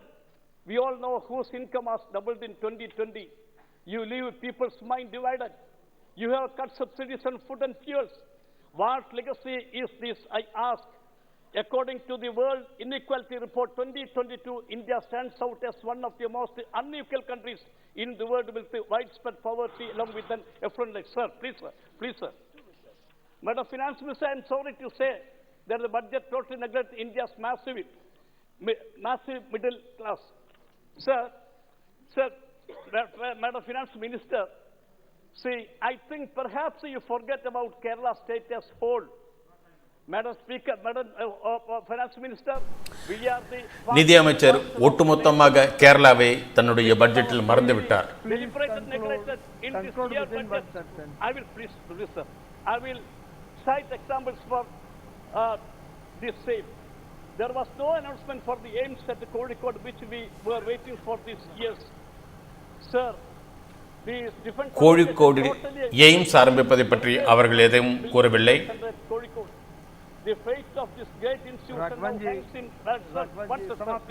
Sir, please, sir. 1 second, I will take only 1 second, sir. Only 1 minute. One, sir. Your allocation of funds for AIMS at Kozhikode. One of the enhanced telecom consultation centers be allocated to Kozhikode in association with the enhanced.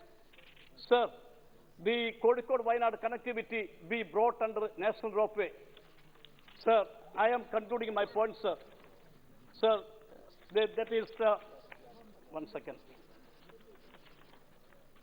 Sir, government has continued with the habit of selling public sector undertakings.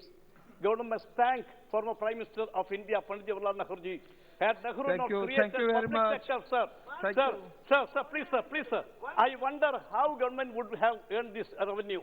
There is a saying in Malayalam, sir, Sambattu Galathu Kaibattu Vachal, Abattu Galathu Kabattu Nam, which means if you plant 10 plants during your best times, you can reap its 10 fruits during your hard times. This is exactly what your government is doing. We have planted trees in the form of public sector undertakings over the years, and now we are... Dr. Hina Kavitji. Sir, please, sir. Sir, please, sir.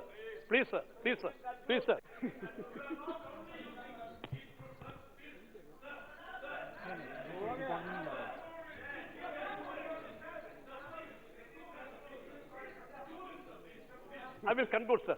एक sentence में आप conclude कीजिए. You are only using its fruits, but selling it and reaping benefits out of it. This is exactly what you are doing with Indians' public sector undertakings. Thank you very much. Dr. Dina Thanthi. Thank you, Chairman. Sir, I rise to support the Union Budget 2020-23. I would like to thank Honorable Prime Minister Modi ji and our Finance Minister, Srimati Nirmala Sitharaman ji, for presenting an all-inclusive budget. The Union Budget seeks to complement macroeconomic level growth with a focus on microeconomic level all-inclusive welfare. Our government has tried to address the needs of each and everyone in the country, let it be those living in the rural areas, let it be those living in the cities, or those living in the borderline areas of the country. To start with, the Union Budget 22 is based on 4 pillars. First is the PM Gati Shakti, second is inclusive development, third is the productivity enhancement and investment, sunrise opportunities, energy transition and climate change, and fourth is financing of investments.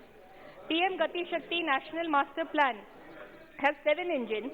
Under the road transport, government plans to expand the national highway network to up to 25,000 kilometers in 2022-23, for which rupees 20,000 crores will be mobilized. The government plans to establish multimodal logistic park at 4 locations through the public-private partnership model. 2,000 kilometers of railway network under indigenous technology will be expanded. One station, one product, which is a new concept, will help local businesses and supply chains. Sir, it is worthwhile to mention that India has Asia's largest rail network and world's second largest rail network, which means that this concept of one station, one product is going to benefit each and every part of the country. Wherever there is a railway station, this one station, one product scheme will be implemented. And by bringing this concept, the government is trying to help the local businesses to bring them in the mainstream line by bringing in this initiative. The government is also planning to develop for 400 new generation Vande Bharat trains, 100 cargo terminals, and 8 ropeway projects for 60 kilometers length. So the next pillar is the inclusive development. Inclusive development of farmers is one of the main priority areas of the government. As India has 70% of its population dependent on agriculture and allied activities for their livelihood, it is obvious that the focus of the government is going to be more on this agriculture sector. The government has announced the usage of Kisan drones as an all-purpose tool for farmers for crop assessment, digitization of land records, spraying of fertilizers and insecticides. Sir, as I'm a doctor myself and I represent a rural constituency, we come across lots of people who develop poisoning, who develop cancers because continuously they are in contact with those chemical fertilizers. Because of these Kisan drones, now our farmers will be protected from these kind of poisoning and cancers. And I thank on behalf of all the farmers to the government because this Kisan drone is going to be of much more help to the farmers. Sir, along with this, sir, being agriculture the largest sector in the country, it can prove to be a major source of employment to those who are living in the rural areas and also can help in developing entrepreneurship. Keeping this in mind, the government has focused on the agri-business and tried to support the rural and the agri-business startups by bringing in a fund with a blended capital under a co-investment model through NABARD in order to finance these agri startups. This will definitely create many jobs for the people particularly living in the rural areas of the country. Rupees 2.37 lakh crore MSP will be directly transferred to the accounts of 1.63 crore farmers. The government has allocated funds for agroforestry for the scheduled caste and scheduled tribe farmers. This will definitely help in earning of the SC and ST farmers. Sir, when I travel in my Nandurbar parliamentary constituency, my constituency lies mostly in the hilly areas of Satpura and Sahyadri ranges. I see most of the tribal women carrying water from miles away in a bucket or something that we call as handa on their head and by their side. And I feel really painful to see our sisters taking water for so long distance, and therefore I try to help these women as much as I can so that they get water available very close to their houses. When government brought the Jal Jeevan Mission scheme, Har Ghar Nal Se Jal, I realized that the government also feels the pain of the mothers and sisters of the country and has launched this scheme. And for this scheme, sir, the government is giving 60 crore to cover 3.8 crore households in the year 2022 and 23. Sir, Pradhan Mantri Awas Yojana ensures housing to all the poor, particularly those who do not have the Pakka houses. Under the Pradhan Mantri Awas Yojana, in my Nandurbar parliamentary constituency, more than 1 lakh people have got the houses so far, and there are still more number left behind. Now, under this budget, the government has allocated 48,000 crores for completion of 80 lakh houses, which is going to fulfill the dreams of 80 lakh people who have been waiting for their Pakka house so far. And on behalf of all those poor people, I would like to thank the government for this budgetary allocation. Sir, during the pandemic, we all are aware that schools were closed and online education was started. We are aware that in most of the rural areas it was difficult to give online education to our children due to many hurdles, and therefore lots of children had to face educational loss. To cope up with this educational loss, the government has come up with one class, one TV channel program of PM Vidya to cover 200 TV channels so that the educational loss will be covered and our children, who are the future of our country, will get education, and whatever loss they had in the last 2 years will be covered. So on behalf of all the parents, I would like to thank the government for this initiative. Sir, also virtual labs, skill e-labs will be set up to promote critical thinking skills and simulated learning environment. Digital university for world-class education with personalized learning experience will be established. Skill training is also a very important sector, and we must appreciate the efforts that the government has put for empowering citizens to skill, reskill and upskill through online training by planning to launch Desh Stack e-portal. It is very important to give quality education to the people to ensure that they get good placements and job opportunities. Through this portal, it will be assured that quality training is given by the master trainers to the people in the most remotest parts of the country where it is difficult for the master trainers to reach.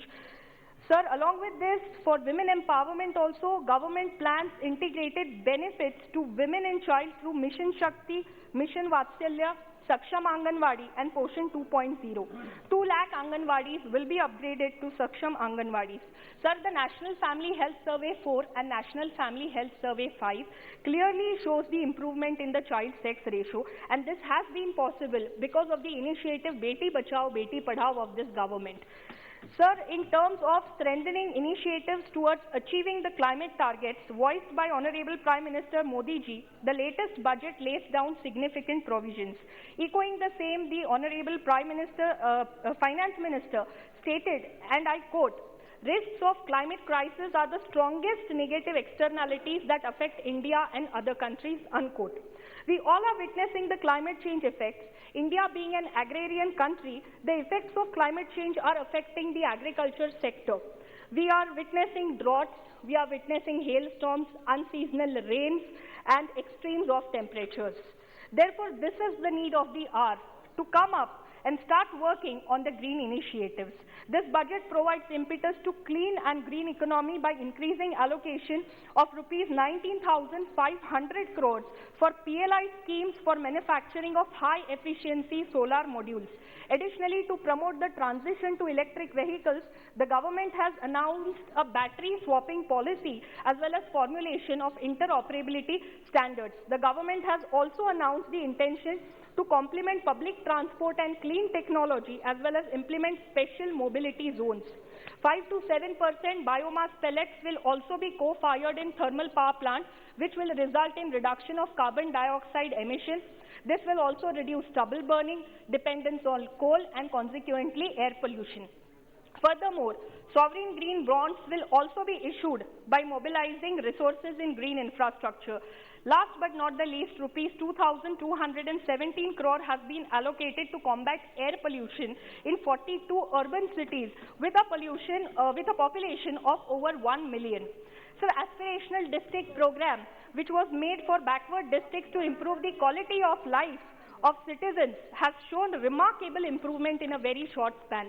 My constituency, Nandurbar, is also one of the aspirational districts, and we have witnessed significant progress in health, nutrition, infrastructure, education, and financial inclusion. In this year's budget, the government has announced its focus from aspirational district to aspirational block, which means going till the last mile, reaching till the last person. And I am very much confident that the way aspirational districts have shown progress over the past few years, definitely improvement in the aspirational blocks will change the picture and will totally change the scenario of that area. Sir, I thank the government, Prime Minister Modi ji, our Finance Minister Nirmala Sitharaman ji for bringing in this very good budget. I wholeheartedly support the budget. Thank you very much. Thank you very much. Shri V. Redippa ji.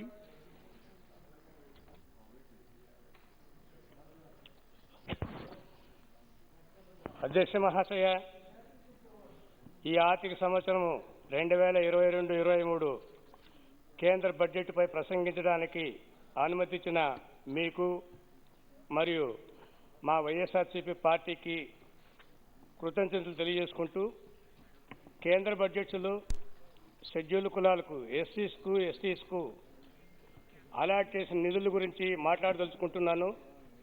ప్రస్తుతం బడ్జెట్లో ఎస్సీల కొరకు 1,43,342 కోట్లు కేటాయించారు. Last year బడ్జెట్లో పోల్స్తే 16,000 కోట్లు ఎక్కువగా ఇచ్చినందుకు ఆర్థిక శాఖ మంత్రి గారికి, గౌరవ ప్రధానమంత్రి గారికి కృతజ్ఞత వందనాలు తెలుపుకుంటున్నాము. అదేవిధంగా ఎస్టీలకు ఈ బడ్జెట్లో 89,625,000 కోట్లు కేటాయించారు. అంటే 5.5% నిధులు మాత్రమే వాళ్ళకి ఇచ్చారు. అదేవిధంగా ఎస్సీ జనాభా 15% ఉంటే 8.8% బడ్జెట్ కేటాయించినారు. ఈ నిధులు కొంచెం ఎక్కువ చేస్తే మేము ఆర్థిక మంత్రి గారికి ధన్యవాదాలు తెలుపుకోవడానికి సిద్ధంగా ఉన్నామని తెలియజేసుకుంటున్నాను. అదేవిధంగా పారిశుద్ధ్య కార్మికులకు మాన్యువల్ స్కావెంజర్స్ యాక్ట్ 2013 చట్టం ప్రకారము చాలా సౌకర్యాలు కలుగజేయాలని కేంద్ర ప్రభుత్వం కూడా నిర్ణయించుకున్నది.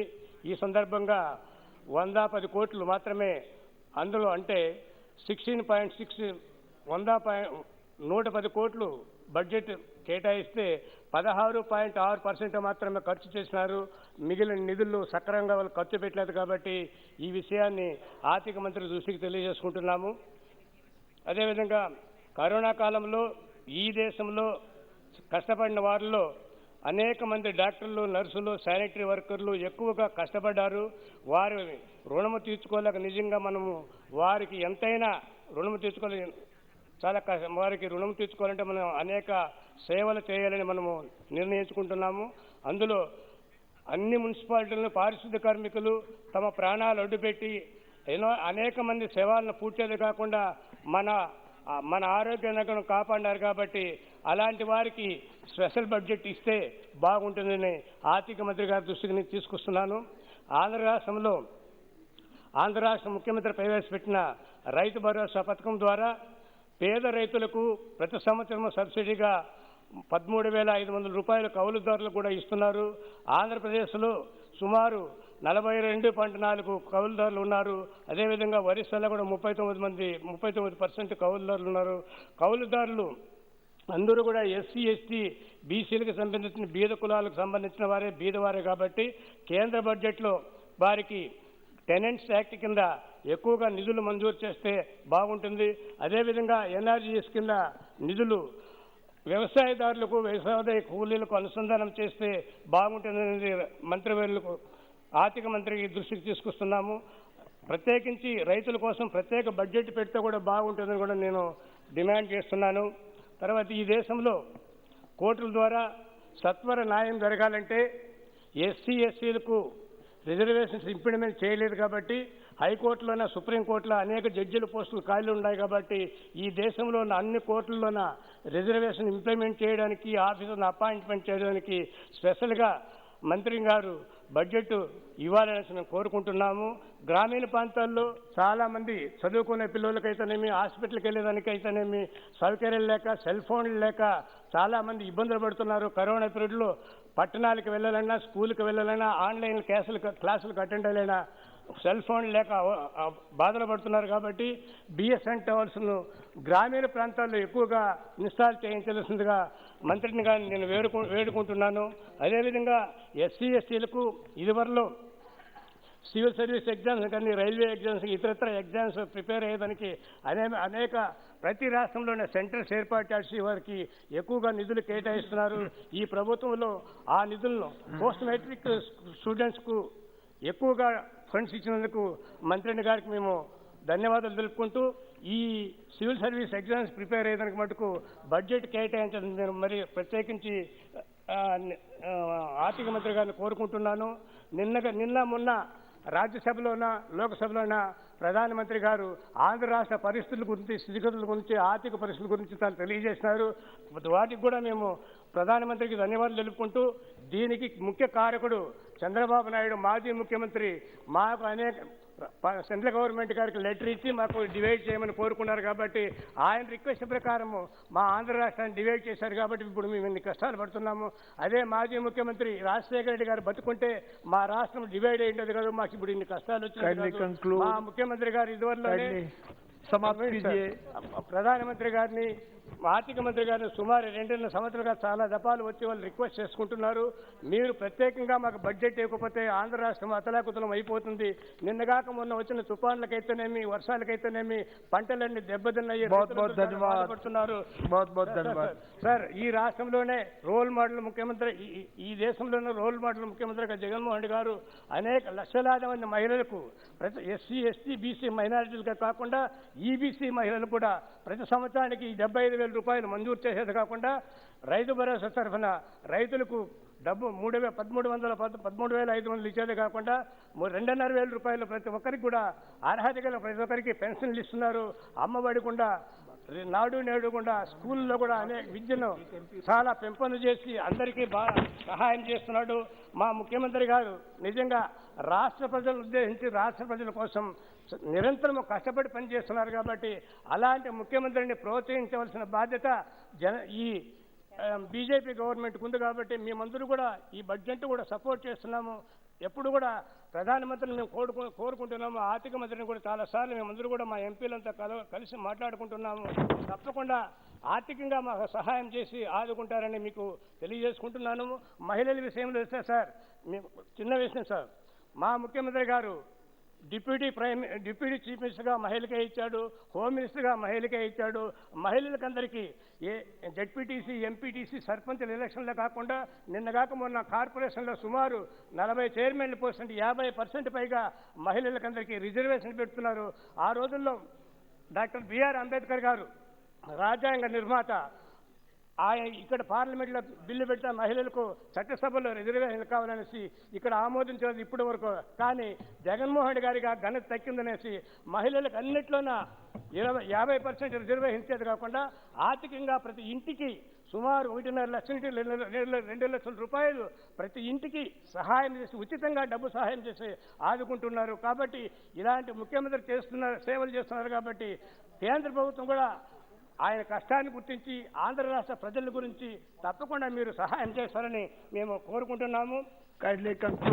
అదేవిధంగా బీసీలకు టైలర్లకు కానీ భజంత్రీలకు కానీ బట్టలు ఉతికే వాళ్ళకి కానీ మగ్గాలు నేసే వాళ్ళు కూడా 10,000 నుంచి 18,000 రూపాయలు కూడా ఉచితంగా కూడా కాపాడుకుంటున్నారు. దయచేసి మా demand sir Polavaram project complete చేసేందుకు తప్పకుండా డబ్బులు, అదేవిధంగా కొత్త రైల్వే లైన్లు కంప్లీట్ చేసేదానికి డబ్బులు ఇవ్వాలి. Thank you. Kindly conclude. सभापति महोदय, thank you very much sir. माननीय वित्त मंत्री द्वारा जो सदन में 2022-23 का केंद्रीय बजट सदन में चर्चा के लिए रखा गया है, उसके पक्ष में मैं बोलने के लिए खड़ा हुआ हूं. महोदय, यह बजट जो है देश के आम लोगों के हित में यह बजट है.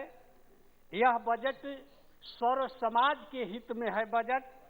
इस बजट से देश की तकदीर और तस्वीर बदलने की दिशा में यह एक सराहनीय कदम है. लेकिन इस बजट को विपक्ष क्यों आलोचना कर रहा है हमें समझ में नहीं आता. लेकिन महोदय, ये लोकतंत्र की परिपाटी बहुत दिनों से चली आ रही है कि अगर सत्ता पक्ष कितना ही अच्छा काम क्यों न करे, लेकिन विपक्ष का काम है उसकी आलोचना करना. सरकार, केंद्र की सरकार इतना अच्छा बजट बनाया है. यह बजट जो है आत्मनिर्भर भारत की तरफ, विकसित भारत के दिशा में आम लोगों के हित में है, फिर भी विपक्ष कह रहा है, इसका आलोचना कर रहा है. लेकिन हम ये बता देना चाहते हैं सभापति महोदय की आजादी के 75 वर्ष में आज हम अमृत महोत्सव मना रहे हैं. इन 75 वर्षों में हमको लगता है कि लगभग 63 साल या 62-63 साल तक कांग्रेस ने इस देश पर शासन किया है. देश की जनता ने आपको 63 साल तक देश की तकदीर और देश की तस्वीर बदलने के लिए मौका दिया था. लेकिन आप 63 साल के अंदर न तो देश के गरीबों की तकदीर बदल सके, न इस भारत की तस्वीर बदल सके. और आज 7 साल मौका मिला है. 7 साल सिर्फ मौका दिया है और 7 साल के अंदर जो आप 63 सालों के अंदर देश का विपक्ष नहीं काम कर सका, उसको यह मोदी की सरकार 7 साल के अंदर करके दिखाया है. फिर भी आप आलोचना कर रहे हैं. अरे भाई, 63 साल में आपने देश के गरीबों के हित में दलित, पिछड़े, अकलियत के नाम पर, अल्पसंख्यक के नाम पर बहुत नीतियां बनाई, अच्छे बजट बनाए. लेकिन नीतियां तो आप बनाते रहे, नीतियां बनती रही, बिगड़ती रही. आप बजट बनाते रहे, बजट बिगड़ते रहे, बनते रहे. लेकिन इस देश के करोड़ों लोगों की तकदीर आप नहीं बदल सके. 65-63 सालों में इस देश के गरीब गंदे नाले, नदी नाले, पेड़ों के नीचे जन्म लेते थे और वहीं पर मर जाते थे. उनको आप मकान नहीं दे सके, शुद्ध जल नहीं दे सके, उनको स्वास्थ्य के लिए कोई सुविधा नहीं दे सके. आज जब मोदी सरकार इस दिशा में पहल कर रही है, फिर भी आप आलोचना कर रहे हैं. लेकिन सभापति महोदय, एक बात हम कहना चाहेंगे. निश्चित तौर पर आज देश विकसित देशों के श्रेणी में आने की तरफ बढ़ रहा है। लेकिन मैं आग्रह करूंगा देश के प्रधानमंत्री से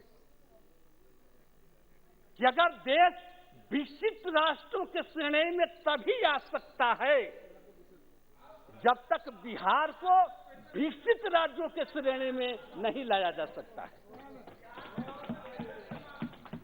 जब तक बिहार को विकसित राज्यों की श्रेणी में नहीं लाया जा सकता, तब तक देश को हम विकसित राष्ट्रों के श्रेणी में नहीं ला सकते। इसलिए आज बिहार हर क्षेत्र में आगे बढ़ रहा है, विकास कर रहा है। लेकिन अगर बिहार को विशेष राज्य का दर्जा मिल जाता माननीय मंत्री महोदय, तो निश्चित तौर पर बिहार विकसित राज्यों के श्रेणी में आता। अगर बिहार विकसित राज्यों के श्रेणी में आता तो आज देश कृपया समाप्त कीजिए। विकसित राष्ट्र के श्रेणी में आता। महोदय लीजिए ना, अभी तो कुछ अभी तो शुरू हुआ। आपकी पार्टी का समय ही नहीं है। 5 मिनट आपका है खत्म होने पर। 2 मिनट महोदय, 2 मिनट नहीं, 2 मिनट इसलिए कंक्लूड कीजिए। बिहार को विशेष राज्य की दर्जा मिलना जरूरी है और इसके साथ साथ देश के विकास के साथ बिहार में जो 10 साल से जो परियोजनाएं बंद पड़ी हुई है, हमारे क्षेत्र में 10 साल से महोदय 3 परियोजनाएं पड़ी हुई है। बहुत बहुत धन्यवाद, आपकी बात आ गई है। अभी समाप्त कीजिए। 1 मिनट महोदय, बिहटा से औरंगाबाद रेलवे लाइन 10 साल से पड़ा हुआ है। डिहरी से बंजारी रेलवे लाइन जो है, जो उत्तर प्रदेश के जोड़ती है, वो भी ठप पड़ा हुआ है। डिहरी डालमिया नगर फैक्ट्री जो रेलवे बैगन का फैक्ट्री, वो भी 10 साल से पेंडिंग पड़ा हुआ है। इसलिए बहुत बहुत धन्यवाद, बहुत बहुत धन्यवाद। मांग करना चाहते हैं श्री तेजस्वी सूर्या जी, राज्यों के श्रेणी में तेजस्वी सूर्या जी, बिहार को विकसित बनाना होगा। धन्यवाद। धन्यवाद अध्यक्ष जी। अध्यक्ष जी, under the leadership of the Honorable Prime Minister, the country has witnessed an economic miracle in the last 7 years. From agriculture to education, aviation to railways, IT to BT, soil to space. In every segment of the country's national life, the Prime Minister has ushered in a complete transformation. The kind of economic progress the country has witnessed in the last 7 years, the pace of reforms is also unprecedented. The numbers are there to give more clarity on that. However, Speaker sir, the political commentariat speaks very highly of the 1991 budget and describes it as the budget which opened the doors for India's economic growth. One must keep in mind that the 1991 budget and the reforms that were introduced therein were made at a time of economic compulsion. The reforms that were brought in then were not as a result of the government's conviction for economic reforms. The difference between then and all the 4 budgets that Honorable Finance Minister Srimati Nirmala Sitharaman ji has presented is that the economic reforms introduced in the last 4 budgets that she has presented is very dedicatedly, concertedly a result of the conviction of the government to introduce economic reforms. And it would not be an exaggeration when I say that when the history of modern India is written, India's history can be viewed as a before Modi era and a after Modi era. The numbers are so clear as to the kind of comprehensive transformation that the country has witnessed. When Honorable Member of Parliament from Wayanad was speaking about the idea of 2 Indias, perhaps this should have been the 2 Indias that he should have elaborated upon. that before Modi there was a different kind of India, and after Narendra Modi there is a different kind of India. And let me elaborate on what is the difference. Before Modi, the country was witnessing double-digit inflation. We were considered to be among the fragile 5 economies of the world.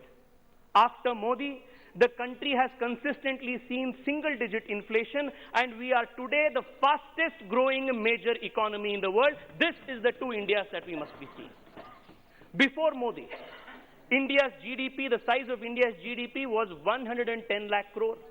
After Narendra Modi, the size of India's GDP is 230 lakh crore. This is the two Indias that we must be proud. This is the two Indias that have changed. Before Narendra Modi, India's exports were at 2.85 lakh crore. After Narendra Modi, India's exports are now at 4.70 lakh crore. Nobody can deny these facts. India's foreign reserves before Modi ji was $275 billion. After Modi ji, India's foreign reserves is at $630 billion.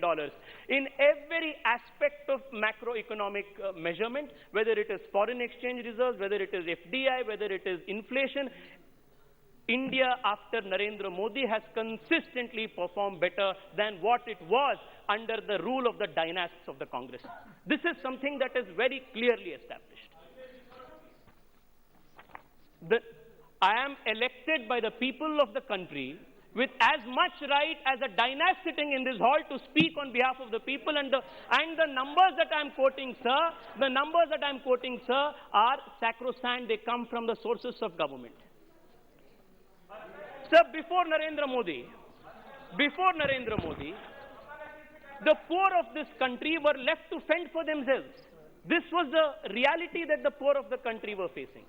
But after Narendra Modi, sir, we today have 44.8 crore people who came for the first time inside the formal banking system through the Jan Dhan accounts.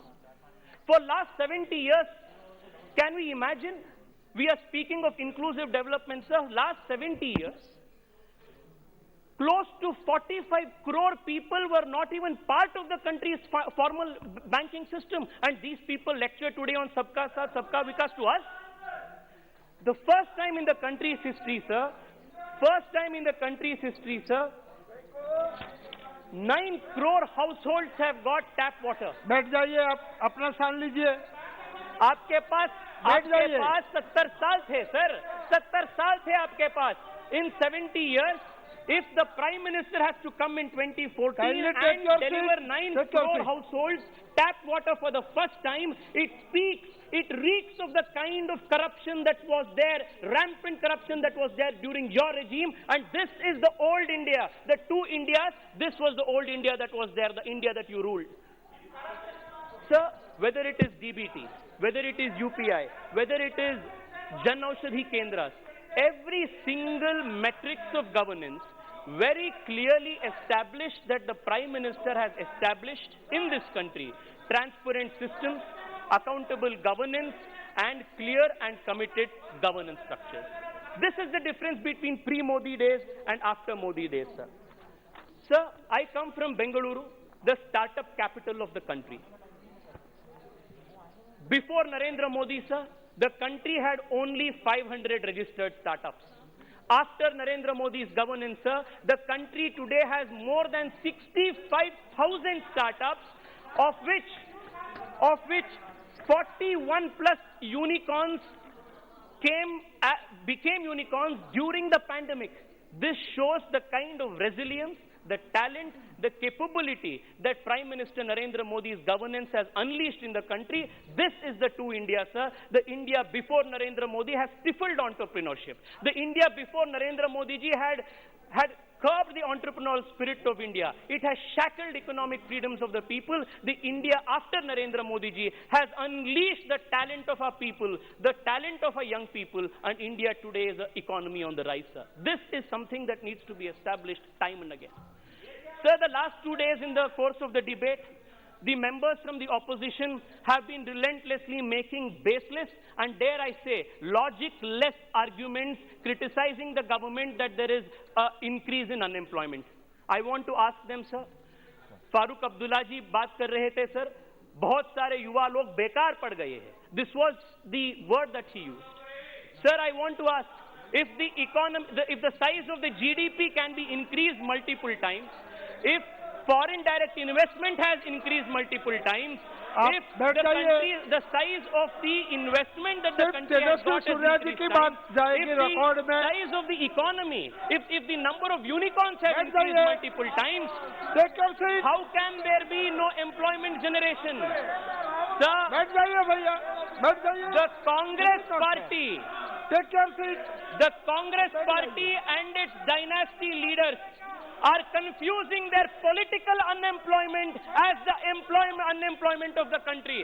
Those who are hardworking, talented, meritorious young people coming from the modest of background, they have enough number of opportunities. If there is one young person who is unemployed in the country, sir, it is the prince of the Congress Party, the dynasty of the Congress Party, sir. Let them not confuse their political unemployment for the employment of the masses today.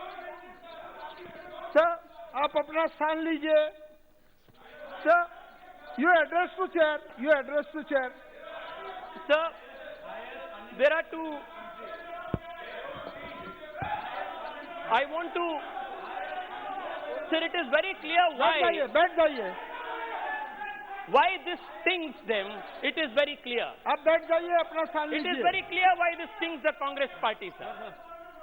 Sir, I just want to, sir. Just a minute. कौन सा rule है? आप बैठ जाइए. I request you not to खड़ा consider this as my time, sir. एक second. Sir, 353. No allegation of a defamatory or incriminatory nature shall be made by a member against any person unless the member has given a sufficient notice. Sir, ठीक है तो. Let me just complete, sir. You can continue. Sir, Farooq. आप बैठ जाइए. चलो, you continue. Sir, I wish. आप बोलिए. Sir, I would have given. Sir, what can you do? How can you address a member who is perpetually absent from the house, sir? A member who spends more amount of time in foreign vacations than spending in the house, sir? What can I do other than speak when I get a chance, sir? Sir, while I am on this point, it is very important to ask as to why the Congress Party in the last 70 years had specifically kept the country's economy under shackles. Though we got independence in 1947, sir, the country got economic independence for the first time only in 2014. Until 2014 and until the Prime Minister Narendra Modi came to office, the country's economy was shackled.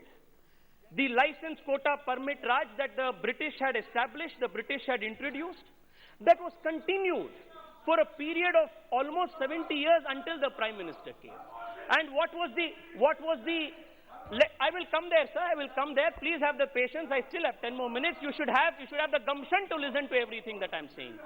Sir, it was deliberately done.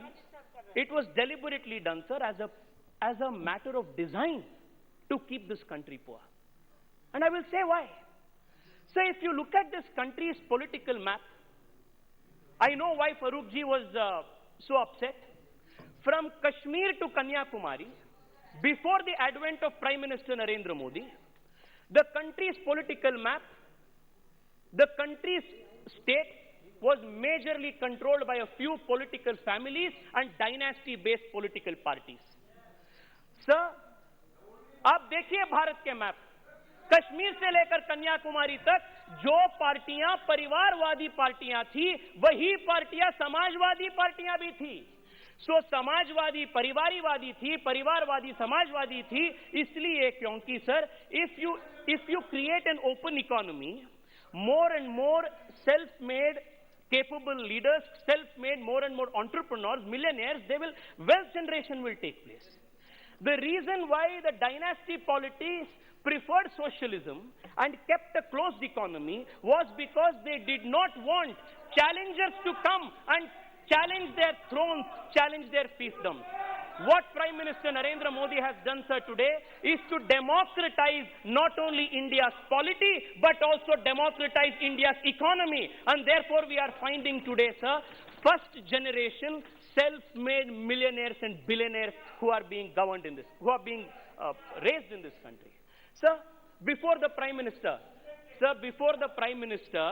we had not heard of self-made millionaires, start-up millionaires.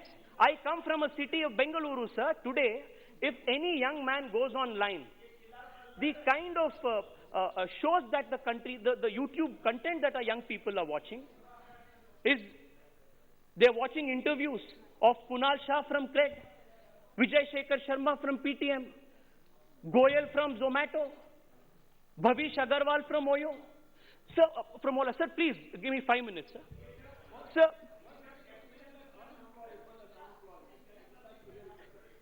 You address to chair. So, sir. And Tejashwi ji 2 minute में conclude. Sir, please 5 minute दीजिए sir मुझे. Sir, बहुत सारे विषय बाकी है सर. Sir, all these names that I mentioned are self-made first-generation leaders. Why did, before 2014, these kind of leaders, these kind of business leaders, entrepreneurs, why could the country not create? Because the dynasty-based political parties did not want to create such kind of economic leaders in the country, sir. This is something that must be established. Sir, there are only 2 other points I would want to make, sir. Why I consider this budget is a budget for jobs and a budget for India's youth. And I speak as a young member of parliament, sir, and I want to thank the finance minister for giving the most futuristic and the most tech-savvy budget ever in the country's history in the budget 2022. Sir, this budget speaks of a rollout of 5G technology. This budget speaks of a task force for EVGC. It speaks of artificial intelligence, machine learning-based learning, big data. It speaks about an EV policy. This budget speaks about battery swapping policy, virtual labs, 75 digital banks, digital university, introduction of blockchain-based central bank digital currency. This, sir, is going to be a game changer in India's economic journey. Anytime, anywhere, post offices, digital ecosystem for skilling and livelihood, drone as a service, Kisan drones, Drone Shakti, boost to quantum computing, 50,000 crores to National Research Foundation. It speaks of clean tech, green jobs, solar panel manufacturing. Sir, it also speaks of creating jurisdictions where foreign universities can come and invest, and those jurisdictions where no domestic laws will apply. Every year, sir, billions of dollars Indian students and parents spend to go outside of the country to seek this education. This one change is going to save huge amount of revenue for the country and also is going to create competition in the India's economic education space. Which is why, sir, I said from education to technology, aviation to space, soil to infrastructure, this government has transformed the country in every way. Thank you very much. Sir, please, sir, I just want to highlight one important point, sir. Sir, I come from an urban city, sir. My father came from a small village in Chikmagaluru about 50 years ago, and he migrated to Bengaluru, sir. When he came in his late teens, he did not even have Hawaii chappals to go inside and attend classes. But because he came, our entire family is today financially secure. And in just one generation, sir, the people of Bengaluru blessed me to be their member of parliament. Why I am saying this, sir, is because consistently the last 70 years, our policy makers had neglected urbanization. And you cannot have, and this was done deliberately, sir. It was Thank you very much. Thank you. Sir, Thank you. Sir, आखिरी point पे आ रहा हूँ, sir. This is going to establish the design of these people, sir. Sir, they deliberately neglected urbanization, sir, and this was also by a form of design. Thank you very much. Sir, today the Prime Minister in the budget has promised new urban planning. He has promised urban infrastructure, creation of metros, creation of this thing.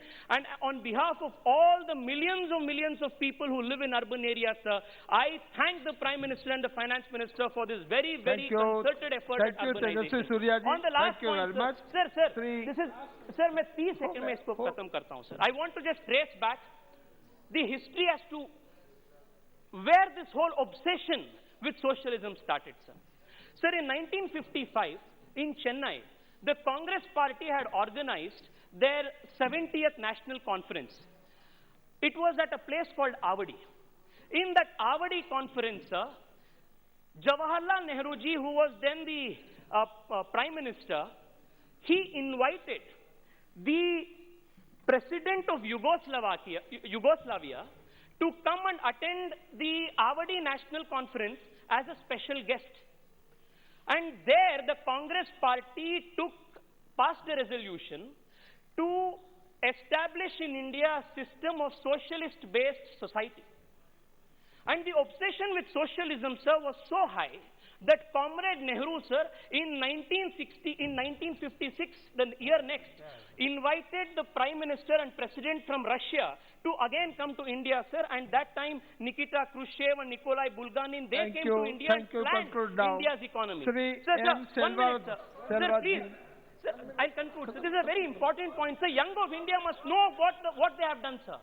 So for 40, 50 continuous years, this mindless obsession with socialism kept India deliberately poor. So, and this whole command control ecosystem, this planned economies. Sir, thank you, sir. We had other Asian economies, Singapore, Taiwan, which raced ahead. Sir, thank you, sir. In 2000. एक sentence में खत्म कर दी पूरा एक sentence. I will conclude in 1 more minute. No minute. Conclude. Sir, 1 minute may I'll conclude, sir.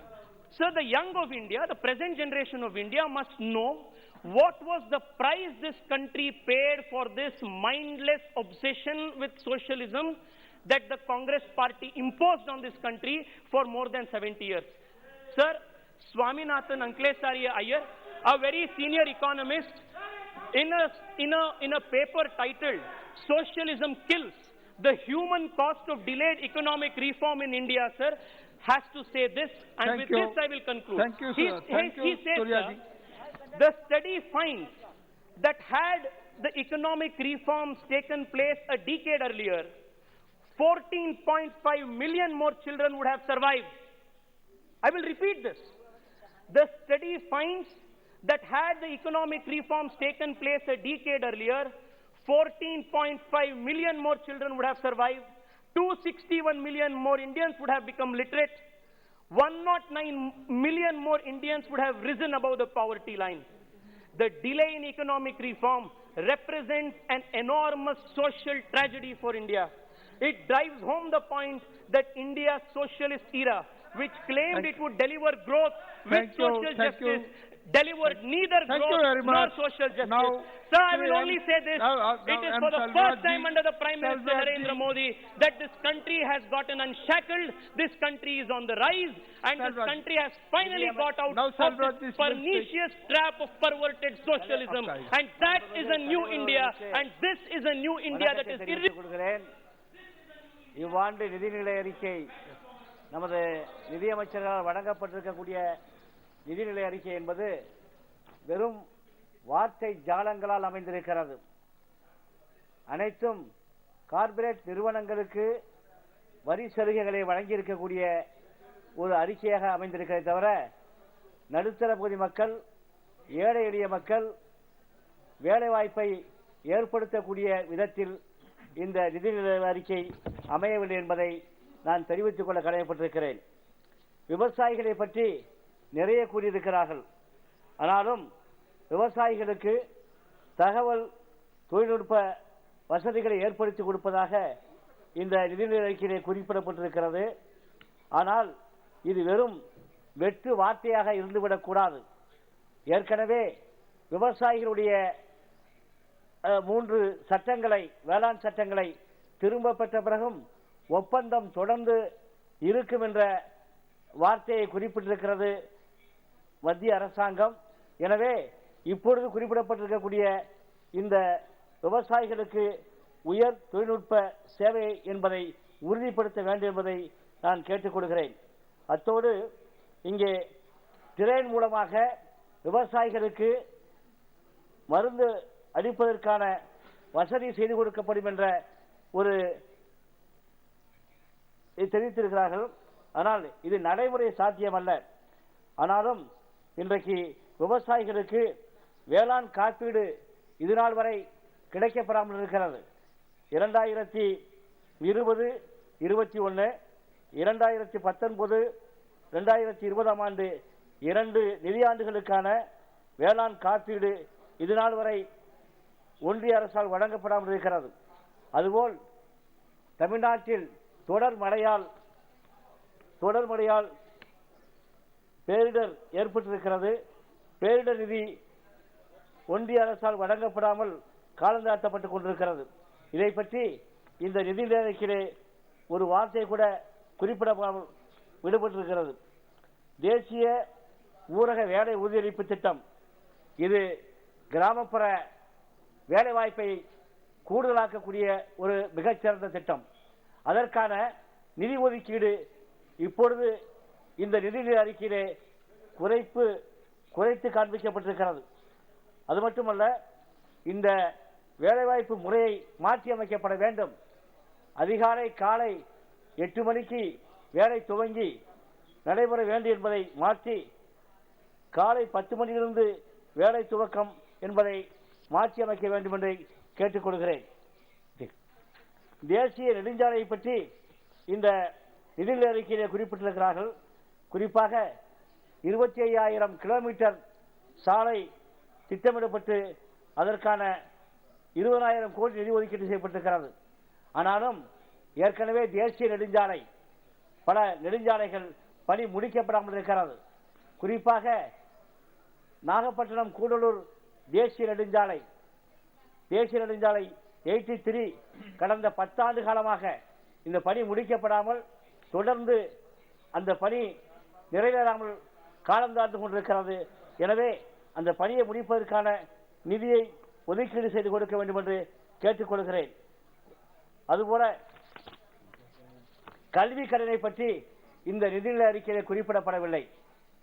மாணவர்கள் தன் படிப்பதற்காக வாங்கிய கல்வி கடனை திரும்பி செலுத்த முடியாமல் இன்றைக்கு அது வட்டிக்கு மேல் வட்டியாகி கட்ட முடியாத சூழல் ஏற்பட்டிருக்கிறார்கள். சாதாரண நடுத்தர பகுதியை சார்ந்த ஏழை எளிய கிராமப்புற மாணவர்கள் உயர்கல்வி படிப்பதற்காக வாங்கிய கடனை கட்ட முடியாத நிலை ஏற்பட்டிருக்கிறது. எனவே நிதி அறிக்கையிலே கடன் தள்ளுபடியை உறுதி செய்யப்பட வேண்டும் என்று கேட்டுக்கொள்கிறேன். மத்திய அரசின் திட்டங்களுக்கு சமஸ்கிருதத்திலே பெயர் சூட்டுகிற முறையை மாற்றி மாநில மொழிகளில் பெயர் சூட்ட வேண்டும். குறிப்பாக தமிழ்நாட்டிலே ஒரு தமிழ் மொழியை இந்த திட்டங்களுக்கு பெயர் சூட்ட வேண்டும் என்று நான் வற்புறுத்த விரும்புகிறேன். அதுபோல வங்கி படிவங்களிலே செல்லான் தமிழிலே பதிவு செய்வதற்கான வாய்ப்பை வழங்க வேண்டும். கல்வியை பற்றி நிறைய பேசியிருக்கிறோம். குறிப்பாக கிராமப்புற தாழ்த்தப்பட்ட மாணவர்கள் இந்த கொரோனா காலங்களிலே தனது கல்வியை முழுமையாக படிக்க முடியாத சூழல் இருக்கிறது.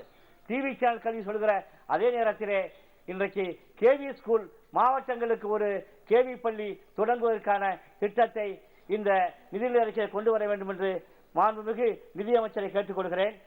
எனது குறிப்பாக ரயில்வே திட்டங்களுக்கு நிதி வழங்குவதிலே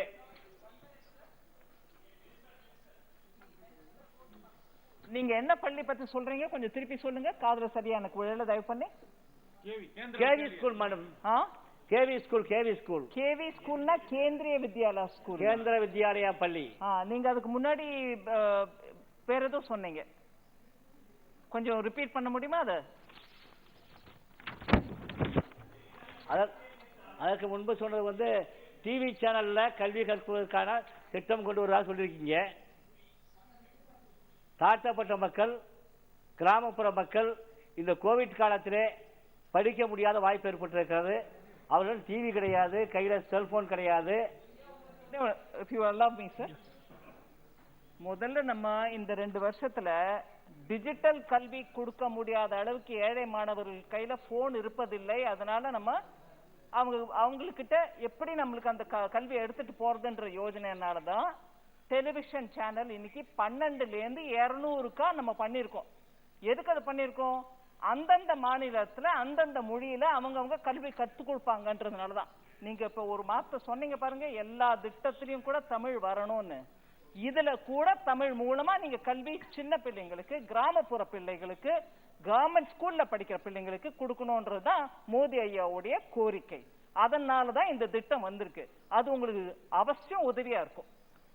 நன்றி. ரொம்ப நன்றி. அந்த மாணவர்களுக்கு படிப்பதற்கான இன்ஃப்ராஸ்ட்ரக்சர், குறிப்பாக டிவி, கைபேசி வேண்டும் என்பதையும் கவனத்தில் எடுத்துக்கொள்ள வேண்டுமா கேட்டுக்கொள்கிறேன். Kindly conclude. Please समाप्त कीजिए. समय हो गया है. சார், ரயில்வே, குறிப்பாக ரயில்வே பொறுத்தவரை இங்கே நிதி ஒதுக்கீடு மிக குறைவாக இருக்கிறது. எனது தொகுதியிலே காரைக்குடி திருவாரூர் அகல ரயில் பாதை கடந்த 10 ஆண்டு காலமாக 1000 கோடி ரூபாய்க்கு செலவு செய்து கேட் கீப்பர் போடாமல் ரயில் இயக்க முடியாமல் இருக்கிறது. Thank you very much. Thank you. Thank you very much. 1 minute sir, 1 minute sir, 2 minutes sir. Conclude कीजिए, आप conclude कीजिए. I conclude. திருவாரூரிலிருந்து காரைக்குடி வரை ரயிலை இயக்குவதற்கான நடவடிக்கை நிதி ஒதுக்கீடு. Thank you. கேட் கீப்பர் போட வேண்டும். श्रीमती सुप्रिया सुले जी. காரைக்கால் இருந்து திருச்சி வரை கூடுதல் ரயில் இயக்க வேண்டும். கோவிட் காலத்தில் நிறுத்தப்பட்டிருக்கக்கூடிய ரயிலை மீண்டும் இயக்க வேண்டும் என்பதை கேட்டுக் கொள்கிறேன். திருத்துறைப்பூண்டி அகஸ்தியாம்பள்ளி ரயில்வே திட்டம் போடப்பட்டிருக்கிறது. இந்த आप समाप्त कीजिए. எர்ணாகுளம் ரயிலை இயக்க வேண்டும். காரைக்காலில் இருந்து கோயம்புத்தூர். Kindly conclude. सुप्रिया जी, सुप्रिया जी. ठीक है, आप बोलिए. रिकॉर्ड में नहीं जा रहा. अभी रिकॉर्ड में इनका नहीं जाएगा, सुप्रिया जी का जाएगा. Sir, I just request 2 minutes of indulgence of your time of a topic which is not related to the budget. With your permission, sir, I will try to read something in Marathi. कोणते कपडे घालायचे हेच ठरवणार, काय खायचं हेच ठरवणार, कुठे जायचं कधी जायचं हेच ठरवणार, काय बोलायचं काय नाही बोलायचं हेच ठरवणार, काय शेअर करायचं काय फॉरवर्ड करायचं हेच ठरवणार. मग या हुकुमशाही म्हणायची तर आणीबाणीचा राग हे आमच्यावर काढणार, यांच्यावर टीका केली की राष्ट्रद्रोहाचा खटला टाकणार, लोकशाहीसाठी आंदोलन केलं तर आम्ही आंदोलन जीवी म्हणून हे आम्हाला हेटाळणार. लोक हो, आता तुम्ही काय करणार, श्वास कोंडलाय, अवस्था संकट आपल्या दारात येऊन वाट पाहणार, यावेळीच तुम्ही विरोध करणार का उभे राहणार याच्या विरोधात. Sir, I stand here and I ask for your indulgence just for 1 minute to talk something which is not related to the budget. The Honorable Finance Minister is a very dignified lady. I am a woman. We both have daughters and we are very proud. I'm sure she's very proud of her daughter and I'm also very proud of my daughter. So what has happened unfortunately in Karnataka, and my young friend I don't think is in the house right now from Karnataka, who spoke exceptionally well.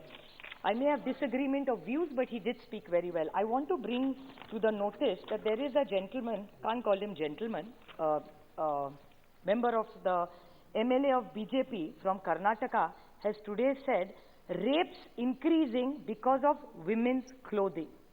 Sir, I repeat, rapes are increasing because of women's clothing. हिजाब पहने तो BJP को दिक्कत है, कपड़े दूसरे पहने तो भी उनको दिक्कत है, मॉरल पुलिसिंग भी करेंगे और थॉट पुलिसिंग भी करेंगे.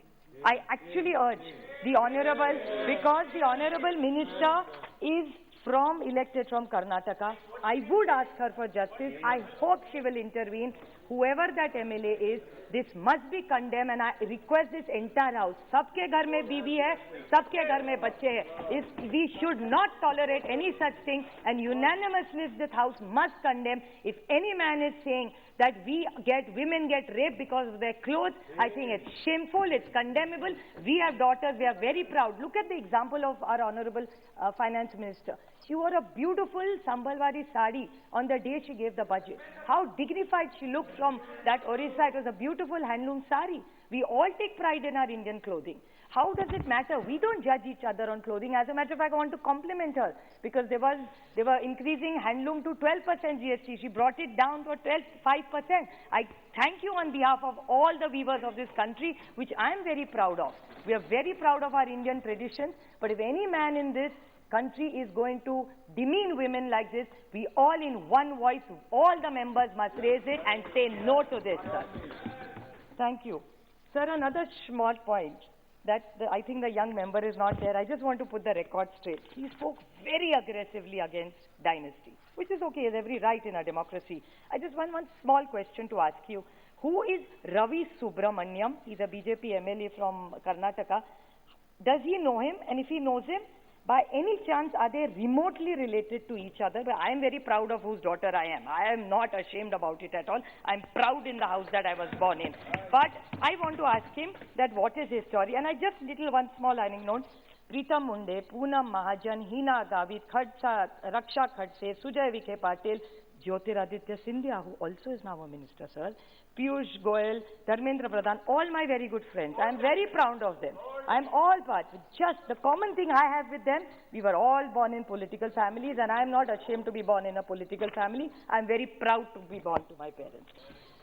Just to come back to the budget, the fiscal, one more small point that the young man made, that he said that there were no businesses created pre-Modi ji era, post-Modi ji era. Just to remind him, he talked about Bangalore. Wipro, if I stand corrected, sir, is probably also in Bangalore. Infosys is a very large company in India, also happens to have some presence in Bangalore. I am very proud because we have them in our state. The big vaccine they talk about, sir, the vaccine company of Poonawala's, who this government has given award to, I think Padma Vibhushan or Padma Bhushan he has got, that also company comes from my district. That man started from zero. He went to school with my father, so I know the entire background. So these are all companies: Wipro, Cipla, Infosys, Kirloskar, Ambani, Bajaj, Walton Group, Kalyani, Firodia, Poonawala, Doots are all companies in the last 50 years who have done and contributed. So please don't run down these families. They have contributed to wealth generation, not centric, but to everybody, and they have created wealth, and they have created jobs, and have influenced our lives. So let's not demean all these families who started from nothing. Now to come to the main points of the budget, sir. Sir, in the fiscal deficit, I still remember Arunji here. We used to very keenly hear. We are much younger members, very inexperienced. And we used to take points from all of them when they read the budget, be it Pranab Da, be it Chidambaramji, after that Arunji. And there was this FRBM Act which Atalji's government had brought in. And Yashwant Sena, Atalji's government, right? Rudy ji, thank you. And I still remember, and a lot of times you all discuss, governance is about continuity. There are good things from this government which we are proud to take. And we are happy that we could continue them and deliver superior results for this nation. So when we did this FRBM Act, your government did, we continued it for 10 years, where 3% was decided that would be the fiscal deficit. So 6.9, I'll come to that, uncle. 6.9 is what she has agreed to come to now. Now, if it's from 3% raised to 6.9%, have we agreed? Because if it's a law which we have all continued, I'm not such a finance expert. So this 6.9 is what we have achieved as our fiscal deficit.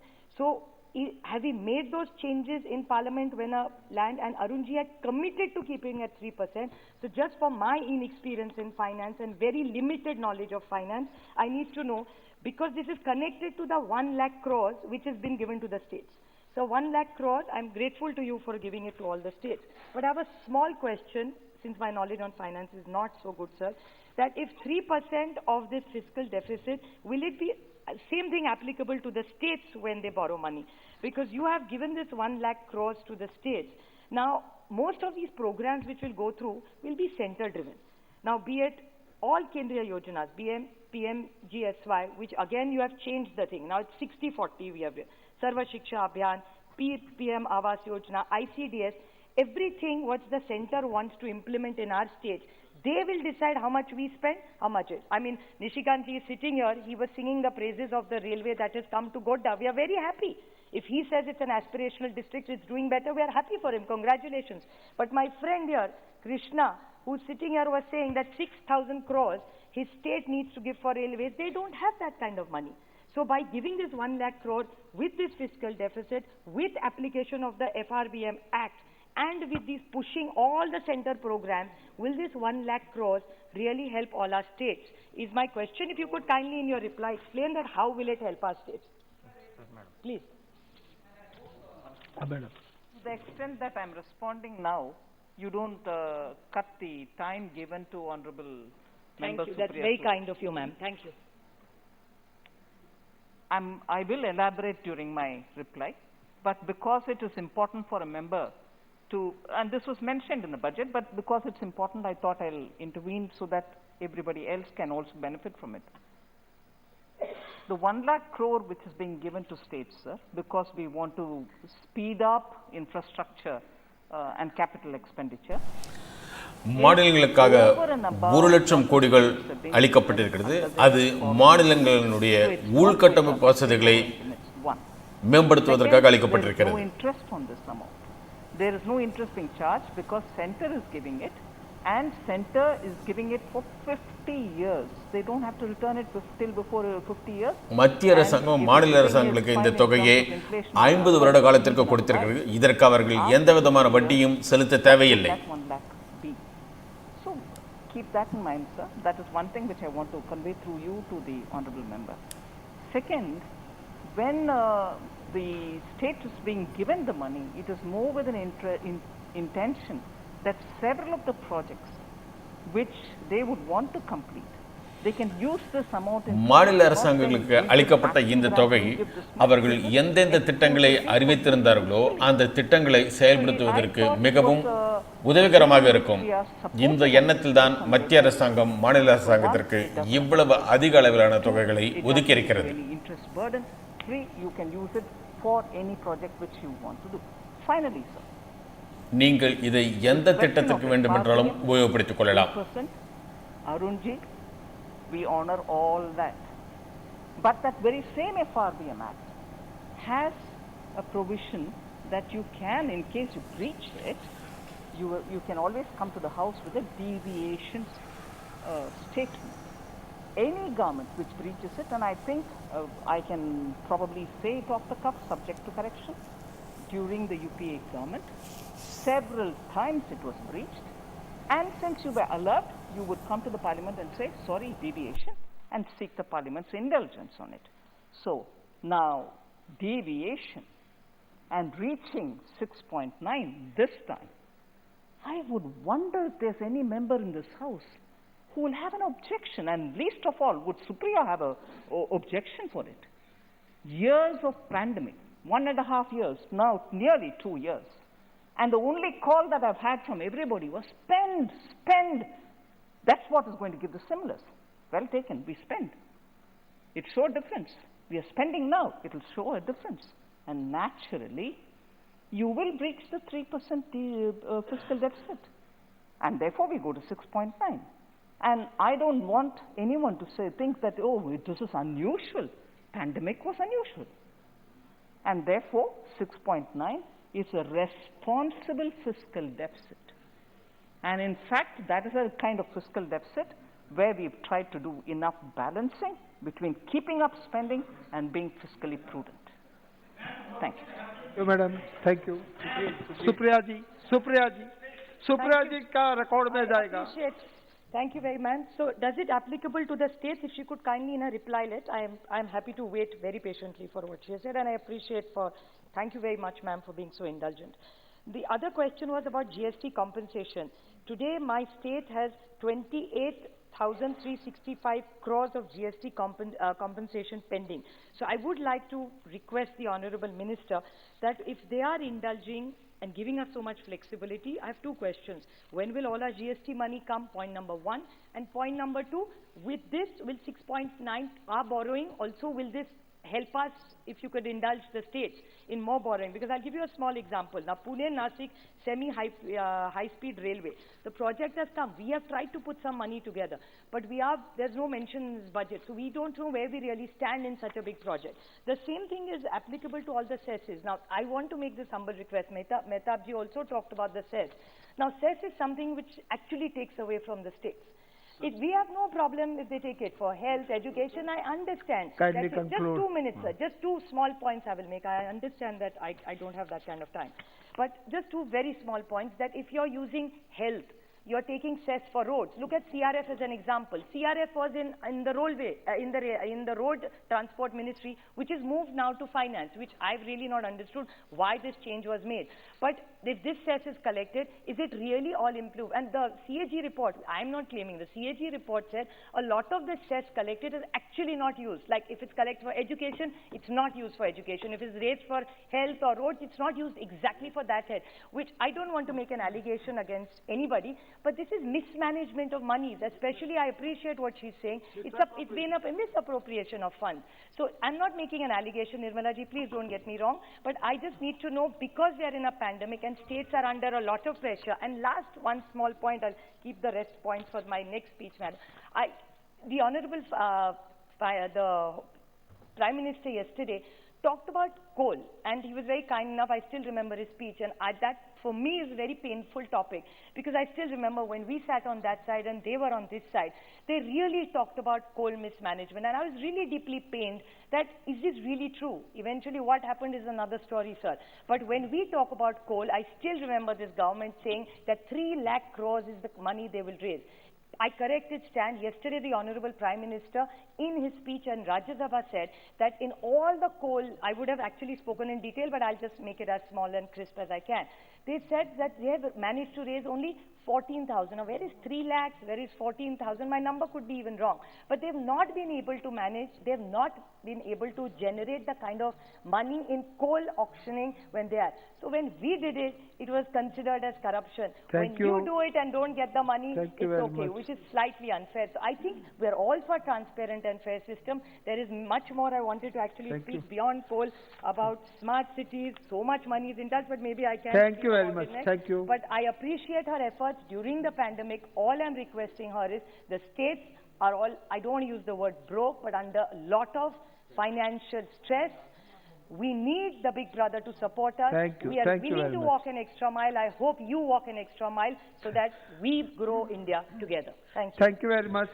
Shri Pradyut Bordolai ji. Sir, in November 2021, the Honorable Prime Minister visited Ayodhya, and on that occasion, 12 lakh diyas were lit in Ayodhya. But then, in the aftermath of the event, when the dignitaries and VIPs left, moments after that, hundreds of women and children came out and they collected the mustard oil from the diyas. And that was a very poignant scene. And this is what I want to point out, because mustard oil was selling in Ayodhya 265 per liter. And when Swamiji became the Chief Minister in 2017, it was selling at 70 rupees. But what I was basically trying to tell you, that underneath the facade of pomp and gaiety of monumental structures, statues, and central vistas, actually lies the human cost of economic devastation in India. So, the famous Nobel laureate Ronald Coase said that if you torture the data long enough, it will confess to anything. And that precisely had happened in this august house.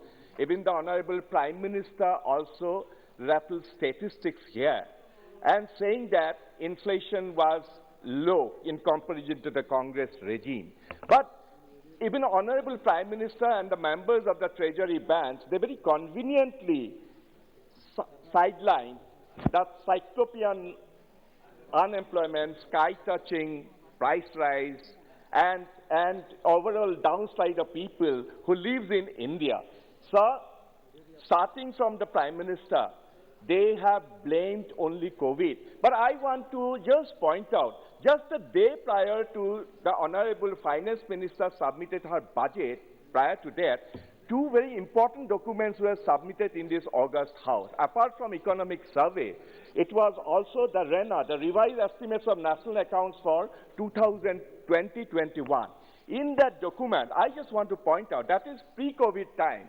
In 2016-17, the economic growth rate of India was 8.3%, which came down to 3.7% in 2019-20. That was prior to COVID. The point is that this government brought down growth to its knees to less than half of the level of 2016-17. And in just 3 years, there was no drops, there was no external crisis, there was no financial crisis, there was no Pulwama, not even any act of God. That economy went down even in the pre-COVID days. And after the COVID, we all know and why it happened. Because a very reckless action, Don Quixote type action like demonetization or thoughtless implementation of GST in a hurry. So there's a saying in Assamese.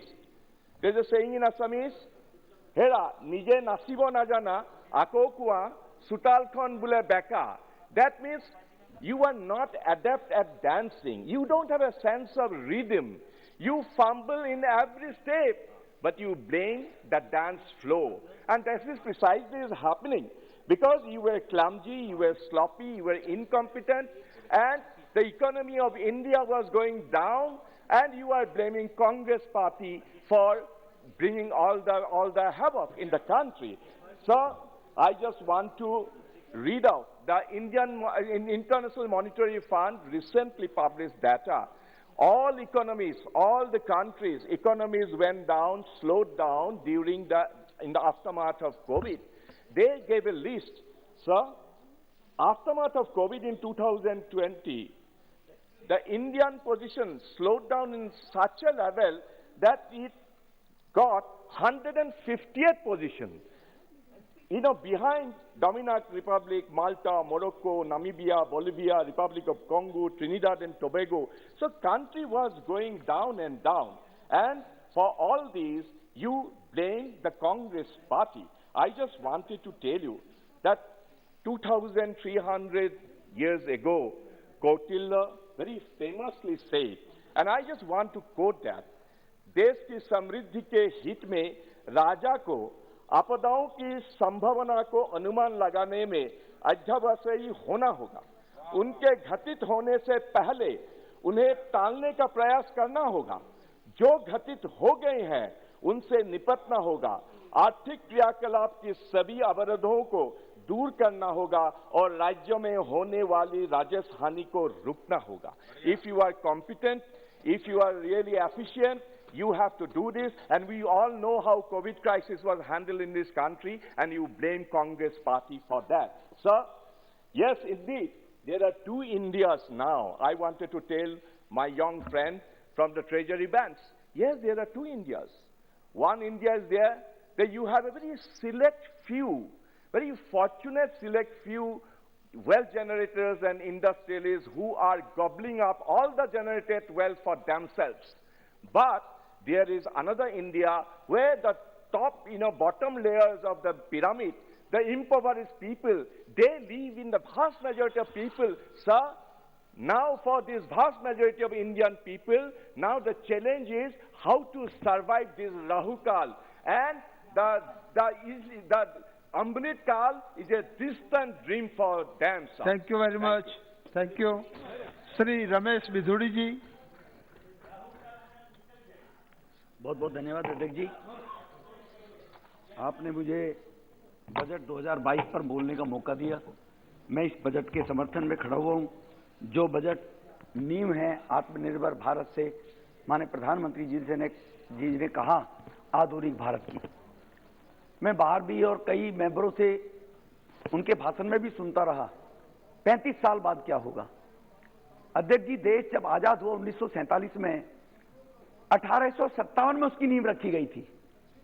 1857 में धन सिंह कोतवाल, मंगल पांडे मेरठ की jail में वो 10 क्रांतिकारी और 50 अंग्रेजी सेना में जो सैनिक थे, उन्होंने अगर करवट ना ली होती तो 90 साल तक ये युद्ध चला था। तब भारत देश आजाद हुआ था 200 साल की गुलामी के बाद।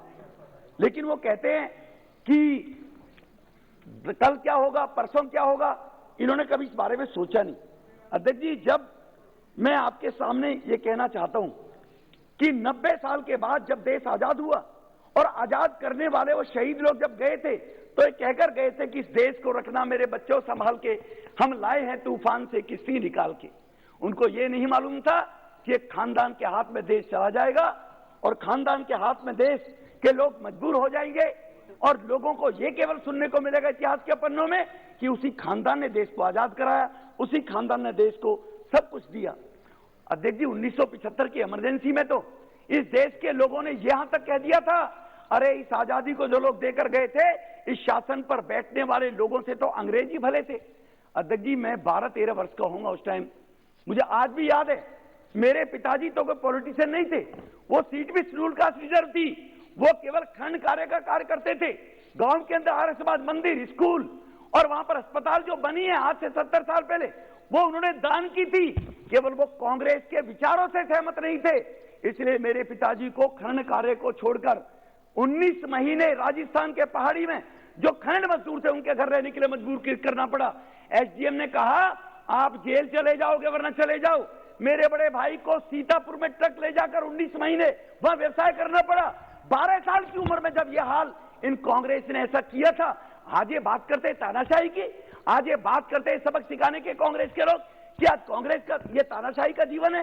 ये 75 के समय में अध्यक्ष जी लोग सरेआम कहा करते थे इससे तो अंग्रेज का शासन बहुत बढ़िया था, जो ये आकर चले गए। केवल संजय विचार मंच के सदस्य बनोगे तो बचोगे वरना बच नहीं पाओगे।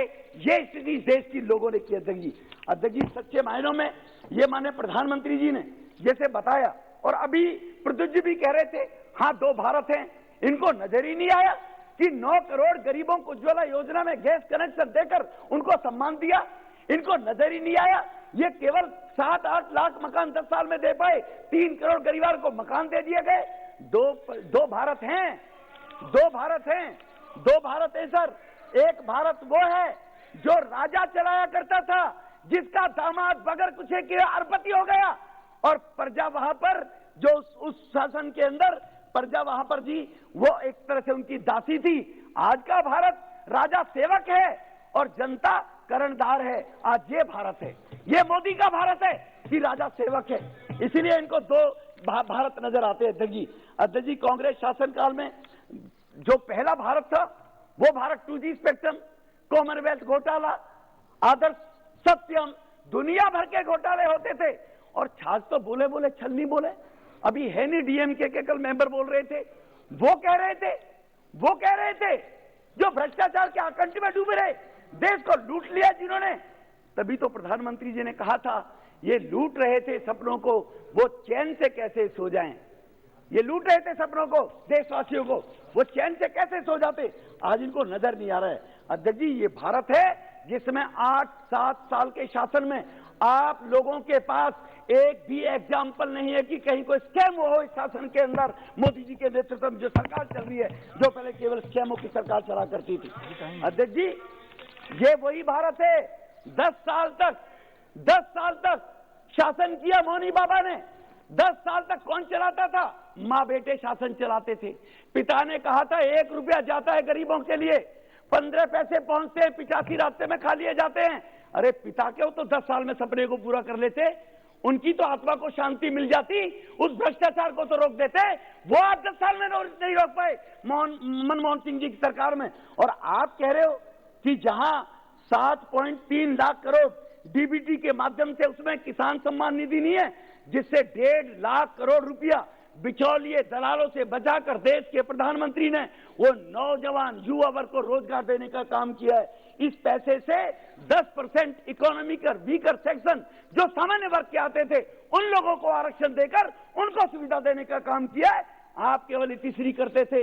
वुमेन, एससी, एसटी और समाज के लोग, सबका साथ, सबका विकास, सबका विश्वास, सबका प्रयास, ये चरितार्थ करके दिखाया देश के प्रधानमंत्री जी ने इस बजट के अंदर। आप कह रहे बहुत, कल फारूक साहब भी बोल रहे थे बड़ी बेरोजगारी बढ़ गई, अरे बेरोजगारी नहीं बढ़ी, बेरोजगारी तो गोगोई जी की पार्टी हो गई। बेरोजगार तुम हो गए। 2009 में तुम 206 थे और 2019 में 52 रह गए, तुम बेरोजगार हो गए। और बीजेपी 2009 में 116 थी और 303 पे आ गई है, इसलिए बेरोजगार आप हो गए। देश में बेरोजगारी है, मैं मानता हूं, लेकिन उसका प्रतिशत अगर निकालोगे आप, वो निकालोगे आप, वो 70 साल में तुम्हारी देन थी। 70 साल का कूड़ा 7 वर्ष में निकालेगा नहीं, और 10 साल अभी देश देगा जब मोदी साहब को, तब नजर आएगा आत्मनिर्भर भारत के साथ में। कौशल विकास योजना, मैं एग्जाम्पल देता हूं। रूडी साहब कौशल विकास मंत्री थे, मेरे वहां ओखले में इन्होंने एक कौशल विकास केंद्र खोला। जब 2015 में सर वहां पर कौशल विकास केंद्र में जो छात्र आते थे वो 2000 की संख्या थी। आज वहां पर 7300 नए नौजवानों ने कौशल की अपनी उन्होंने सारी कौशल योजना के साथ स्किल्ड होकर और 76% लोगों को प्लेसमेंट दी गई है। एक एग्जांपल केवल मैं ये साउथ दिल्ली के ओखला का दे रहा हूं सर आपके बाद में। सर अभी ये कह रहे हैं कि गरीबों के लिए कुछ सर मैं छूटा था, खेत में जाता था माँ के साथ, गांव का रहने वाला हूं। माँ कहती थी 5 बजे बेटा अब मैं निकलूंगी, मुझे कुआं से पानी भर के लाना ना, तुम कटाई करते रहो। आज इस बजट के अंदर 60,000 करोड़ रुपए की व्यवस्था की गई है कि गरीब 9 करोड़ परिवारों के घर में नल से जल दिया जाएगा।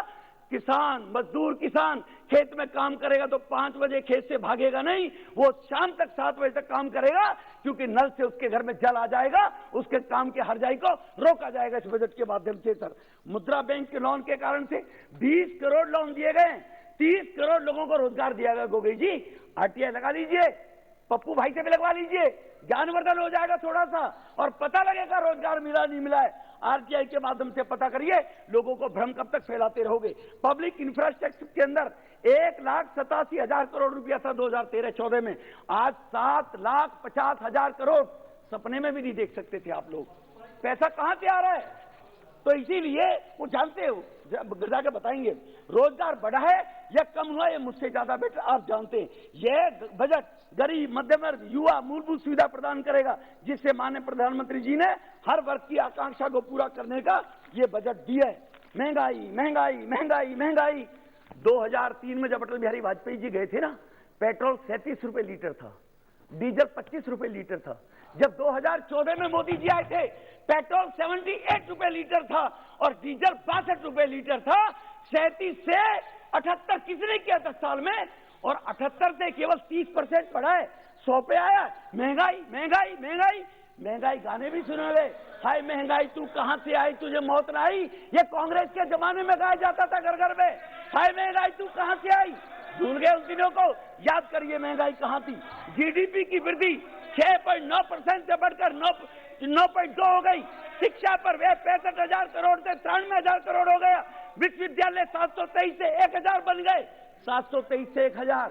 देश की राजधानी दिल्ली में 45 साल में कोई नया कॉलेज नहीं खोला, पहला कॉलेज खुला है तो मोदी जी के नेतृत्व में दिल्ली के अंदर यमुना घाटी में कॉलेज खुला है।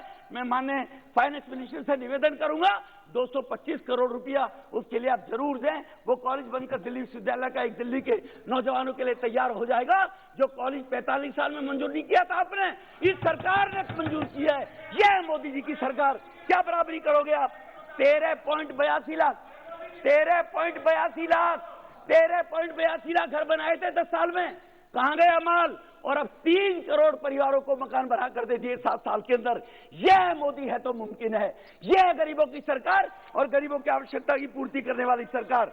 उज्ज्वला योजना का मैं जिक्र कर चुका हूं। गरीब वंचित उपेक्षित जो रेहड़ी लगाता है, पट्टी लगाता है, उस आदमी को साहूकारों के सामने 10% में रोना पड़ता था। बैंक के अधिकारी घर पे जाकर कह रहे हैं स्वनिधि योजना से आइए 10,000 रुपए का लोन लीजिए, 10,000 रुपए के लोन में 1 पैसा ब्याज नहीं देना पड़ेगा। वो लोन देश के कम से कम 50 लाख नौजवानों को दिया जा रहा है। गरीबों को जो रेहड़ी पटरी फल सब्जी बेचने वाले गरीब लोग हैं, उनकी व्यवस्था इस सरकार ने की है। आप उसकी क्या बराबरी करोगे? इस स्वनिधि योजना से 38 करोड़ लोगों के ई श्रम कार्ड बनाने का जो टारगेट है, 2 लाख रुपए का इंश्योरेंस है। जो लोग प्राइवेट सेक्टर में जो लोग पीएफ वगैरह जिनका नहीं करता है, प्राइवेट सेक्टर में काम करते हैं, क्या होगा? उसकी मौत हो जाएगा, क्या होगा? एक्सीडेंट। कभी सोचा? ई श्रम कार्ड बनाने का काम मोदी साहब ने किया है। 2 लाख रुपए का इंश्योरेंस है, 1 लाख रुपए दुर्घटना बीमा है और उनकी जो भी सुविधाएं उनके खाते में जाएंगी। उन गरीब लोगों को अब स्वाभिमान के साथ में जीने का अधिकार दिया है और 60 साल होने के बाद उन सभी श्रमिकों को 3,000 रुपए वृद्धावस्था पेंशन की व्यवस्था की गई है ई श्रम कार्ड के हाथ में। यह है ये बजट, पढ़ लीजिएगा एक बार ध्यान से। नेशनल हाईवे दिल्ली में 27% पॉल्यूशन मोदी जी की वजह से कम हुआ है। 15 साल तक लटकना भटकना ईस्टर्न वेस्टर्न पेरीफील्ड, जो दोनों के दोनों ईस्टर्न वेस्टर्न मोदी जी ने आकर उनका शिलान्यास किया और मोदी जी ने उद्घाटन कर दिया। 1 घंटे में मेरठ जा सकते हैं और 12 घंटे में सुप्रिया जी चली गई। ये बंबई पहुंच सकती है हम दिल्ली से। दिल्ली चाहे मीठापुर से आ जाइए, इससे क्या वैसे से जाइए आप महिपालपुर से 12 घंटे में जो हाईवे बनाने का काम किया है, और तुम लोगों ने 70 साल की आजादी में केवल 90,000 करोड़ हाईवे बनाए थे, और मोदी साहब ने तो 7 साल में 56,000 किलोमीटर हाईवे बना दे दिए, और 36% और इसमें ब्याज, इसमें बजट के अंदर प्रोविजन बढ़ाकर रखा गया कि और 25,000 किलोमीटर हाईवे बन जाए, क्योंकि लोग हाईवे के ऊपर, उनकी किसानों की जमीनें महंगी होंगी, किसानों को उसका लाभ मिलेगा और व्यापारी जाकर वहां पर बच सकता है। ये है मोदी की सरकार। किसानों की आय दुगनी कैसे होगी? सर 2 मिनट प्लीज मुझे दे दीजिए। किसानों की आय दुगनी कैसे होगी सर? 2009 से 2014 तक आपका बजट एलोकेशन कितना था? 88,000 करोड़ आप लोगों का, और अब 2014 से 2020 4,87,000, 5 टाइम। ये मोदी है तो मुमकिन है, ये मोदी है तो गरीबों की सरकार है। ये बजट किसानों के लिए बढ़ाया गया 5 गुना, कभी जिंदगी में नहीं सोच सकते थे आप लोग। एमएसपी पर खरीद के लिए 1,56,000 करोड़ की व्यवस्था की गई है इस बजट के अंदर, कि एमएसपी की खरीद जो तुम लोगों ने जिंदगी में कभी नहीं की। तुम्हारे शासन में गेहूं की खरीद होती थी, प्रोक्यूरमेंट 33,000, जो यहाँ की सरकार ने बढ़ाकर किया। गेहूं को 62,000, धान की होती थी 63,000, जो 1,40,000 प्रोक्यूरमेंट एमएसपी के रेट पर इस सरकार ने किसानों की फसल खरीदी है। और जहां डीबीटी के माध्यम से किसानों के खातों में ये डायरेक्ट पैसा गया है। अब 85 वाले आपके नेताजी के, पप्पू जी के पिताजी जो बेचारे कहते रह गए, वो सपना मोदी जी ने पूरा किया है कि 100 रुपए जाएंगे तो 100 गरीब के खाते में पहुंचेंगे। सर 2 मिनट, सर देखो मेरा 15 मिनट का टाइम था, माननीय राकेश जी ने मुझे दिया है, इसलिए मुझे 15 मिनट बोलने दिए जाए। सर 25 प्राकृतिक खेती, आज 42 साल के लड़के को हार्ट अटैक हो जाता है, 34 साल के को हो जाता है, किस लिए? पेस्टिसाइड जो उसमें चलता है। इसके लिए प्राकृतिक खेती का प्रावधान, जो नदियों के किनारे 25,000 किलोमीटर लंबा, वहां पर 10 किलोमीटर चौड़ा, ऐसा जो व्यवस्था की जाएगी कि नदी के गंदे पानी को नदी में जाने से रोका जाएगा, और नदी के पानी से खेतों की सिंचाई की जाएगी। और जो नौजवान आज पेस्टिसाइड सब्जियां खाकर, फसल खाकर बीमार हो रहे, मर रहे हैं, उनकी जिंदगी को बचाया जाएगा। जैसे दिल्ली के अंदर 27% पॉल्यूशन कम करके 1.5 से 2 लाख हैवी वाहन बाहर निकल जाते हैं, वरना दिल्ली के लोग दम घुटकर हजारों लोग हर साल मरा करते थे। उनका जीवन बचाने का काम किया है, जो दम घुट से नहीं मरते हैं। इसलिए सर मुंबई कनेक्टिविटी मैंने आप सबके सामने बताया। सर मैं एक बार बस मैं अपनी बात को समाप्त करता हूं। सर एक बात कहकर मैं अपनी बात को इसलिए समाप्त करूंगा कि पुनः मैं फाइनेंस मिनिस्टर साहब से निवेदन करूंगा कि वो दिल्ली विश्वविद्यालय का जो है कॉलेज सैंक्शन हो गया है, उसकी 4 दीवारी हो रही है। यूजीसी के चेयरमैन ने 66 करोड़ रुपए दे दिया है, लेकिन उसकी भवन में 200 करोड़ रुपया लगेगा, वो आप मंजूर कर देंगे तो एक ऐतिहासिक काम दिल्ली के लिए हो जाएगा। ये मेरा आपसे प्रार्थना है। आपने मुझे बोलने का मौका दिया, इसके लिए मैं आपका बहुत बहुत आभार व्यक्त करता हूँ। बहुत बहुत धन्यवाद श्री हनुमान बेनीवाल जी। सभापति महोदय, सबसे मैं सभापति महोदय विदुर जी को ये पूछना चाहता हूँ कि आपने आप एक मिनट, इन्होंने सस्पेंस रखा है। पप्पू जी कौन से पप्पू जी? अगर पप्पू जी की कौन से है? क्या आप चलो बात कीजिए। है? अरे भाई आप यू एड्रेस टू चेयर, आप अपनी बात रखिए। पप्पू जी, हनुमान जी आप अपनी बात रखिए, समय समाप्त हो जाएगा, बात रखिए।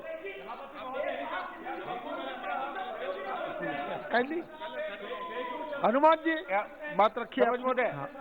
आप अपनी बात रखिए। नहीं सभापति महोदय, मैं तो ये पूछ रहा था हूँ कि नहीं, आप अपना विषय रखो। जो हम सब सोच रहे हैं वही पप्पू जी है, दूसरे हैं। ठीक है, ठीक, तो आगे समझ में। सभापति महोदय, आपने बजट पर बोलने की अनुमति दी, इसके लिए धन्यवाद। सभापति महोदय, मेरे से पूर्व पक्ष विपक्ष के विद्वान सांसदों ने अपनी बात रखी। सभापति महोदय, इस बजट से देश के नौजवानों को, किसानों को और आम आदमी को बहुत बड़ी उम्मीद थी कि अब की बार का जो बजट है वो अलग तरीके का आएगा, रोजगार की गारंटी होगी, किसानों का बहुत बड़ा भला होगा इस बजट के अंदर। लेकिन जब बजट पड़ा तो इसके अंदर कोई विशेष इस बजट के अंदर नहीं लगा। आपके जो 2 साल के पहले के बजट थे उससे हटके ये बजट जो प्रधानमंत्री जी का बजट है, ये हमें नहीं लगता कि 25-50 साल की जो बात आगे की कही है वहां तक हम पहुंच पाएंगे। सभापति महोदय, ये सवाल ये उठता है कि आपने कहा विश्वास का क्या होगा? पिछले 7 सालों में लोग आप पे भरोसा करके आपको सत्ता में लाए, कांग्रेस के कुशासन से दुखी होके लंबे समय बाद एनडीए के साथ साथ भारतीय जनता पार्टी को अकेले 303 का बहुमत दिया, लेकिन अब की बार का जो बजट था उससे नौजवान, किसान और तमाम मध्यम वर्ग को एक झटका लगा। उनको लगा कि बजट हमारी आशाओं का अनुरूप नहीं, हमें आगे लेके नहीं जाएगा। सभापति महोदय, आपके माध्यम से मैं बताना चाहूंगा कि बजट में वित्त मंत्री जी ने अपने 25 सालों के ढांचागत विकास की रूपरेखा तो करी, लेकिन आप अगले आम आदमी 25 दिन या 25 महीने किस उम्मीद पर बिताएगा, इस बारे में बजट किसी तरह की आश्वस्ति नहीं देता। पिछले 2 सालों में कोरोना काल के अंदर लगाए प्रतिबंध उद्योगों और नौकरियों पर बहुत बुरा असर पड़ा। रोजगार खत्म हुए, आधे वेतन पर लोग काम करने को मजबूर हुए, महंगाई बेतहाशा बढ़ गई, स्कूल कॉलेज बंद रहे, जिस वजह से ऑनलाइन पढ़ाई करना विद्यार्थियों की मजबूरी हो गई थी। महामारी के कारण स्वास्थ्य खर्चों में बढ़ोतरी हुई। कृषि कानूनों के विरोध में किसानों को साल भर तक आंदोलित रहना पड़ा, जिसका व्यापक असर ग्रामीण अर्थव्यवस्था पर भी पड़ा। सभापति महोदय, अगर बजट में जिक्र हुआ गति और शक्ति का, बजट में बताया कि वित्त वर्ष 22-23 में 25,000 किलोमीटर के हाईवे तैयार किए, 3 सालों में 100 नए कार्गो टर्मिनल विकसित किए, पीएम गति शक्ति योजना के तहत रोड, रेलवे और वाटरवे के इंफ्रा और लॉजिस्टिक्स विकास पर फोकस किया जाएगा। इस सब बड़ी बड़ी बातों और योजनाओं में गांवों का भारत हमें गुम होता हुआ नजर आ रहा है। ऐसी सुनिश्चितता सरकार कैसे लाएगी? मध्यम वर्ग जिसने सबसे ज्यादा वोट आप लोगों को डाले, बजट के अंदर उनको निराशा हाथ लगी। इस बजट में अपने लिए करों में रात की उम्मीद लगा कि आम आदमी बैठा था। कोरोना काल के अंदर आर्थिक व्यवस्था, आम आदमी रोजगार से जूझ रहा था, लाखों लोग भी चले गए, लेकिन आपने आयकर स्लैब में कोई बदलाव नहीं किया।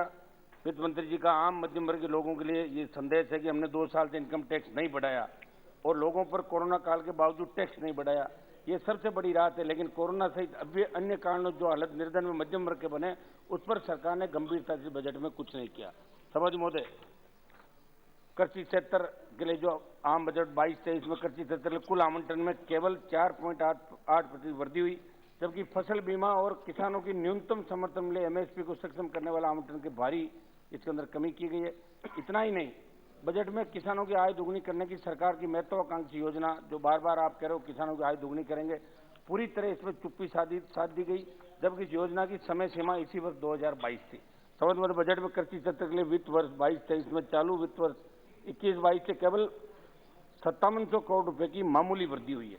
प्रधानमंत्री फसल बीमा योजना के लिए आवंटन की 15,989 करोड़ रुपए से घटाकर 15,500 करोड़ रुपए कर दिया, ये भी चिंताजनक है। सभापति महोदय, एमएसपी पे जब किसान आंदोलन चला, सहमति बनी, तीनों कृषि बिल किसानों के आंदोलन के चलते सरकार ने भारी दबाव के अंदर तीनों कृषि बिल तो वापस ले लिए और एक वादा किया था किसानों को कि एमएसपी पे गारंटी, खरीद गारंटी का कानून बनेगा। अभी भी एमएसपी पे जो खरीद हो रही है वो 25 क्विंटल से ज्यादा किसी किसान की खरीद नहीं होती, राइडर लगा हुआ है। आपने इसके अंदर एमएसपी की पूरी बात नहीं करी। जो कमेटी गठित करनी थी वो कमेटी भी अभी गठित नहीं हुई। प्रधानमंत्री अन्नदाता आय संरक्षण योजना और एमआईएस, पीएसएस और मूल्य समर्थन योजना के आवंटन में भारी कमी की गई। परिणाम आशा को सिर्फ 1 करोड़ रुपए का आवंटन किया, जबकि वित्त वर्ष 21-22 में इसी मद पर 400 करोड़ रुपए खर्च किए गए थे। ये कटौती ऐसे समय हुई जबकि किसान संगठनों की प्रमुख मांग है कि फसलों की खरीद के लिए एमएसपी की गारंटी दी जाए, जिस पर सरकार ने संगठनों को भरोसा भी दिलाया था, लेकिन इस पर अभी भी कोई विशेष कार्रवाई नहीं। सभापति महोदय, खाद्य और पोषण सुरक्षा बजट दस्तावेज में खाद्य और पोषण सुरक्षा को लेकर विरोधाभासी बात दिखती है। यह दस्तावेज कहता है कि मिशन का उद्देश्य पोषण सुरक्षा के साथ इन फसलों में आत्मनिर्भरता प्राप्त करने के लिए दलहन और पोषक अनाज पर विशेष जोर देना है, जबकि खाद्य और पोषण सुरक्षा के तहत आवंटन में 21-22 में 1540 करोड़ रुपए संशोधित से घटकर 1395 करोड़ रुपए हो गया। इसके तहत राज्यों केंद्र शासित प्रदेशों को दालों का वितरण करने के लिए खरीदी गई दालों के स्टॉक का निपटान करना है। इसके अलावा मिड डे मील, सार्वजनिक वितरण प्रणाली, आईसीडीएस आदि जैसी विभिन्न कल्याणकारी योजनाओं के लिए केवल 9 करोड़ रुपए का प्रावधान किया, जबकि 21-22 में संशोधित अनुमान 50 करोड़ रुपए था। हालांकि 21-22 के बजट में अनुमानित आवंटन 300 करोड़ रुपए था। सभापति महोदय, एक अभी बात चली थी महंगाई की। सभापति महोदय, हमने जब 2014 के अंदर आप थे, उससे पहले यूपीए की सरकार थी, और 2014 के अंदर यूपीए सरकार 12-13 के अंदर तेल की जो प्रति बैरल अंतर्राष्ट्रीय मूल्य था वो $140 अधिकतम था उस समय, और यहाँ भाव 50-60 के लगभग 50 के आसपास डीजल का था और 60 के आसपास पेट्रोल का भाव था। कृपया समाप्त कीजिए। एक मिनट साहब, 2014 से मेरे को तो याद किया, मैं दिला भी दूंगा, राजस्थान में याद है आपको ना।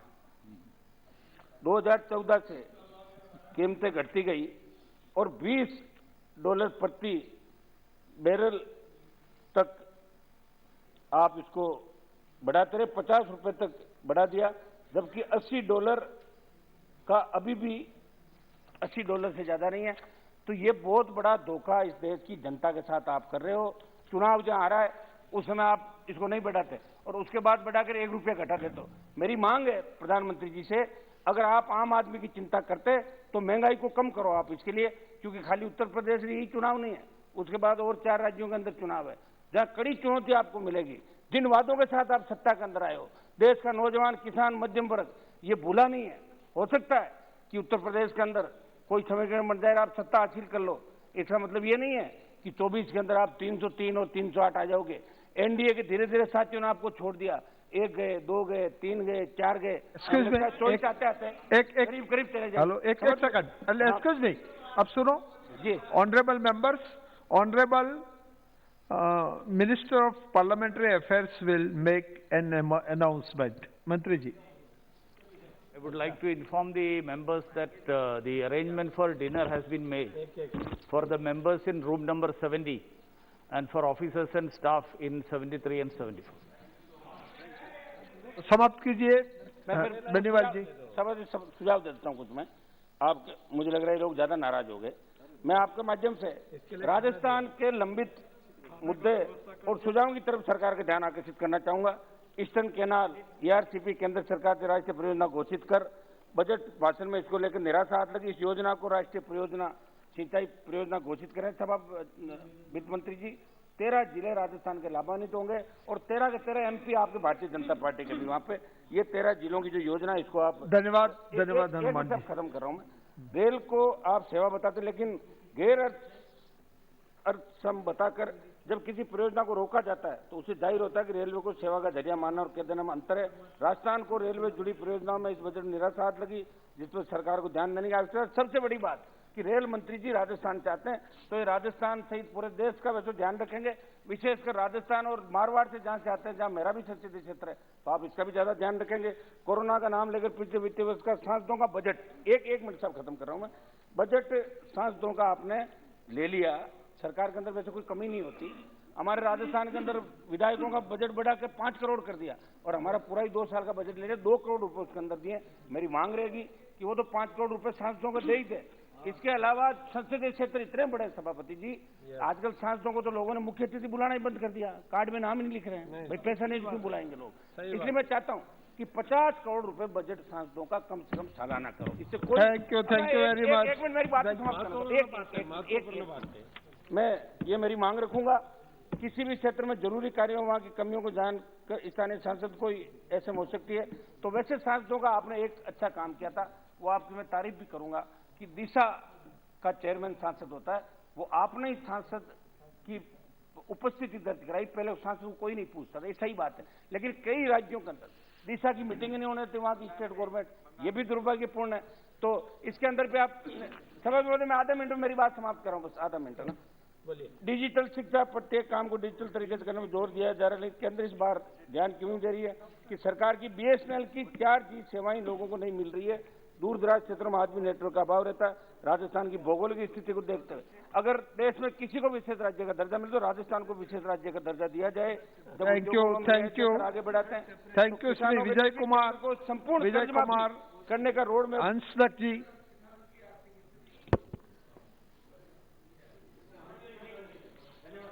धन्यवाद चेयरमैन सर। मैं अपनी पार्टी JMM की तरफ से बोलने के लिए खड़ा हुआ हूं बजट पे और लता मंगेशकर जी को श्रद्धांजलि देते हुए अपनी बातों को आगे बढ़ाऊंगा। पैंडेमिक के दौरान आपका प्रधानमंत्री जी ने भी जिक्र किया, पैंडेमिक के दौरान जो है पूरा देश, पूरा विश्व जो है मुश्किल के दौर से गुजरा, लेकिन जो उन्होंने अपनी बात कही प्रेसिडेंट स्पीच पे कि आपका जाकर के विपक्ष जो है कि आपका जाके बस दे रहे थे, पैसे दे रहे थे लोगों को जाने के लिए। ये शर्म की बात होनी चाहिए कि उस समय की जो परिस्थिति थी, हमारे स्टेट में जो बिहार के लोग गुजर रहे थे, उन लोग को हम रहने के लिए जगह दे रहे थे, खाने के लिए जो खाना दे रहे थे। पहले बोल देना चाहिए था कि पैंडेमिक के समय पे पहले ही बोल देना चाहिए था कि भाई आप अपने वापस घर चले जाओ। जितने कामगार हमारे बिहार, झारखंड, बंगाल से, उन लोग को इतना मुश्किल झेलना पड़ा, हमें माफी मांगना चाहिए, इस पूरे सदन को माफी मांगना चाहिए। और उस पर यहाँ पे जो है राजनीति होती है, बहुत गलत बात है। डिजिटल इकोनॉमी की तरफ जो है आपका ये देश बढ़ रहा है, बहुत अच्छी बात है, लेकिन 70-75% जो किसानी हमारे लोग हैं उसके और अगर ध्यान नहीं दिया जाएगा तो ये देश कभी नहीं बढ़ सकता है, ये देश का कभी नहीं विकास हो सकता है। आज जिस तरह से आप बोल रहे हैं कि रवि और वीट का जो है आपने भंडारण किया है, तो ये दिखाता है कि हमारे देश के किसान सक्षम है, वो कितना प्रोडक्शन कर सकते हैं। लेकिन उनका जो डिमांड है लगातार वो जो अपना डिमांड रख रहे हैं इतने दिनों से, और कितने लोग शहीद हुए हैं, उसके बावजूद भी ये सरकार उनकी मांगों को अभी तक नहीं मानी है। इतना भी आप लोग अपने देश के लोगों के लिए नहीं दर्द रख सकते हैं, बहुत गलत बात है, बहुत ही गलत बात है। हमारे कई साथी जो है झारखंड के बारे में जिक्र कर रहे थे कि वहां पे बिजली की कटौती की जा रही है, तो मैं यहाँ पे जिक्र करना चाहता हूं कि सेंट्रल एजेंसी द्वारा जो है वहां पे झारखंड की सरकार जो विपक्ष में है उसको परेशान किया जा रहा है। अब एक बात कहिए कि आप हमारा बिजली काटिएगा, हमारे पास कोयला, हम कोयला रोक देंगे, तो क्या इस तरह से देश चलेगा?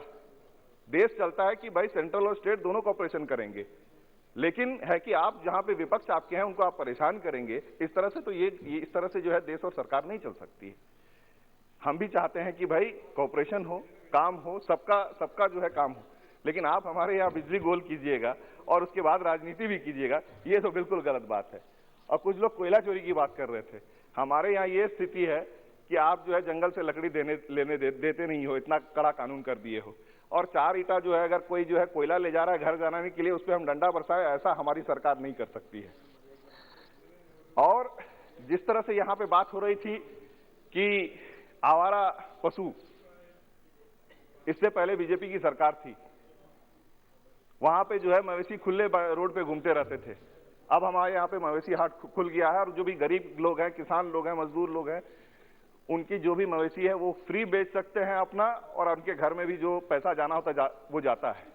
तो पशुधन को खत्म ना कीजिए देश में राजनीति के चक्कर में, गाय को जो है राजनीति का जो है अखाड़ा मत बना दीजिए, क्योंकि गरीब जो है कहीं ना कहीं वो पशुधन की वजह से भी उनका जो है रोजी रोजगार और घर चलता है। और मैं कहना चाहूंगा कि हमारे स्टेट के द्वारा जो कुछ योजनाएं आरंभ की गई है, यूनिवर्सल पेंशन स्कीम की, आज आप बोल रहे हैं इतने सारे लोगों को पेंशन दिया जाता है, बहुत अच्छा बात। हमारे सरकार ने ये पेंशन आरंभ किया माननीय हेमंत जी की सरकार में कि जितने भी 60 वर्ष से ऊपर हैं सबको पेंशन दिया जाएगा, और जो भी वहां पे विधवाएं हैं सबको पेंशन दिया जाएगा 18 वर्ष से ऊपर।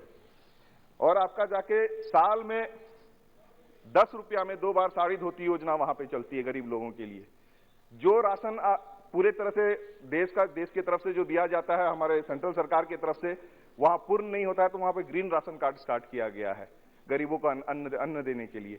और भी जो गरीब लोग हैं उनके लिए 10 लीटर पे 25 रुपया का कंसेशन दिया गया है। तो बहुत सारी और भी योजनाएं हमारे सरकार के द्वारा चल रही है। मैं चाहता हूं कि सेंट्रल सिर्फ हमारे ही स्टेट का ही नहीं, दूसरे स्टेट्स में भी बहुत अच्छी अच्छी योजनाएं चलती है, उनको अपने सेंट्रल योजनाओं में इनकॉर्पोरेट करें। और जिस तरह से 2 साल के बाद, इस कोरोना काल के बाद लोग उम्मीद कर रहे थे कि जिस तरह से आर्थिक बोझ पड़ा है, सबको दिक्कतें हुई है, टैक्स में कुछ रिबेट मिलता, बिल्कुल नहीं मिला। इसमें दुख है सब पूरे देश के वासियों को, और मुझे लगता है इस पे जरूर पुनर्विचार करना चाहिए कि भाई कुछ रिबेट मिलना चाहिए। सब लोग तकलीफ में हैं, पूरे स्टेट्स पे भी भार है, उनका भी जो टैक्सेशन का पोर्शन होता है वो भी समय में पहुंचना चाहिए, ताकि जो है हम लोग स्टेट भी अच्छी तरह से रन कर सकें। हमारे स्टेट की तरफ से रेलवे को बहुत सारा आपका जाकर के टैक्सेशन हमारे यहाँ से आता है, आपका जाके मिलता है, लेकिन मुझे लगता है कि हमारे यहाँ से झारखंड के कोई रेलवे मिनिस्टर बनते नहीं है, इसलिए हमें जो है रेलवे का ठीक तरह से लाभ मिल नहीं पाता है।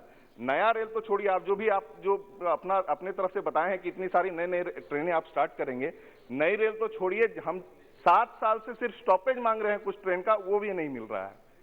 रेलवे बजट जो अलग हो, माने सम्मिलित हो जाने की वजह से और भी नुकसान है। कि हम लोग रेलवे का कुछ भली तरीके से हम लोग बोल भी नहीं पाएंगे। विजय जी। जी सर। रेलवे के बजट में चर्चा होगी, उस समय आप अपना धन्यवाद सर, धन्यवाद धन्यवाद। आपका 5 मिनट हो गया है सर। 1 मिनट और लूंगा सर, 1 मिनट लूंगा और sir 1 minute sir. Job creation की जहां तक बात है, आज 7 साल के बाद 60,000 की बात की जा रही है। इतना वेग, मतलब जो नंबर्स है, मुझे लगता है कि आपको भी सोचना चाहिए कि 7 साल के बाद आप 60,000 लोगों की बात कर रहे थे। शुरुआत में आए थे तो 2 करोड़ की बात कर रहे थे।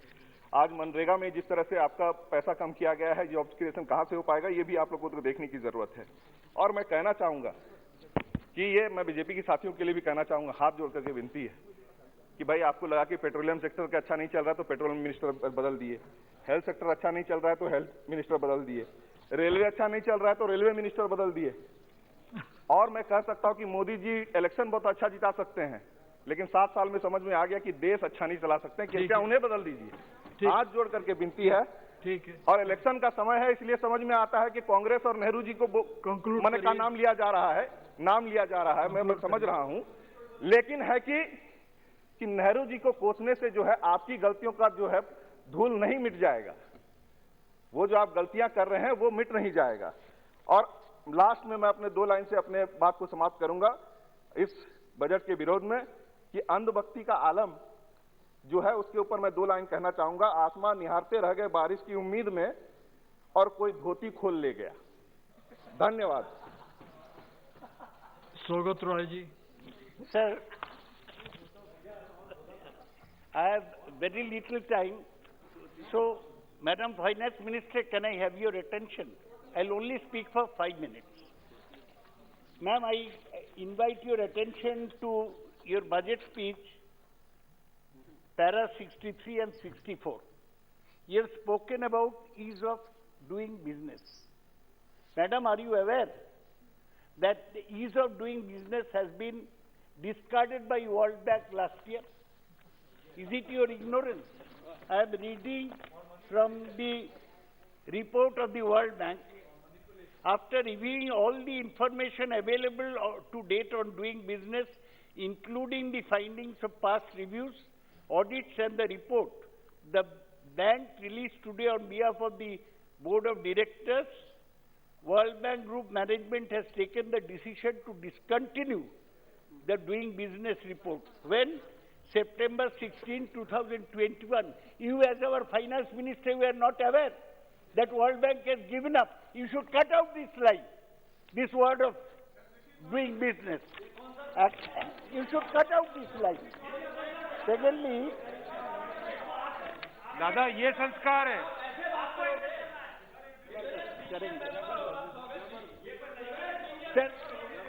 सर ठीक है, आपको एड्रेस कर रहा हूँ। इसी बजट में गलती नहीं होना चाहिए। Honorable member, please address to the chair. Please address to the chair. Please address to the chair. Sir, I have short time. Let me, Gaurav, Chedadav. Sir, sir. Please, Galati. Please sit down. Please sit down. Please sit down. अध्यक्ष महोदय, chairman महोदय, मैं फिर बोल रहा हूँ कि कौशिक बासु का the best economist September 24, 2021, he said that the bank announced that it would discontinue the report after an independent investigation by the law firm Wilmer Hale revealed the bank's sordid efforts starting in 2017 to manipulate data in order to improve China and Saudi Arabia's DB ranking. The bank had suspended publication of the index last year, and our finance minister, Mr. Chairman, does not know that it has been discontinued. It's a matter of some shame. Secondly, sir, I point your attention to the fact that the finance minister has talked about increasing capex, capital expenditure. She wants to pump prime the public investment in order that she can bring in private investment. That's their policy. The government spends money to build up Air India. The government sells it to Tatas for 18,000 crores only. And this will go on.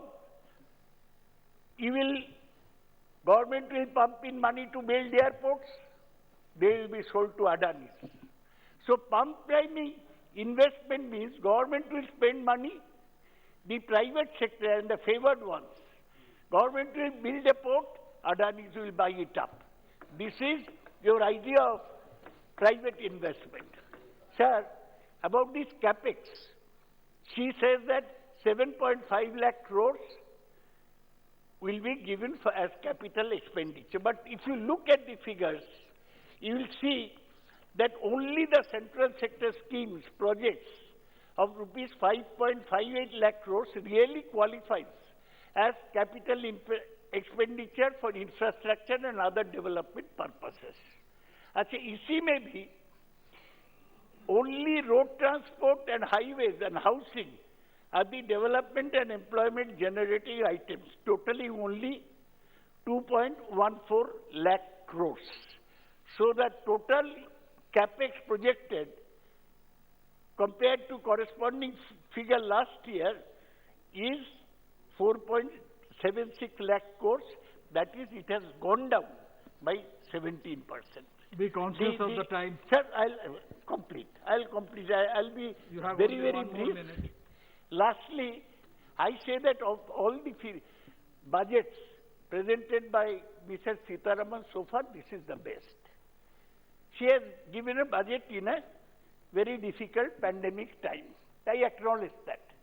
The economy is just coming back to pre-pandemic levels.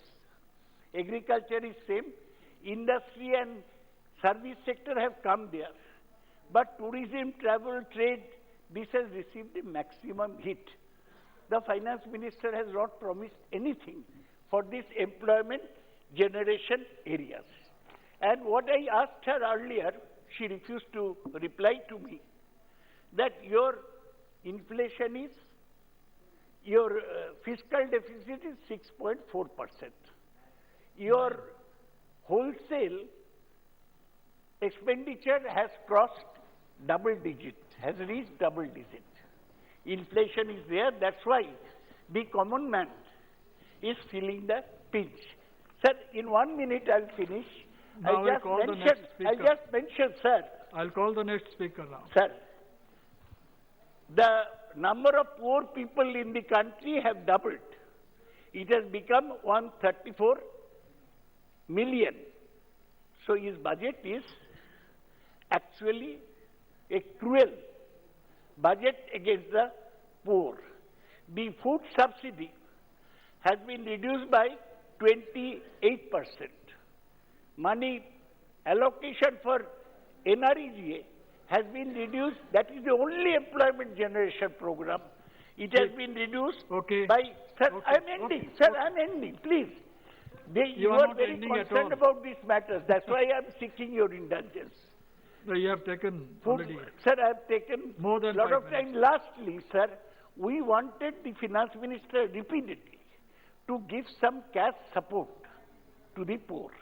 This has been advocated by Abhijit Binayak Banerjee, the Nobel laureate. The finance minister refused to give the cash support to the poor. You never know. So, the poor are poorer. And that is the condition. Okay. Sir, now I call the next speaker. finance minister. Sir, last sentence. Sir, allow my last line. sentence. Last line. Please, sir. Let me not have to act like some other members have. Lastly, I want to say that when the IT minister is sitting next, they are talking of digital India. When they talk of these big things, I remember the picture of migrant labor walking on the highways after the lockdown, sleeping on the highways, being run over by Mr. Vaishnav's railway and not having food to eat. I think that is the progress. We have dealt our human beings like cattle. The poor have become poorer. Sir, Tagore wrote a long time back, Jare tumi niche felo, she tumhare baadhiche je niche. Those whom you are putting down, he will pull you towards him. Hemo Durbaga Desh, Jahader Korecho Apoman. Oh my unfortunate country, those you have insulted. Opomane hote hobe, tahader sobar saman. In the insult, you will have to be equal to all of them. With that, sir, I end my speech on the budget, and I hope that the finance minister will correct ease of doing business, about which fault wrong. Thank you. Any point of order? Point of order 353। इन्होंने minister के ऊपर sir और इन्होंने कई एक ऐसे नाम लिए हैं जो कि सदन में नहीं है। 353 दोनों बातें कहता है, जैसे इन्होंने एलिगेशन लगाए रेलवे मंत्रालय पर या इन्होंने किसी बिजनेसमैन का नाम लिया सर, ये सारे एक्सपंज होने जाने चाहिए। और कोई भी वक्ता यदि बोलता है तो मंत्री को एडिक्वेट जो है इंफॉर्मेशन दिए बिना उनके ऊपर कोई डिफेमेटरी आप एलिगेशन नहीं लगा सकते हैं। मेरा आपसे आग्रह है कि इसको एक्सपंज कर देना। आपके पॉइंट ऑफ ऑर्डर में no allegation of a defamatory or incriminatory nature shall be made by a member against any person. So इस हिसाब से chair will examine it and will take the necessary steps. Sanjay ji. बहुत बहुत धन्यवाद सभापति महोदय। मैं माननीय वित्त मंत्री श्रीमती निर्मला सीतारमण जी के द्वारा लाए गए इस बजट का पूर्ण समर्थन करने के लिए खड़ा हुआ हूँ। अभी हमें अचानक बहुत वृहद ज्ञान की प्राप्ति हुई। 400 स्टार्टअप जिनके ज़माने में थे, जो स्वयं मंत्री थे जिनके ज़माने में 400 स्टार्टअप थे, वो आज 65,000 स्टार्टअप बनने के बाद कहते हैं कि यह ईज ऑफ डूइंग नहीं है। जिनके ज़माने में कुछ राज्यों में ही फूड सिक्योरिटी लागू थी और आज के ज़माने में जब 2 साल से मुफ्त अनाज लगातार यह केंद्र सरकार दे रही है, तब इनको लगता है कि यह गरीबों का भला नहीं है। जब इनके समय में 45,000 रुपये इंदिरा आवास में मिलते थे, आज 1.5 लाख रुपए मिलते हैं, तो इनको लगता है यह गरीबों का भला नहीं है। तो माननीय, चूंकि मंत्री जी जिस जमाने में थे उस जमाने में इन्हीं के प्लानिंग कमीशन के अध्यक्ष चेयरमैन कहते थे कि 24 रुपया एक आदमी को खाने के लिए पूरे दिन में सफिशिएंट है। उस जमाने में ये साहब मंत्री थे, तो 24 रुपया में खिला करके प्रतिदिन सबको इन्होंने अमीर बना दिया था। अब अचानक हम लोगों से ये हो रही है कि भाई हम लोग हर किसी को कह रहे हैं कि हम तो आपको 1.5 लाख का मकान देंगे, हम आपको मुफ्त अनाज देंगे, हम आपको गैस का चूल्हा देंगे, बिजली देंगे। तो जाहिर बात है कि यूपीए सरकार के मंत्रियों को यह सब लग रहा होगा कि यह तो गरीब नहीं है, तो सबको अमीर बनाने की योजना है, तो गरीबों को लेकर के इनको संकट हो गया। अध्यक्ष महोदय, सच बात तो यह है कि यह बजट वाकई अमृत काल का बजट है और जो स्वामी विवेकानंद जी ने आज से 100 साल पहले कहा था कि आने वाली शताब्दी भारत की होगी, सही अर्थों में यह बजट उनके शब्दों को चरितार्थ करता है। अगर हम बात करते हैं 2047 की, मैं लगातार सुन रहा था प्रेसिडेंशियल स्पीच से लेकर अभी तक, इन लोगों को बहुत तकलीफ होती है कि आप आज ही 25 साल आगे की बात कर रहे हैं। इन लोगों को यह भी समझ नहीं है कि देश दीर्घकालीन योजनाओं से ही चलता है। जिंदगी भर इन लोगों ने 5 साल जब शासन किया तो 4 साल घोटाले में बिताते थे और 1 साल मुफ्त रेवड़ियां बांटते थे और उम्मीद करते थे कि फिर हम सरकार में आ जाएंगे। तो इनके तो ऐसे ही 5 वर्षीय योजनाएं चलती थी। आज अगर हम एक विश्वास की नींव रख रहे हैं और इस विश्वास के साथ जा रहे हैं कि 2047 में भारत विकसित देश बनेगा और उसके लिए हम सारे प्रयास कर रहे हैं, तो महोदय लोगों को कष्ट हो रहा है।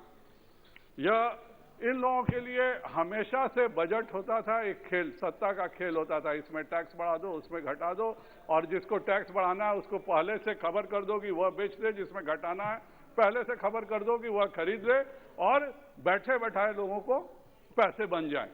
आज हम जब बजट बनाते हैं तो हम लोग एक स्टेबल बजट बनाते हैं। हर साल ये खेल नहीं चलता है ऊंचा नीचा करने का। और हम लोगों ने जो पिछले 7 वर्षों में जो भी काम किया है, और अगर केवल 2 साल की बात करें तो पिछले साल 5.5 लाख करोड़ रुपए कैपिटल एक्सपेंडिचर में और इस साल 7.5 लाख करोड़ कैपिटल एक्सपेंडिचर में, इनके सरकार में, यूपीए की सरकार में यह तो पूरे 1 साल का बजट होता था। और उतना आज हम केवल और केवल प्रधानमंत्री गति शक्ति और कैपिटल एक्सपेंडिचर्स में हम व्यय कर रहे हैं।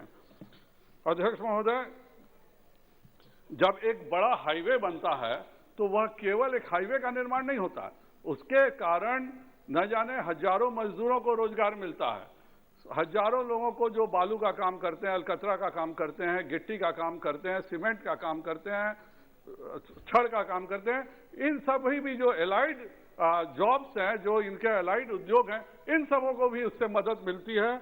और इसके जो हम लोगों ने राष्ट्रीय राजमार्ग, रेलवे, हवाई अड्डे, बंदरगाह, इन सभी में जो हम विश्व स्तरीय अवसंरचनाओं का निर्माण कर रहे हैं, इससे न केवल हम वैश्विक बाजार के डिमांड सप्लाई चेन से जुड़ करके एक प्रधानमंत्री जी ने जो सपना देखा है कि विश्व के हर घर में मेड इन इंडिया का एक सामान अवश्य होना चाहिए, उस सपने को चरितार्थ करने वाला यह बजट है। हम पीएलआई के माध्यम से केवल 14 क्षेत्रों में 60 लाख रोजगार देने की बात कर रहे हैं और 5 वर्षों में उनका बिजनेस 30 लाख करोड़ का होगा। पर न जाने हमारे विरोधी दल के नेता किस तरह से बजट सुनते हैं, यही मुझे समझ में नहीं आता है। ये 60 लाख रोजगार केवल 14 क्षेत्रों की बात हो रही है। इसके अलावा हमने लाखों रोजगार, चाहे वो सॉफ्टवेयर इंडस्ट्री हो, चाहे अन्य क्षेत्रों, सबों में हम लोगों ने रोजगार देने का काम किया है। माननीय प्रधानमंत्री जी स्वयं वो कह रहे थे कि 27 लाख रोजगार केवल सॉफ्टवेयर की इंडस्ट्री में आया है। इतना ही नहीं, जो सरकार ने एवीजीसी के लिए टास्क फोर्स बनाया है, यह भी एक बहुत बड़ा आगे के समय में जॉब देने का एक बहुत बड़ा कारण बनेगा इस देश के लिए, क्योंकि animations, visual effects, gaming, comics, ये बिल्कुल नए तरह के सॉफ्टवेयर इंडस्ट्री है और इसके लिए एक टास्क फोर्स बना करके इसकी दीर्घकालीन योजना, सर मेरे को 12 to 15 मिनट्स है सर। इसी प्रकार रेलवे के क्षेत्र में भी 2000 किलोमीटर रेल मार्ग के रेल दुर्घटनाओं को बचाने के लिए कवच संरचना, 400 वंदे भारत एक्सप्रेस ट्रेन, सभी रेल लाइनों का विद्युतीकरण, डबलिंग जैसी रेल लाइन डबलिंग जैसी योजनाओं से भारतीय रेल अत्याधुनिक बनेगी, बल्कि रेल में भी रोजगार के बहुत सारे अवसर मिलेंगे। उसी प्रकार अध्यक्ष महोदय, इस बजट में CTGMSE स्कीम अर्थात credit guarantee trust for micro and small enterprises को जो 3 लाख रुपए का अतिरिक्त ऋण दिया हुआ है, यह छोटे और लघु उद्योगों के लिए बहुत सारे रोजगार के अवसर देगा। इतना ही नहीं अध्यक्ष महोदय, कोरोना की विपरीत परिस्थितियों में हमने जो emergency credit line guarantee scheme दिया, इसके कारण 1 करोड़ 30 लाख MSME उद्योगों को न केवल हम बचाने में सफल हुए, बल्कि आगे बढ़ाने में भी सफल हो सके। अध्यक्ष महोदय, सभापति महोदय, 100 PM गति शक्ति कार्गो टर्मिनल, 1 प्रोडक्ट 1 स्टेशन, इन सब को जोड़ने के लिए 4 नए मल्टी मॉडल लॉजिस्टिक पार्क, यह सभी ऐसी योजनाएं हैं जो अगले 25 वर्ष में भारत को विकासशील देश से विकसित देश में खड़ा कर देंगी। बैंक के द्वारा PMEGP की योजना जो है, अध्यक्ष महोदय अभी बात कर रहे थे माननीय जी की बहुत सारे बिहारी मजदूर आए थे, वो सही बात है, वो त्रासदी हम सबों ने देखी है, लेकिन प्रधानमंत्री के जो पैकेज था और ये PMEGP योजना, इसका अगर उदाहरण देखना है तो मैं विरोधी दलों के सांसदों को इन्वाइट करता हूं कि चले मेरे लोकसभा क्षेत्र में। हमारे यहाँ इस तरह के लोगों को PMEG के माध्यम से एक हमने चनपटिया में 200 से ज्यादा स्टार्टअप किए हैं और उन लोगों ने आज जो मजदूर पैदल चल के मेरे यहाँ आए थे, वैसे 200 लोगों ने एक स्टार्टअप जोन बना के पूरा अप्रैल के फैक्ट्री लगाई है और एक 3000 लोगों को रोजगार वो लोग दे रहे हैं जो कभी खुद मजदूर से आज वो उद्यमी बन चुके हैं और यह सब PMEGP योजना के कारण हो सका है। इतना ही नहीं अध्यक्ष महोदय, प्रधानमंत्री जी ने भी मन की बात में जिस प्रमोद कुमार की बात की थी, वह भी हमारे एक दूसरे प्रखंड का रहने वाला है, जो वो भी मजदूर आया था और LED की फैक्ट्री बना के आज वह उद्यमी बना हुआ है। इस देश में ऐसे हजारों उदाहरण मौजूद हैं जिन्होंने PM पैकेज से लाभ उठा करके न केवल खुद आर्थिक रूप से सशक्त हुए, बल्कि हजारों नए लोगों को रोजगार देने का इन लोगों ने काम किया है। और इसका सबसे बड़ा उदाहरण यह है कि जनवरी में हमारा GST कलेक्शन रिकॉर्ड 1,40,000 करोड़ हुआ है।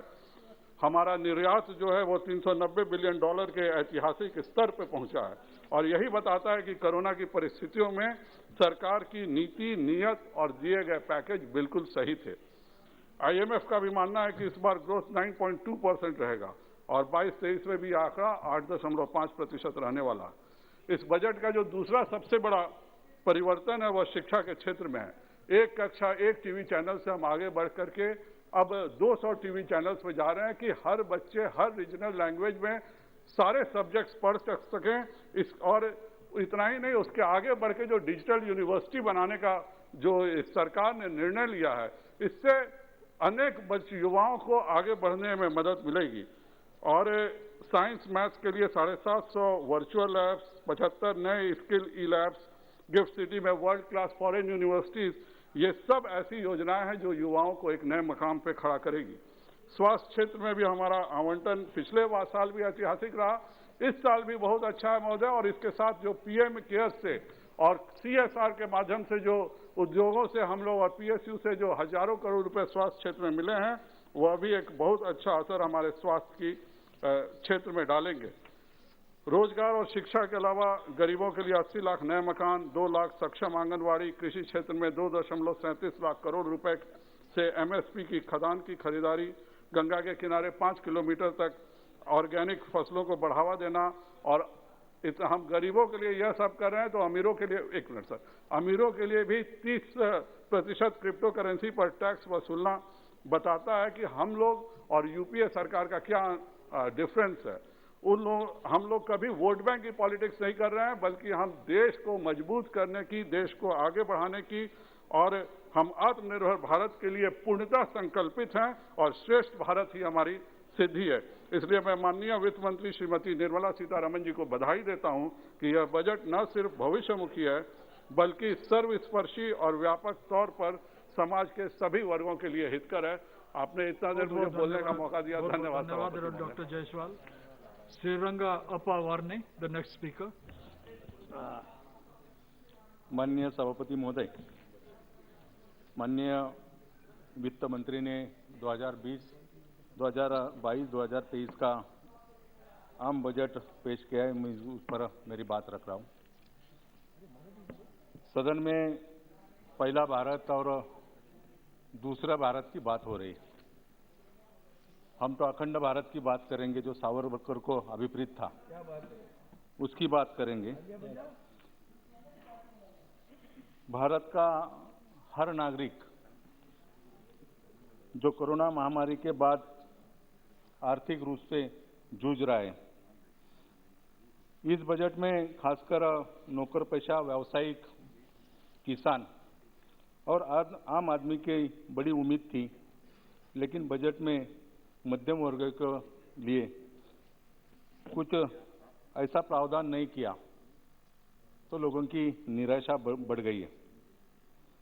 कोरोना महामारी में 2 साल में लगातार लोग बजट में राहत के साथ आयकर रिटर्न में राहत की उम्मीद कर रहे थे, लेकिन इस बजट में मध्यम वर्ग के लिए निराशा हुई है। मोदी सरकार ने कहा था कि 2022 तक देश के किसानों की आमदनी दुगनी करेगी, लेकिन सरकार हर कदम पर पूरी तरह से विफल है। आज किसान परेशानी में, बिन मौसम बारिश, चक्रवात के कारण किसानों को बड़ा नुकसान हुआ है। डीजल की कीमतें बढ़ने से किसानों को बीजों और खाद को दामों की भारी वृद्धि होने से किसान परेशानी में, अगर गांव में या गांव के कई इलाकों में देखा जाए, आज भी बीजों के लिए किसानों को लाइन में खड़ा होना पड़ता है। ये परिस्थिति है। बजट में किसानों के ऊपर बात होती है, लेकिन गए कई वर्षों से जो किसान है आज भी जूझ रहा है, आज भी किसान की परिस्थिति हालांकि में है। महोदय, मैं बजट के दौरान ये भी बात रखना चाहता हूं कि फसल बीमा के योजना के अंतर्गत 1 लाख करोड़ से अधिक का मुआवजा देने की बात कही जाती है। आज भी देश भर में बहुत से ऐसे किसान हैं जिनको उनके फसल का बीमा का पैसा नहीं मिलता है। जब कोई प्राकृतिक आपदा आती है तो किसान की फसल नष्ट हो जाती है, और जब किसान उसके मुआवजे के लिए आवेदन करता है तो बीमा कंपनी उसमें किसानों को परेशान करती है। मैंने ये भी देखा है कि जब किसानों के बीमा वापसी की बात करते हैं तो ये बीमा कंपनी है ये बीमा कंपनी खाली किसानों को चक्कर काटने लगाती है, लेकिन उनको मुआवजा देने के बारे में बिल्कुल सहायता नहीं करती।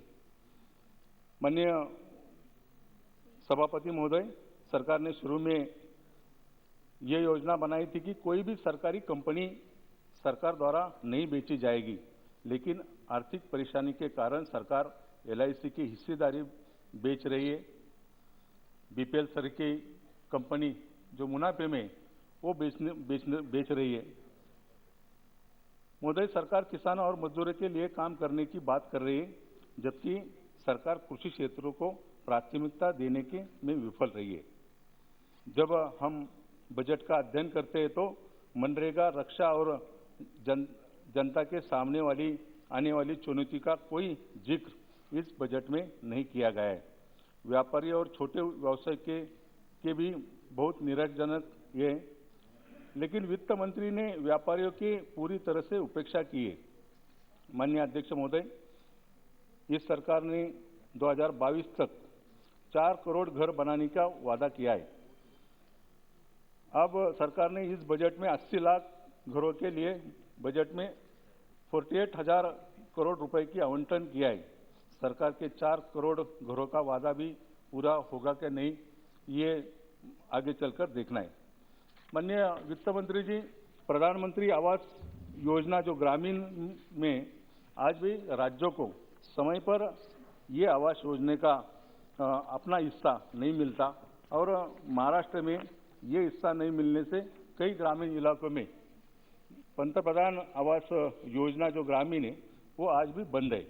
मोदी सरकार ने देश के प्रतिवर्ष 2 करोड़ नई नौकरियां देने का वादा किया था, जबकि वर्तमान में देश में रोजगारी बढ़ी है। कोरोना के कारण तो कई सारे बेरोजगार हुए। मैं जिस इलाके से आता हूँ पूरा 70% अर्बन इलाका है, 30% ग्रामीण इलाका है।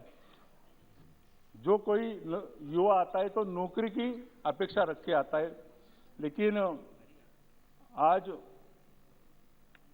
डेटा जारी करने वाली बेरोजगारी की डेटा जारी करने वाली संस्था है centre for monitoring Indian economy के ताजा आंकड़ों के मुताबिक सितंबर 2021 के दौरान देश में बेरोजगारों की कुल संख्या 3.18 करोड़ रही और देश का युवा रोजगार की तलाश में इधर उधर जा रहा है।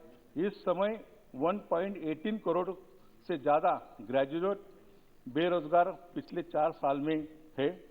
1.26 करोड़ युवा बेरोजगार हुए, जबकि इस बजट में सरकार ने 60 लाख नौकरियां देने का वादा किया।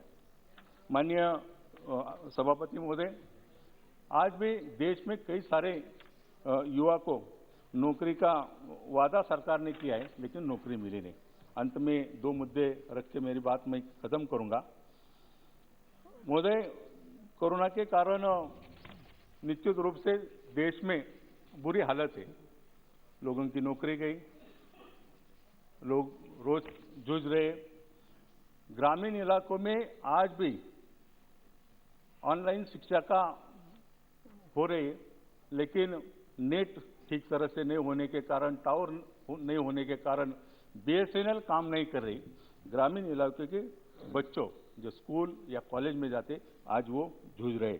महोदय, अंत में मैं केंद्र सरकार को, खासकर वित्त मंत्री से ये कहना चाहता हूँ कि गैर भाजपा सरकार का बकाया, जैसे कि GST का बकाया महाराष्ट्र सरकार को देना बाकी है, तो ऐसे गैर बीजेपी सरकार जो है उसका बकाया दिया जाए, जबकि सभी राज्य केंद्र सरकार को अपनी आर्थिक लाभ पहुंचाती है। वित्त मंत्री ने जो बजट पेश किया है, निश्चित रूप में जिसमें जो खामियां हैं आगे चलकर दूर करके जो राज्य अधिक रूप से केंद्र सरकार को आर्थिक सहायता करता है उस राज्य को ज्यादा से ज्यादा सहायता मिले, खासकर महाराष्ट्र राज्य को। फिर से मैं मेरी बात रखने के लिए सभापति मैं आपको धन्यवाद देता हूँ, समय दिया पर के धन्यवाद। The next speaker is Ritesh Pandey. बहुत बहुत धन्यवाद आदरणीय अधिष्ठाता महोदय, आपने मुझे यहाँ बहुजन समाज पार्टी और बहन कुमारी मायावती जी के विचारों को रखने का अवसर दिया, इसके लिए मैं आपका आभारी हूँ। माननीय वित्त मंत्री जी को भी मैं आभार प्रकट करना चाहता हूँ, जिन्होंने बड़े ही संक्षेप में अपना भाषण दिया। 5 मिनट है आपका जी, मैक्सिमम 5 मिनट। जी, जिन्होंने बड़े ही संक्षेप में अपना भाषण दिया, मैं उनको धन्यवाद देना चाहता हूँ। हालांकि भारतीय अर्थव्यवस्था अपने भारी संकट से गुजर रही थी और उससे कुछ उभर करके अब सामने आने का काम कर रही है। जैसा कि मुख्य आर्थिक सलाहकार के अनुसार भारतीय अर्थव्यवस्था 2019-20 के जो समकक्ष हमारा ग्रोथ लेवल था, आज उस पर पहुंचकर और लगभग 1% की बढ़ोतरी और देखने को मिल रही है। ये काबिले तारीफ है। इस महामारी का सामना पूरे देश की अर्थव्यवस्था ने बड़ी कठिनाइयों के साथ किया है और अब बेहतर दिन के आसार हमें दिखने का काम हो रहे हैं। लेकिन जहां कंज्यूमर डिमांड अभी भी अप्रत्याशित रूप से गिरी हुई है, हमारा मानना है कि इसको सुधारने के लिए देश में जो रोजगार के अवसर एमएसएमई से आने की जरूरत थी, उन एमएसएमई को सहारा न दे करके इस सरकार ने कहीं न कहीं इन एमएसएमई के साथ घोर अन्याय करने का काम किया है। मैं यहाँ पे एक शेर जरूर कहना चाहूंगा जो उत्तर प्रदेश में इस समय बहुत प्रचलित हो रखा है कि हमारी बेरोजगारी का अंदाजा तुम क्या लगाओगे गालिब, हमारी बेरोजगारी का अंदाजा तुम क्या लगाओगे गालिब, हम जब कब्रिस्तान से भी गुजरते हैं तो मुर्दे उठकर पूछते हैं, हम जब कब्रिस्तान से भी गुजरते हैं तो मुर्दे उठकर पूछते हैं कि भाई लगी क्या नौकरी। मैं ये भी कहना चाहता हूं कि सबसे पहले वित्त मंत्री ने यह स्वीकार किया है कि देश में भारी रोजगार का संकट भयानक रूप से अर्थव्यवस्था को प्रभावित कर रहा है। बजट भाषण में माननीय वित्त मंत्री ने 7 लाख नौकरियों को सृजित करने का वादा किया है और उन्होंने कहा है कि ये जो प्रोडक्शन लिंक्ड इंसेंटिव्स हैं उनके जरिए ये नौकरियां सृजित होंगी। लेकिन अगर इंडियन इंक की हम बात करें, जो इन प्रोडक्शन लिंक्ड इंसेंटिव्स का फायदा लेती है, उनका ये कहना है कि इन प्रोडक्शन लिंक्ड इंसेंटिव ये कंज्यूमर डिमांड पे आधारित हैं। जो सामान वो प्रोड्यूस करेंगे उस पर भी सरकार प्रोडक्शन से उसको लिंक करके ये कहती है कि यदि आप उसको एक निर्धारित रूप में नहीं प्रोड्यूस करेंगे तो उसके ऊपर आपको जो है पेनल्टीज लगने का काम होगा। ये पेनल्टीज इतनी भारी हैं कि वो स्वतः इन बड़ी बड़ी देसी कंपनियों को इन प्रोडक्शन लिंक्ड इंसेंटिव्स को लेने से, इनमें निवेश करने से उनको एक सुचारू रूप से सुरक्षित देखने का काम अपने आप को महसूस नहीं करती है। तो एक हिसाब से ये 60 लाख नौकरियां सृजित होने का काम होगा, ये अभी भी एक ख्याली पलाव है। मेरे ख्याल से इसमें आगे जाकर के देखने की जरूरत है। ये सिर्फ हेडलाइंस बटोरने का एक हमारे सामने एक छोटा सा जो है प्रयास यहाँ पे देखने का काम हुआ है। असल रूप में भारत में उपभोक्ता डिमांड में गिरावट बेरोजगारी और वेतन की अस्थिरता से हुई है। वेतन जो है अभी तक पिछले 2 सालों से बढ़ने का काम नहीं हुआ है और बेरोजगारी व्यापक रूप से फैल चुकी है और इससे निपटने से सरकार पूरी तरह से विफल हो चुकी है। पीआईएल जैसी स्कीमें जो बड़ी बड़ी कंपनियों को सहायता देने के लिए सामने रखी गई हैं, वहीं लघु और मध्यम उद्योग जो देश के करोड़ों श्रमिकों को रोजगार देते थे, उनको पर्याप्त सरकार ने सहायता देने का काम नहीं किया है और जिसकी वजह से वो पूरी तरह से ध्वस्त हो चुके हैं। और इस महामारी के दौरान जहां लघु और मध्यम उद्योग को बंद होने के बाद उनका मार्केट शेयर इन बड़ी कंपनियों ने ले लिया है, इस पर फिर ध्यान दें। जो छोटी कंपनियां थी वो पूरी तरह से बंद हो गई और उनका जो मार्केट शेयर था उसको बड़ी कंपनियां ने ले लिया है और आज सरकार ढिंडोरा पीट के ये कहती है कि हमारी जो है कंपनियां बड़ी बेहतर करने का काम कर रही हैं। उसका कारण ये नहीं कि उनका जो है उन्होंने और उनके गुड्स की क्वालिटी और अच्छी की उसकी डिमांड बढ़ गई है, बल्कि उसका कारण ये है कि छोटी कंपनियां जो उन चीजों को बनाने का काम करती थी, उन वस्तुओं को बनाने का काम करती थी, वो बंद हो गई है और उसका मार्केट शेयर इन बड़ी कंपनियों के पास पहुंच गया और सरकार की विफलता पर पर्दा हटाने का काम करती है और ये अत्यंत ही दुखद है। मैं ये भी कहना चाहूंगा कि जहां पर हमारे करोड़ों श्रमिकों को MSME, I am about to finish, इसके बाद एक छोटा सा डिफेंस पे and I am about to finish, just give me 2 more minutes and I will finish sir. मैं ये भी कहना चाहूंगा कि आप डिफेंस में अगर देखेंगे सर, वहां पे काफी एक बढ़ोतरी देखने का काम किया है हम लोगों ने, लेकिन जो स्थल, वायु और आर्मी से जो सेनाओं से हमें जो डिमांड थी, उस डिमांड के हिसाब से ये बढ़ोतरी काफी नहीं है और उसी के साथ साथ अगर आप इन्फ्लेशन को संज्ञान में लेंगे तो इस बढ़ोतरी ये आप समझिए एक हिसाब से नगण्य है।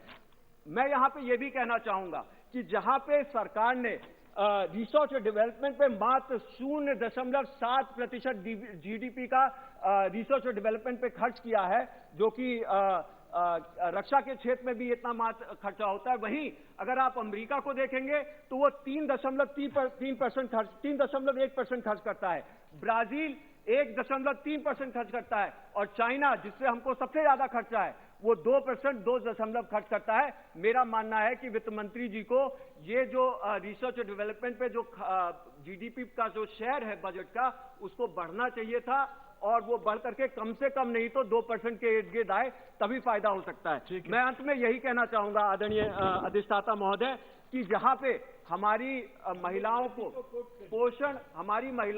पोषण और हमारे बच्चों को पोषण देने की बात रही है, वहां पे इस सरकार ने पोषण का बजट जो है उसको बढ़ाने का काम नहीं किया है।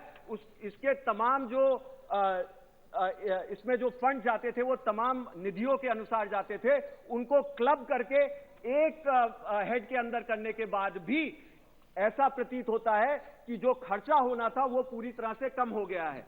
अंत में ये हमारे गरीब बच्चों के लिए, जो दलित अनुसूचित जनजाति के बच्चे हैं, जो अल्पसंख्यकों के बच्चे हैं, जो शोषित पीड़ित वर्ग के लोग के बच्चे हैं, उनके लिए घोर अन्याय है, क्योंकि उन्हें पौष्टिक आहार न मिलने की वजह से सामान्य अवसर भी नहीं मिल पाते, और ये अत्यंत ही बड़ी समस्या है। मैं अंत में एक शेर के माध्यम से अपनी स्पीच को खत्म करूंगा। सर अगर आप इजाजत दें तो फिर मैं फरमाऊं। सर, अपनी गुर्बत की कहानी हम सुनाएं किस तरह, अपनी गुर्बत की कहानी हम सुनाए किस तरह, रात फिर बच्चा हमारा रोते रोते सो गया।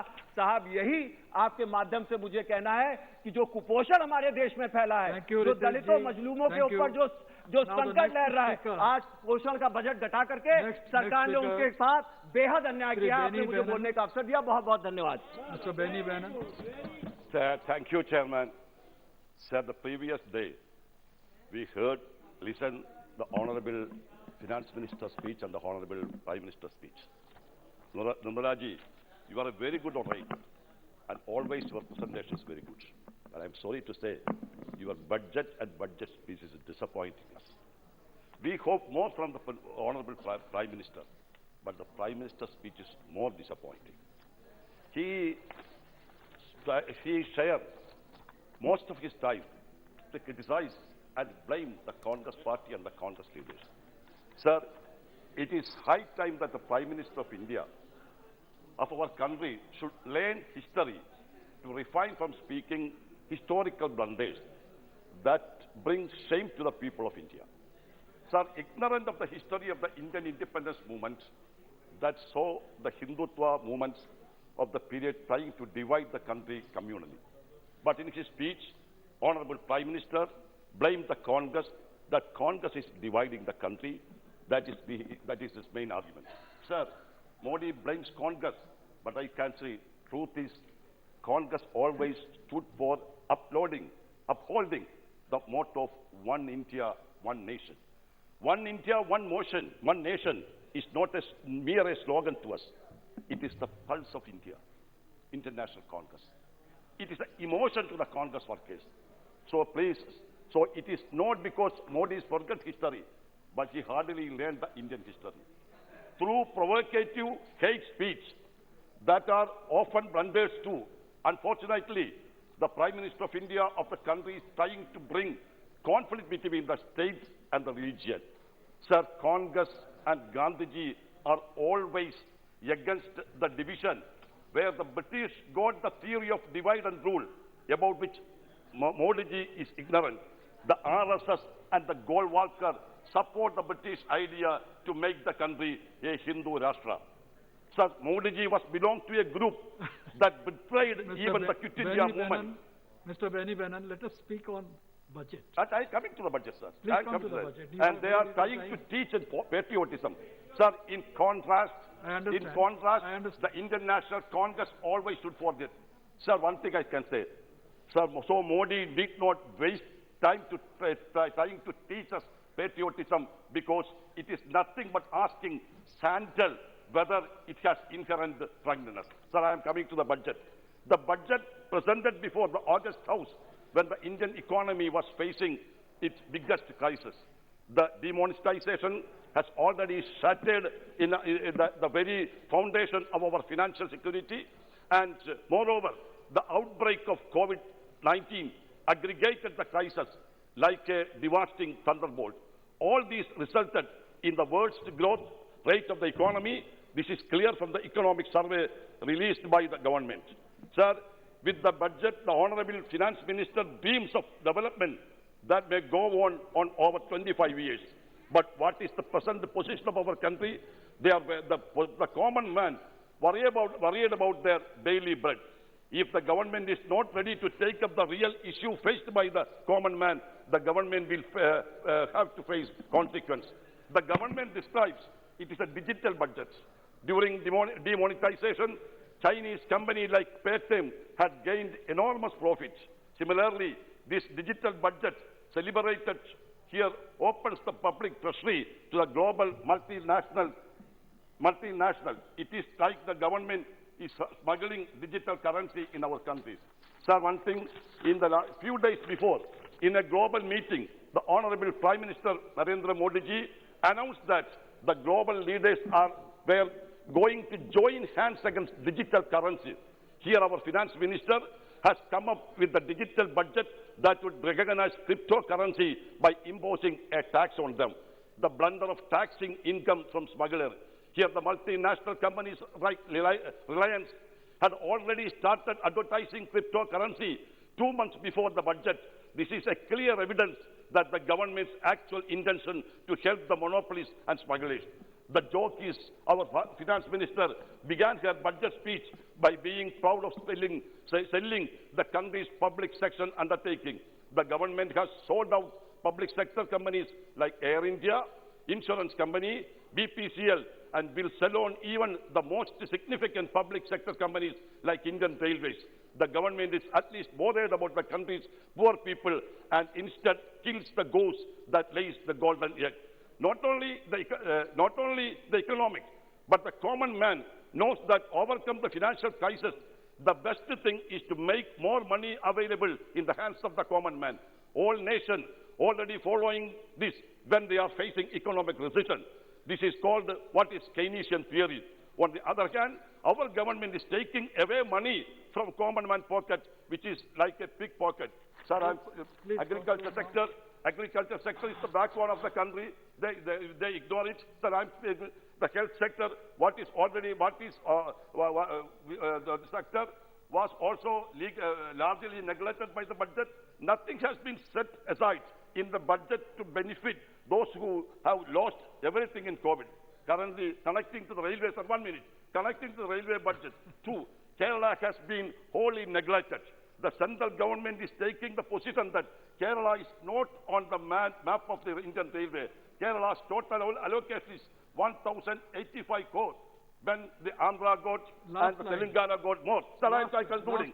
Sir, just a token sum was allowed for the Sabari route and Palakkad coach factory. Sir, another thing I am concluding.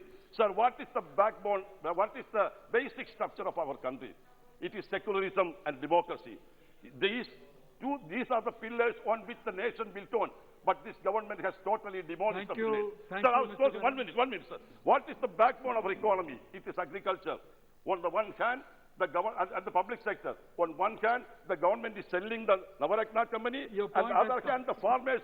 The farmers to death under taxes. It is one minute. It is shame that the government had to witness the son of a minister firing bullets on the innocent one. So the government is destroying the fundamental structure and economic security of the country. Hence, I strongly oppose the budget. Thank you. Mr. P.P. Chaudhary. Very good. धन्यवाद सभापति महोदय। मैं budget के पक्ष में बोलने के लिए खड़ा हुआ हूं। मैं सबसे पहले तो हमारे माननीय वित्त मंत्री जी यहां पर विराजमान हैं, उनको मैं धन्यवाद दूंगा कि प्रधानमंत्री जी के नेतृत्व में जो एक दूरदर्शी और विजनरी बजट पेश किया है, पहली बार हमें ऐसा देखने को हमें मिल रहा है कि ये बजट जो है दूरदर्शी, विजनरी, और इस बजट को अगर हम देखें तो साफ जाहिर है कि इसका पूरा फोकस जो है वो ग्रोथ पे है। इसका पूरा फोकस जो है वो गरीबों के वेलफेयर पे है। और इस बजट के द्वारा जो डेवलपमेंट दिखाया गया है वो टेक्नोलॉजी के माध्यम से जो है डेवलपमेंट को देखा जा रहा है। और अगर पूरे बजट को ध्यान से हम देखें तो इसकी 4 प्राथमिकताएं हैं। जो पहली प्राथमिकता है वो है पीएम गति शक्ति, दूसरा जो है इंक्लूसिव डेवलपमेंट, तीसरा productivity enhancement and investment, sunrise opportunities, energy transition and climate action, और चौथा है फाइनेंसिंग ऑफ इन्वेस्टमेंट। तो इन सारी चीजों का अगर देखा जाए तो ये बजट जो है हम कह सकते हैं कि ये बजट कोई 1 साल का नहीं, ये बजट जो है आधारशिला जो है, जो नींव रखी गई है इस बजट के द्वारा, वो अगले 25 सालों के लिए नींव रखी गई है। ये इस बजट को इसीलिए कहा जाता है कि विजनरी बजट है। जब बजट पेश किया तो उस समय पूरे देश में नॉर्मली जब होता तो इतना क्रिटिसिज्म होता है, लेकिन धीरे धीरे विपक्ष के साथियों को भी इस बात को समझ में आने लगी कि वास्तव में ये बजट जो है वो विजनरी है और ये 25 साल, अगले 25 सालों के लिए एक फाउंडेशन है, एक आधारशिला है। क्योंकि नॉर्मली जो बजट होते हैं वो पॉपुलिस्ट होते हैं, वो पॉपुलिस्ट होते हैं या इलेक्शन ओरिएंटेड होते हैं। इलेक्शन को ध्यान में रख करके किया जाता है कि पार्टी को फायदा कैसे होगा। आज तक बजट रखे जा रहे थे तो उस हिसाब से, लेकिन पिछले 7 सालों में जो प्रधानमंत्री मोदी जी ने लगातार इसमें कदम उठाए हैं और जो एक रोड मैप देश का बनाया है कि बजट जो है एक वास्तव में पार्टी को फायदा नहीं, देश को फायदा कैसे हो, देश का डेवलपमेंट कैसे हो। और हमारी जो इकोनॉमी है, जिस हिसाब से इकोनॉमिक पॉलिसीज की हम बात करें कि इस बजट से पूरा हम देखते हैं कि एक फॉर्मलाइजेशन ऑफ इंडियन इकोनॉमी, ये अपने आप में बहुत बड़ी बात है। क्योंकि जब जो ही अलग अलग हम सेक्टर हम देखेंगे कि अलग अलग सेक्टर में फॉर्मलाइजेशन ऑफ इंडियन इकोनॉमी की बात कही है, तो जहां पर हम फॉर्मलाइजेशन की बात करें, फाइनेंशियल ईयर 2018 में सिर्फ 48% था और अब फॉर्मलाइजेशन ऑफ इंडियन इकोनॉमी जो है वो जीडीपी का लगभग 80% है और 20% जो है इनफॉर्मल सेक्टर है। और मैं मानता हूं कि एग्रीकल्चर सेक्टर में केसीसी की वजह से सिर्फ इनफॉर्मल सेक्टर जो है 70 to 75% ही रहा है। और जब हम फॉर्मलाइजेशन ऑफ इकोनॉमी की बात करें तो जिस हिसाब से भीम ऐप आप देखेंगे कि प्रधानमंत्री मोदी जी ने एक यूपीआई प्लेटफॉर्म 30/12/2016 को लॉन्च किया और हम जगह जगह देखते हैं कि चाहे ठेले वाला हो, चाहे सब्जी की दुकान वाला हो, चाहे राशन की दुकान वाला हो या छोटा छोटा व्यापारी है जो एक समय और उसके ऊपर लगा रहता है क्यूआर कोड, जो पेमेंट, डिजिटल पेमेंट की एक बार जो हमारे विपक्ष के मित्रों ने, मैं नाम नहीं लूंगा क्योंकि कांग्रेस के बहुत बड़े नेता ने इसका बड़ा मजाक उड़ाया था कि क्या भारत के जहां पर हम इतने अशिक्षित हैं, गांवों में वगैरह वो डिजिटल पेमेंट वगैरह इंफ्रास्ट्रक्चर हम खड़ा कर सकते हैं। और मोदी जी ने जब इस तरह का उनका विजन, उनकी सोच 2016 में कि डिजिटल इकोनॉमी जब तक डेवलप नहीं होगी देश में तब तक कुछ नहीं हो सकता।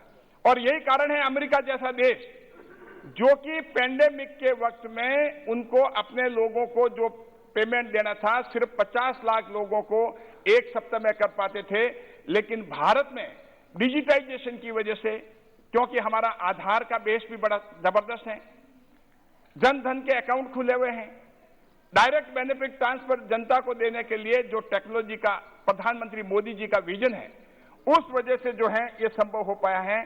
आज चाहे हम कहीं भी देखें तो डिजिटाइजेशन का उपयोग जो है खास कर करके गांव में बहुत जबरदस्त हुआ है। इससे इस सेक्टर में भी एम्प्लॉयमेंट जनरेट हुआ है।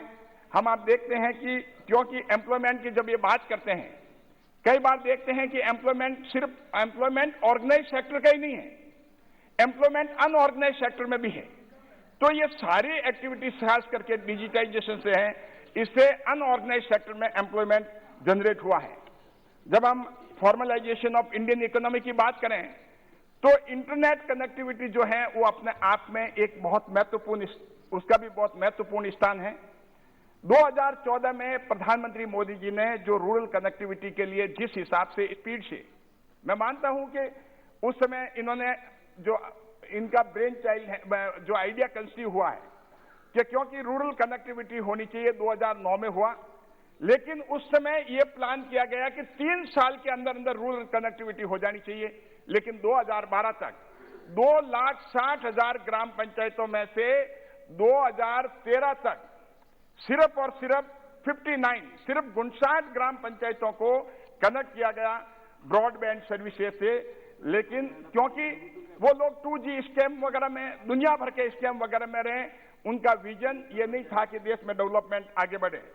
तो प्रधानमंत्री मोदी जी के विजन और उनकी स्पीड, सरकार की स्पीड से ऑप्टिकल फाइबर जो केबल जो है करीब 2,60,000 ग्राम पंचायतों में और 7,50,000 विलेजेज में जो ले डाउन करनी है, उसमें से 2014 से 2021 के बीच में का सिर्फ 59 थी 2014 के पहले, लेकिन अब जो है 1,60,000 ग्राम पंचायतों में ऑप्टिकल फाइबर पहुंच चुका है और 2,80,000 गांवों में पहुंच चुका है। अब हम जो 5G स्पेक्ट्रम की ऑप्शन की बात करें, ये बहुत बड़ी बात है देश के लिए आने वाले टाइम में, क्योंकि जब तक डिजिटल इकोनॉमी और हमारा जो इकोनॉमी है वो उसका फॉर्मलाइजेशन नहीं होगा, तब तक जो देश बहुत आगे नहीं बढ़ पाएगा। तो ये सोच प्रधानमंत्री मोदी जी की है कि हर गांव में वाईफाई हॉटस्पॉट हो, PM वाणी हो, जिससे कि कनेक्टिविटी, इंटरनेट कनेक्टिविटी फास्ट हो, और उसका सबसे बड़ा फायदा है वो रूरल में मिलेगा। क्योंकि अभी मेरे कांग्रेस के मित्र ये बता रहे थे, उन्होंने अपनी स्पीच में कहा कि 2 भारत है, क्योंकि आज 2 भारत नहीं है, 2 भारत लंबे समय तक आपने खड़े कर रखे हैं और उसको ब्रिज करने का काम किया और उसमें सेतु बनाने का काम किया। तो मैं मानता हूं कि उसका डिजिटल इकोनॉमी का, डिजिटाइजेशन का बहुत बड़ा रोल है। आज हम फॉर्मल जो यूनिवर्सलाइजेशन ऑफ एजुकेशन की जब हम बात करें, क्योंकि हमारे ग्रामीण इलाके में एजुकेशन जो है क्वालिटी एजुकेशन नहीं था और उस क्वालिटी एजुकेशन की वजह से इसलिए करीब 2 से 3, सर मेरे 10 मिनट है, 5 मिनट हुए हैं और अब 5 मिनट और बाकी हैं, मैंने उस हिसाब से, और मुझे ये कहा गया कि आपको 15 मिनट मिलेंगे और मेरे दूसरे साथी हैं, उन्होंने हमने कह दिया, इसलिए मुझे 5 मिनट और बोलने दीजिए। तो सर मैं पीपी चौधरी जी, आप वकील हैं, आपको किसने क्या कहा ये मुझे पता नहीं सर, लेकिन आपका 9 मिनट लेकिन मेरे हैं और 1 मिनट लेकिन सर मैं खत्म करता हूं सर, मैं खत्म करता हूं। मैं अगर ठीक बोलूं तब तक तो आप चलने देना, नहीं तो मुझे रोक लेना। तो 2 से 3 करोड़ जो जॉब है इससे जनरेट होगी।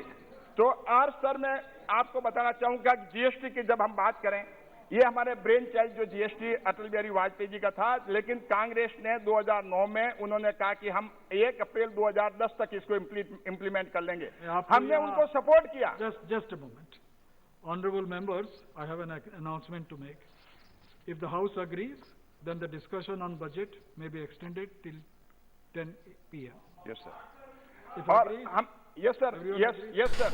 அவை உறுப்பினர்கள் ஏற்றுக்கொண்டால் பட்ஜெட்டை பற்றிய விவாதம் இரவு 10 மணி வரை தொடரும். नेता जो हैं उसके इम्प्लीमेंटेशन के लिए प्रॉब्लम की और उस समय वो इम्प्लीमेंट नहीं हुआ, लेकिन GST की वजह से जनवरी 2022 में 1,40,000 करोड़ का, जो कि हाईएस्ट कह सकते हैं हम अभी तक का, इतनी जो है रेवेन्यू का जनरेशन हुआ। जहां तक हम बात करें हर घर नल से जल, ये कभी सोचा ही नहीं था, क्योंकि मैं राजस्थान से आता हूं और खास करके वेस्टर्न राजस्थान से, हमें पता है कि वहां पर मेरे लोकसभा क्षेत्र में भी दूर दूर ढाणियां हैं जहां पर अपने सर पे अपना मटका या घड़ा रख करके महिलाएं, हमारी मातृशक्ति, वो 2-2 किलोमीटर 3-3 किलोमीटर तक पानी लेकर करके चलती थी और आधा समय जो उनका आधा दिन जो है उसी में खराब हो जाता था। तो ये सोच जो है प्रधानमंत्री मोदी जी का 2024 तक हर घर को नल से जल देने का जो प्रावधान रखा और अभी 60,000 करोड़ का बजट रखा, ये अपना आप में बहुत बड़ी बात है। और जहां तक कनेक्टिविटी की बात, सर आई एम फिनिशिंग, थोड़ा सा ऑलरेडी 10 मिनट मैं कर रहा हूं सर। जहां तक कनेक्टिविटी की बात है, नेशनल हाईवे की 2014-15 में सिर्फ 12 किलोमीटर, उसके पहले तो 3 किलोमीटर, और 12 किलोमीटर से 2021 में 37 किलोमीटर पर डे, और 2022-23 में इससे भी ज्यादा बनने के चांसेस हैं। लेकिन 4,410 किलोमीटर 2014-15 में, और 13,327 किलोमीटर 2021 में, और 25,000 का अब की बार टारगेट है बजट में। तो कहने का मतलब है कि काम के साथ साथ स्पीड का जो काम किया है और क्वालिटी वर्क जो है वो हो रहा है। और प्रधानमंत्री ग्राम सड़क योजना की जब हम बात करें, गांव में पहले जो है कनेक्टिविटी के नाम पे कुछ नहीं था, आज 100 किलोमीटर पर डे जो है गांव में रोड बनी, और भारत माला का भी। और मैं अभी रेल मंत्री जी यहाँ विराजमान हैं, और मैं इनको धन्यवाद दूंगा वेरी गुड कि इन्होंने 400 वंदे भारत ट्रेन जो है अगले 3 सालों में ये चलाएंगे। इससे खास करके पाली लोकसभा क्षेत्र में भी इसका बड़ा फायदा होगा, क्योंकि वहां पर फ्रेट कॉरिडोर जो है डेडिकेटेड लाइन अलग बनी है, और वहां पर जो जितनी भी समस्या है उन समस्याओं का भी हल होगा। और सर, और मैं जो पीएम आवास की बात हो, गरीबों के लिए कभी सोच ही नहीं सकता गरीब कि मुझे मकान मिलेगा। मैंने सर एक ऐसा वीडियो देखा जिसमें जो घुमरकट जाति के लोग जो थे वो बाहर बैठे थे, उस समय उन्होंने कहा कि साहब 2 मिनट सर, 1 मिनट फिनिश कर रहा हूं। तो उन्होंने कहा कि देखिए, प्रधानमंत्री मोदी जी का धन्यवाद हो कि हम जो खुले आसमान बैठे थे, बरसात में, गर्मी में, सर्दी में, लेकिन उनका धन्यवाद हो कि हम तो हजारपति भी नहीं थे, वो लखपति बना दिया और हमें घर दिया। तो एक आम जनता में प्रधानमंत्री मोदी जी के बारे में कि बजट को देखते हुए, और सब जो चाहे गरीबों के लिए आवास योजना हो, चाहे किसी तरह के सेक्टर में देखें, तो वेलफेयर जो है वो गरीबों की तरफ है। मेरे साथी कहते थे ये तो सिर्फ ग्रोथ की बात करते हैं, वेलफेयर की बात नहीं करते हैं। ये बजट जो है ग्रोथ के साथ वेलफेयर की बात कर रहे हैं। और जहां तक बस एक पॉइंट, लास्ट पॉइंट रहा सर एग्रीकल्चर का, जहां तक, क्योंकि मैं किसान परिवार से हूं, मैं स्वयं किसान रहा हुआ हूं, इसलिए इसकी बात, ये बात तो बतानी पड़ेगी मुझे। सर, जहां तक एमएसपी की खरीद की बात है, किसानों को अगर भड़काने का काम, ये करने का काम करें, तो किसान पूरे मेरे लोकसभा क्षेत्र का जानता है, उनको पता है कि 2,37,000 जो है डायरेक्ट किसानों के खातों में, किसान ये एमएसपी का जो पैसा उनके खातों में जाएगा। और अभी आप देखिए, प्रधानमंत्री ये जो योजना किसानों के क्या पेमेंट जो है डायरेक्ट जाना चाहिए, पेमेंट भी जाना चाहिए, तो उसमें आप देखेंगे कि सिर्फ अनाज ही नहीं, उनको कैश भी जो है वो दिया जा रहा है हजारों किसानों को, करोड़ों किसानों को। तो ये तो अभी मैं नटशेल में ये बताना चाहूंगा सर, 2 बात और मेरी बात खत्म करूंगा कि एम्प्लॉयमेंट जनरेशन एग्रीकल्चर में हो, चाहे कंस्ट्रक्शन हो, इंफ्रास्ट्रक्चर में हो, चाहे मैन्युफैक्चरिंग हो, फॉर्मल और इनफॉर्मल, अनऑर्गेनाइज्ड सेक्टर। बस एक लास्ट 2 लाइन सर, आधा मिनट में सर, डिसइन्वेस्टमेंट की बात आई, पब्लिक सेक्टर अंडरटेकिंग, चाइना और इंडिया सेम ग्रोथ रेट थी 1971 में। China open economy in 1974। आप ये चाइना की कांग्रेस वाले बात करते हैं, बड़े प्रशंसक हैं, तो कुछ तो चाइना से सीखे, लेकिन प्राइवेटाइज ऑल सेक्टर कर दिया। उसके परिणाम क्या हुआ, उनकी इकोनॉमी की ग्रोथ हुई, उनका एम्प्लॉयमेंट बढ़ा, और अब एयर इंडिया का प्राइवेटाइजेशन खिलाफत कर रहे हैं, और 6,000 करोड़ नहीं तो हर साल उसमें पंप करना पड़ता। ये बड़ा नॉस था, और वही पैसा गरीबों के लिए काम आएगा। बहुत बहुत धन्यवाद सर, आपने मुझे मौका दिया। 15 मिनट कहा। அன்புமிகு அவை தலைவருக்கு வணக்கம். இந்த வாய்ப்புக்கு எனது மனமார்ந்த நன்றி. காலம் காலமாக ஒடுக்கப்பட்ட உழைக்கும் மக்களான எஸ்சி/எஸ்டி மக்களுக்கு மக்கள் தொகை அடிப்படையில் பட்ஜெட்டிலிருந்து நிதி ஒதுக்கீடு செய்ய வேண்டும் என்பது அரசின் ஒரு கொள்கை நிலைப்பாடு. 5வது ஐந்தாண்டு திட்டத்தில் பழங்குடியினருக்கென்று மக்கள் தொகை அடிப்படையிலே நிதி ஒதுக்கீடு செய்ய வேண்டும் என்கிற முடிவு எடுக்கப்பட்டது. 6வது ஐந்தாண்டு திட்டத்தில் இந்த மண்ணின் மைந்தர்களான பட்டியல் சாதியினருக்கு மக்கள் தொகை அடிப்படையிலே நிதி ஒதுக்கீடு செய்ய வேண்டும் என்கிற முடிவு மேற்கொள்ளப்பட்டது. இதனை சப்ளான் துணை திட்டம் என்று அரசு அழைத்தது. அப்படி இந்த மண்ணின் மைந்தர்களான ஒடுக்கப்பட்ட உழைக்கும் மக்களை மேம்படுத்துவதற்கு அரசு ஒரு கொள்கை நிலைப்பாட்டை, கொள்கை முடிவை எடுத்திருக்கும் நிலையிலும் நமது நிதிநிலை அறிக்கையில் இருந்து ஒதுக்கீடு செய்யப்பட்டிருக்கிற நிதியின் அளவு 8.8% தான். 2011ஆம் ஆண்டு மக்கள் தொகை கணக்கெடுப்பின்படி 16.8% ஷெட்யூல் காஸ்ட் மக்கள் இருக்கிறார்கள். 8.5% பழங்குடி மக்கள் இருக்கிறார்கள். ஆனால் அந்த மக்கள் தொகை அடிப்படையிலே நிதி ஒதுக்கீடு செய்வதில் அரசுக்கு என்ன தயக்கம்? ஏன் பாதி அளவு கூட நிதி ஒதுக்கீடு செய்ய முன்வருவதில்லை என்கிற கேள்வி எழுகிறது. ஆகவே எஸ்சி மக்களின் நலன்களில் உண்மையில் அக்கறை இருக்குமேயானால் பட்ஜெட்டில் இருந்து இந்த மக்களுக்கான நிதியை மக்கள் தொகை அடிப்படையிலே ஒதுக்கீடு செய்ய வேண்டும் என்று நான் வலியுறுத்துகிறேன். அம்பேத்கர் ஃபவுண்டேஷன் என்னும் பெயரில் ஒரு அமைப்பு உருவாக்கப்பட்டிருக்கிறது. அந்த அமைப்பின் சார்பில் அகில இந்திய அளவில் இன்டர்காஸ்ட் அண்ட் இன்டர் ரிலீஜியஸ் சாதி மத மறுப்பு திருமணங்களை செய்யக்கூடியவருக்கு ஊக்கத்தொகை வழங்கப்பட்டு வந்தது. ஆனால் அண்மை காலமாக அவை நிறுத்தி வைக்கப்பட்டிருக்கின்றன. கடந்த ஆண்டை விட இந்த ஆண்டு 1 கோடி குறைத்து 11 கோடியிலிருந்து 10 கோடியாக அதன் நிதியை ஒதுக்கியிருக்கிறார்கள், குறைத்திருக்கிறார்கள். இது ஏன்? அம்பேத்கர் ஃபவுண்டேஷன் என்கிற அமைப்பை மூட வேண்டும் என்று அரசுக்கு ஏதேனும் திட்டம் இருக்கிறதா என்ற கேள்வியை எழுப்ப நான் விரும்புகிறேன். 10ஆம் வகுப்புக்கு கீழே படிக்கிற பள்ளி மாணவர்களுக்கு ப்ரீ மெட்ரிக் ஸ்காலர்ஷிப் வழங்கப்பட்டு வந்தது. அந்த நிதியில் 225 கோடி ரூபாய் குறைத்திருக்கிறது. பள்ளி மாணவர்களின் தரத்தை, கல்வி தரத்தை மேம்படுத்த வேண்டும். எஸ்சி மாணவர்களின் கல்வியை இன்னும் மேம்படுத்த வேண்டும் என்ற எண்ணம் இந்த அரசுக்கு இல்லை என்பதை இதன் மூலம் அறிய முடிகிறது. மாண்புமிகு அவைத்தலைவர் அவர்களே, இன்றைக்கு கர்நாடகாவிலே எந்த அளவுக்கு பள்ளி மாணவர்கள், கல்லூரி மாணவர்களிடையே பிரச்சனைகள் வளர்ந்திருக்கின்றன என்பதை நாம் அறிவோம். இது ஒரு பள்ளியின் கல்லூரியின் நிலைப்பாடு அல்ல, அல்லது கர்நாடக மாநில அரசின் நிலைப்பாடு அல்ல. இது இந்த இந்திய ஒன்றிய அரசின் நிலைப்பாடாக இருக்கிறது. நாடு முழுவதும் இன்றைக்கு நாட்டை நாசகார பாதையை இட்டுச் செல்லக்கூடிய வகையில் பள்ளி மாணவர்களிடையே பிரிவினைவாதத்தை தூண்டுவது என்பது எந்த வகையிலும் ஏற்புடையதல்ல. இதற்கு காரணமான RSS உள்ளிட்ட சங்பரிவார அமைப்புகளை தடை செய்ய வேண்டும் என்று நான் வலியுறுத்துகிறேன். ஹரித்வாரிலே பேசுகிறார்கள், 20 லட்சம் முஸ்லிம்களை கொல்லுவோம் என்று பேசுகிறார்கள். பிரதமர் வேடிக்கை பார்த்துக் கொண்டிருக்கிறார், உள்துறை அமைச்சர் வேடிக்கை பார்த்துக் கொண்டிருக்கிறார். அது குறித்து இதுவரையில் எந்த கருத்தையும் சொல்லவில்லை. இஸ்லாமிய பெண்கள் அரசியலமைப்பு சட்டம் தருகிற உரிமையின் அடிப்படையில் உடை சுதந்திரத்தை பெற்றிருக்கிறார்கள். அதை தடுப்பது எந்த வகையிலும் நியாயமில்லை என்பதை நான் இங்கே சுட்டிக்காட்ட கடமைப்பட்டிருக்கிறேன். இந்த போக்கை தடுத்து நிறுத்தியாக வேண்டும். இது நாட்டை பிளவுபடுத்துகிற முயற்சி. RSS உள்ளிட்ட சங்பரிவார அமைப்புகள் இந்தியர்களை இந்துக்கள், முஸ்லிம்கள், இந்துக்கள், கிறிஸ்தவர்கள் என்று பிரிக்கிறார்கள். இந்துக்களை மேல் சாதி, கீழ் சாதி என்று பிரிக்கிறார்கள். பிளவுபடுத்துவதே பிரித்தாலும் சூழ்ச்சியே சங்பரிவார் கும்பலின் சூழ்ச்சியாக இருக்கிறது. இந்த போக்கை வைத்துக் கொண்டு பிரதமர் பேசுகிறார், மக்களவையிலே காங்கிரஸ் தான் பிரித்தாலும் சூழ்ச்சியை கையாளுகிறது என்று. இது உள்ளபடியே நகைச்சுவையாக இருக்கிறது. இந்த போக்கை மிக கடுமையாக நான் எதிர்க்கிறேன், வன்மையாக கண்டிக்கிறேன்.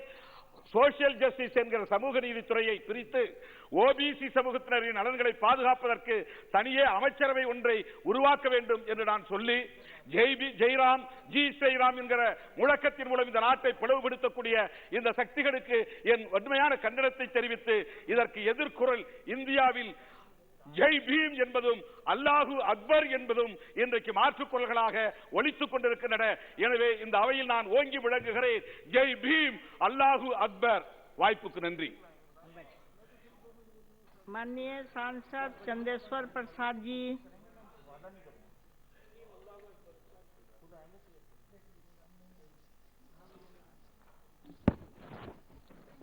धन्यवाद अध्यक्षा महोदय। मैं इस बजट के समर्थन में बोलने के लिए खड़ा हुआ हूं। हमसे पहले बहुत ही विद्वान वक्ताओं ने, सदस्यों ने अपना विचार व्यक्त किया है। मैं इस बजट का समर्थन करते हुए सबसे पहले अपने राज्य बिहार के लिए कुछ जरूरी मांग रखता हूँ। नीतीश बाबू की अगुवाई में बिहार सरकार अपने नागरिकों के जीवन स्तर को सुधारने के लिए हमेशा तत्पर रहती है। बिहार को विशेष राज्य का दर्जा मिले, यह इच्छा बिहार के प्रत्येक निवासी की है। क्योंकि बिहार के विभाजन के बाद, झारखंड अलग होने के बाद बिहार में रेवेन्यू का सोर्स बहुत ही कम हो गया है। मैं बिहार को विशेष राज्य का दर्जा देने की मांग करता हूं। इसके लिए कई एक सांसदों ने भी मांग किया है और बिहार विधानसभा, बिहार विधान परिषद से भी इसकी मांग की गई है। मैं बिहार को विशेष राज्य के दर्जा देने से बिहार विकसित राज्य में के श्रेणी में खड़ा होगा। इसलिए मैं आदरणीय प्रधानमंत्री जी से और आदरणीय वित्त मंत्री जी से आग्रह करता हूं कि इस पर विशेष विचार किया जाए। पिछड़े वर्ग को उनका हक और समृद्धि देने के लिए मेरा केंद्र सरकार से आग्रह है कि जातीय जनगणना अविलंब कराई जाए। स्वर्गीय कर्पूरी ठाकुर जी को भारत रत्न दिया जाए। इस रिकमेंडेशन के लिए बिहार विधानसभा और बिहार सरकार ने पहले ही मांग कर चुका है और मैं फिर आपसे आग्रह करता हूं, मेरा केंद्र सरकार से विनती है कि स्वर्गीय जननायक स्वर्गीय कर्पूरी ठाकुर जी को भारत रत्न अविलंब दिया जाए।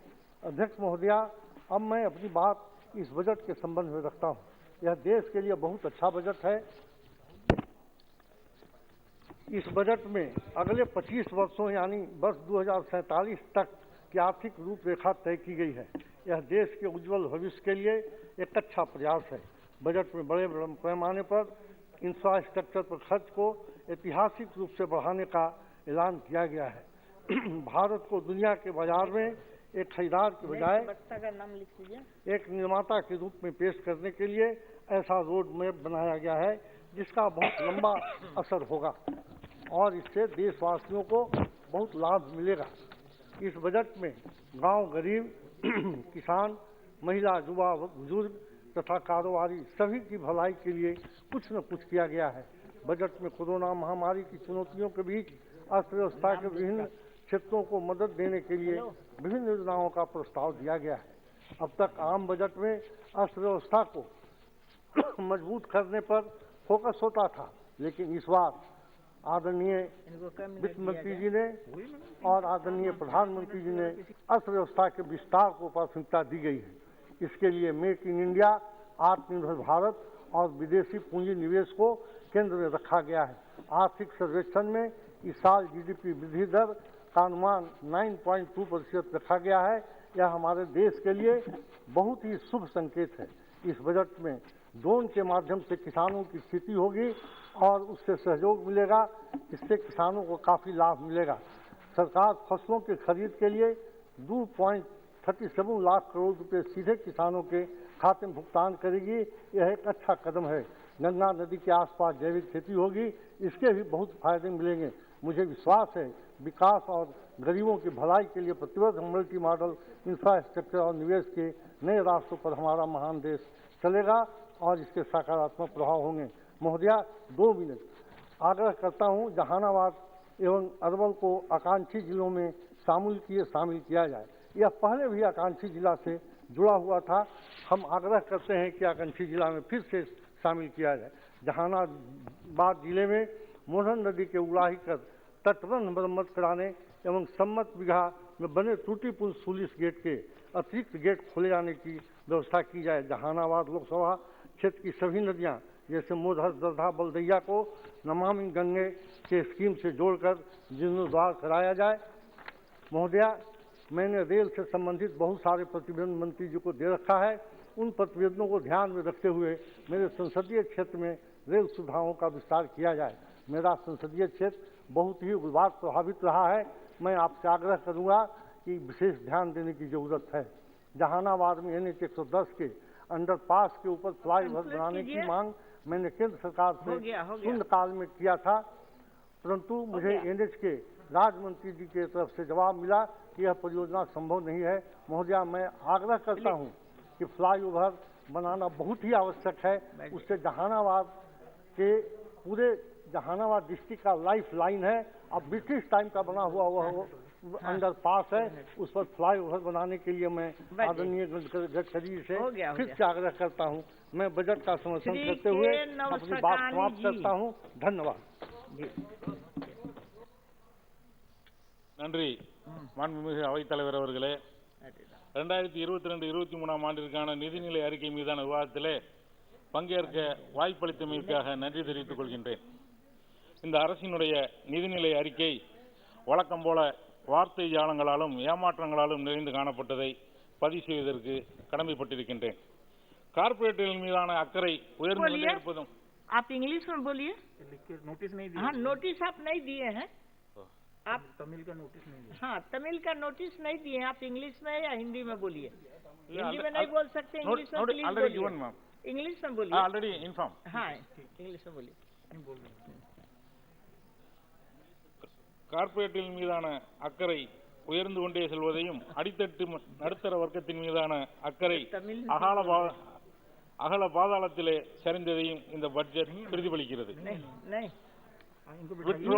விற்கின்றோம் விற்போம் என்பதை தவிர ஏதாவது சாதனை இந்த அரசிடமிருந்து இருக்குமா என மக்கள் எதிர்பார்த்து காத்திருந்தார்கள். प्लीज आप बाद में बोलिएगा जब आ जाएगा आपकी भाषा को. I already given notice. हाँ, आई ऑलरेडी इन्फॉर्म. नहीं हो रहा है ना. अब बाद में हम देख लेंगे. आप बैठ जाइए, आप बैठ जाइए. हाँ, Shri K G. Madhav ji. Thank you very much, Speaker Madam. Both Congress and BJP turned deaf ears to the hue and cry of the people of Andhra Pradesh. Since Andhra Pradesh has been divided, our party has been representing to the Union to extend sufficient financial allocations in order to fulfill the promises made. The lethargic attitude of the Union government is nothing but a violation of spirit of federalism. The Constitution defined what is the federalism. The most deprived states should be a preference while making allocations through budget.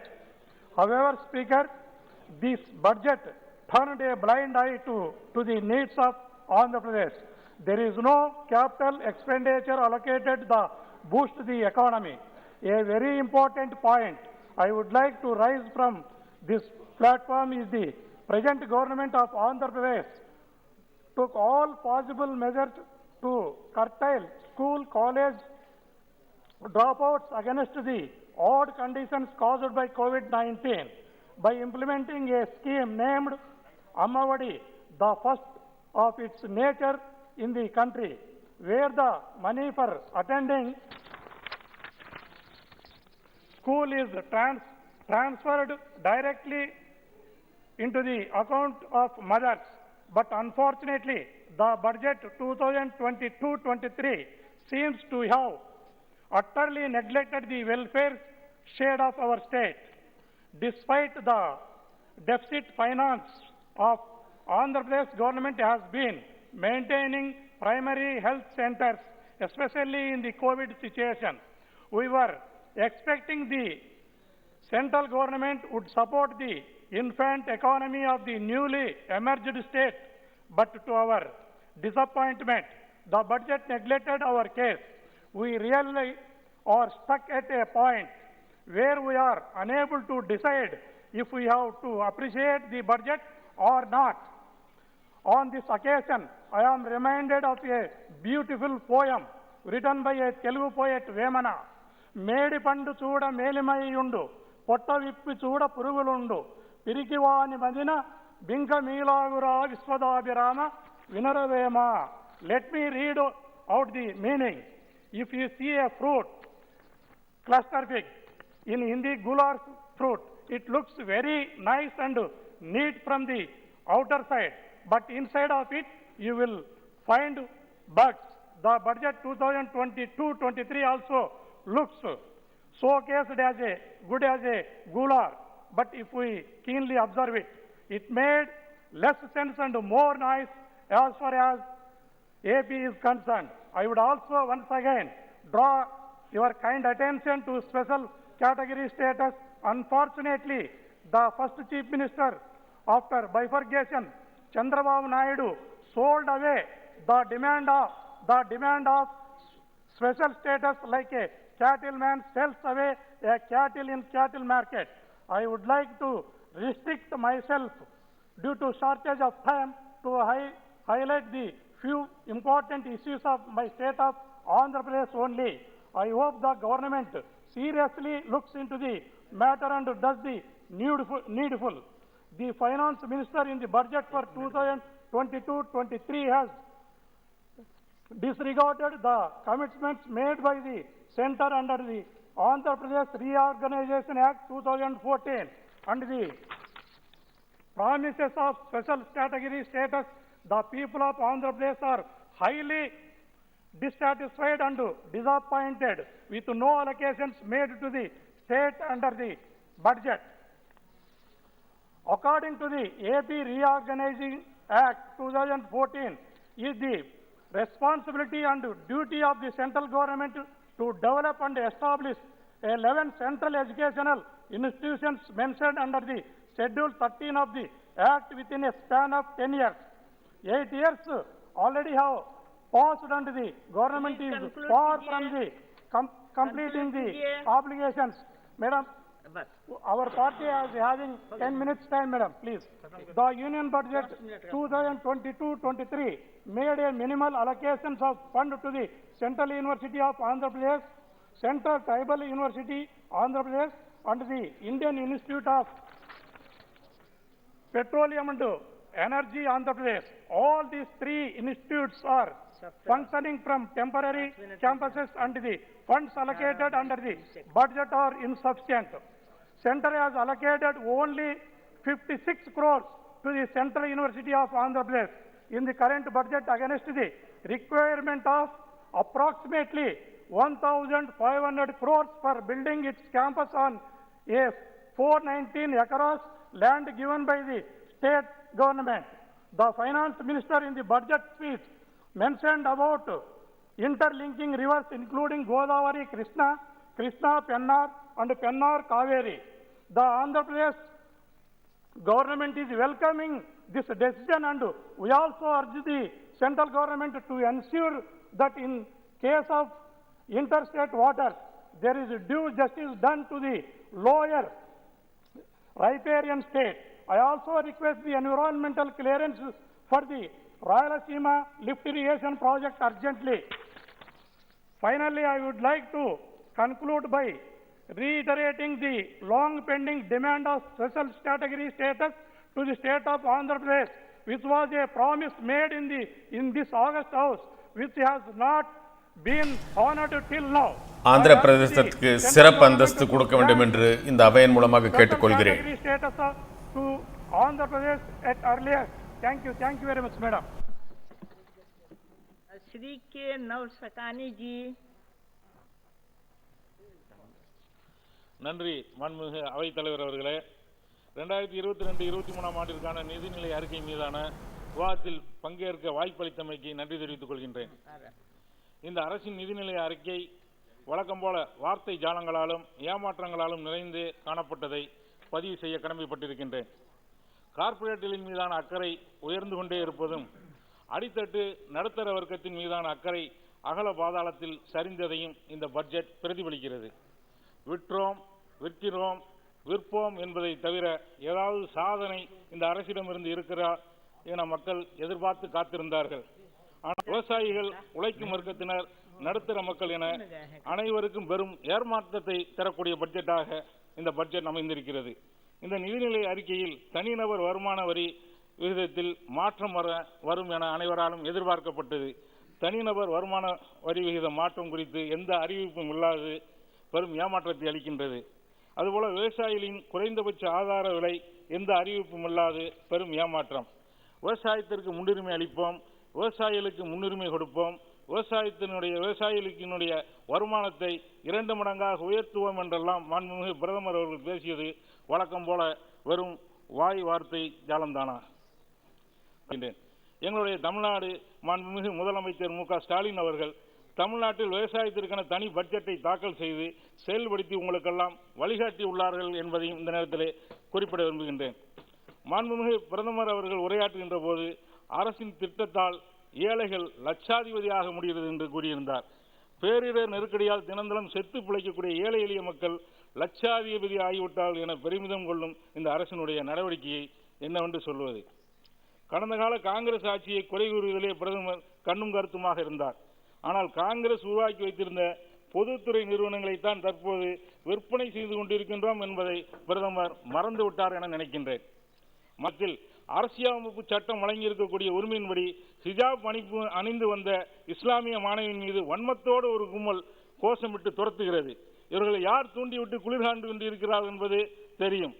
கர்நாடகத்தில் நாட்டினுடைய மூவர்ண கொடியை அவமதித்து காவி கொடியை கட்டியல் மீது இந்த அரசு என்ன நடவடிக்கை எடுத்தது? நாட்டின் ஒற்றுமையை குலைக்க முயற்சி சென்றிருக்கிறார்கள். அறிவார்ந்த பாதையில் செல்ல வேண்டிய மாணவர்களை யார் வழிநடத்தி கொண்டிருக்கின்றார்கள்? மாணவிகள் தங்களுடைய உரிமைக்காக போராடி கொண்டிருக்கிறார்கள். அதனை தடுக்கக்கூடிய வண்ணம் தனி ஒரு பெண்ணை ஒரு கும்பல் வன்மத்தோடு காட்டுமிராண்டித்தனமாக துரத்துகின்றது. அவர்கள் மீது அரசு என்ன நடவடிக்கை எடுத்தது? ஒரு கல்லூரியில் அரசமைப்பு சட்டம் வழங்கியுள்ள உரிமை மறுக்கப்படுகின்றது. அதற்காக மாணவிகள் போராட தள்ளப்படுகின்றார்கள். இப்படி மக்களை போராடுவதற்கு அரசை தள்ளி நாட்டினுடைய அமைதியை கெடுத்து விட வேண்டாம் என இந்த நேரத்தில் கேட்டுக்கொள்கின்றேன். உரிமைகள் மறுக்கப்படுகின்ற போது மக்கள் உரிமைக்கான குரலை ஜனநாயக போராட்டங்களின் மூலம் தான் முன்னெடுப்பார்கள். ஆளும் ஒரு அரசு ஒடுக்குமுறையை கட்டவிழ்த்து விட்டு மக்களை போராட வைத்து நாட்டினுடைய அமைதியை ஒற்றுமையை குலைக்கும் செயல்களில் ஈடுபடக்கூடாது. பாரதிய ஜனதா கட்சி தங்களுடைய கருத்துக்களை RSS கருத்துக்களை இந்த நாட்டினுடைய கருத்துக்களாக மாற்ற முயல்வது ஆபத்தானது. மாண்புமிகு பிரதமர் அவர்கள் அடுக்கடுக்கான வசனங்களை எல்லாம் பேசினார். பாரதியார் பாடலை எல்லாம் மேற்கோள் காட்டி பேசியது அவருடைய பேச்சினுடைய சிறப்புதான். ஆனால் இதே பாரதியார் உருவம் அங்கம் வைத்த குடியரசு தின ஊர்தியைத்தான் நீங்கள் நிராகரித்தீர்கள் என்பதை உங்களுக்கு நினைவுபடுத்த வேண்டும். இந்த அரசின் பாரபட்சத்தை இந்த நேரத்தில் குறிப்பிட விரும்புகிறேன். வடக்கு புதிய ரயில்வே வழித்தடத்திற்கு வடக்கு ரயில்வேக்கு 14,340 கோடியும் தெற்கு ரயில்வேக்கு வெறும் 59 கோடியும் ஒதுக்கீடு செய்யப்பட்டிருக்கின்றது. புதிய வழித்தட திட்டத்திற்கு ஒட்டுமொத்த தமிழ்நாடும் எதிர்க்கக்கூடிய திட்டங்களை எல்லாம் எங்கள் மீது திணித்துவிட்டு பாரபட்சமாக நிதி ஒதுக்கிவிட்டு GST நிலுவைத் தொகையை வழங்காமல் இழுத்தடித்துவிட்டு பேரிடர் நிவாரணத் தொகைக்காக காக்க வைத்துவிட்டு எங்களுடைய வரலாற்றை மறுக்கும் வண்ணம் அல்லது மறைக்கும் வண்ணம் குடியரசு தின அணிவகுப்பில் எங்களுடைய ஊர்தியை நிராகரித்து விட்டு வார்த்தையில் மட்டும் அக்கறை இருப்பதோடு காட்டிக்கொண்டால் உங்களை தமிழ்நாட்டு மக்கள் ஏற்றுக்கொண்டு வருவார்களா? ஒருபோதும் நடக்காது. ஏனென்றால் இது தமிழ்நாடு. தந்தை பெரியார், பேரறிஞர் அண்ணா, கண்ணிமிகு காகிதமில்ல முத்தமிழறிஞர் டாக்டர் கலைஞர் அவர்களால் கலைஞர் போன்ற சமூக நீதி தலைவர்களால் சமூக நல்லிணக்க தலைவர்களால் பக்குவப்படுத்தப்பட்ட மண். ஒருபோதும் நீங்கள் அங்கே கால் ஊன்ற முடியாது. உங்களுடைய அக்கறையை வார்த்தையில் மட்டுமல்ல செயலிலும் காட்டுங்கள் என கேட்டுக்கொள்கிறேன். மௌலானா அபுல் கலாம் ஆசாத் பவுண்டேஷன் ட்ரஸ்டினுடைய உதவித்தொகை கடந்த ஆண்டு 2021-22 90 கோடி அறிவிக்கப்பட்டு பின்னர் அது 76 கோடியாக குறைக்கப்பட்டது. ஆனால் இந்த நிதியாண்டில் அறிவிக்கப்பட்ட நிதி வெறும் 1 லட்சம். கிட்டத்தட்ட மௌலானா ஆசாத் எஜுகேஷன் பவுண்டேஷன் உதவித்தொகையை முற்றிலுமாக முடக்கக்கூடிய செயலை இந்த அரசு செய்திருக்கின்றது. அப்படியானால் ஒன்றிய அரசு எத்தகைய மனநிலையிலே செயல்பட்டுக் கொண்டிருப்பதை சுட்டிக்காட்ட விரும்புகிறேன். நன்றி. धन्यवाद सभापति महोदया जी, आपने मुझे बोलने का अवसर दिया। माननीय यशस्वी प्रधानमंत्री मोदी जी के नेतृत्व में हमारे कुशल चौथी बार इस बजट को रखने वाली श्रीमती निर्मला सीतारमण जी को बहुत बहुत बधाई देते हुए कि उन्होंने ऐसे समय पर यह जो बजट रखा है जब कोरोना का काल है और जब सारे विश्व में अफरा तफरी मची और सारे देश में आर्थिक मंदी आई और ऐसे समय पर भी 1 रुपए का नया कोई कर ना लगा करके लोगों को नया बोझ ना डाल करके जिस कुशलता के साथ बजट पेश किया है उसकी निश्चित रूप से तारीफ की जानी चाहिए। हम सबके भी घर के बजट बिगड़े, कहीं ना कहीं सबकी दिक्कतें आई, तो ऐसे देश का कहीं ना कहीं आर्थिक रूप से हमारे सामने भी मंदी का दौर आया। पर कुशल नेतृत्व आदरणीय मोदी जी का कि जिनके कारण से सभापति महोदय एक बात कहना चाहूँगा कि GST के बाद जिन राज्यों ने भी कभी GST लगाई थी, देशों ने GST के बाद दोबारा कभी सरकारें नहीं बना पाए, पर ये आदरणीय मोदी जी के नेतृत्व में GST लगाने के बाद नोटबंदी के बाद भी दोबारा सरकार बनी। ये देश के लिए करिश्मा है और आज GST ने सिद्ध कर दिया कि 1.4 लाख की GST आना इस देश के लोगों का कितना विश्वास देश के यशस्वी प्रधानमंत्री जी ने जीता है। और यही कारण है कि वो जिस थीम पे काम करते हैं उसके बारे में कहना चाहता हूं सभापति महोदय कि सर्वे भवन्तु सुखिनः, सर्वे सन्तु निरामया, वसुदेव कुटुम्बकम, और पहला सुख निरोगी काया, दूसरा सुख घर में माया। मैं समझता हूं मोदी जी इन 3 मंत्रों को लेके जो चल रहे हैं और जिस तरह का बजट आ रहा है उसमें उन्होंने ये जो बताने का काम किया कि ये देश शक्तिशाली कैसे हो। और इसलिए सभापति महोदय मुझे बहुत पुरानी पिक्चर ध्यान आती, आंखें। उस आंखें का गीत था कि उस मुल्क की सरहद को कोई छू नहीं सकता जिस मुल्क की सरहद की निगाह बाहों आंखें। आज मोदी जी के नेतृत्व में जिस तरह से देश को मजबूत करने का काम किया है, रक्षा तंत्र को मजबूत करने का काम किया है, बजट का लगभग 13% जीडीपी का केवल रक्षा में खर्च किया है, तब देश आज सुरक्षित है, आज आतंकवाद से एक तरह से मुक्त है। कश्मीर की सीमा को छोड़ दें,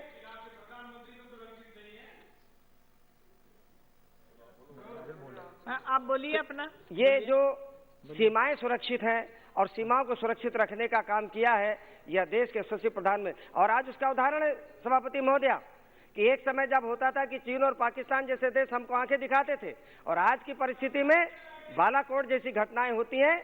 और आज रक्षा क्षेत्र को मजबूत करने के लिए जो व्यवस्थाएं की, 200 से ऊपर ज्यादा उपकरण स्वदेश बने, आत्मनिर्भर भारत की जो कल्पना करके जो काम किया है।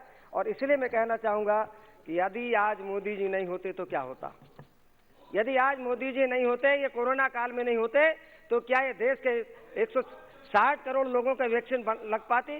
क्या वैक्सीन 6 महीने के अंदर बन पाती? क्या देश को लोगों को सुरक्षित रख पाते?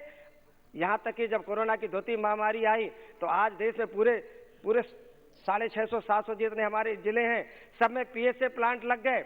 इतना ही नहीं सभापति महोदया, यदि मोदी जी का पिछले 7 साल का कार्यकाल का हिसाब देखें, यदि वो जनधन खाते नहीं बनाते तो क्या इस कोरोना काल में हम लोगों के जेब में 1000 रुपया हमारी उन बहनों को जिनको उज्ज्वला गैस दी उनको पैसे पहुंचा पाते?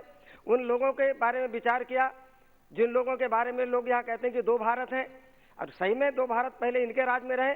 एक अमीरों का भारत, एक गरीबों का भारत। वहां जहां चलने को सड़कें नहीं, पीने का पानी नहीं, छत उनके लिए नहीं, तब इसी देश में पहले प्रधानमंत्री हमारे अटल जी ने गांव-गांव तक यदि सड़कें बना के देने का काम नहीं किया हुआ था, तो आज ग्रामीण क्षेत्र के सुदूर अंचल आदिवासी क्षेत्रों में भी बाइसिकल से चलने वाला हमारा आदिवासी भाई नजर नहीं आता। ये कमाल भारतीय जनता पार्टी की सरकार में शुभारंभ हुआ और मोदी जी ने इसको आगे बढ़ाया। और यही कारण है महोदया कि मोदी जी ने अपने कार्यकाल में, हर एक व्यक्ति को एक इच्छा होती है कि वो भी लखपति बने। कौन चाहता है सभापति महोदय कि वो गरीब रहे? हर एक के मन में होता है कि मैं अमीर बनूं। और इसीलिए इनके राज में जो गरीबी रेखा की सूची बनती थी वो कभी नहीं चाहते थे। मुझे अच्छे से ध्यान है, मैं 4 बार विधायक रहा हूं।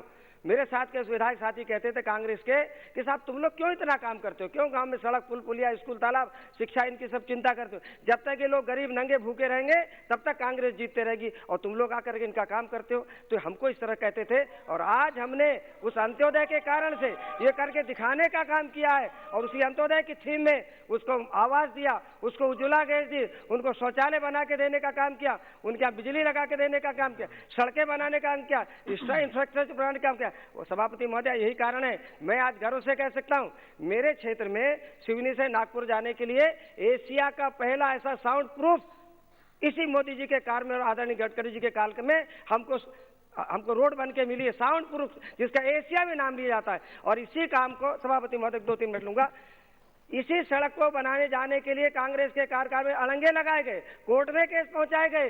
ये कभी नहीं चाहते कि लोगों को सारी सुविधाएं मिले। इतना ही नहीं सभापति महोदय, आज 25,000 किलोमीटर फिर नई सड़कें बनने मिलेंगी। मुझे मेरे क्षेत्र में नई एनएच मिली है। मैं कुछ डिमांड रखना चाहूंगा समाप्त पर, आपको कहना चाहता हूं कि यदि आज मोदी जी नहीं होते तो इस कोरोना काल में क्या हमारे 80 लाख लोगों को परिवार में अनाज मिल पाता? क्या ऐसे लोगों को समाज में समरसता लेने का जो काम किया वो कर पाते? और इसीलिए चाहे शौचालय हो, चाहे घर में नल हो, बैंक का खाता हो, ये सब देने का काम किया। आयुष्मान कार्ड मांगे रख सभापति महोदया, मैं एक बड़ी विशेष बात कहना चाहता हूँ। मोदी जी ने जो सर्वे सुखंत भवन और जो आयुष्मान भारत सब किया, मैं इसमें 2 लाइन डॉक्टर होने के नाते कहना चाहता हूँ। अभी हमारे विधुड़ी जी ने एक बात कही थी, हम इस देश को सुखी और स्वस्थ देखना चाहते हैं, और उसके लिए हमको जैविक अनाज की चिंता करनी पड़ेगी। और इसलिए कृषि में जैविक, क्योंकि आज जो अनाज हम खा रहे हैं, जो फल फूल सब्जियां खा रहे हैं, उसमें सब में जहर मिला है। हम जो हवा ले रहे हैं उसमें भी कहीं ना कहीं जहर है, हम जो पानी पी रहे हैं उसमें भी कहीं ना कहीं जहर मिला हुआ है। और इसी कारण से ये शुद्ध जल की चिंता है, इसी कारण से जैविक खेती की चिंता है, ताकि आने वाले समय में हम और हमारे जो बच्चे हैं ये 25 साल कैसे स्वस्थ रहेंगे। ये जो नींव आज रखने का काम मोदी जी ने किया है, ताकि हम आने वाली पीढ़ी वो सुखी और स्वस्थ कैसे रहे, वो कैंसर मुक्त कैसे रहे, उसको बीमार के लिए हमको आयुष्मान कार्ड की जरूरत ना पड़े। इसीलिए माँ के बचपन से ही वो ठीक रहे, तो आंगनबाड़ियों में भी सशक्त आंगनबाड़ी बना के देने का काम किया है। मैं कुछ अपनी मांगे रख के अपनी बात समाप्त करूंगा सभापति महोदया। मैं चाहता हूँ कि मेरे यहाँ पर भी बालाघाट क्षेत्र एक नक्सलाइट क्षेत्र है, बहुत दिक्कतें होती हैं। 250-300 किलोमीटर के पीछे मेडिकल कॉलेज नहीं है, तो बालाघाट में एक मेडिकल कॉलेज खुले। आदरणीय हमारे रेल मंत्री जी यहाँ बैठे हैं, अगन सिंह कॉलेज से भी हैं, हम लोग एक ही क्षेत्र से आते हैं। हमारे यहाँ रेल का मार्ग जबलपुर से गोंदिया का बनके कंप्लीट हो गया है। बीच के दोनों तरफ के मार्ग में रेल चल रही, पर बीच का भाग मेरा समनापुर से लामटा के बीच में रेल नहीं चल रही है, उसको चलाने की चिंता कर दें। ऐसे ही तुमसर और तिरोड़ी के बीच में भी, तिरोड़ी और कटंगी के बीच नया रेल मार्ग बन गया है, तो उसमें भी रेल चलाने का काम कर दें। लगभग 6-8 महीने हो गए बने हुए। और एक बड़ी पुरानी मांग है, हमारे पूर्व प्रधानमंत्री नरसिंह राव जी थे, वो रामटेक से सांसद हुआ करते थे, और हमारे को जो हमारे काम के लिए हमें नागपुर जाना पड़ता है, जब तो नागपुर से रामटेक और रामटेक से गोटेगांव तक एक नया रेल मार्ग का पहले सर्वे हुआ था, नॉट फिजिबल कह के उसको छोड़ दिया गया। उससे सभापति महोदय, उससे हमारे पेच कान्हा पार्क में आने वाले लोगों के लिए पर्यटन में उसका लाभ मिलेगा। और हमको सिवनी और नागपुर, अभी हमको 400 किलोमीटर चलना पड़ता है, ये केवल 250 किलोमीटर में जबलपुर से नागपुर हो जाएगा। 250 किलोमीटर की बचत है। सभापति महोदय, मेरे एक क्षेत्र का, मेरे गाँव का एक, मेरे यहाँ पर बहुत प्राचीन आस्था का मंदिर है, उसका पुनर्निर्माण के लिए ASI का मंदिर है, उसको राशि देने की चिंता करें। और उसके लिए लाखों लोग वहां पर दर्शन के लिए आते हैं। हमारे यहाँ पर हवाई सेवा के लिए, सभापति महोदय एक मिनट, मेरे यहाँ पर कान्हा और पेंच नेशनल पार्क है, और इन दोनों पार्क से 10 किलोमीटर की दूरी पे हवाई पट्टियां हैं। और ये हमारे जो दिल्ली से जाने वाले लोग, आपका 8 मिनट। धन्यवाद अध्यक्ष महोदय। मुझे धन्यवाद अध्यक्ष महोदय। मुझे यूनियन बजट 22-23 के ऊपर बोलने का मौका दिया, इसके लिए आपका धन्यवाद मानता हूँ महोदय। मैं मुंबई को रिप्रेजेंट करता हूँ, और हर बार बजट में मुंबई को जितना फाइनेंशियल सपोर्ट मिलना चाहिए उतना फाइनेंशियल सपोर्ट नहीं मिल रहा है, क्योंकि हर बार मुंबई पे अन्याय हो रहा है। मुंबई को जितना टैक्स रिलैक्सेशन हो या जितना बेनिफिट मिलना चाहिए वो न मिलते हुए गिफ्ट सिटी जो अहमदाबाद में, उसको बेनिफिट मिल रहा है। और इसके पहले ही इंटरनेशनल फाइनेंस सर्विस सेंटर का जो निर्णय लिया है गिफ्ट सिटी में, वो भी गलत है, क्योंकि मुंबई में BKC में ऑलरेडी IFC के लिए प्लॉट रिजर्वर, उसका काम भी चालू होने वाला था, और बुलेट ट्रेन का लास्ट स्टेशन वहां पे आने की वजह से उसका काम रुका। आने वाले दिनों में इंटरनेशनल फाइनेंस सर्विस सेंटर वहां पे होने वाला है। तो BKC को, बांद्रा कॉम्प्लेक्स को, मुंबई को जो गिफ्ट सिटी को जितना बेनिफिट मिल रहे, फाइनेंशियल बेनिफिट हो, टैक्स के एग्जाम्पशन हो, सभी बेनिफिट बांद्रा कॉम्प्लेक्स को मिलना चाहिए, क्योंकि वहां पे IFSC का निर्माण होने वाला है, और मुंबई फाइनेंशियल कैपिटल है, और मुंबई में ही इंटरनेशनल फाइनेंस सर्विस सेंटर होना चाहिए, ये मेरी मांग है। मुंबई में बहुत दिनों से मांग है कि IIM मुंबई में होना चाहिए, क्योंकि मुंबई देश की आर्थिक राजधानी है, लेकिन मुंबई में IIM नहीं है, तो मुंबई में IIM मिलना चाहिए। वो भी मैं माननीय मंत्री जी को गुजारिश करता हूँ।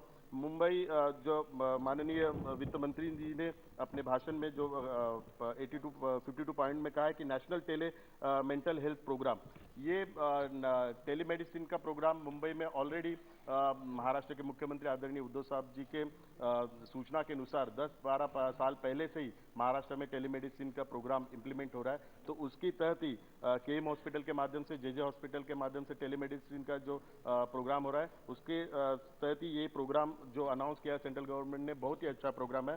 तो उसके माध्यम से मैं माननीय मंत्री जी को रिक्वेस्ट करता हूँ कि KM हॉस्पिटल को एम्स का दर्जा देना चाहिए, क्योंकि KM हॉस्पिटल पूरे महाराष्ट्र को टेलीमेडिसिन के माध्यम से पूरी हेल्प कर रही है। और KM हॉस्पिटल आपको ही पता है मुंबई में एक बड़ा हॉस्पिटल है, बड़ा क्षेत्र है, तो KM को आप एम्स का दर्जा देना चाहिए। डिजिटल यूनिवर्सिटी के बारे में भी आपने अनाउंस किया, बहुत ही अच्छी बात है। मैं जिस क्षेत्र से आता हूँ उस क्षेत्र में धारावी है, धारावी में 6 महीने से पहले हमने डिजिटल यूनिवर्सिटी फॉर्म करने का निर्णय लिया था। वहाँ पे हमारी पूरा काम ही चल रहा था, स्टेट गवर्नमेंट के सहायता से हम लोग कर रहे थे। स्टेट गवर्नमेंट की जो प्राइवेट यूनिवर्सिटी है उनके माध्यम से हम लोग करने वाले थे, लेकिन अभी सेंट्रल गवर्नमेंट ने डिजिटल यूनिवर्सिटी अनाउंस करने की वजह से बहुत ही राहत हमें मिलेगी। तो धारावी में पहला डिजिटल यूनिवर्सिटी होना चाहिए, ये मांग मैं आपको करना चाहता हूँ, क्योंकि ऑलरेडी धारावी में डिजिटल यूनिवर्सिटी के लिए पूरी तैयारी हम लोग ने की है, उसका इंफ्रास्ट्रक्चर भी वहाँ पे रेडी है। तो आपके माध्यम से मैं अनुरोध करता हूँ कि धारावी के लोगों ने फर्स्ट वेव में, सेकेंड वेव में पूरी दुनिया को धारावी मॉडल कोरोना के टाइम काम करके दिखाया। धारावी मॉडल पूरे WHO ने उसकी सराहना की, केंद्र सरकार ने, सुप्रीम कोर्ट ने भी उसकी सराहना की। तो धारावी को डिजिटल यूनिवर्सिटी मिलनी चाहिए, ये मैं आपको मांग करता हूँ।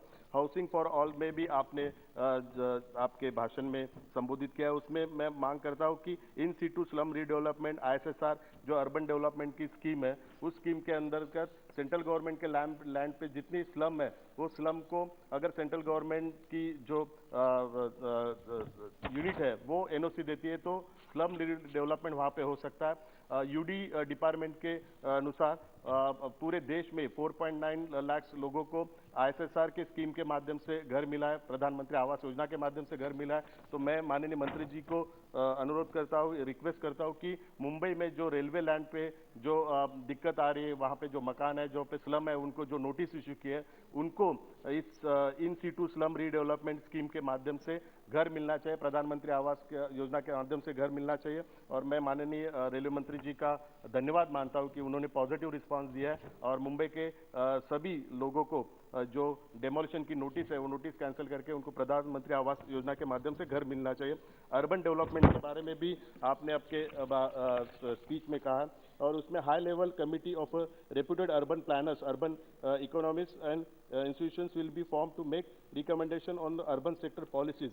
इसमें मैं 3-4 साल से इस हाउस में एक बात बताना चाहता हूं कि मुंबई का जो, मैडम अभी बोल रहा मुंबई का जो डेवलपमेंट प्लान 2034 जो बनाया हुआ है, वो अगर इम्प्लीमेंट करना है तो सेंट्रल गवर्नमेंट के माध्यम से एक डेवलपमेंट इम्प्लीमेंटेशन कमिटी बनानी चाहिए, क्योंकि मुंबई का जो डेवलपमेंट प्लान है पहले का, वो सिर्फ 9% इम्प्लीमेंट हुआ है। अगर 2034 100% इम्प्लीमेंट करना है तो सेंट्रल गवर्नमेंट की तरफ से डेवलपमेंट इम्प्लीमेंटेशन कमिटी फॉर्म करेंगे तो वो 100% इम्प्लीमेंट हो सकता है।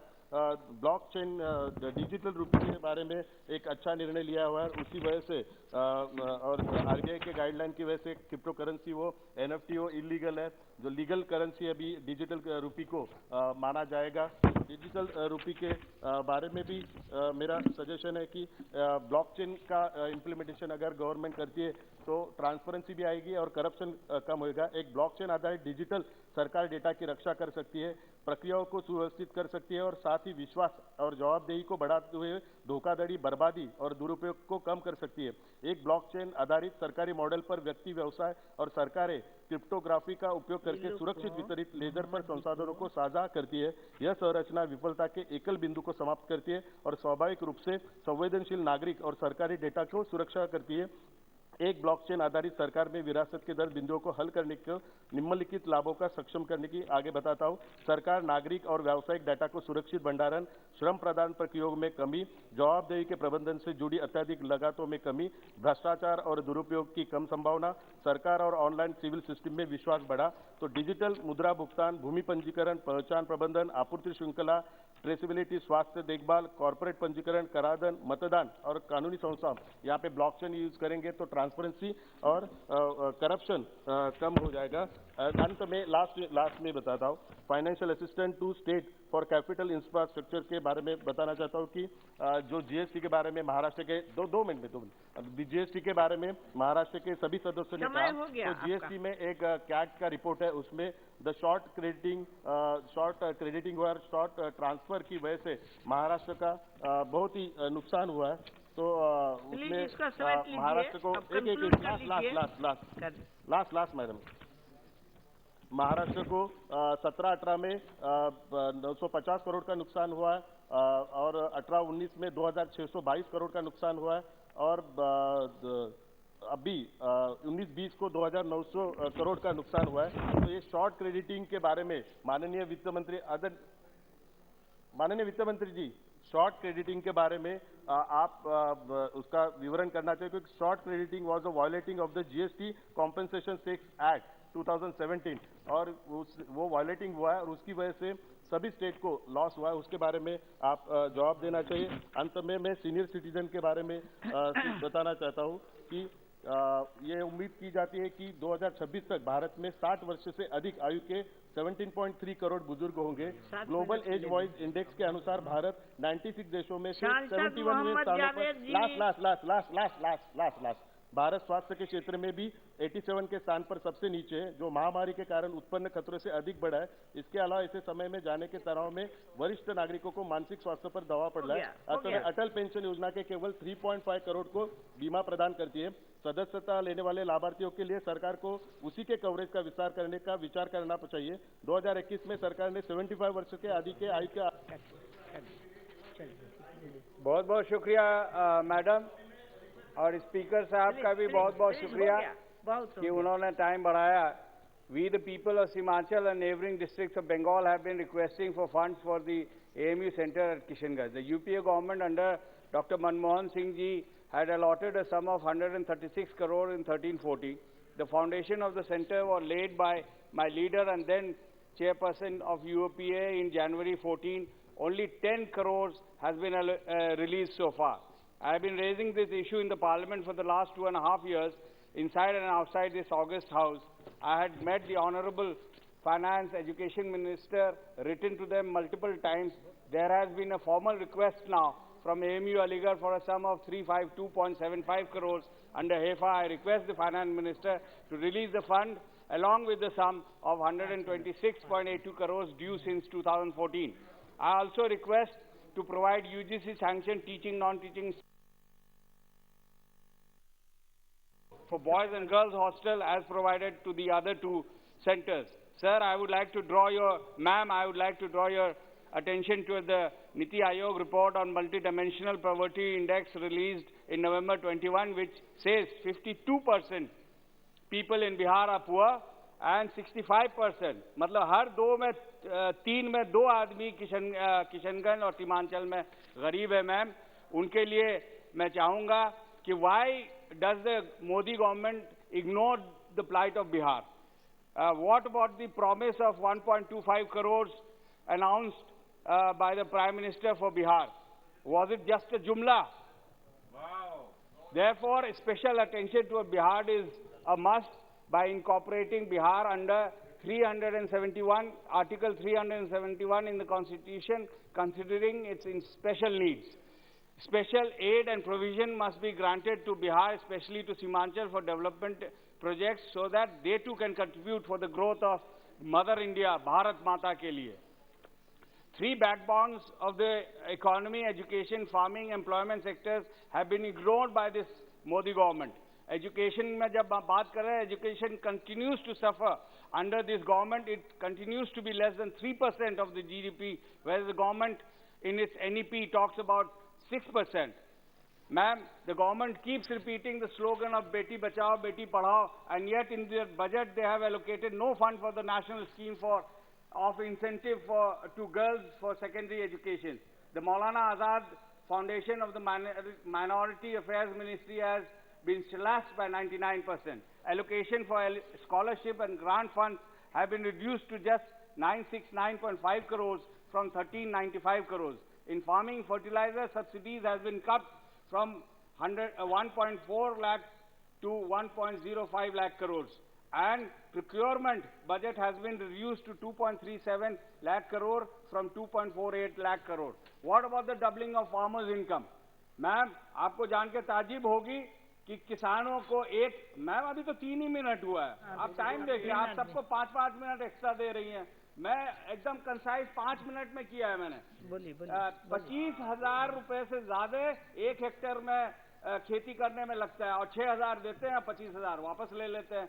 In employment out of the 6.3 crore MSMEs 11 crore Indians को जॉब्स देती है, लेकिन 70 लाख MSMEs बंद हो गई हैं. 50% of MSMEs have lost 25% of their revenues, running in net loss. This government's main focus is always election, win election by whatever means. They speak of development and sabka saath, sabka vikas, but when election comes, we hear slogans like 20%, 80%, Kabristan, Samsan Ghat, कपड़ों से पहचाने हैं, Afghanistan, Pakistan, love jihad. The news of lynching, inciting violence, call for genocide, auctioning of women, Muslim women on social media, children being stopped from attending school for wearing a piece of cloth on their head, Muslim not allowed to offer prayer on permitted public land, and now a member of parliament being fired at has become a concern for all Indians. Othering Muslim, Christian, Sikhs, other minorities, tribal, OBC, Dalits, job seekers, farmers, students, intellectuals have become the hallmark of this government. No wonder 23,000 millionaires in US dollars, not rupees, and 9 lakh highly educated and skilled Indians have renounced their Indian citizenship जब से ये देशभक्त सरकार बनी है ma'am.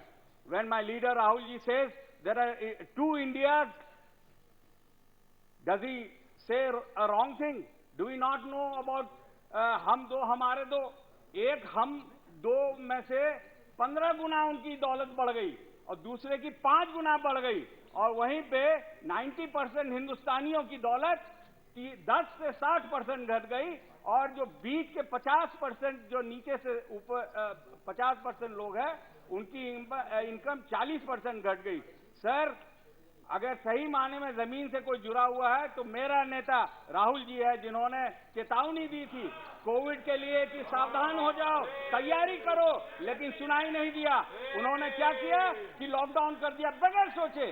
करोड़ों लोग अलग अलग जगहों में फंस गए, लाखों की जानें चले गई। अगर हिंदुस्तानी और कांग्रेस नहीं, मैडम आधा मिनट में खत्म कर रहा हूं, अगर नहीं जुटते तो पता नहीं कितने लोग मर जाते।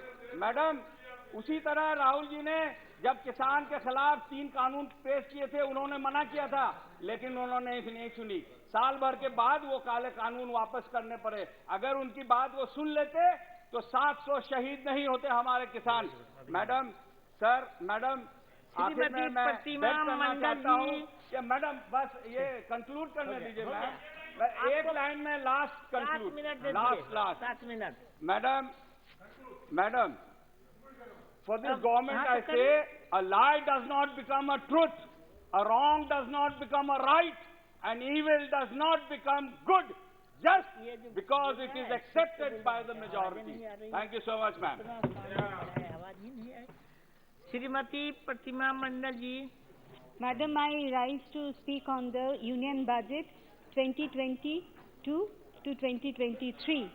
So since the Honorable Finance Minister is here, and it's nice to look her, and since the paucity of time, I am coming directly to the points, and I would like to take the opportunity to ask a couple of questions to the Honorable Finance Minister, and I would be happy if she addressed my questions in her budget reply. Sir, Madam, firstly, the delving into the food security scenario, the total food subsidy budgeted is rupees 2.1 lakh crore. This is significantly lower than the rupees 2.9 lakh crore, which will go towards food subsidy as per the revised estimated for 2021 to 2022. The Pradhan Mantri Garib Kalyan Yojana might possibly be coming to an end in March. The government needs to compensate the Food Corporation of India for giving away food grains for free. So, and if it hasn't budgeted for it, how will it compensate for it? And secondly, ma'am, changes in the income tax and rate, hike in standard deduction, hike in basic exemption limit, work from home tax benefits, these were the many expectations the common man had from budget 2022. But again, common man have got nothing and have been disappointed. A large part of the budget speech revolved only around the Gati Shakti scheme, making no beneficial direct credits which people were looking forward to. Thirdly, ma'am, just a 4% increase in witness compared to 6% increase in allocation for police, and this year with no real increase in defense expenditure. Just a 4% increase in witness compared to 6% increase in allocation for police. Does this mean the external security is less important than internal security? Also, the government has decided that the demand for subsidized urban housing is either not needed or not a priority, obviously overlooking the slums in major cities. And thirdly, fourthly, ma'am, the most crucially, why has not the health sector been given the push that is deserved? There has been no clear policy on vaccination. Compared to the revised estimates of last financial year, there has been a massive 45.2% decline in the allocation for medical and public health. Even after the heart-wrenching visuals of dead bodies floating in the rivers and series of unending pyres being lightened up, the government is still ignorant. Ma'am, I have two demands. So, ma'am, my constituency Joynagar is absolutely coastal and rural based, and Sundarban, a noticeable part, falls in my parliamentary constituency. Ma'am, there is no Kendriya Vidyalaya. So it is my demand, if you kindly take care of this, I will be grateful for this. And one thing, ma'am, we are now getting only 2 crores as an MP-led fund. So it will be benefited for all the MPs if you increase this. So thank you so much. Ma'am, I'm concluding my speech. Thank you so much for allowing me to conclude this. Thank you. Thank you. Shri Jamyang Namgyal, ये क्या है? नहीं है। राजदीप रॉय के doctor Rajdeep Roy, doctor Rajdeep Rai ji वो सामने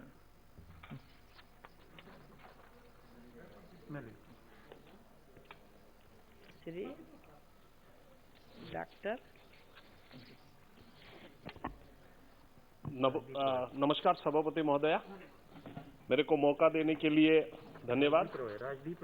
Budget 2022 is a landmark budget in the history of Indian Union because this is actually planned for the coming 25 years. I must compliment the Finance Minister for presenting a budget despite 5 states going into election. I must compliment her because budget does not reflect any political gimmicks or assurances which generally a budget is linked to because of elections. World War II led to the establishment of powerhouses in the world.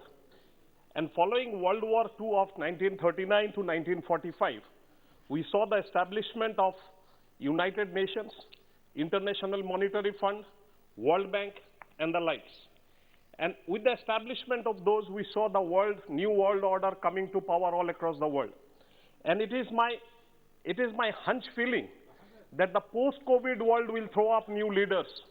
And our India will be the new leader in the coming world because we have proved it in solar energy regulation, in climate changes operations, and also in by manufacturing vaccines so promptly and giving vaccine to 93% first dose and almost 80% second dose with vaccine to the people of our country. We have proved that in the post-COVID world, India will be the leader. India will attain the position of Vishwaguru in the coming days. Madam Speaker, the budget has given us few landmark areas of progress. In the health sector, an open platform for national digital health ecosystem is to be rolled out is a visionary move.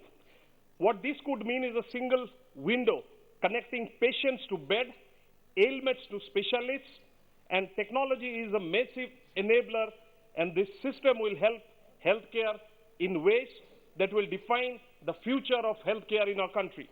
Madam Speaker, the setup of unique health identity will also help the insurance provider in better risk assessment, premiums and claims. एक second, माननीय सदस्यगण, कुछ माननीय सदस्य अभी भी अपना वक्तव्य रखना चाहते हैं। यदि सभा की सहमति हो तो सभा की कार्रवाई 11 बजे तक बढ़ा दिया जाए। ठीक। For a country like India, which has dismally low internet penetration, an open platform for the national digital health ecosystem will not only encourage people to buy health insurance and change the narrative of health insurance penetration in our country, but this platform will go a long way in digitizing our data about healthcare providers and extending universal access to the health facilities on a digital platform. The creation of an open platform for national digital health ecosystem will also speed up any medical processes in the healthcare system and can avoid unnecessary repeated investigation. This will also lead the way for a paperless healthcare system. In the field of education, we have seen in this budget 22-23, almost 40,000 crores have been appointed for the Ministry of Education. And this involves almost a 6.6% of the budget of 2022. This is a great step forward in terms of education. Funding of the central universities, the IITs, the NITs, and UGC, along with AICT, is a significant step that has been made in this budget. Madam Speaker, a higher budget for higher education could likely lead to the inclusion of digital infrastructure such as digital universities as announced by the finance minister during the budget of 2022. Madam Speaker, the three initiatives that could be a game changer in the field of education needs to be mentioned, and they are a central digital university with a hub and spoke arrangement, the Desh portal. Second one is the Desh portal, about a similar revolution in the upskilling and lifelong skilling space. This will lead to skill requirement across job function, and this new method of education will take care of that. The third is the convergence of digital channels and a vernacular push in school education, which will be a model for many countries with large and dispersed and varied learners. Madam Speaker, madam थोड़ा और समय दे दीजिए. Madam speaker, एक जमाना था जब लोग कहते थे कि पढ़िए गीता बनिए सीता, फिर इन सब में लगा पलीता, किसी मूर्ख की है परिणीता, निज घर बार बसाइए. आगे कहते हैं होए कतोली आंखों गेली, लकड़ी सीली तबीयत ढीली, घर की सबसे बड़ी पतीली भरकर भात पसाए. मैडम स्पीकर, आज का हालत यह है कि out of 77 union minister 11 are women. And ये जो हमारी जो नीति है बेटी बचाओ बेटी पढ़ाओ से आगे आके आज हमारी 1:7 मतलब 11 हमारे यूनियन मिनिस्टर है जो महिला है. आज महिला प्लेन उड़ाती है और हमारे यहाँ पे जो महिला सशक्तिकरण है इसको दोहराता है. मैडम स्पीकर, ये मिशन शक्ति, मिशन वत्सल्य, मिशन आंगनवाड़ी, पोषण 2.0 ये हमको दिखलाता है कि सरकार ये महिलाओं के लिए कितना. आप कंक्लूड कर लीजिए प्लीज. मैडम, बीच में तो आपने बोला था, इसलिए मेरे को थोड़ा 2 मिनट का समय दे दीजिए. नेशनल फैमिली हेल्थ सर्वे की रेशियो दिखाता है जो पहले हमारे सेक्स रेशियो 991 था, वो पिछले 5 साल में आगे बढ़ के ये 1020 हुआ है. Institution Adoor Prakash ji. Madam 1 minute दे दीजिए. 1 मिनट में मैं खत्म करता हूँ. मैडम, इंस्टीट्यूशनल बर्थ जो परसेंटेज हमारे 62% था 2015-16 में, वो आगे बढ़ के अभी 76.4% हुआ है. Madam, resilient economy amidst global uncertainty has been provided in this budget.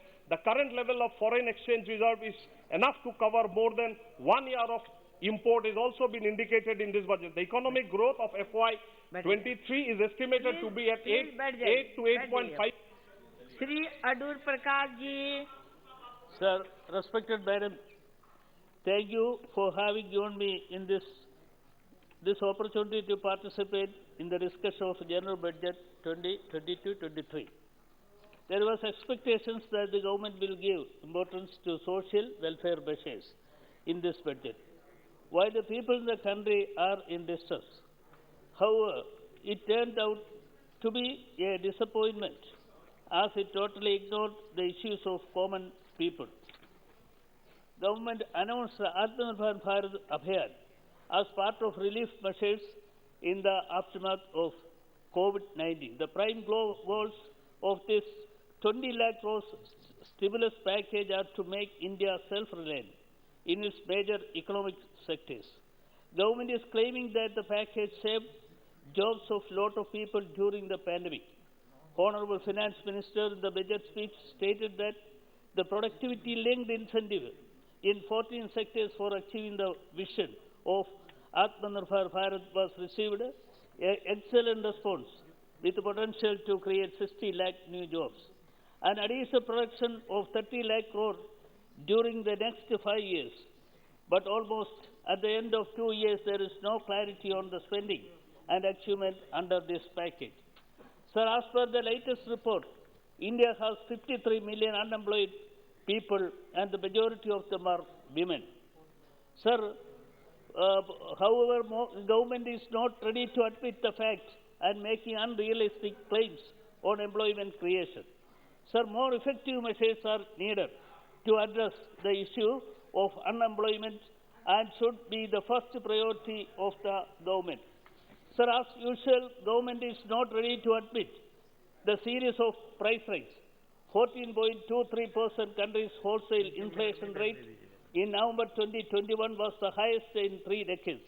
The price of edible oils, pulses, and LPG are continuously rising. The number of positive measures have been taken by government to address this issue burdening the common people. Government is not ready to restoring the direct subsidy. Sir, the millions of rural workers are dependent on Mahatma Gandhi National Rural Employment Guarantee Scheme for their survival. Sir, it is necessary to revise the wages of number of employment days under the scheme and hence allocation. Government should consider recommendation of the Parliamentary Standing Committee. Sir, considering the current situation, the allocation of health sector is not sufficient. Sir, especially in Kerala, the year budget is disappointment for Kerala.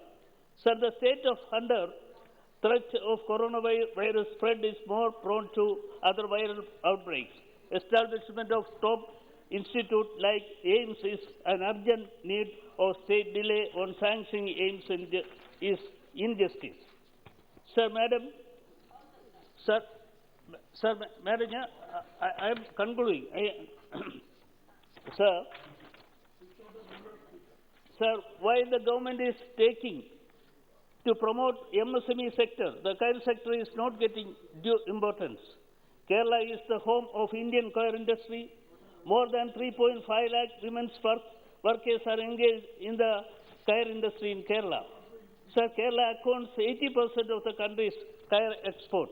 That's rupees 3,778 crore. Sir, the main issue being faced by coir workers in the absence of regular employment and very low wages. Sir, I request the government to provide more financial assistance to the state of Kerala for implementing wage revision and regular employment to coir workers. Sir, one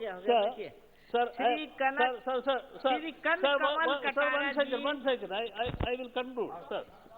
Sir, Honorable Finance Minister announced the introduction of 400 new generation Vande Bharat trains during the next 3 years. The government of Kerala has proposed to implement a semi-high-speed rail project in the state. The state of government is going ahead with the land acquisition process before getting final approval from the union government. The huge project, which requires large scale of eviction and land acquisition, has invited huge public protest in the state. Still, the process of stone laying on the marked land is going on with the help of police force.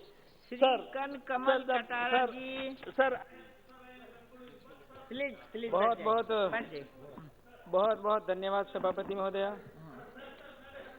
मैं आपका आभारी हूं कि मुझे आपने budget 2022 और 23 में बोलने की इजाजत दी है। मैं अपने देश के यशस्वी प्रधानमंत्री जी नरेंद्र भाई मोदी जी का आभार व्यक्त करता हूं कि हम आज़ादी का अमृत महोत्सव मना रहे हैं और अमृत काल में प्रवेश कर चुके हैं। 25 वर्ष की लंबी यात्रा के बाद हम भारत एट द शो पर पहुंचेंगे। माननीय प्रधानमंत्री जी ने स्वतंत्रता दिवस के अपने भाषण में भारत एट द शो के दृष्टिकोण निर्धारित किया है। सुरक्षा, आर्थिक स्तर, समग्र कल्याण पर जोर देते हुए व्यापक आर्थिक विकास की सहायता करना है। डिजिटल अर्थव्यवस्था, फिनटेक, प्रौद्योगिकी समिति विकास, ऊर्जा परिवर्तन, जलवायु कार्य योजना को बढ़ावा देना है। आत्मनिर्भर भारत की दृष्टिकोण को प्राप्त करने के लिए 14 क्षेत्रों में उत्पादकता संबद्धता प्रोत्साहन को उत्साहवर्धन प्रतिक्रिया प्राप्त हुई है। इनमें से 60 लाख नई नौकरियां सृजित करने और अगले 5 वर्ष के दौरान 30 लाख अतिरिक्त नौकरियां सृजित करने की क्षमता है।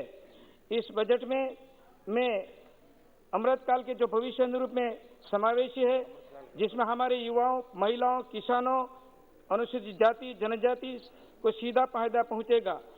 लेकिन मुझे यह कहते हुए बड़ा दुख है कि राजस्थान में रीट की परीक्षा पेपर आउट हुआ, जिसमें 26 लाख युवाओं के साथ में धोखाधड़ी हुई, भारी भ्रष्टाचार हुआ, पेपर बेचे गए, बेचने वाले पकड़े भी गए। राजस्थान के मुख्यमंत्री लेवल में लेवल 2 की परीक्षा निरस्त कर दी है और ऐसी स्थिति में एसओजी जांच कर रही है, लेकिन यह प्रभावित हो रही है। मैं मांग करता हूं कि ऐसे युवाओं के साथ में, शिक्षित बेरोजगारों के साथ में जो अन्याय हो रहा है, इसको सीबीआई से जांच करनी चाहिए ताकि वह दूध का दूध पानी का पानी हो जाए। आज यहाँ हम नौकरी की बात कर रहे हैं, आदरणीय मोदी साहब रोजगार देने की बात कर रहे हैं, और राजस्थान में जिस प्रकार की स्थितियां हो रही हैं, धरने प्रदर्शन हो रहे हैं, लोग बड़े दुखी हैं। यह आशा थी कि वाकई में मेरा बच्चा पढ़ेगा, आगे बढ़कर के डॉक्टर बनेगा, शिक्षक बनेगा, क्या स्थिति बनी है। उसके साथ में आज जैसे रितेश पांडे जी बता रहे थे कि कब्रिस्तान में अगर कोई किसी को गाड़ दिया जाए मुर्दे को, और मुर्दा वापस उसको निकाला जाए, तो बोलेगा कि मुझे मेरी नौकरी कहाँ है। तो वाकई में स्थिति कांग्रेस के समय में जिस प्रकार का भ्रष्टाचार हुआ, आज भी राजस्थान में इसका जीता जाता उदाहरण मिल रहा है, और 4 व्यक्ति पकड़ा गए हैं, और पकड़ने के बाद में भी अभी भी निरस्त कर दी है, जिसके कारण से लोग बाग बहुत परेशान हैं, बहुत बेरोजगार, बड़ी स्थिति खराब है, और पूरा रीट रद्द कर दिया, जिसके कारण से आज युवा और बेरोजगार लोग बड़े परेशान हैं। मैं आपके माध्यम से यह कहना चाहता हूं कि इसी निश्चित रूप से सीबीआई से जांच होनी चाहिए। सभापति महोदया, 2022 में एक्सप्रेस मार्ग के लिए पीएम गति शक्ति मास्टर प्लान का प्रतिबंध किया जाएगा ताकि लोगों को वस्तुओं का अधिक तेज मूवमेंट हो सके।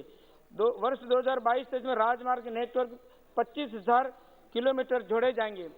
मैं आदरणीय प्रधानमंत्री जी का और आदरणीय नितिन गडकरी साहब का बहुत बहुत धन्यवाद ज्ञापित करना चाहता हूं कि मेरे संसदीय क्षेत्र में ये 311 किलोमीटर हाईवे जो है, इसकी स्वीकृति प्रदान की है, और बहुत बड़ा काम, यानी कि पूरे मेरे क्षेत्र में रोडों का जाल बिछा दिया है, और इसके कारण से लोग बहुत खुश हैं कि वाकई में इस प्रकार काम बहुत अपेक्षित था, लेकिन अब आदरणीय मोदी साहब के नेतृत्व में यह काम पूरा हो रहा है।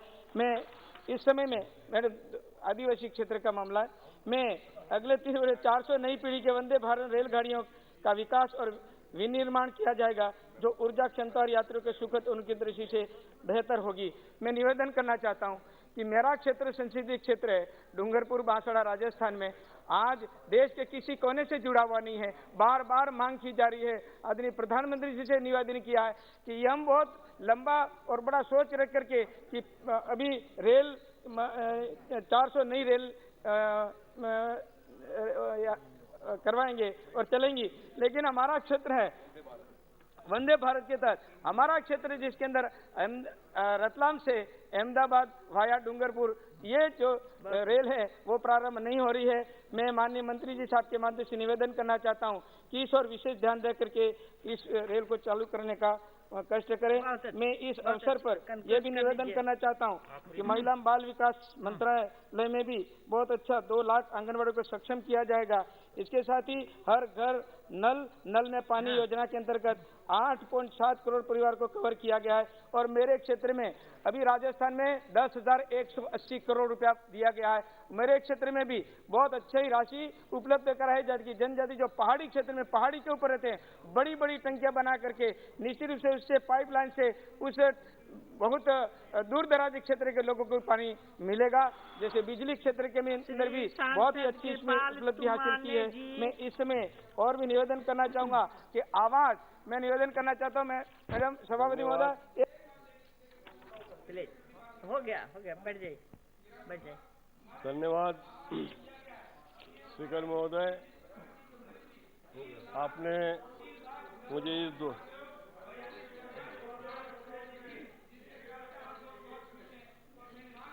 खत्म करिए, दे दीजिए।